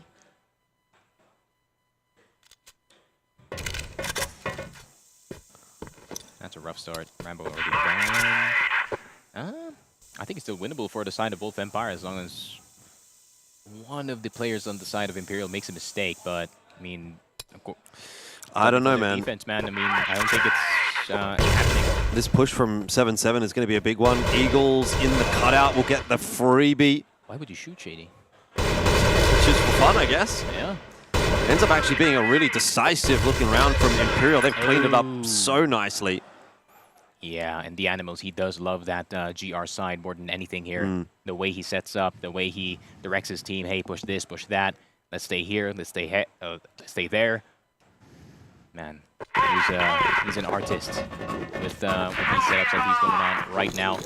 And Imperial, this is what's tough about, I'm kind of like a broken record here. This is tough about going up against the Animals because he has so many defaults in his brain that it's kind of hard to predict what the defense is going to look like at the start of a round. It could be GDSC pushing out in towards long. It could be someone going aggressive.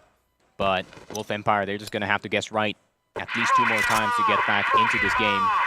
But so far, it has been a rough time for them on the BL side. But a little bit too soon to speak. It is still a 2-point deficit between these two teams. There's 3 people on the A side. I think they're ready for this. Util coverage is pretty good though from Wolf Empire. The flash is landing nicely, but flashes are good, shots are better. Ryu's out, GDSC, they continue to just lock it in for Imperial. This GR side has been near perfect so far. Another great start to a half for Imperial. And we're going to get a tech pause. Yeah. The Animals trying his darndest not to stand up in the seat. No, never mind. Oh, yeah. There we go. A little bit of a tech pause. Seems like someone was pointing at one of the players on their monitors. So I think that's GDSC having a bit of trouble here. Or Eagles. I think it might be Eagles. Oh. Could be 7-7 actually. Having a bit of trouble here. There you go. Technical pause. Yeah. Who knows? Could be anybody really.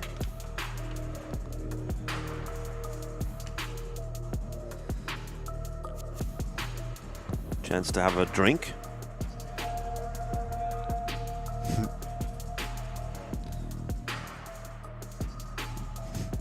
Coach not allowed to talk during the technical pause. Yep. I just realized I haven't drank water the entire time that was casting. That's bad news. I was wondering why. I was like, why am I thirsty all of a sudden? Why am I thirsty? Maybe I haven't drunk water. That is Man, true. you are an everyday genius, honestly. That's what they call me. Modern day philosopher. If I no drink, therefore I am thirsty. There we go. I think the marshals are trying to figure it out at the moment. I like that every time that there's a tech pause, there's like 5 marshals that come out of the background. Yep. Maybe each one of them has their area of expertise. There's the keyboard expert, the headset expert, monitor expert, game expert, mouse expert, audio expert. Yeah. Yeah. I mean, I've seen the prac rooms, man. They got everything installed already in these PCs, all the software that you need to have for the DPIs and whatever color RGB you want for your this keyboard. and that, yeah. So they're pretty much sorted. So I think Must have been a bit easier back in the day when everyone used like a wired mouse and there wasn't that many different versions. Yeah. It's kind of the super light meta right now in China. Yeah, I'm pretty sure I got a CROSSFIRE branded mouse one year. Oh, it was the good old IntelliMouse. Yeah, the IntelliMouse, like a long time ago. Speaking of long, that's the Vietnamese casters. Really? I'm not even capping. There's like 3 of them called Long.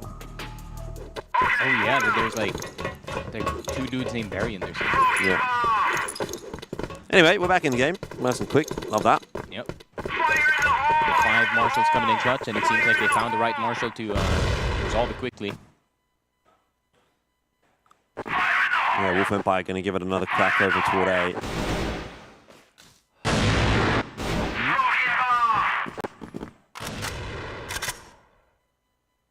I've noticed that Imperial kind of has this concept of their defense where it's like one part doesn't really move at all. And the other part is like, all right, let's move around. Let's see what's going on. Let's see what we can spot. No one taking tunnels B, so this could be a bit troubling for the side of Imperial. But you know, Eagles has it under control for now. And that's a really good position to take as well. If you can just get a 1 kill and it's a 1 and done position, that's a 5v4. And as soon as any presence is made in the B side, you already know that the other members on the A side are going to start moving either aggressively or just around the spawn side. No harm, no foul just yet from Wolf Empire. 7-7, he's been a real menace. And again, just such a clean shot. How is he alive? Gets out with his life. It's a good question. There was a shooting gallery on the other side. What? What do you mean there's 3 dudes staring at him and he just gets out with 43 HP of all things? I would have expected him to be barely breathing, but he's got some wiggle room. Yep. GDSC's pushed up aggressively on the A site as well, and he's not seeing too much, so you can kind of gamble stack toward B here if you're Imperial, and that would be a pretty well-informed decision.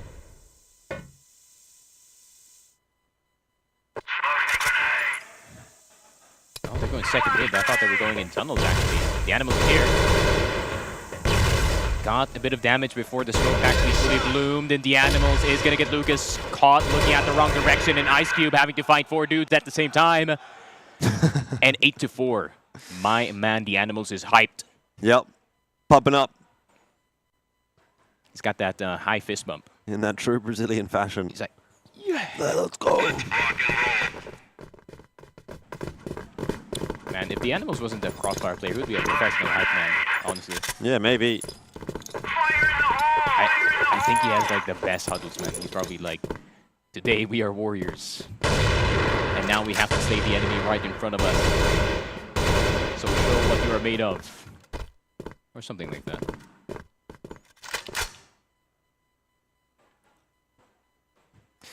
This is pretty quick through the map from Ice Cube. But maybe Wolf Empire recognizing the fact that Imperial don't show a lot of presence in middle. Mm-hmm. They're kind of calling their bluff. Yeah. Still plenty of time on the clock, though. This is a pretty fast-paced push for a Wolf Empire team. And 7-7, though, the man who just refuses to die. Oh, he might die this time. Maybe. He has to watch 2 angles at the same time. Timing. Is he going to turn around? Yes, he will. Dola's going to catch him. Eagles is still inside of the site. But Wolf Empire has options now. They can go back into respawn, go back into the A site. But Imperial, they're quick on their feet, but they are not rotating just yet. They're scared that there's anyone who entered into the spawn site. Eagle's still alive.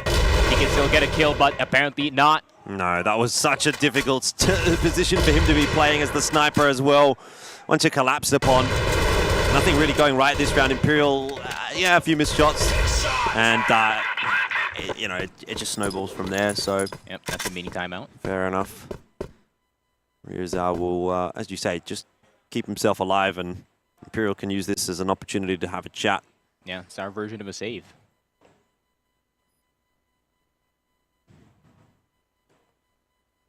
Is that the thing as well in Brazil? You have to raise one sleeve up. At least one player has to have one sleeve up on their mouse arm. Yep. Show off the gains.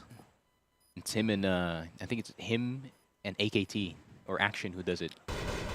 Well, do you know, you used to see Feifei, I remember in particular, had that headset placement that was like, he had the headset behind his head. Back in APAC, yeah. Yeah, like a cap, like if he was like holding a cap, like wearing a cap backwards almost, but it's a headset. Never really quite understood that. I do see it. He's trying to avoid the headset hair, or the dent, the good old dent. We've already seen a certain bald man with his dent, and he's been wearing a headset for the longest time. Yep. It's a lost cause for me as well. I think I've got one. Yeah. I'm still trying to save mine, but the only time I wear a headset is when I'm casting. Like a full-on actual headset. When I'm back at home, I got my earphones. Right. So I'm not that cooked just yet. Yet. Maybe in the future when I just stop caring. But Eagles, it'll come. The premonition. All right, bit of a flash. I think this is just a fake. Does seem to be that way. It hasn't really drawn an over rotation though from Imperial. Eagles is going to come across to reinforce the B site. Still got 2 players well committed to sorry, to reinforce the A site, you've got still a couple of players reinforcing the B site as well. Wolf Empire haven't actually committed to the A push just yet, but it does look like they're going to be headed in that direction. Ooh, a little feint on the A side, and then they actually take it. I like that. Oh, but GDSE is investigating, man. Oh, they're trying to make him peek. Ugh, 7-7 does it again. It's a headshot. Ice Cube already gone. GDSE almost gets 2, but Lucas gets another kill on the board, as well as Rambo. Eagles gets taken down by Dola. Very nice shots from the side of Wolf Empire so far, but 7-7 and the Animals are still alive, and knowing these two, they can definitely turn the tides in a very quick fashion. Dola and Lucas decided to stay on the bottom side. He's going to be the insurance policy for the top 8 players. Yeah, 7-7 especially is the danger man at the moment for Wolf Empire. The Animals wrapping around behind. Will have to pick his timing a little better. It's going to be almost impossible for him to find a favorable duel. I want to see 7-7 take the opening account, but somehow Danimals gets in and sort of avoids that crossfire. Time still a bit of a factor here. Round the corner, another one. Unbelievable that they make that retake happen so cleanly. That is Imperial getting to map point. What a clear by the Animals. After that first clear, he just stepped back. I feel like he knows that there's going to be another player on the right side, but the other player was unfortunately busy looking at vents, because that is also an option to get into the site. And Imperial, once again, the Brazilians, the Animals magic starting to work its way into Ankara, and Wolf Empire, a team that we expected to be strong on this map. This is their map pick, and Imperial is just absolutely dismantling their offense. Too many mishaps for Wolf Empire. It's a bit of a disappointing showing so far. And Ankara, their map pick as well, going so swiftly the way of Imperial raises some pretty big concerns.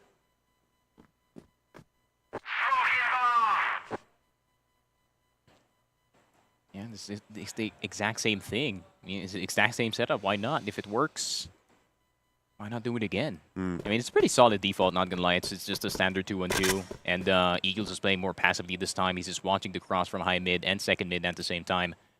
So it's pretty passive position. And Wolf Empire, I think they're trying to lead Wolf Empire into like a bear trap here.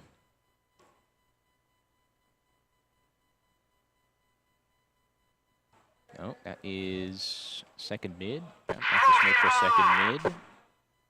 That's the second smoke spent already on the A site. So Imperial a bit short on smokes, but they still have a lot of flashes actually. They still have all 5. Got a lot of map control as well. 7-7 pushing out of B. Might be a little bit preemptive, but depending on his timing into middle, he might actually catch that rotator coming back if Rambo decides he wants to go back on through. This is a wild, wild round. A lot of it comes down to the timing of 7-7, who is trying to get in behind Wolf Empire. Danimals ducking in on the site, trying to hold for as long as he possibly can, but 7-7 is in behind. There's screams of panic from the Wolf Empire side I can hear, as they recognize there's a player behind them, but they are managing to trade down effectively. Eagle somehow hasn't got that kill. 7-7 nor him. And there's 3 extremely low HP players here for Wolf Empire. There's a sliver in it for those guys, but Imperial might not quite have their win just yet. Eagles is looking for a rifle. He's been spotted. Yep, that's one. I mean, 2 players low on HP, and Eagles definitely got big knows about Rambo. What? That's 2. Ice Cube, Sniper, V Sniper setup. They know he's low. Pistols out. Eagles is hunting for him. You've got to move quickly now. Taps on the defuse. Ice Cube knows that there's no one on it. And Eagles is going to lose the round based on the timer. Is he?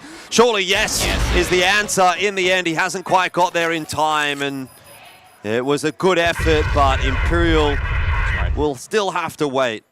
Yeah, that's smart by Ice Cube, honestly. After the second shot, he's just like, all right, I'm going to stay put, because I know the C4 is about to explode. But that's a bit too close for comfort here for the side of Wolf Empire. Your entire map is on the line between a 1v1, and Ice Cube half melted in that situation. And Wolf Empire, they still hang on. And it's a familiar sight, not gonna lie. 69 score line. Someone's winning. And Vietnam is trying to go for a comeback. But Imperial is going to try to do something different now. It's the exact same. It's actually the Animals holding the spawn side this time, and Eagles is going to try to go a bit aggressive and try to gain some mid control with that Tunnels B peak.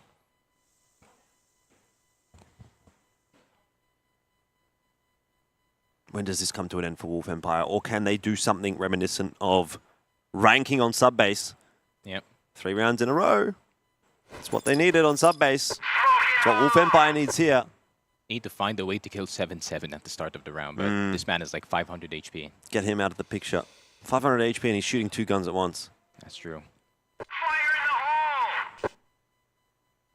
Oh, he's just doing a little cheeky peek here. Yeah. Pixel gap. I like that he used his mouse hand to fight, just in case. He has to move. There it is. All right, they take hotel control, but at least Imperial, I mean, they're just stopping a very quick push into the B site. And 7-7 is going to peek this one, 100%. He's going to try to check it. Could be a mistake.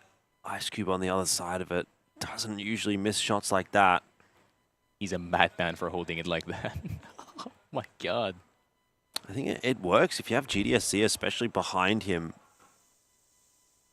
Ready to trade.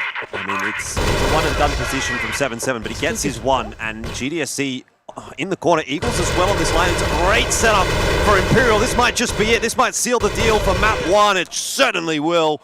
That crossfire is too hard to break. Wolf Empire have walked into the trap. The Wolves won't get away with this one. Imperial will lock it in. What a game from the side of Imperial. They just outbrained Wolf Empire. And that entire Ankara map, the setups were better. The calls were better for the side of Imperial.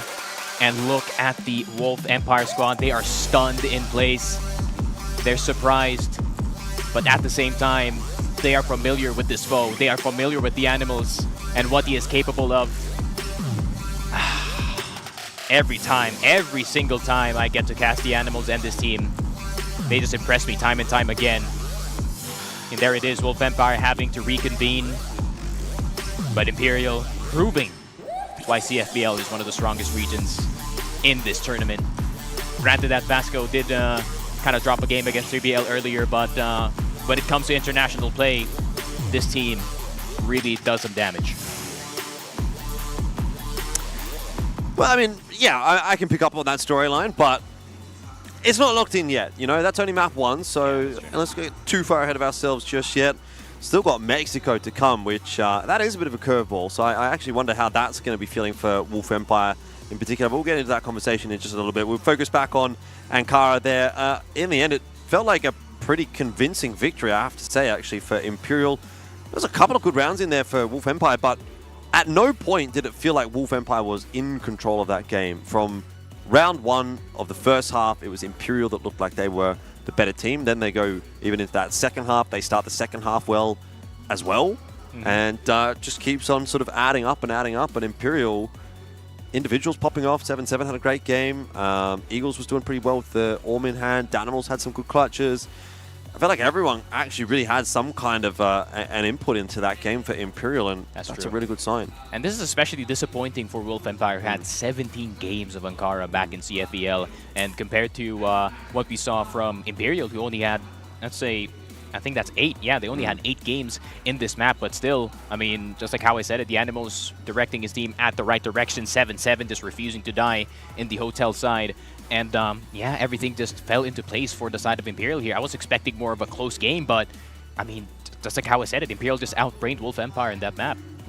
Yeah, lots to think about for Wolf Empire. They don't have a huge amount of time. Like, it's not a massive break in between game 1 and game 2. And obviously they're having to deal with the sort of curveball of Mexico getting thrown in here as well. I'd say there's a lot they're having to chat about. They, interestingly, aren't all in the same spot right now. I'm just having a quick look at... Are they huddling again? No, I'm talking about Wolf Empire there. There's 2 of them still on the stage, and the coach. They're trying to warm up the lineup. So, you know, it might be a couple of players that need to go bathroom and do whatever, but that really doesn't leave you with a huge amount of time to sort of prep for this second map. You want to hope that, I guess, you've done that hard work in the lead up to the event. and it's more of a refresher required right now rather than a full-on chat, but I don't know, were they expecting Mexico to be the pick here from Imperial? And especially comparing the style of Mexico that is played in CFBL compared to CFBL. I think CFBL really does have the handle of the map, especially half of the map is just pure execute, and when it comes to executes, obviously Imperial has got to have a better time in this Ankara map, being 7-3 in the CFBL region. And I think this kind of bites back the side of Wolf Empire being undefeated in the CFBL side, because when you don't know defeat, like how do you know how to recover from this? Just have a look at the numbers here being put up by Imperial. You've got 4 players above 1.0 KD. A couple of them sort of pulling out the sort of star player-esque numbers as well of GDSC and 7-7 there. And for Wolf Empire, it was like maybe a 2-man show. Rambo and Ice Cube, as they do tend to be, were the more consistent performers for Wolf Empire. But everyone else goes a little bit missing. You do sometimes get that. I remember this was from Cutter House as well. You know, the win con for that team did feel like maybe plus 1 player coming online beyond someone like a Rambo and maybe a Shady. We were looking at like a Dollar or a Lucas that weren't always that consistent force. And when they played well, which happened reasonably regularly, it did have to be said, that team could actually perform. But when they go missing, they go missing in a big way. And that's very much what we saw there on Ankara, and hopefully not what we're going to get on Mexico. But yeah, Imperial's looking like a real difficult team to knock over tonight. So yeah, I mean, that's the reason why Ice Cube left, right? In ranking esports, he's kind of tired of carrying the team most of the time in that old roster, and now he's kind of getting a bit of deja vu here in Wolf Empire with 3 of the players not really performing that well. I think with the exception of Rambo, he had a great time in this map. 2 of the snipers actually for the side of Wolf Empire kind of carrying the blunt of the load here, but I mean, they gotta have a better game, especially in this next one. If you can't have a good game, then the hopes for Wolf Empire getting that 2nd seed gets thinner and thinner. Yeah. I mean, it would be a great first showing from Imperial if they came out the gates and 2-0'd Wolf Empire to start their campaign at the Summer Championship this evening. And look, there's the extra incentive of it being pretty late at night now as well. I'm sure that they'd like to get to bed. Yep. Think about their matches tomorrow. I would say except Shady, because not gonna lie, I'm gonna admit this on stream. I watch Shady stream at like 2 in the morning on TikTok. So he's definitely a man that is familiar with playing into the AM. But at the same time, man, Imperial are wide awake. I mean, who wouldn't be wide awake after a battle cry just like that? And this is actually gonna ring the attention of the other teams in the group that, oh, Imperial is here. They are here to play. So 2nd place in this group gets a lot more interesting, and especially you already have teams like Pacific Macta who already had the loss prior to Baisha Gaming, but still have yet to fight against the other teams. LCK, who's currently 0-2, but still they do have a fair shot of getting back into this game. But yeah, there's still a lot of factors to consider here, but I'm not saying that thing is over. Here's another factor that I want you to consider. First game tomorrow, Imperial plays Baisha. Okay, so that's not only your hardest game of the group, but you're also doing the last game of the night tonight into the first game tomorrow. Now, it's not super early. It's 2 p.m. local time. It's not like crazy early. But if I'm Imperial, I want as much time as I can have to get ready for Baisha tomorrow. They go straight back to the hotel, I can already tell. They got to go straight back. They got to be hitting the books this evening, probably before bed, and maybe tomorrow morning when they wake up. But you definitely want to be locking in these 2-0 so that you just have that extra hour, hour and a half, whatever it may end up being.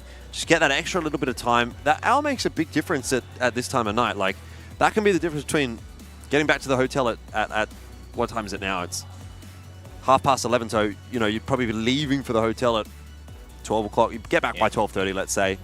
Or maybe you don't get back till 1:30. And 12:30 versus 1:30, that's a big discrepancy, I would say, especially when you've got the first game tomorrow morning, or tomorrow afternoon, I guess. But that's in the hands of Imperial at this point, right? If they can come together and play the way that they did in that first map, then I reckon they knock this one over pretty comfortably. But stranger things have happened, and today's been a pretty long one. We've had some big second maps. The OTs in the second maps have, I guess, been the talk of the day. So did we get a 4th second map overtime here in our 4th game of the day.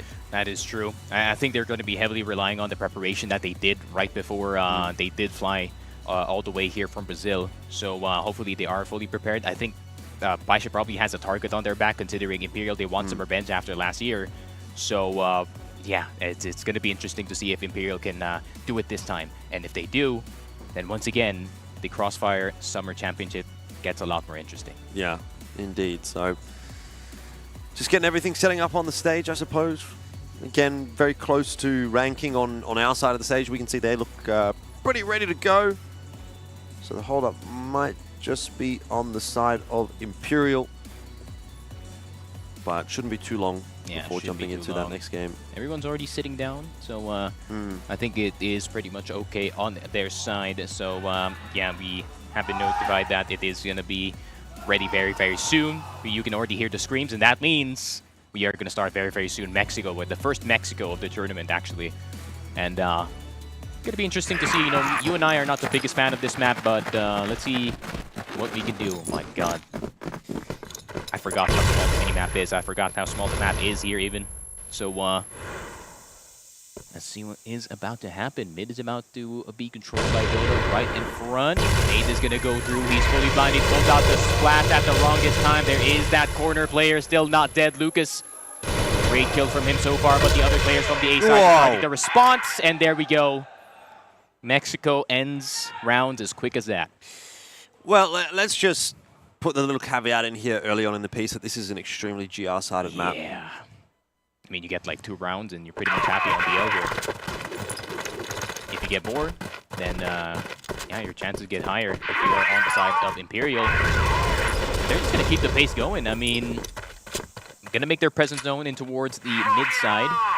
And now they're going to stop and investigating. What can we do to gain some early damage onto some of these players? There's a lot of lineups on this map where you can get some early damage, but it kind of goes both ways. As you can see, GDSE is on already happy to be. Yeah, I mean, fairly standard stuff to kick things off in this round as well. The smoke in mid will be refreshed over and over again for Wolf Empire. Doesn't seem like Imperial are too concerned about mid this time around. They're going to go through the alley into A.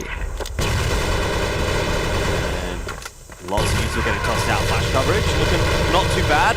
Where's the entry though? They have gone completely missing. Imperial struggling to get their way in until it's time for them to strike 3 in quick succession, make it 5. See what Ryuzao did there?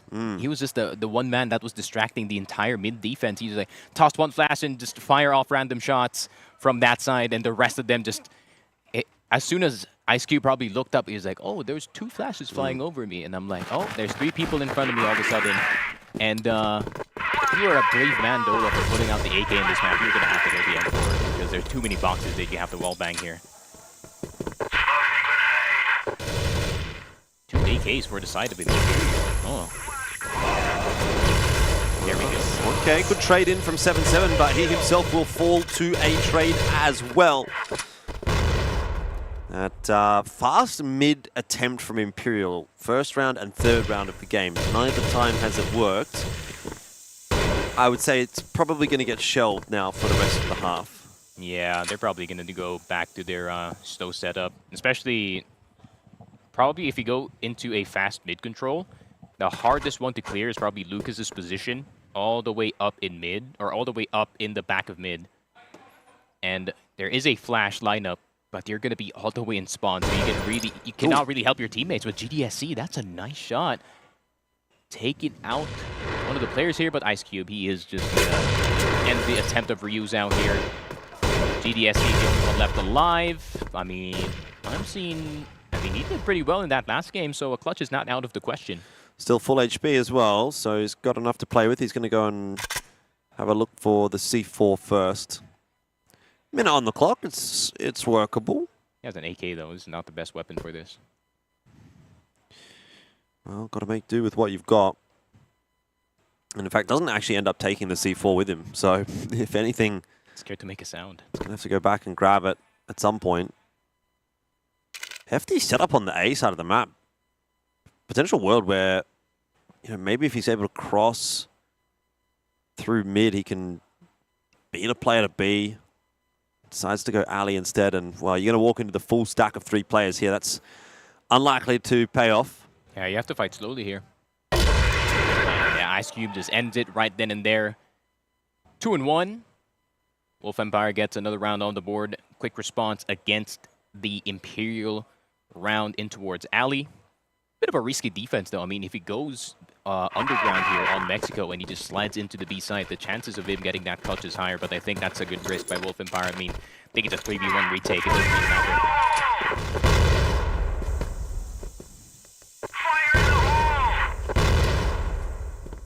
There we go, you're right. They're taking it slow. Slower approach. I think that's a better way of doing things on this map anyway. It's just a lot of util that gets tossed early on in the round, and it's going to be so disorienting coming out of that smoke into mid. You've got so many angles to check.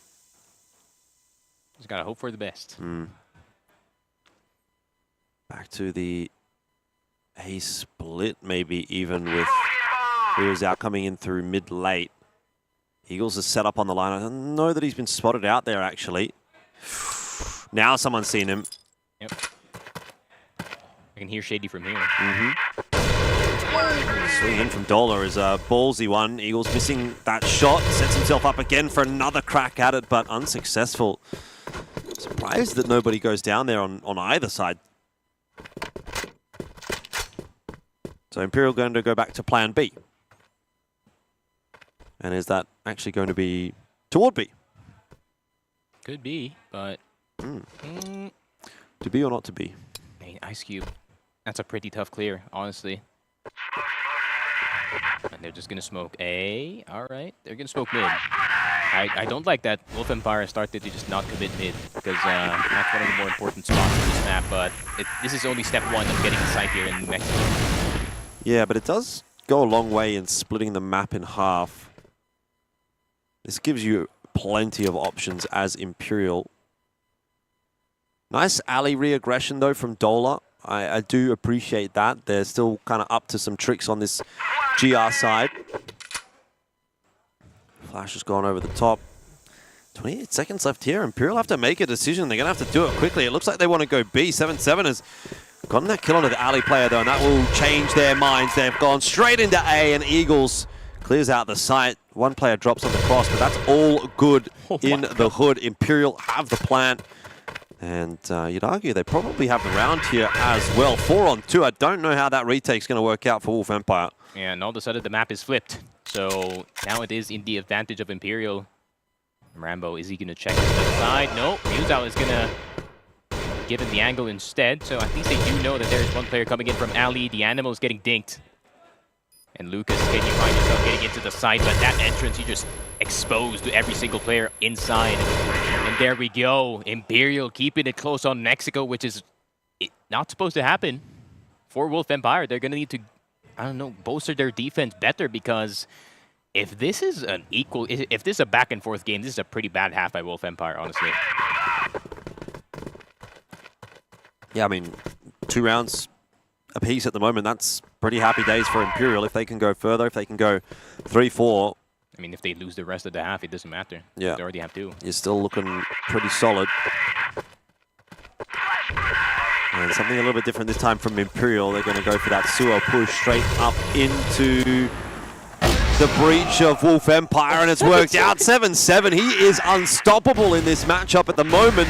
Dola will fall at the hands of Eagles, who's down to a rifle for this round. Fair enough, it's not exactly an Orm-centric map, especially on the BL side, but Imperial are ripping Wolf Empire apart at the moment. I like it, though. When they're taking the B site, you know, Eagles just switches back to the M4. More of a rifle kind of situation. Ice Cube already caught in the back of sight, and that wooden box isn't going to save you because there's 2 M4s shooting at you at the same time. And there we go.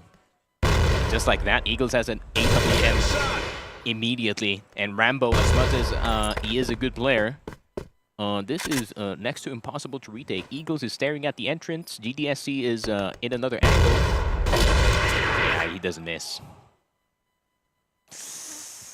Big round. Any round on the BL side is a big round, it has to be said. Yeah, it goes from bad to worse. This is not it for the side of Wolf Empire. I mean, 3-2. Getting a lead in BL is impressive enough, honestly, especially this early.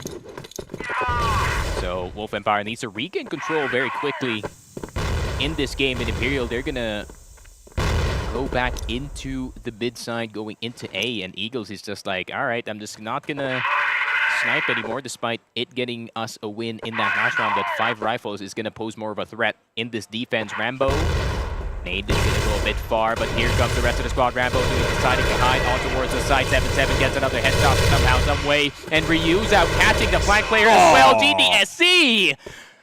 Oh my word, they just deleted Wolf Empire off the map. The wheels are falling off for Wolf Empire at the moment.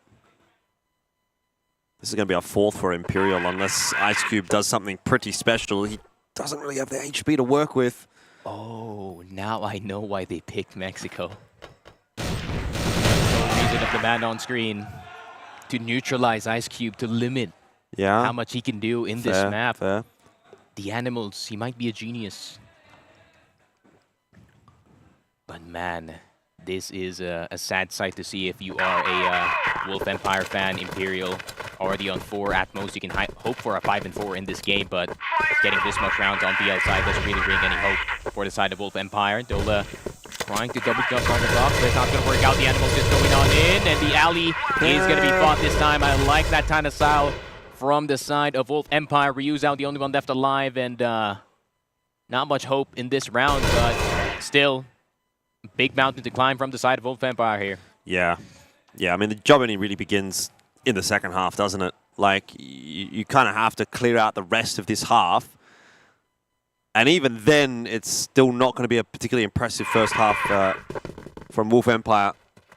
It's when the side switches that they're going to have to do the majority of their work, even if they get to 5. Especially with how DR went in that last game. Yeah, Ugh. yeah. This is... One more would be the real cherry on the top for Imperial, wouldn't it? Rambo's going to get aggressive.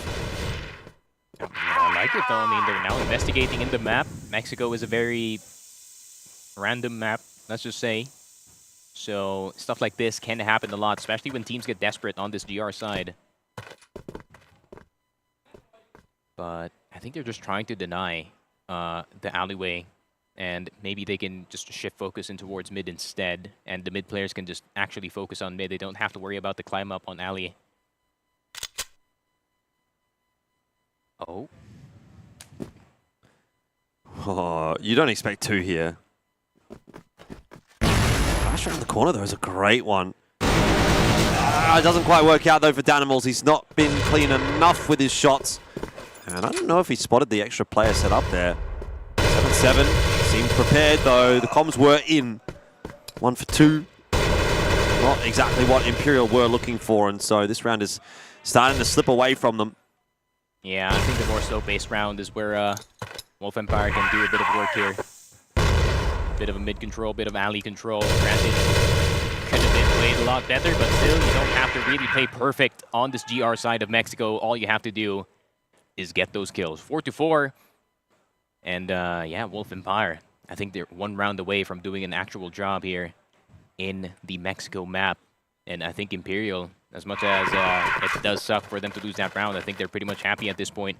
But, just like you said, the cherry on top would be them getting 5, but Wolf Empire is going to try to go for that 5 as well. And I think I kind of predict that Wolf Empire is going to play the slowest crossfire that we are going to see this entire tournament, just to set up here on Mexico.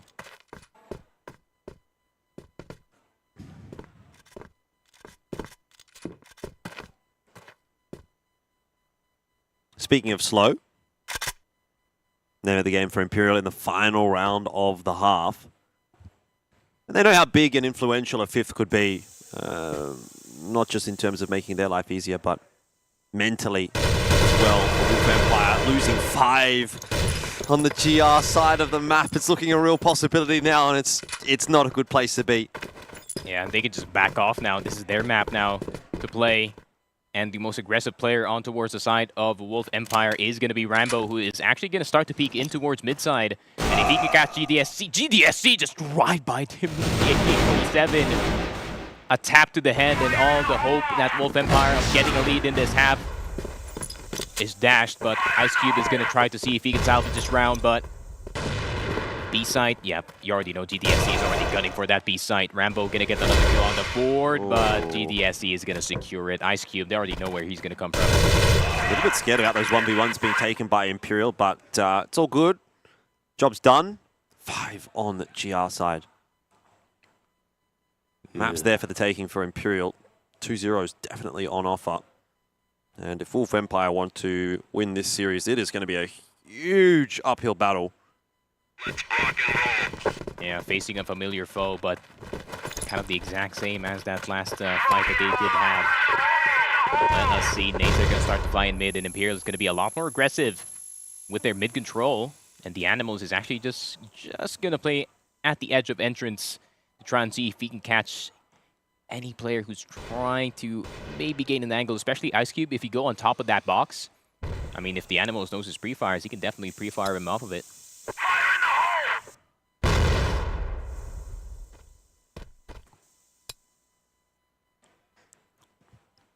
Well, surprisingly, the Animals is actually not fragging that hard in Mexico. 2-7, but hasn't needed to. Rest of the team is doing his work. Yeah. Eagles, rifle superstar apparently on the BL side. Do you have the Orm in hand for Ice Cube on this BL side? I don't like it. No. Tough to make work. Not impossible. To be fair, Ice Cube's one of the more flamboyant snipers that we do get to see in the world of CrossFire, so yeah, if anyone's going to be able to make it work, it should be him. It's like the polar opposite of first.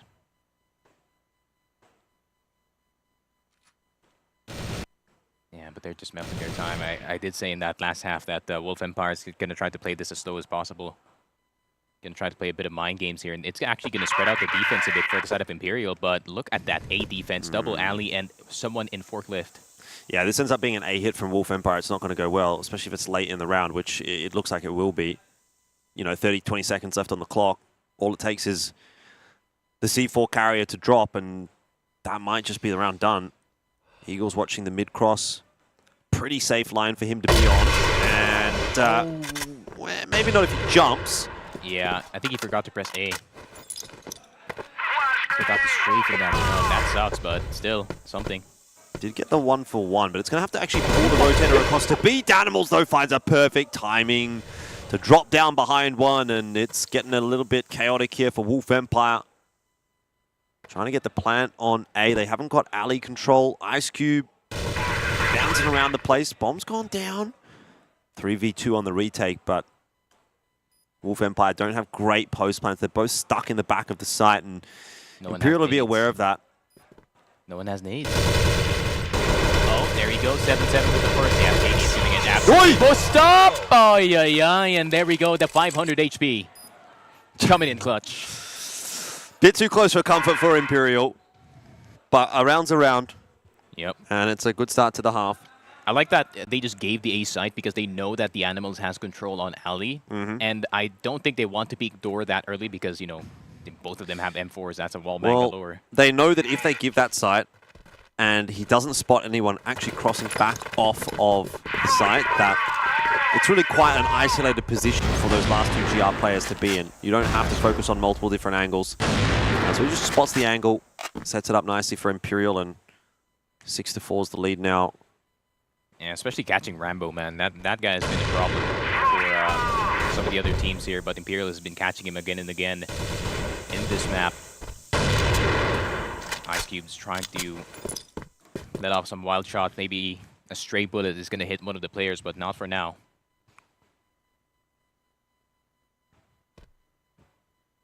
Oh, they're going to try to go sewers. Yeah. Eagles is here.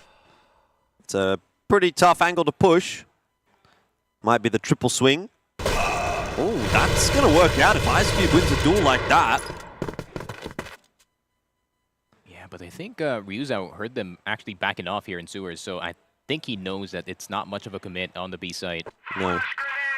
It's going to be a flash forward for 7-7 to try to clear it out. Could end up being false information in the end. The sewer position is still being held. Rambo up above 7-7. He's dropped the C4. That's bad news. He hits that? Recollected though by Dola. By the looks of things, he'll be able to clear this out and grab that C4. So won't actually cost Wolf Empire a huge amount of time.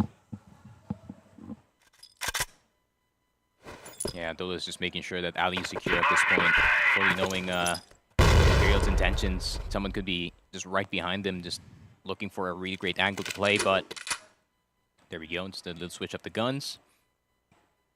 This is a good crossfire in the mid. Wolf Empire is going to have it. Yeah, especially if GDSC starts well. Ryu Zhao is able to have a little bit of trigger discipline there and set things up so nicely. Oh my God. Well held. Imperial, another one, and they step further and further forward, leaving Wolf Empire in the dust. Yeah, and that is one of the most difficult crossfires to actually dismantle in the entire map pool of Crossfire, that little corner right behind the wooden box, and especially entrance in A, because you're going to have to clear the corner entirely, and there's that little space that you can kind of move into and kind of hide, and makes it really difficult for the BL to try and see if they can clear mid very safely. To be fair, no part of this map is safe. Not for the BL side. Not for Wolf Empire. Maybe an alley push is going to be the change-up that they go for. Starting to grasp at straws, though, by the looks of things here. Wolf Empire, things are getting toward panic stations, but it's not a heavy A defense right now. If they do push through from alley, GDSC is going to have quite a degree of impact. Eagles, though, still floating around toward that doorway position. 7-7 has come in and committed to the site. It ends up being 3 players on A, but the opener's there for Shady. More than that, in fact, for Ice Cube and Lucas. Eagles is good for 1, but that is just not enough. Imperial have lost control of the site. Ryu Zhao, he's looking for more and he can't find it. Explosive round from Wolf Empire and something that they needed to keep them in this conversation. One great flash later and they entered the site. Bit of a difficult one to defend, especially the guy inside of the house. Fully blinded. That situation, Eagle's not going to hit the shot, and Wolf Empire buy themselves a bit of time in this map. Finally getting one on the board after a bit of a streak coming in from Imperial. And let us see, Wolf Empire, are you going to be alive in this map? This map can, not going to lie, this could either make or break their chances of getting second place in this group stage. And Imperial knows it. Imperial knows that the pressure is on for the side of Wolf Empire, so are they going to switch it up? Seems like no. They're just going to go back to their good old reliable default. To be fair, it is pretty hard to dismantle. I feel like they were just caught off guard on the A side. Yeah, I mean, it happens.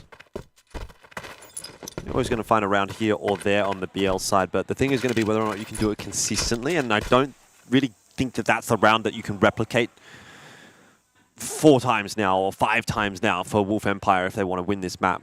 Yeah. Or push it into overtime. Especially they kind of expect that Wolf Empire is going to go really slow in this map. So, yeah, they're just going to refresh the smoke in mid, just like he said. Trying to see if they can preserve the flashes as much as possible. A bit too early of a smoke here for entrance, actually.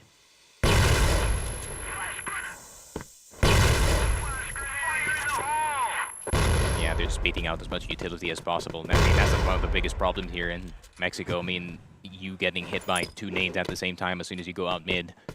So that's already good news. They only have like 5 pieces of utility left on the side of Imperial.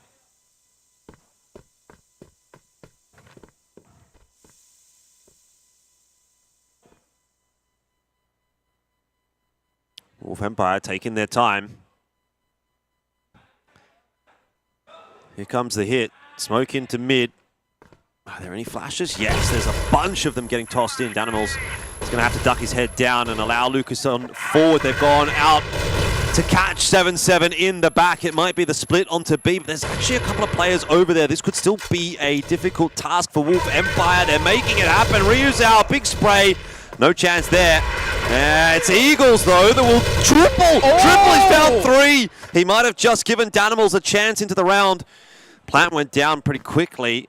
So Danimals doesn't actually have a lot of time to work with here, and he's also got the Orm in hand. I don't know if I like the chances there. Ice Cube has that one locked down.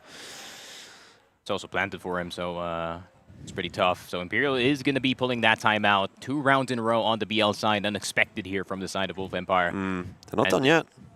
Yeah. I mean, to be fair, that was very creative from Lucas. I didn't expect him to just send it into A and then go into doors and catch 7-7 off guard in that sewers position. There we go. Wolf Empire, just like how I said it, they buy themselves a bit of time here on the BL side. Imperial knowing that this is somewhat dangerous. So I think the coach is going to take a bit of a timeout and just try to reconvene what defense could actually work in this one. But the coach is barely talking. It's all the animals at the moment. Yeah, that's fine. Maybe just stick to the game plan, or is there a change-up warranted now for Imperial? One round where they throw in a bit of aggression on this GR side. Haven't really seen them do anything too wild. Send it on mid-entrance. Yeah, I mean, there's options for sure. You can have that alley push, you can have the mid push, sewer. You don't tend to see a push through there all that often, but it is something you could pull out. Yeah, and I think the changes to the smoke as well has kind of had a unexpected effect, especially here on Mexico, because if it was the old CROSSFIRE and you see a name through the smoke, right, kind of just inching towards the door, that man is dead. But now that is not a possibility this time. Now the smokes are actually being used very creatively by the side of both Empire. Just, I think they put down 2 smokes on the A entrance right next to each other, so Lucas can kind of slip by. And that's the creativity that you need to go up against Imperial here.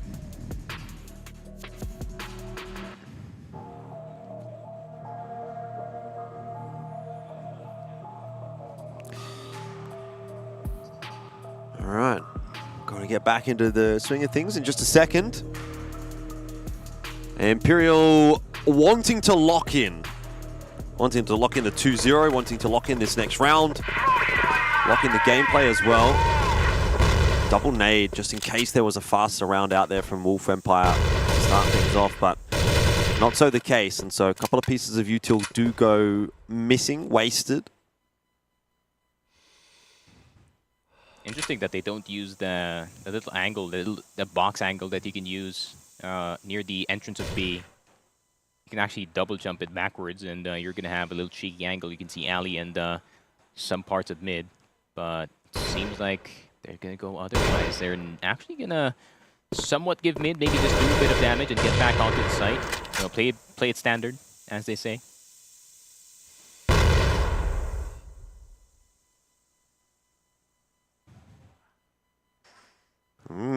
This is not standard though from Imperial. A push on alley. It is being watched by Rambo if they would continue forward. Is that a boost? That's a boost. Wow. I've only seen that now. It's very rare, isn't it? Yeah. 600 hours in this game, and I've only seen this for the first time. That's some creativity, but is it going to be enough? If the push comes to A from Wolf Empire, yeah, maybe it will be. Double stack, high-low is always going to be deadly.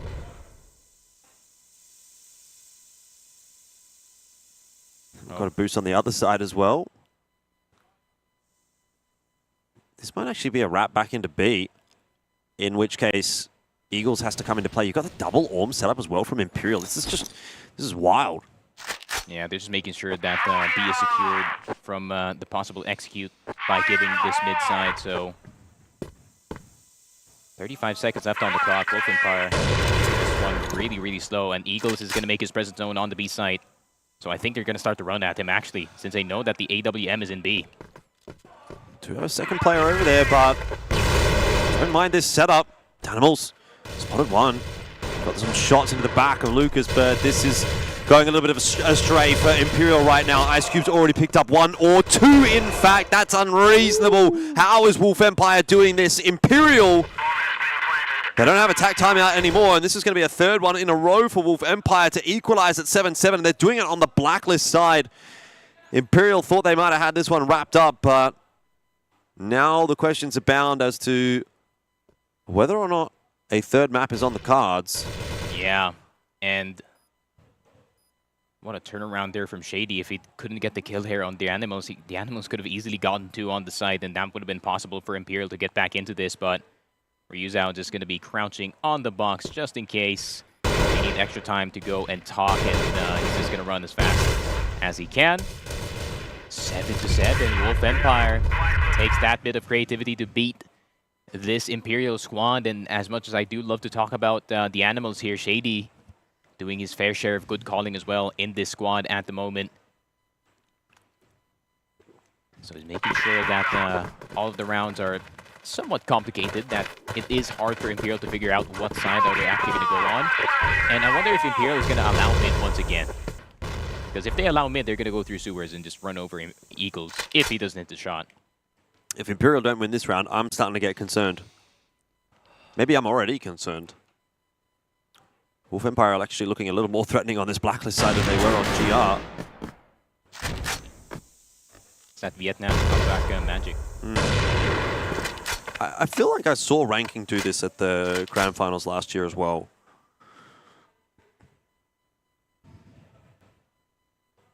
Was that against Baisha? Yeah, I'm trying to find it. Yeah, I think that's against Baisha, if I can remember correctly. To be fair, facing Baisha against Mexico, and that's really good experience, because that team is a bit too good on that map, that's for sure. I think it was Ranking versus Carahouse. Oh, there we go. The CFVL Classic. Yeah. Ranking won Mexico 10-7. All right. Oh, they finally used this angle, man. I've been waiting for this. I don't know that it's going to come into play in this round, though. It doesn't look like Wolf Empire are too interested. It's going to be a good old-fashioned alley push by the looks of it. I mean, in saying that, you've got 4 players on A. If you're not going to hold A, with 4 players there, basically, it's not going to happen. Eagles, though, is rotating off to B.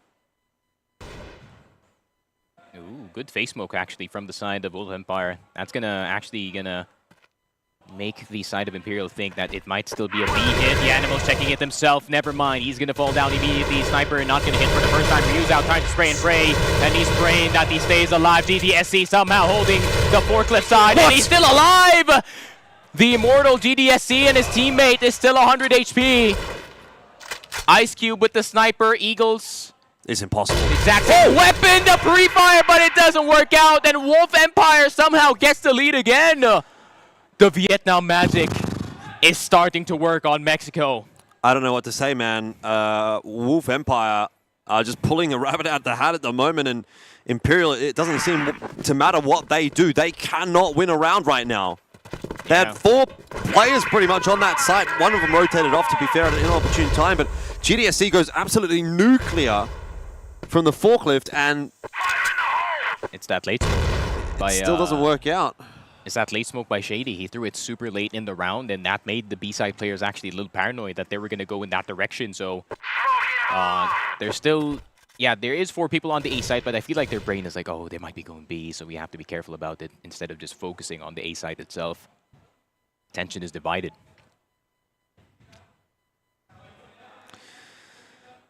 Well, change up from Wolf Empire again. It'll be that sewer push. This worked out really well for Ice Cube.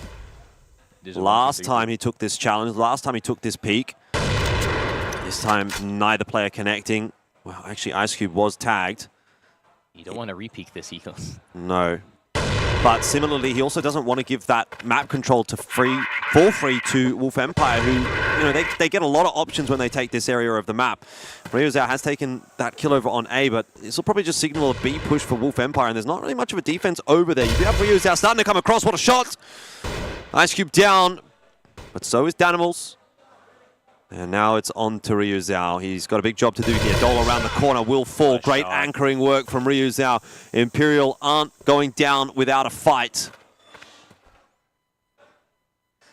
I mean, Shady and Lucas, definitely doable, but look at the defense of Imperial. It's starting to move. Shady spotting out Ryuzao.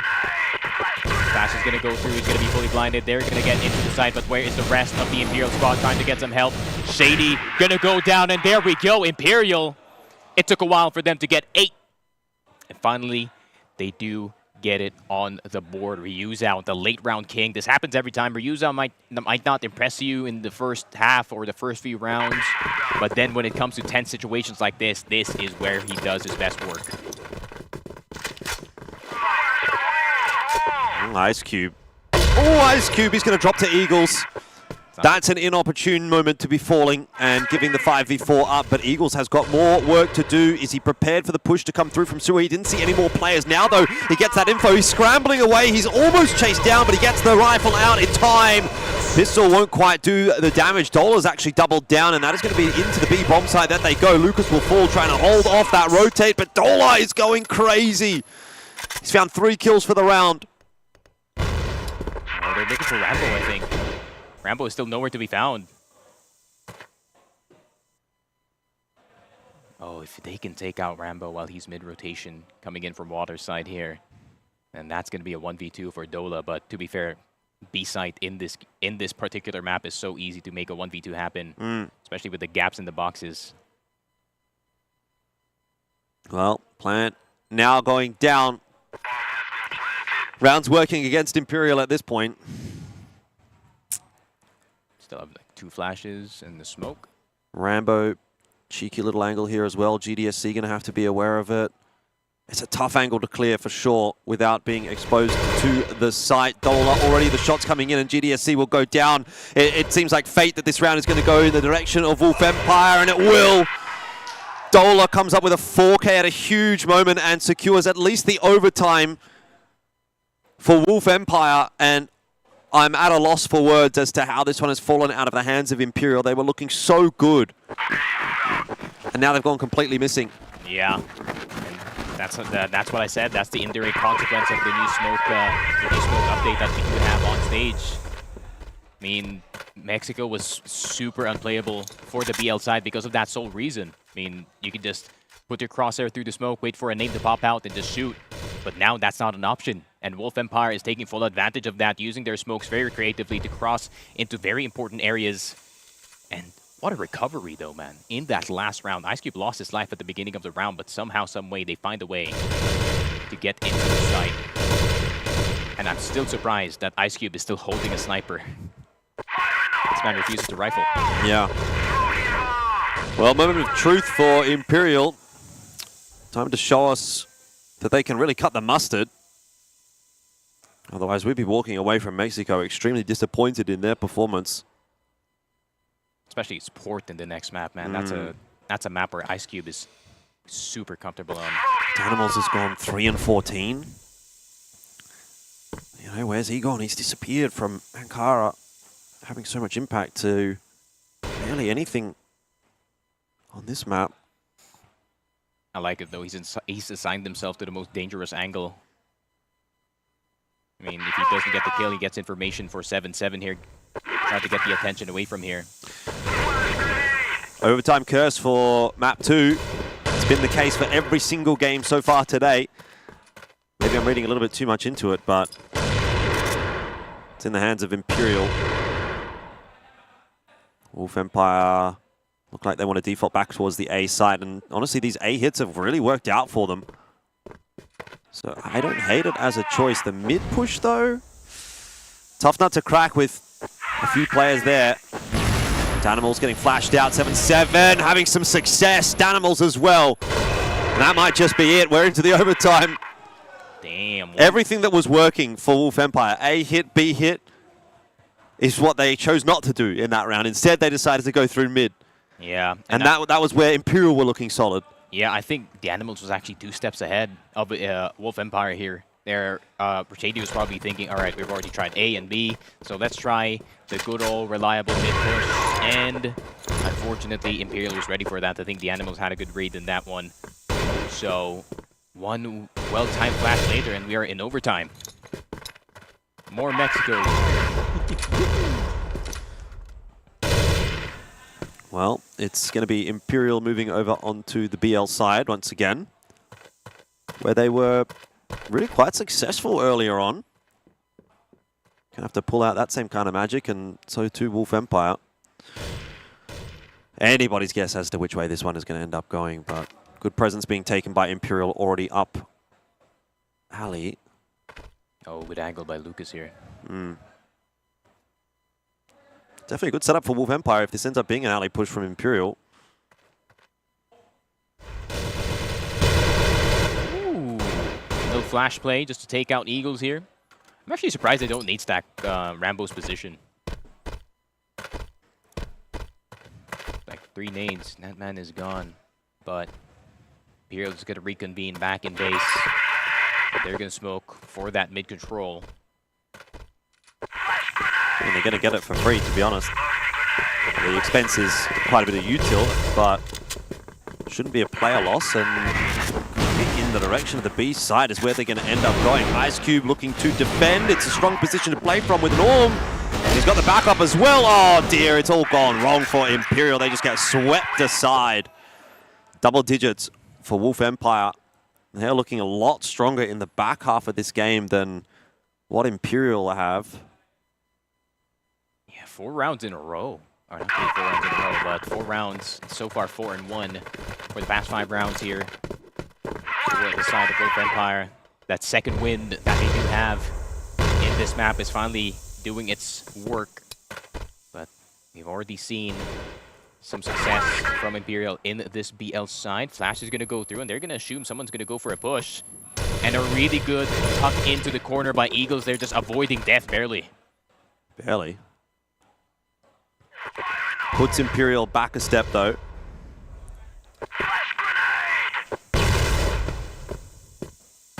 They've got to take their time about clearing it out.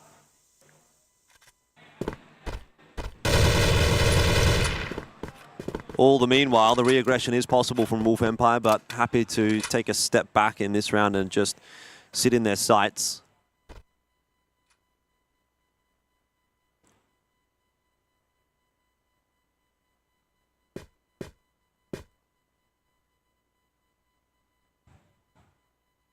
They get the mid-control super early in this one. Ice Cube still finding himself in that B site. I'm surprised that Imperial's not big here. Oh. Bit of damage on the cross for 7-7, but still surviving is the important factor. It looks like it's going to be the option of B once again for Imperial. They're going to look to challenge Ice Cube. He's good for one. He's always good for one, you know. Will be flashed off the line. Now's the time to go for Imperial. Danimals has already crossed. C4 is committed. Where's the rest of Imperial? Ice Cube still not firing his shots just yet. Shady on the off angle is going to catch off one. I don't like this B push at all for Imperial. It's falling apart again. And only now is GDSC going to be able to strike. There needs to be more done, and it's not. Ryu Zhao will come through too little, too late. He's got 20 seconds left to get that C4 and get the plant down, but it's just in an impossible position to retrieve. Look at this crossfire. Wolf Empire get another one. B-side hit is not working for Imperial right now.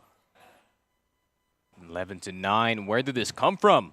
Wolf Empire coming out of nowhere. Imperial, we thought that they had the grasp of the game, but Wolf Empire says no. Coming across the board. I do see your point that the B site is pretty hard to take, especially if you cannot take out Ice Cube like immediately. Yeah, it's like literally if you try and make that work, you have to instantly take somebody out on that B site because there's so many little spots that you can kind of hide, duck around, buy time. It's a really difficult cross to make because you're crossing multiple angles as well. And Imperial haven't had any success there, so I'm not surprised to see them defaulting back to A, but maybe something that Wolf Empire can read into as well. No, they do clear out alley here. They have all the nades that they need. Dola doesn't have any. Stock of the nades for the side of Wolf Empire. Everyone still has basically everything, except for one person. They're taking it real slow, Imperial. I can feel the doubt already coming in towards the side. But Ice Cube, that's the one time that he gets out on the B side. He's just gonna stay posted in there. Imperial got to win one. They need one. It's going to have to happen here. Otherwise, I think we might go to map 3. Yeah, Rambo is just jump spotting alley here just in case anyone pops out. Has his flash ready. He's going to smoke instead. Still has a flash in his hands.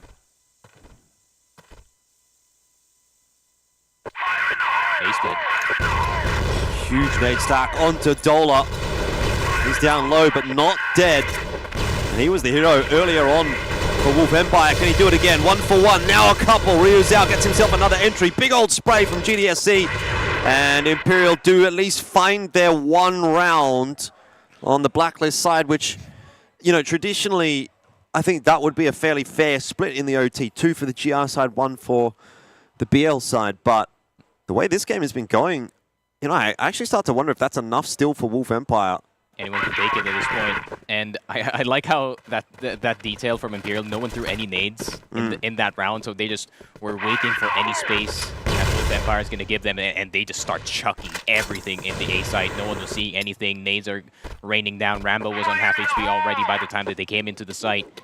And this is an absolutely well-played round for the side of Imperial, but the journey is not over just yet. GDSC, is this an angle? Yeah, they're trying to get the boost.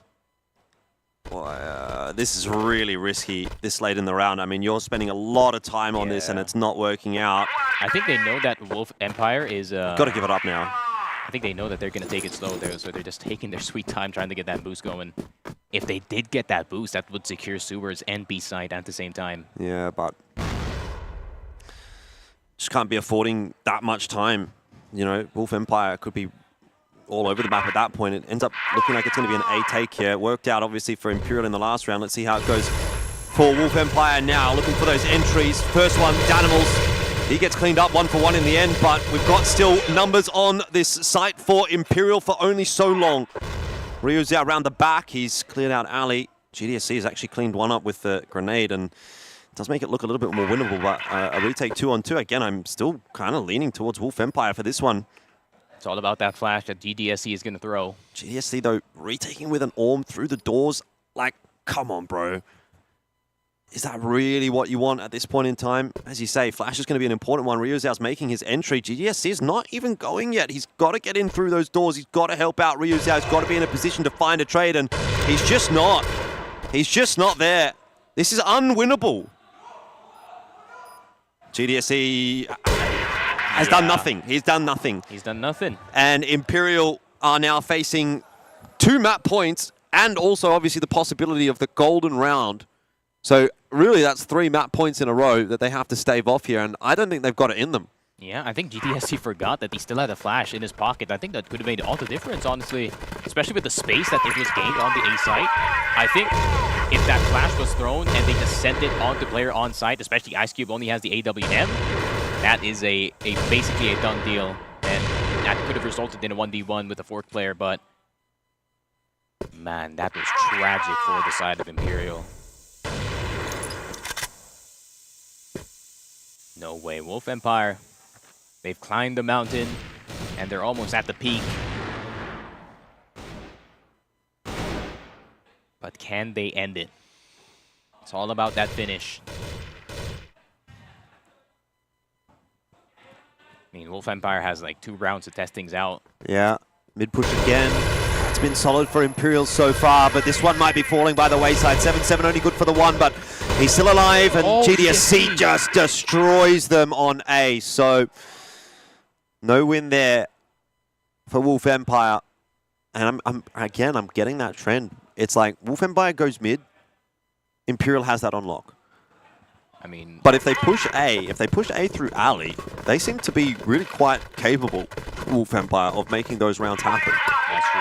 And I think Imperial's going to be probably aware of it, so maybe they're going to try to commit a player in towards that alley side, maybe just to check.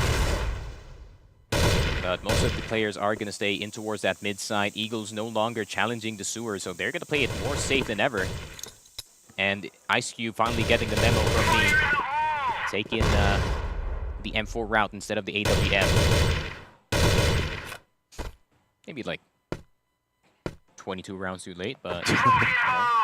I mean, they're up 12-11, so there's something going right, at least for Wolf Empire, in the sense that they have the lead. Not right enough, necessarily, to close the map out yet, but heavy mid presence again from Imperial. Another slow round out from Wolf Empire. Flash over the top. It's not going to draw too much out from Imperial. No counter util, no shots, no nothing. Doesn't give the game away just yet. Another smoke. Mexico at its finest. Alley push is not a bad shout though. Have a look at the setup from Imperial.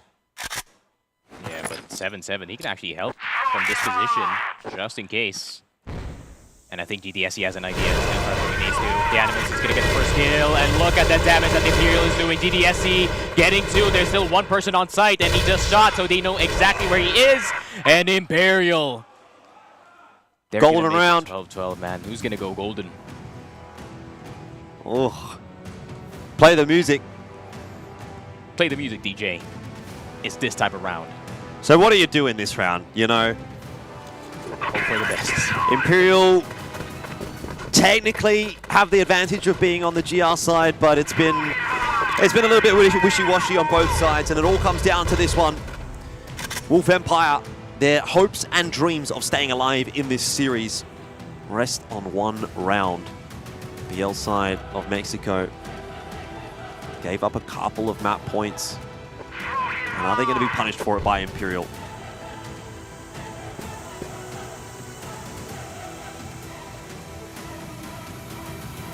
Well, if it's anything, I mean, Imperial was a bit wary of the cameraman. Maybe the music is going to play a bit into the factor.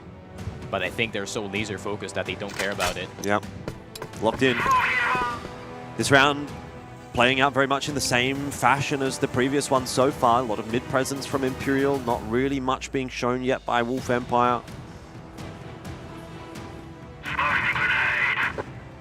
Change up though, it looks like Wolf Empire want to be working their way in toward middle. Nade over the top, it's going to be too early for Imperial to do any damage there.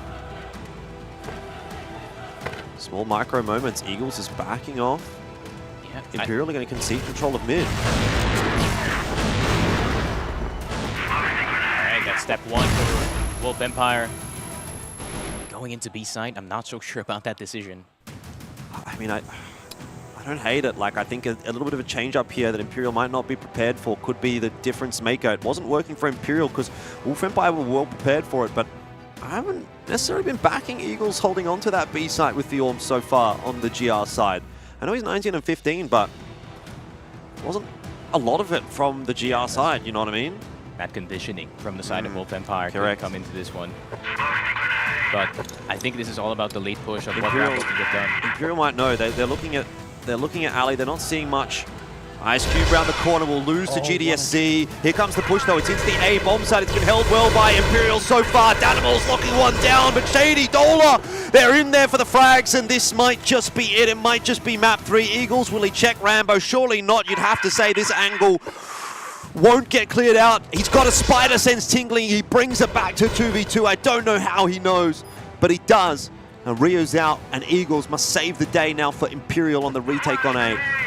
And there you go. Flash is finally used on this side. Ryu's out, getting some damage on Sadie. Sadie on 1 HP. Sadie going down. Last player in the forklift, but Dola saves the game! Saves the series for Wolf Empire! And after a very tense 25-round banger, Wolf Empire slowly crawl back. And we go 3. Dola's in disbelief that he hit that shot. He was like, that took a bit too long. But a win is a win for the side of Wolf Empire. They need to recover quickly. They have 5 minutes with the break, but yeah, they're gonna need to reconvene quickly because Port is gonna be up next. Imperial still pretty good on that map, but experience-wise, I think both teams are pretty much equal. 6-1 on Port, and for Imperial, it is gonna be pretty good on Port as well. Looking good, 7-2. Basically the same experience for both teams, but man, what a Mexico map. Like they made Mexico look exciting for at least 40 seconds each round. Yeah, I was gonna say that's really where it's at, isn't it? Like you get like 20-30 seconds of gameplay in any given round of Mexico, but I don't know what to say about that one from Imperial. Like, yeah, it just, like you have the lead, you do really well on the BL side, and then it sort of falls through your fingers, and then you put all that hard work in, and then it falls apart in the OT anyway, into the golden round. And That's a very, very tough one to mentally now come back from. You know, with the context, obviously, that we were talking about going into that map of Imperial having to play Baisha first thing tomorrow. Like, it's now 12:30, 12:20 local time. So this game goes until at least 1 a.m. You probably don't get back till 1:30. You're probably not maybe even getting any thoughts of going to bed until 2 o'clock, whatever. You have to have your shower. You have to figure it out, you know, go to bed, whatever. Like, this doesn't give you a lot of time going into tomorrow to feel rested for a really, really big, important game, especially if you now go on to lose this series. Like, imagine you lose this series here as Imperial, and then you have to play Baisha first thing tomorrow, and that's like your tournament life on the line. That is true. Like, that's bad. So, got to look at that and say, man, Imperial needed to do better there on Mexico. Their map choice, was it a bit of a curveball map? Don't know. Either way, I haven't gotten it done, and going up against Vietnamese teams on Mexico, I feel like it's a bit of a kryptonite sometimes for teams. I've seen it a few times where it's played out in that same fashion. Overtime wins. I'm sure.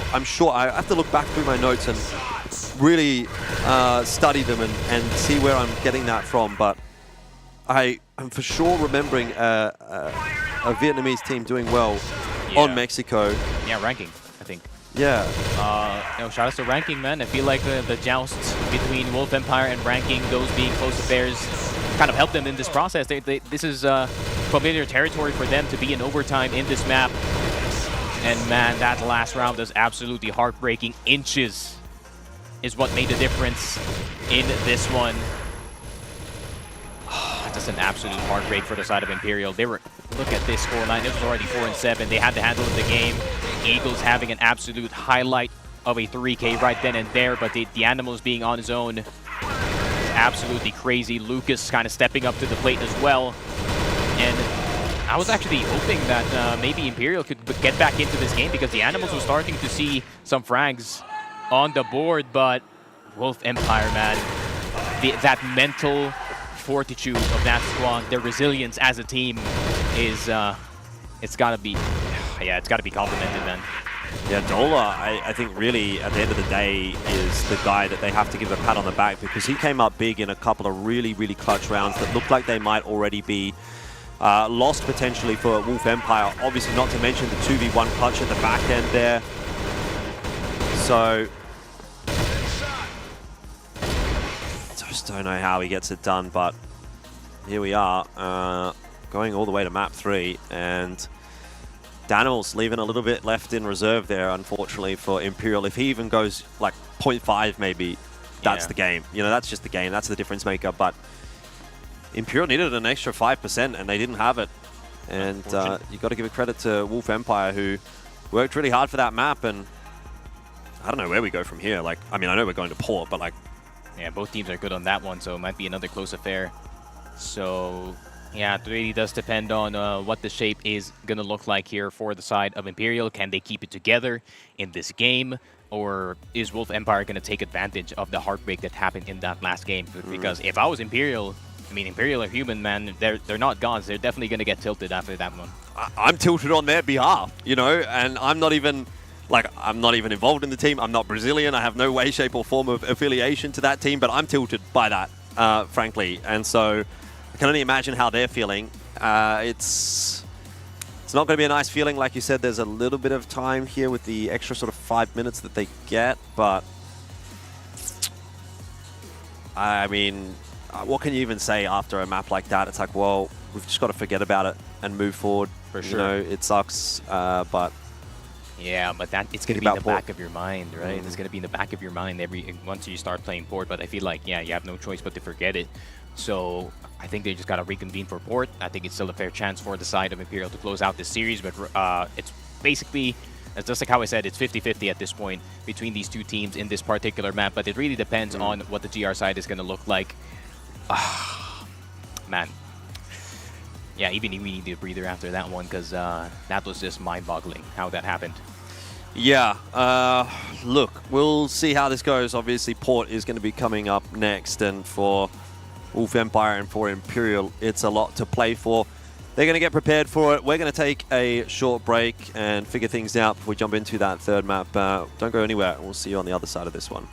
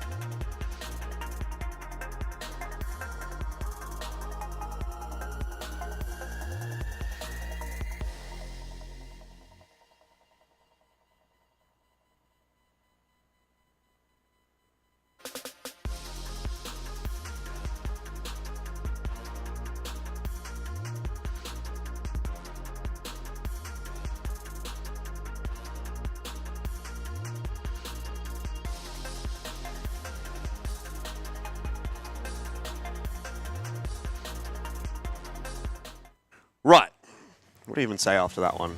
I don't really know. 5-minute break, is that going to be enough for either team to really feel ready to go into this final map of the day?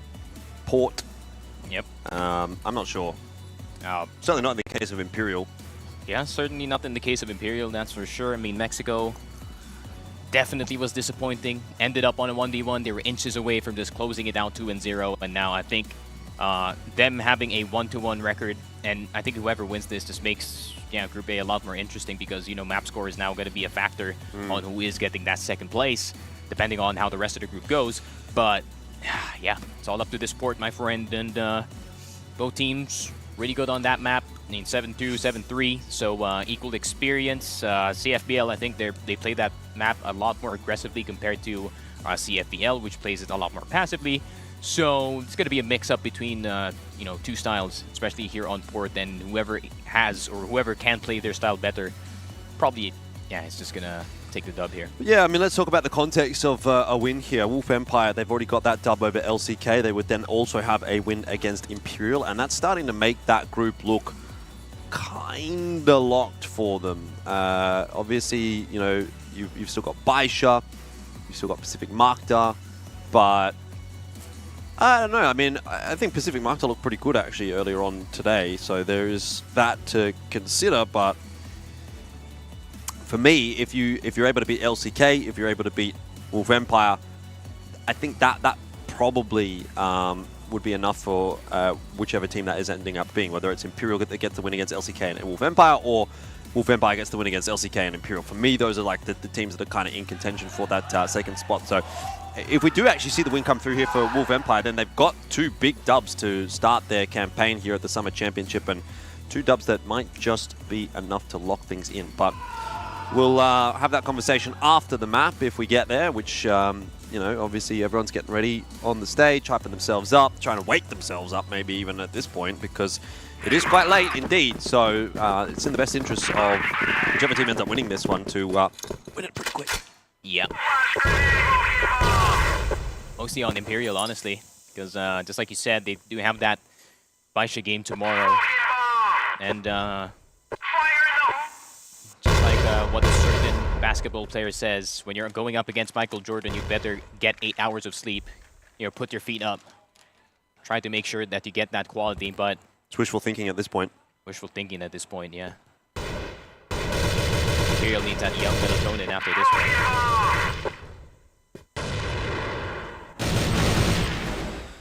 Eagles and Ice Cube back onto the Orm. As to be expected out of port. 7 will be leading the push. Out right there with him. But no real connections here, and already not exactly a decisive start to the map for Imperial. Wolf Empire looking pretty solid so far on GR side. Yeah, pretty heavy stack here on B lobby, but GDSC and Ryuzao instant answer the M4. Not gonna get Shady this time, but a lot of damage going in towards his way. The Animal's taken out.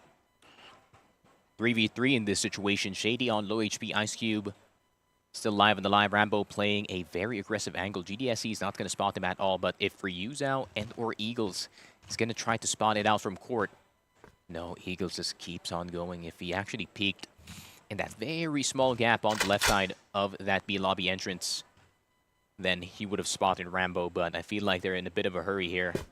But, I mean, this is the best case scenario for the side of Imperial. I mean, most of the team is split. As long as Ice Cube does produce a highlight play here, they're going to have control on this A site. I mean, Ice Cube is the kind of guy that could pick up a highlight play at the drop of a hat, you know, so can't hit him out just yet. Oh, Ryuzao, how did you find your way in top A? He's actually got Ice Cube as well. Shot missed by that Orm and opens the door up for Imperial, but C4 still has to cross. There's only 15 seconds left to go. GDSC, is he too late? Yes, he is. That's round over. There's no way for Ryuzao to win it anymore. It's been a bit of a wild ride in the first round of the map. But it will be Wolf Empire that get it over the line and keep that hype train rolling. I like that click into scream combination, because he already knew that he was going to hit that shot. And there we go.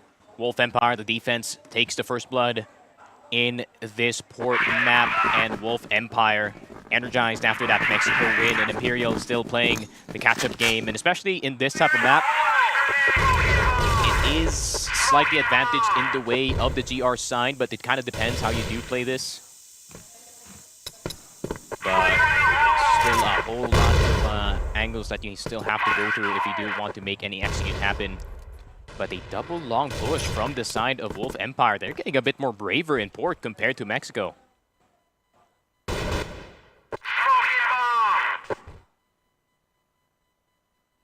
Imperial, I don't know that they want to run into this kind of a setup, Rambo. Watching mid. But Imperial aren't going to push too far forward. I suspect, again, when it comes to Imperial on this Blacklist side, we're probably going to be seeing some pretty slow rounds. Yeah. Especially in a circumstance like this, where, you know, there's quite a lot of pressure.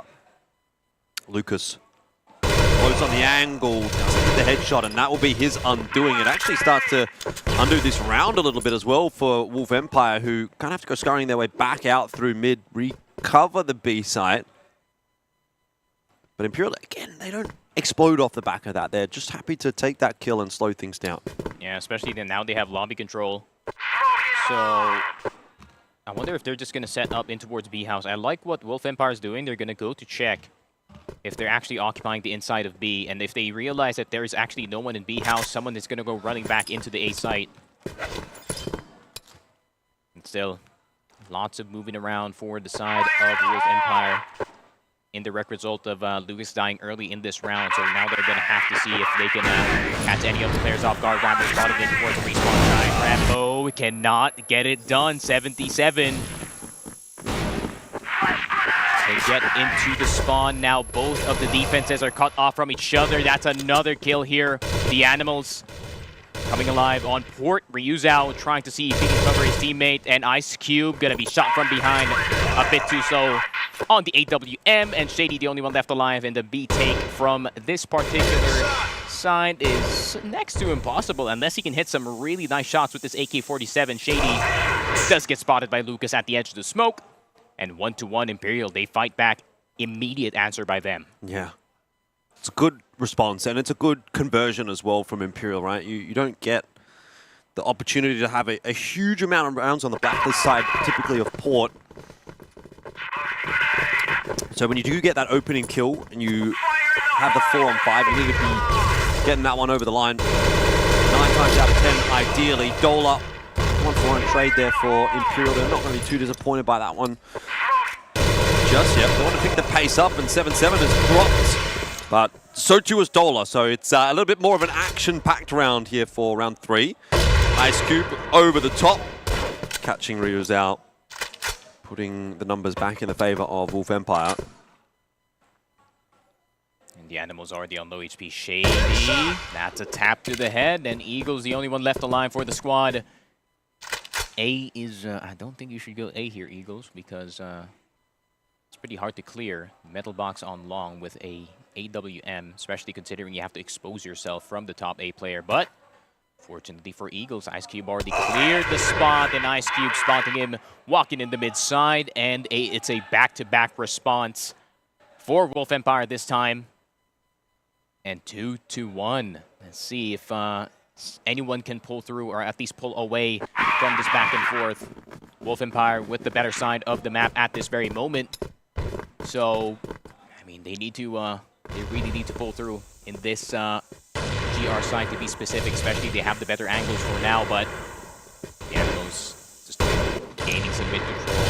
Ryuzao trying to climb up in towards Catwalk A, but Shady in a very aggressive position. He's all the way in tower in long A, so 7-7 has an opportunity to maybe catch some of the players off guard, especially Ice Cube, who is out in the open, and the smoke has run out. So they're going to back off, except for Shady. He can just stay there the entire time.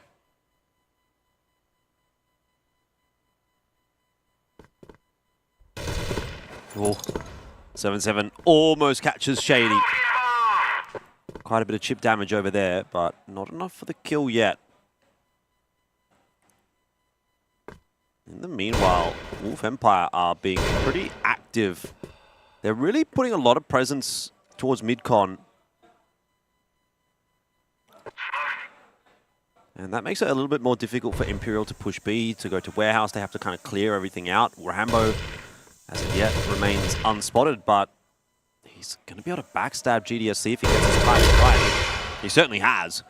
This is going to fast become a really big thorn in the side of Imperial. They've seen Wolf Empire there 3 rounds in a row now. Yeah. 4 rounds even. And you're going to have to start spending a lot of time clearing that area of the map out later in the half. Especially LB, even if you're not taking B side, LB is such an important position. Ice Cube taken out, so okay, that's one of the biggest thorn on the sides. Taken out already, so Ice Cube out of the picture while Eagles is still alive, and I'm surprised Eagles is still not spotting court at this point. Can easily take out Rambo here, but Rambo, he's not afraid to play this off angle whatsoever. A take is going to be the way to go. Shady with the sniper this time, changing places. Lucas on the side. Shady needs to catch all the attention here. Instead, Lucas is going to be the one peeking first. Lucas gets 3 towards the long side, and he absolutely destroys the chances of Wolf Empire of ever taking that long. 4K, AK, 4 taps. Wow. That was a round. That was a round from Lucas. You can say that again. That was crazy. Not going to see that every day, but 3-1. The leader's starting to balloon out a little bit here for Wolf Empire. Feeling pretty good about this first half. Imperial looking to throw something a little bit different in the mix here. Big stack over on the B side of the map. All 5 players here. Some util getting set up. They're just going to go for it. They're just going to try and push their way in from warehouse, or into warehouse at least. It's actually not as heavy of a defense initially over there from Wolf Empire, but it has drawn the rotation, and I suspect that's all that Imperial really wanted, because they're not committing to B. That's true. I think they just don't want to get flanked if ever they do take Catwalk A here. Z is one of the most dangerous spots that you have to watch out for. Still down just in case. Starting to bang these doors. M4 is definitely made for that, that exact purpose. But Shady still on towards top A. They're playing it really safe on the A side. They're not even occupying exit A whatsoever. They're just standing on top.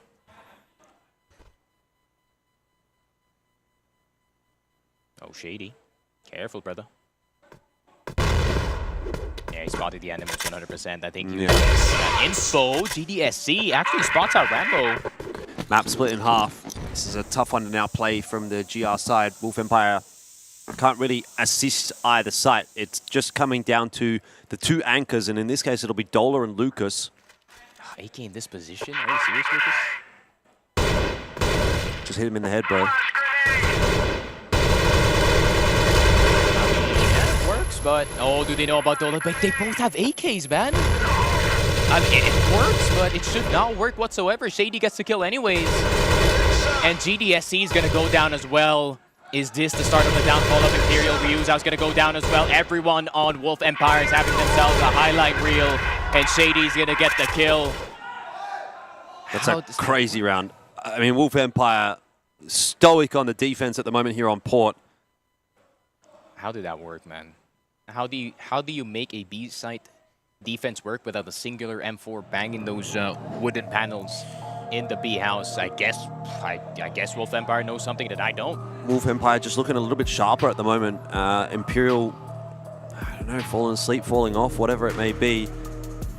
Looking a bit disappointed with themselves, and that's fair enough, honestly.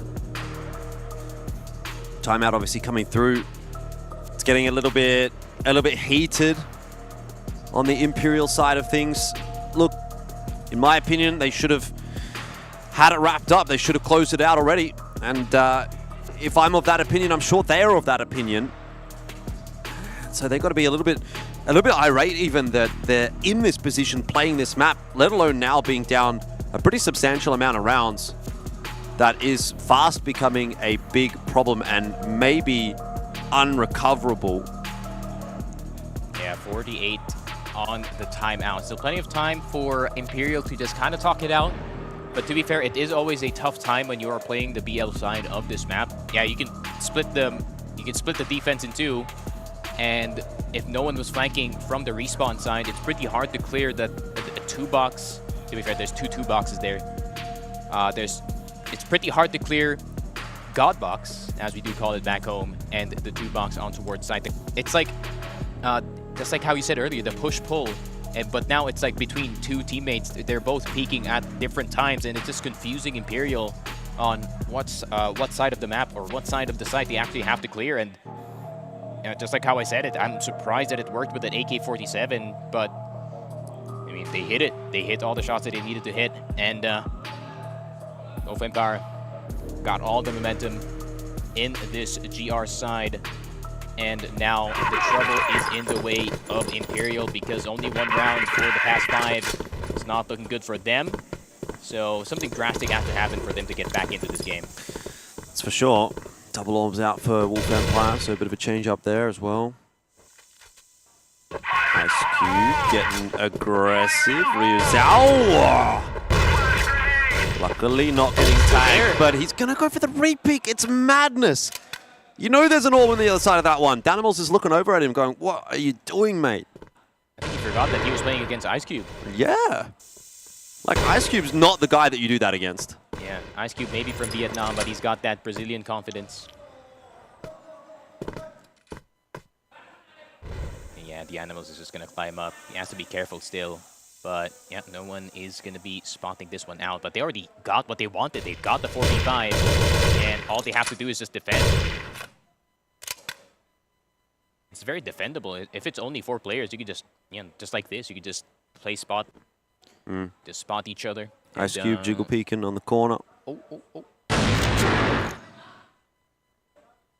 just like that. I mean, even if you have 2 people, you could defend against 4. Yeah, prompts a bit of a response from Imperial that, they fall off the angle, but nothing too major.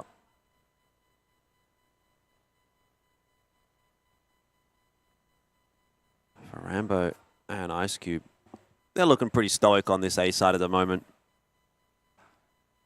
Help will be there from Shady as well once that cross is attempted, if they can even get past Ice Cube. The flashes are pretty good. That's the information there for Wolf Empire. Where's the shots, though? Rambo's down already. Ice Cube's had to drop off the top. He's completely blind. Can't see anything. Danimals is going to get aggressive, though. Maybe over-aggressive. GDSC will also fall on top of A, and there was so much potential there for Imperial. Now it's in the hands of Eagles, who's doing work with the Deagle, but couldn't get it done, and so Wolf Empire grabbed themselves another one. I like what Ice Cube did there is like, oh my god, I'm low HP. I'm gonna let my friends do the work for me. And as soon as the Animals turns the corner, there's 2 people out there like, regret facing the enemy that early. And especially they cleared top A so quickly without even getting into top A. And I feel like Imperial is getting a bit desperate in this map, not gonna lie. Yep, you'd have to be. You've called your tac timeout and it hasn't converted into a round. There's a nice change up here from Wolf Empire, but good setup from Imperial. Actually nets them the free kill there, but ends up not quite being so free because there's a kill on the other side of the map, and back to 4-on-4. Yeah, good spot by Eagles, honestly. I mean, one of these rounds, that play was bound to happen. Long control, a far flash from top A. But Eagles does get the kill. But Lucas pretty quick on the trigger as well, getting the player who's trying to peek in towards LB side, maybe trying to get the pick on the other side of the map. But this is the exact same setup that we saw, but now it's Ice Cube and Dola. But can Dola hit the exact same shots that Lucas did earlier? Nades are going to start to fly on the site itself. 2 smokes, 2 flashes, and let's see Dola can he defend against this. There, he's getting wallbanged though, 77. Gets the kill on Dola, but Ice Cube, he cannot hit the shot. He freezes in place. And Shady trying as well. Lucas, the only one left alive. No one's in top 8 just yet, but I think they're just going to get free access. Lucas is going to have to reconvene somewhere else. He's got to look for a rifle. I don't know about the retake with the Orm here, unless he gets a freebie. All right, the Animals, you're crazy if you go on the box. Surely he won't. And he knows that someone's on top 8. He saw that flash. Can probably infer where Eagles is from that. What a great shot by Lucas. I told you the Animals. Yeah, you weren't wrong. Now Eagles is in that 1v1. Lucas has got the time working against him. It's a nice little wrap in here from Eagles. He's been spotted out, so... a nice shot by Lucas, but he messed up. Maybe he messed up... yeah, he messed up a tap walk 100%. usually you don't get hurt if you try to just slide on by in towards the exit side, but sometimes you're maybe a bit tired as well. Maybe your middle finger is having a hard time just trying to, you know, keep it together here because you've been doing that all day. But Ice Cube instantly getting worked into top end. I was waiting for this on the side of Imperial, the 5-man peek in towards the long side, but they're not gonna go straight into it. They're gonna pull what Wolf Empire is pulling, which is get one and get out. Dola's deep in mid, but he's gonna have to back off.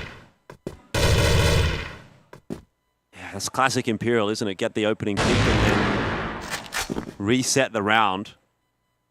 It's gonna force out some aggression from Wolf Empire. They want to find a way to maybe regather the numbers. Shady pushed forward all night long.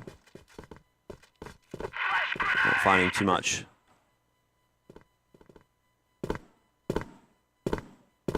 Yeah, Dola's just jump spotting it, having a flash in his hand. He should click his flash now, because you don't want to have the animation. Having to pull it out, having to pull the pin. Here comes Dola, flash on the side, the animals. 77 blind, Ryu's out, trying to get some damage in towards Lucas, but Dola is still on the underside. And if I'm Imperial here, I do not drop whatsoever, but 77 is going to check anyways, and that is a double kill for 7-7, and a triple kill for the man himself with the Colt. Very nice try, man, but Imperial, they finally got something going. Getting right back into it. 5-3. Okay, one more round in this half, and Imperial can actually call that a win, to be honest. 4 on the BL side of Port. Take it. Might just be a faster play from Imperial, and that might be a mistake. Dola back to his fundamentals, hidden heads. Sends Imperial packing, scurrying away. They want to try to find another avenue of attack, but they have to do it 3-on-5 now. Damn, 4 bullets. 2 players dead in the LB side. GDSC and the Animals, 2 very important bastions of their offense here. But Shady still deciding whether or not to peek 7-7's angle, but 7-7. Oh, he falls, he fails the ninja, man. Bit nervous. Oh, Rambo is also the Wolf Empire still has so much control. Here comes a recoup by Dola, and Ryu's out, just runs out of ammo. Eagles is going to get the trade instead, but he sticks his head into the corner, doesn't get shot too much. And 7-7 gets spotted. Eagles the only one left alive, and they know exactly where he is. C4 is dropped in Z, and Eagles, full nades, full clip on the sniper. Gonna have to hit 3 stellar shots here, but it's next to impossible. Shady first one, but he doesn't hit the 2 with the Colt, and that is a 6-3 for the side of Wolf Empire. And they only need 4 to cap this series out. Imperial, though, they're gonna have the more advantageous side here. But can Eagles replicate Gokin in his prime in top A? True. I remember he was a bit of a menace on this map. What I would say is 6-3 feels like a par score. Both teams can walk away from that with something to play for in this second half. So largely going to be dictated by how the early couple of rounds do go. If Wolf Empire sort of grab a couple on the trot here, and you might just start to feel it is a bit over for Imperial. But similarly, Imperial find these first couple, then game on, and it's going to be another long map. There we go, Ryu's out, just inching at the bottom side of that bridge. I mean, this is classic Wolf Empire as well. They'd love to take it slow at the beginning of the round, and they're really just trying to deplete the utility on the side of Imperial. And that was what was kind of key in getting some of those rounds on Mexico. But 7-7, he's waiting for the flash. But Eagles making sure that he has his boy covered just in case that anyone does swing this side. And Shady, I mean, to be fair, I think they can kill 7-7 here if someone just decide to toss a flash on the A side, but I don't think they're going to pull the trigger just yet. Just a bit of a fake. Shady failing the parkour, but yeah, it's fine. No one cares. Oh, 7-7, that's what I was talking about, man. The long push is going to come eventually, and of all the people that he had to take down, it had to be Ice Cube. And Ryu Zhao just sticking to his guts in the mid side. Oh, but they made the noise, so now they are aware of where he is exactly. Lucas, Dola blind, but still they're going to find nothing in mid. The Animals is going to find Lucas. Dola one in return, but he misses his spray. What an unfortunate miss. It wasn't even just a spray, he just needed one bullet, bro. Like, he just needed one bullet. Dola gets away with absolute murder. GDSC is going to go down as well now on the B side. This is falling apart for Imperial. And with that, maybe their chances in the map as well. Dola is on a rampage. Ow! Oh my god, Dola's on fire. Bro, he had like 30 HP for that whole round and no one hit a bullet on him. Dola, man, had 3 frags the other day, but now he's stepping up to the plate. He was the guy that got Mexico over the line as well, I think, for Wolf Empire, so... Yeah. If he's bad yesterday, he's good today. I mean, that's pretty good still for Wolf Empire. This is a great demon to slay. Imperial haunting them from last year, but now Wolf Empire, can they conquer their demons? Can they finally finish this game? But still, 3 more grueling rounds. And Wolf Empire, they're going to decide to test out Eagles. Is he actually good? With the sniper, he gets instantly tanked, and he cannot peek out anymore because he's going to get killed. Here comes the nades. Eagles just going to flash them out. That is going to make the A defense nervous. And look at the amount of players that rotated by. A lot of damage to Eagles, but no actual kill. And 7-7's going to try to get aggressive again. This could well work out. Missed shots on both sides. 7-7 coming off worse for it. Got shot in the neck. Almost to the head. I mean, I don't want to debate semantics, but I feel like getting shot in the neck is probably about as bad as getting shot in the head. But anyway. Do some bleeding damage. But you see in the camera, he's shaking his hand. And that's how long the series has been going. Yeah. He wants to keep that that aim hand alive, that's for sure. Yep. The golden hand that kept them in this series.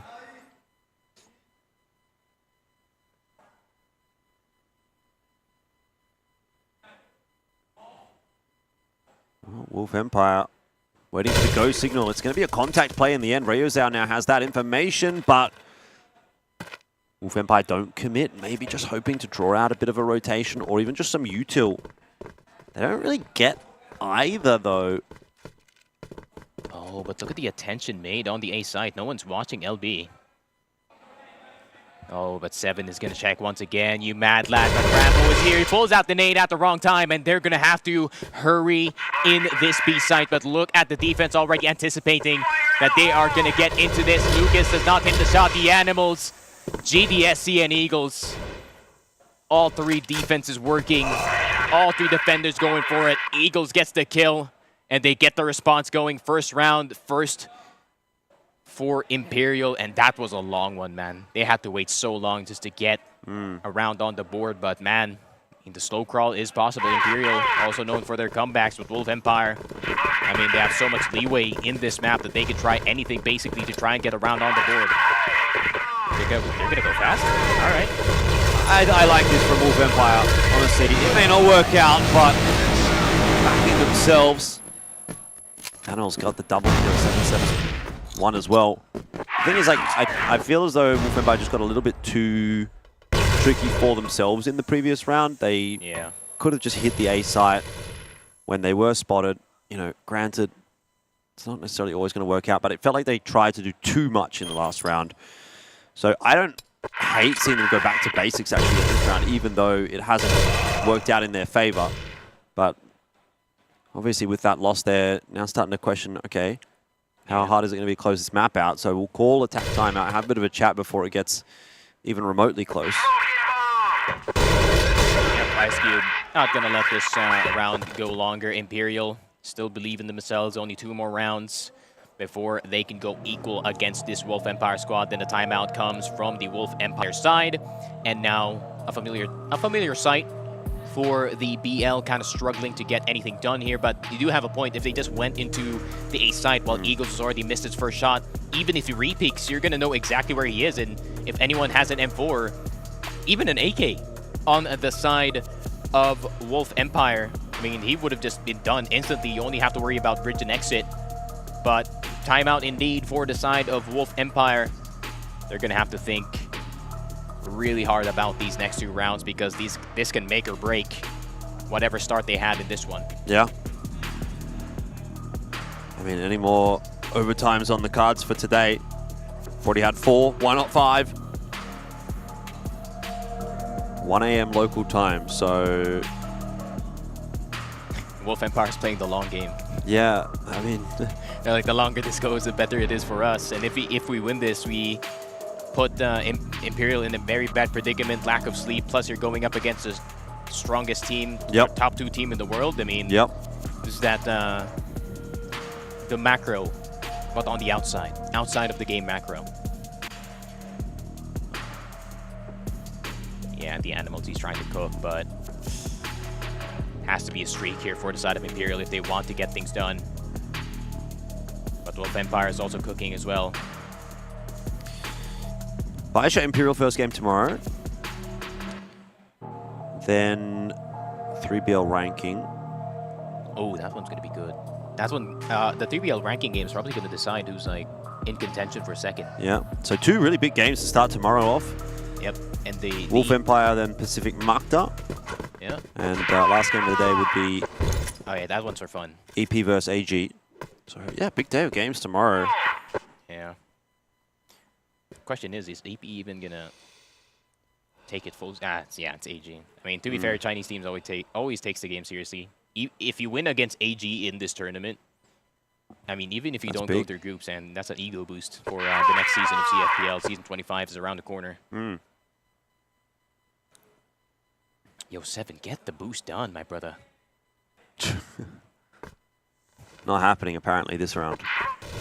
Someone in the crowd from the Vietnamese side say, hey. Yeah, I heard it. That's probably the caster. To be fair, I think one of the casters said like they can hear us screaming from the other side of the gymnasium. Oh, did they? So we're having a scream off between 2 languages. Yeah, 3 if you want to throw Chinese in the mix as well. Yeah, they're just right across us, yeah. Oh, but they have CA control. I like that Dola didn't commit all the way in that one, so it doesn't get hit by the nade. All right, one good setup for Wolf Empire on this A site. Just like you said, back to basics. Don't have to be too complicated, but I hate that Ryuza was the one holding the spawn side. But to be fair, I think only one guy can snipe on this team. I mean, GDSC is also an option, but you want him to stay in B. But here comes the execute in towards mid. But look at the animals. He just right by Sadie. And a dead body a bit later. It's a 4v5. Ice Cube with a good response. But the 3-man stack on the A side, they're really trusting GDSC to hold this B side on his own. He did spot the gun barrel of Dola, and Ice Cube gonna go down, surprisingly, really. I think that was just pure timing from the side of Ryuzao. And the luck of the Irish kind of spotted on Imperial. The timing after timing after timing, everyone is just falling. Rambo and Lucas, the last 2 left alive, they better hit some nice headshots here. 8 seconds left on the clock, and they get the plant going. The nades are gonna come in. Lucas on 1 HP on 2 box, and he gets the wall bang, but they don't have time. Good attempt. Yeah, luck of the Irish. I wonder if that's where the green color comes from here for Imperial as well. Bit of a homage. Bit of a nod.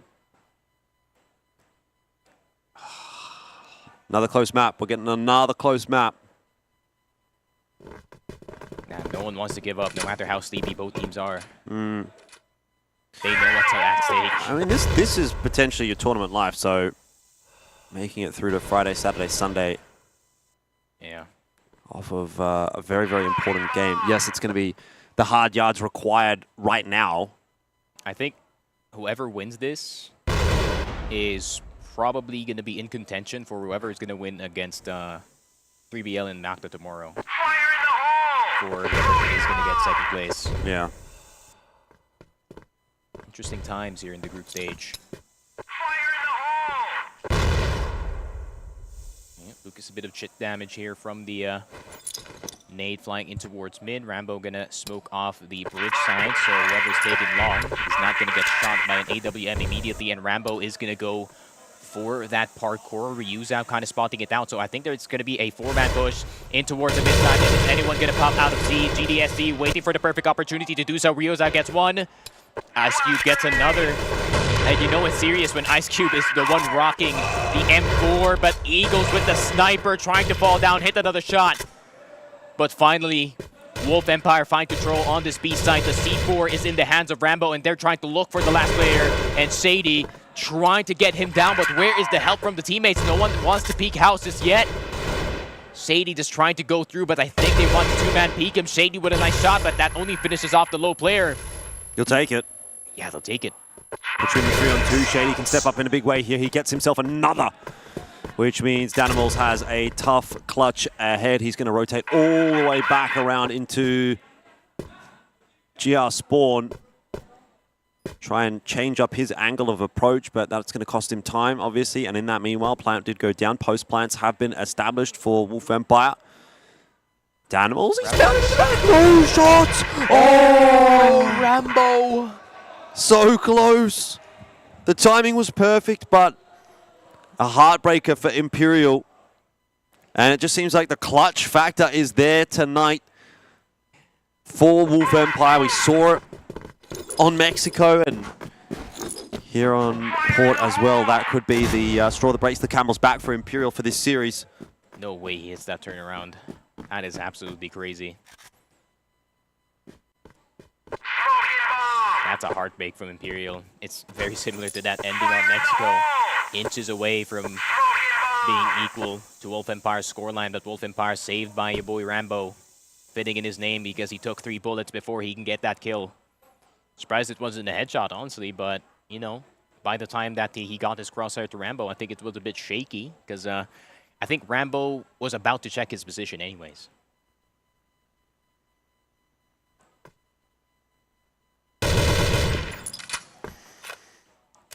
Shots go through, but no connections, and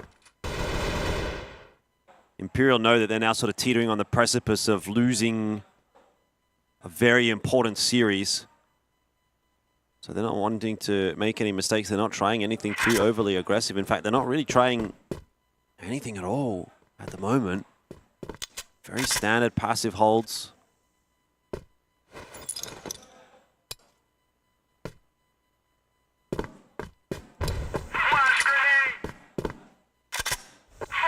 Happy with the time of being weighted down by Wolf Empire, but push comes to shove. Wolf Empire have shown that they've got the X factor. It's up to Imperial to remind us about how they looked on Ankara. It was a long time ago now. Yep. Wolf Empire inching ever so slowly to house, but they don't really trust getting into that house position and lining up from there because anyone can just pop out of the entrance. Flash is going to go through. You know, casually blinding my own teammate, yes. 3 players on this B side hold, though, for Imperial is going to make for a tough nut to crack. Wolf Empire flashed as well on their way in. That is real problems, and Imperial have set up this defense really nicely. It's just about executing on it. Spam through the smoke's going to get another one. It's a clean round from Imperial. They read it really well. Rambo's on the flank, but he's done absolutely bugger all. Yeah. I like how that's the meta now, since the names have been improved. Just to shoot whatever lights up in the smoke. Right. Rambo does get an accessory kill, but it doesn't matter at the end of the day. 8-7. It's like everyone's shooting in the dark room, and whoever hits one first is going to win. And Imperial reminding Wolf Empire they're not out just yet. 8-7. 2 rounds for Wolf Empire. 3 for Imperial. 1 for Wolf Empire to get it to match point. 2 for Imperial to get it to match point. Ryuzao absolutely ramming down this Wolf Empire push in towards that mid side. We might have another overtime on the cards. The way Imperial are going about it. It's a big round for Ryuzao. Wolf Empire have lost the plot in the last couple, haven't they? Has late game Ryuzao activated, maybe. Finally? Yeah, Wolf Empire just trying to cook a little bit too much, I think, on this BL side. Rushing mid? Yeah, that's a bit mental, man, honestly. That's crazy.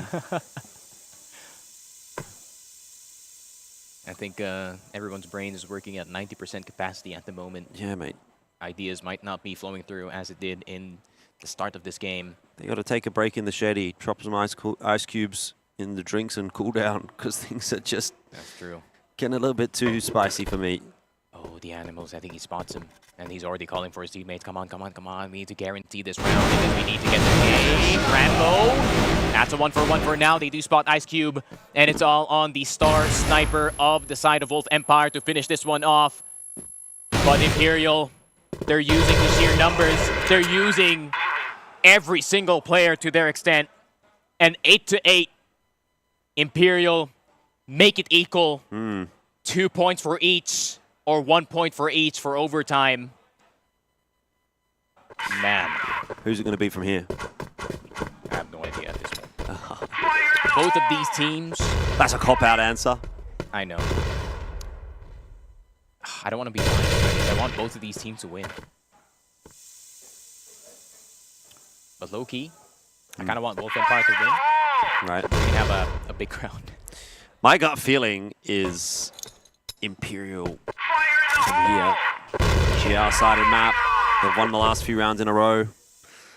The Animals is actually fragging. Yeah, they're starting to come online. It's taken a while. And late game Ryuza was here as well. Eagles has done all right for what happened in this map. Ice Cube actually ice cold in this game, 8-12, and he switches back to the AWM, which in my opinion is a bit of a mistake because you've been playing the M4 for the past 3 rounds, so I think this AWM is going to be a bit cold, but knowing him, he's going to make it work. Yep. Slow progress being made again by Wolf Empire, or no progress right now. Having a bit of a look over toward long, but not committing to anything just yet. I mean, very, very defensive positions taken up by Wolf Empire. Like, Imperial at this point is not the kind of team that's going to be throwing an aggressive round in, so not going to get too much off of that default setup. And now it's time to pull the trigger. Wolf Empire going to have to work for their rounds. 2 players on B, 1 in mid, 2 on A. Standard setup. Here goes Wolf Empire into mid. 45 seconds left on the clock, and they've got to get a bit of a wriggle on now. They just don't have a lot of map control anywhere, really.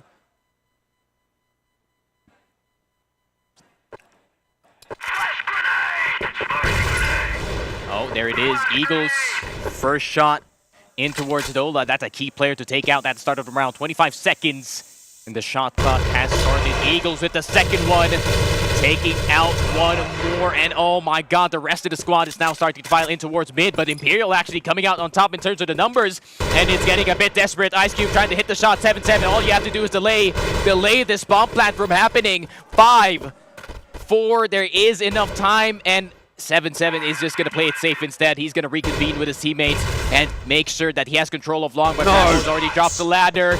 Big kill by Rambo, but can he get the rest? They know that he's on the side. Rambo with another headshot. It's all on the Animals, and Wolf Empire, after a drought, they finally get one.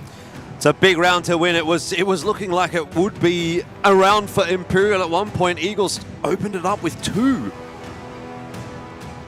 And was not enough, apparently. Is that clutch factor in effect again for Wolf Empire? Like I said, they felt they had the clutch factor on Mexico. And here it is again. Clutch factor on Port gets them to series point. Or do we go another overtime? Wolf Empire. They do look a little bit tentative about their pushes on the blacklist side, that I will say. Yep. Kind of know what's at stake.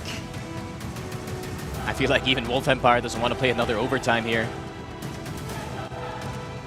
Because that's a whole nother box that they have to open and try and figure out once again. 1 minute and 30. Could be the beginning of the end or a new beginning for overtime. But who's going to activate first? Oh. It is looking like an A-take.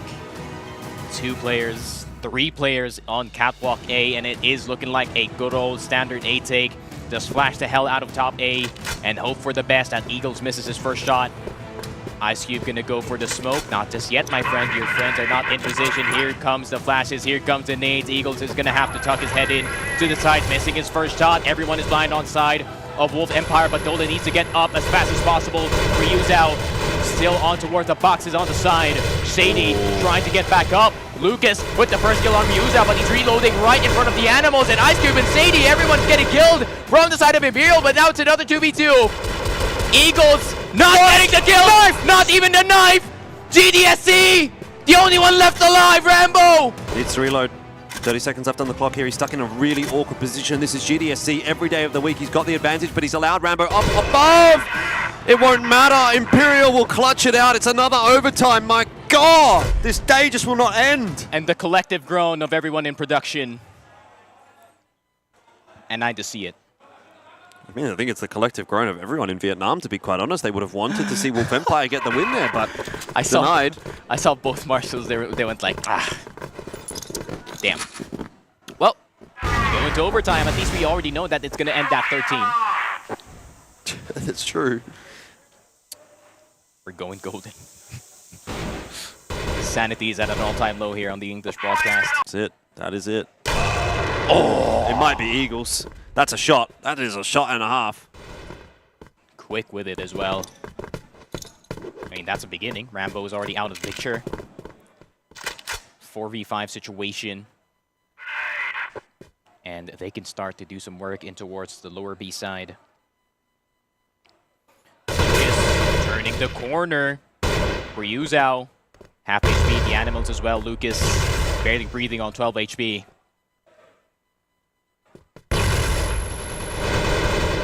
Yeah, but they're taking their sweet time, and who knows? He's going to run out of it. Eventually, here comes a flash, but it's not going to work for the side of Wolf Empire. And once again, the struggles on defense begin for the Vietnamese team. And Imperial, you already know that they're going to play this one out, knowing that they have the full advantage. And Shady, he's going to have to spread out. Actually, they're going to risk the A site, and Imperial knows exactly this. They are going to go for the full check. No nades, no nothing, so they're not going to know anything about this B take. Yeah, nice contact play. Works out perfectly for Imperial. This is... Oh, they can get into position. I want to say this is almost unwinnable for Wolf Empire. Like, you're going to have to get through a smoke. You're going to have to fully rotate across, which is going to take some time. You're down 2 on 3. This is a lesson in futility for Wolf Empire.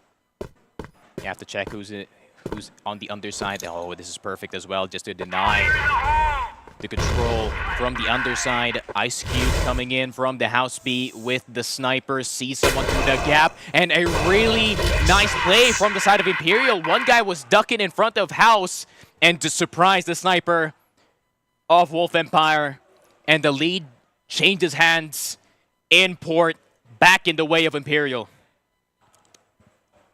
And oh my God. I mean, it's been an extremely back-and-forth series, the exception being Ankara. Ankara felt pretty one-sided for Imperial, but Mexico back and forth. Port has been back and forth.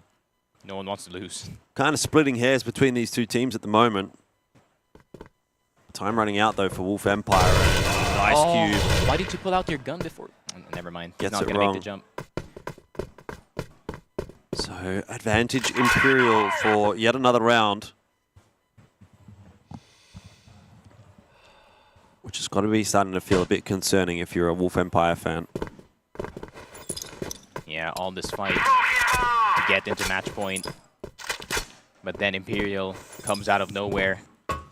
Just denies it again and again and again. And is it going to be another year where Imperial can deny another opportunity for Wolf Empire to do some damage?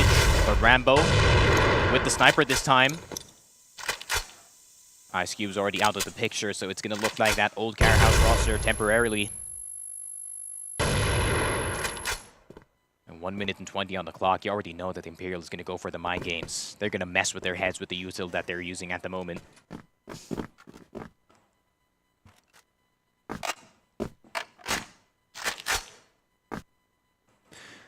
Patience is definitely a virtue when you're playing against Imperial, and hopefully Wolf Empire have plenty of it.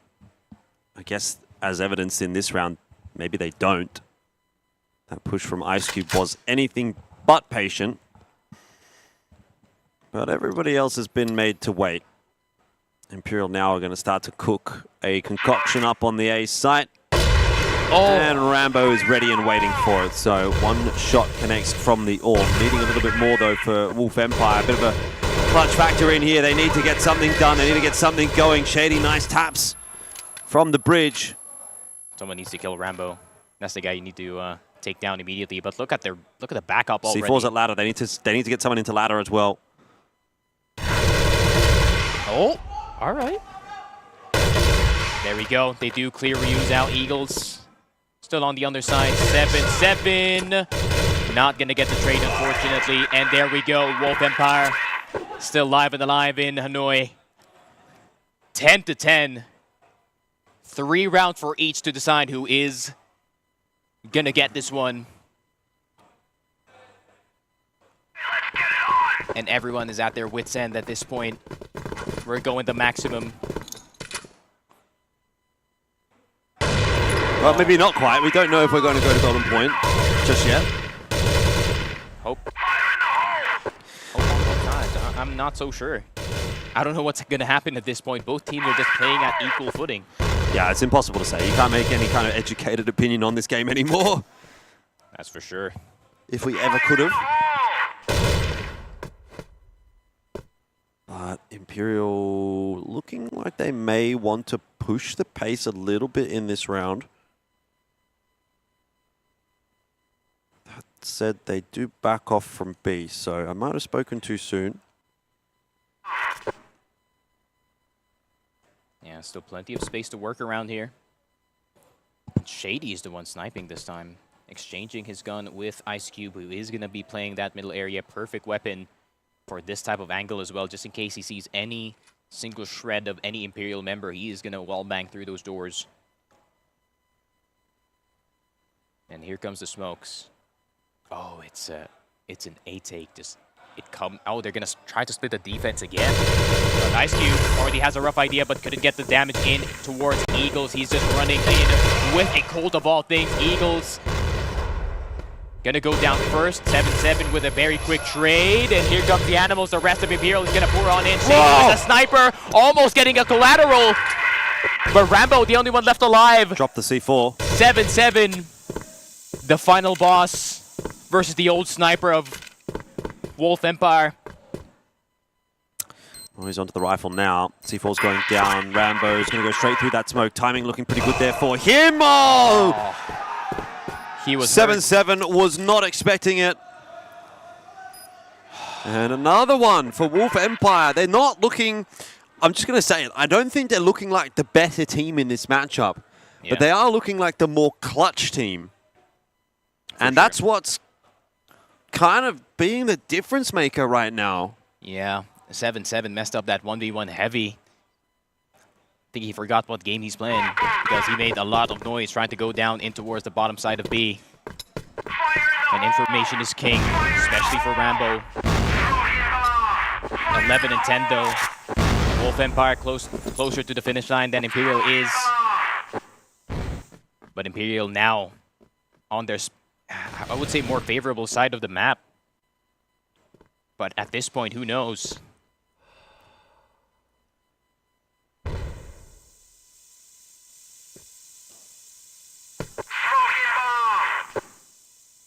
And the Animal's trying to bait a shot from one of these members here by letting them hear a singular footstep. And if he sees any light go through that smoke, that's an instant spray. Nade is going to go through. Good dodge by Dola. Yeah, everyone's just taking it slow, man. They don't want to make any mistakes.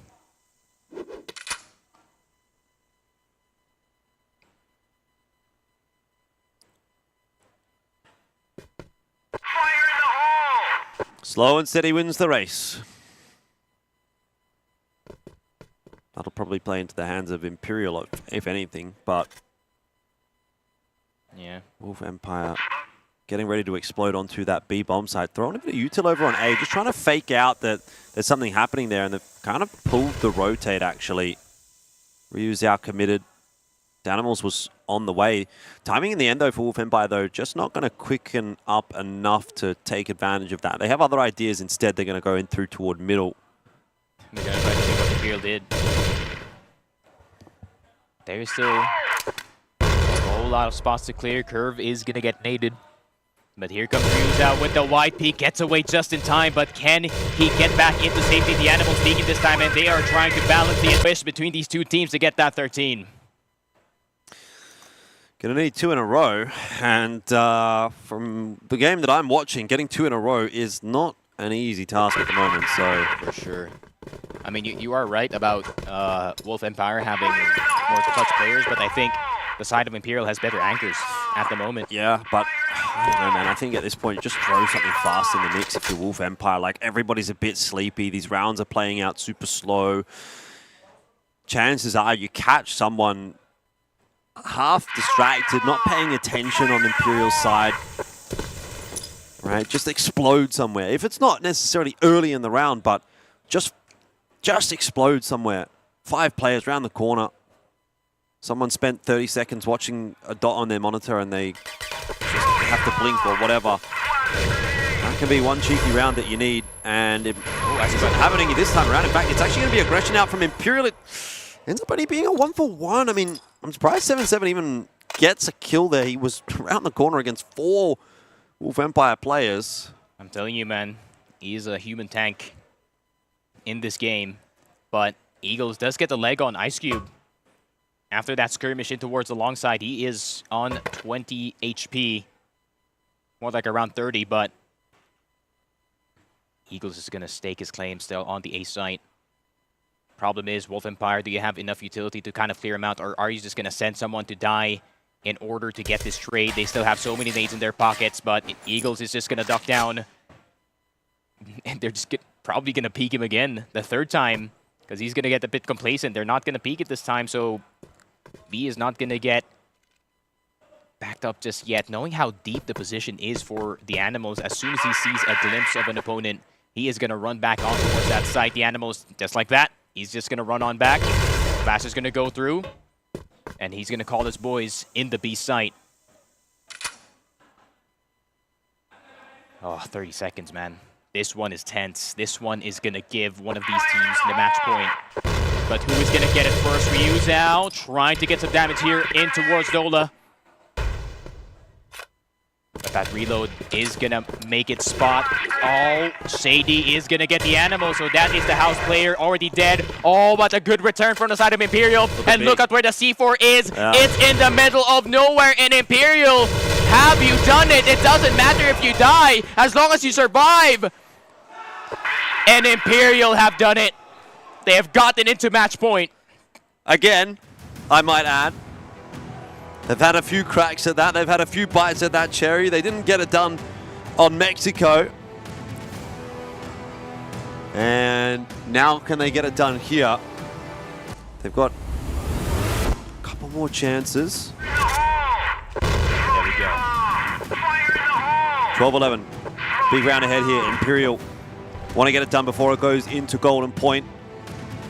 Just take it off the table before Wolf Empire even get the chance to have a crack.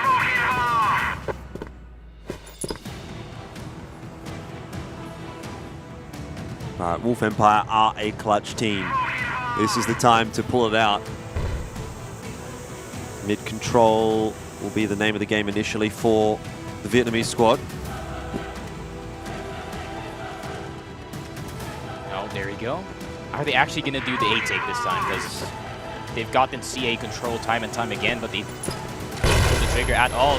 Ryuzao, that's a good blind, but he runs away just in time. GDSC is going to get Ice Cube first, but Dolan chases down Ryuzao in that spawn side, and now the defense is split into the Animals trying to test the edge of the smoke. I think he spots Lucas.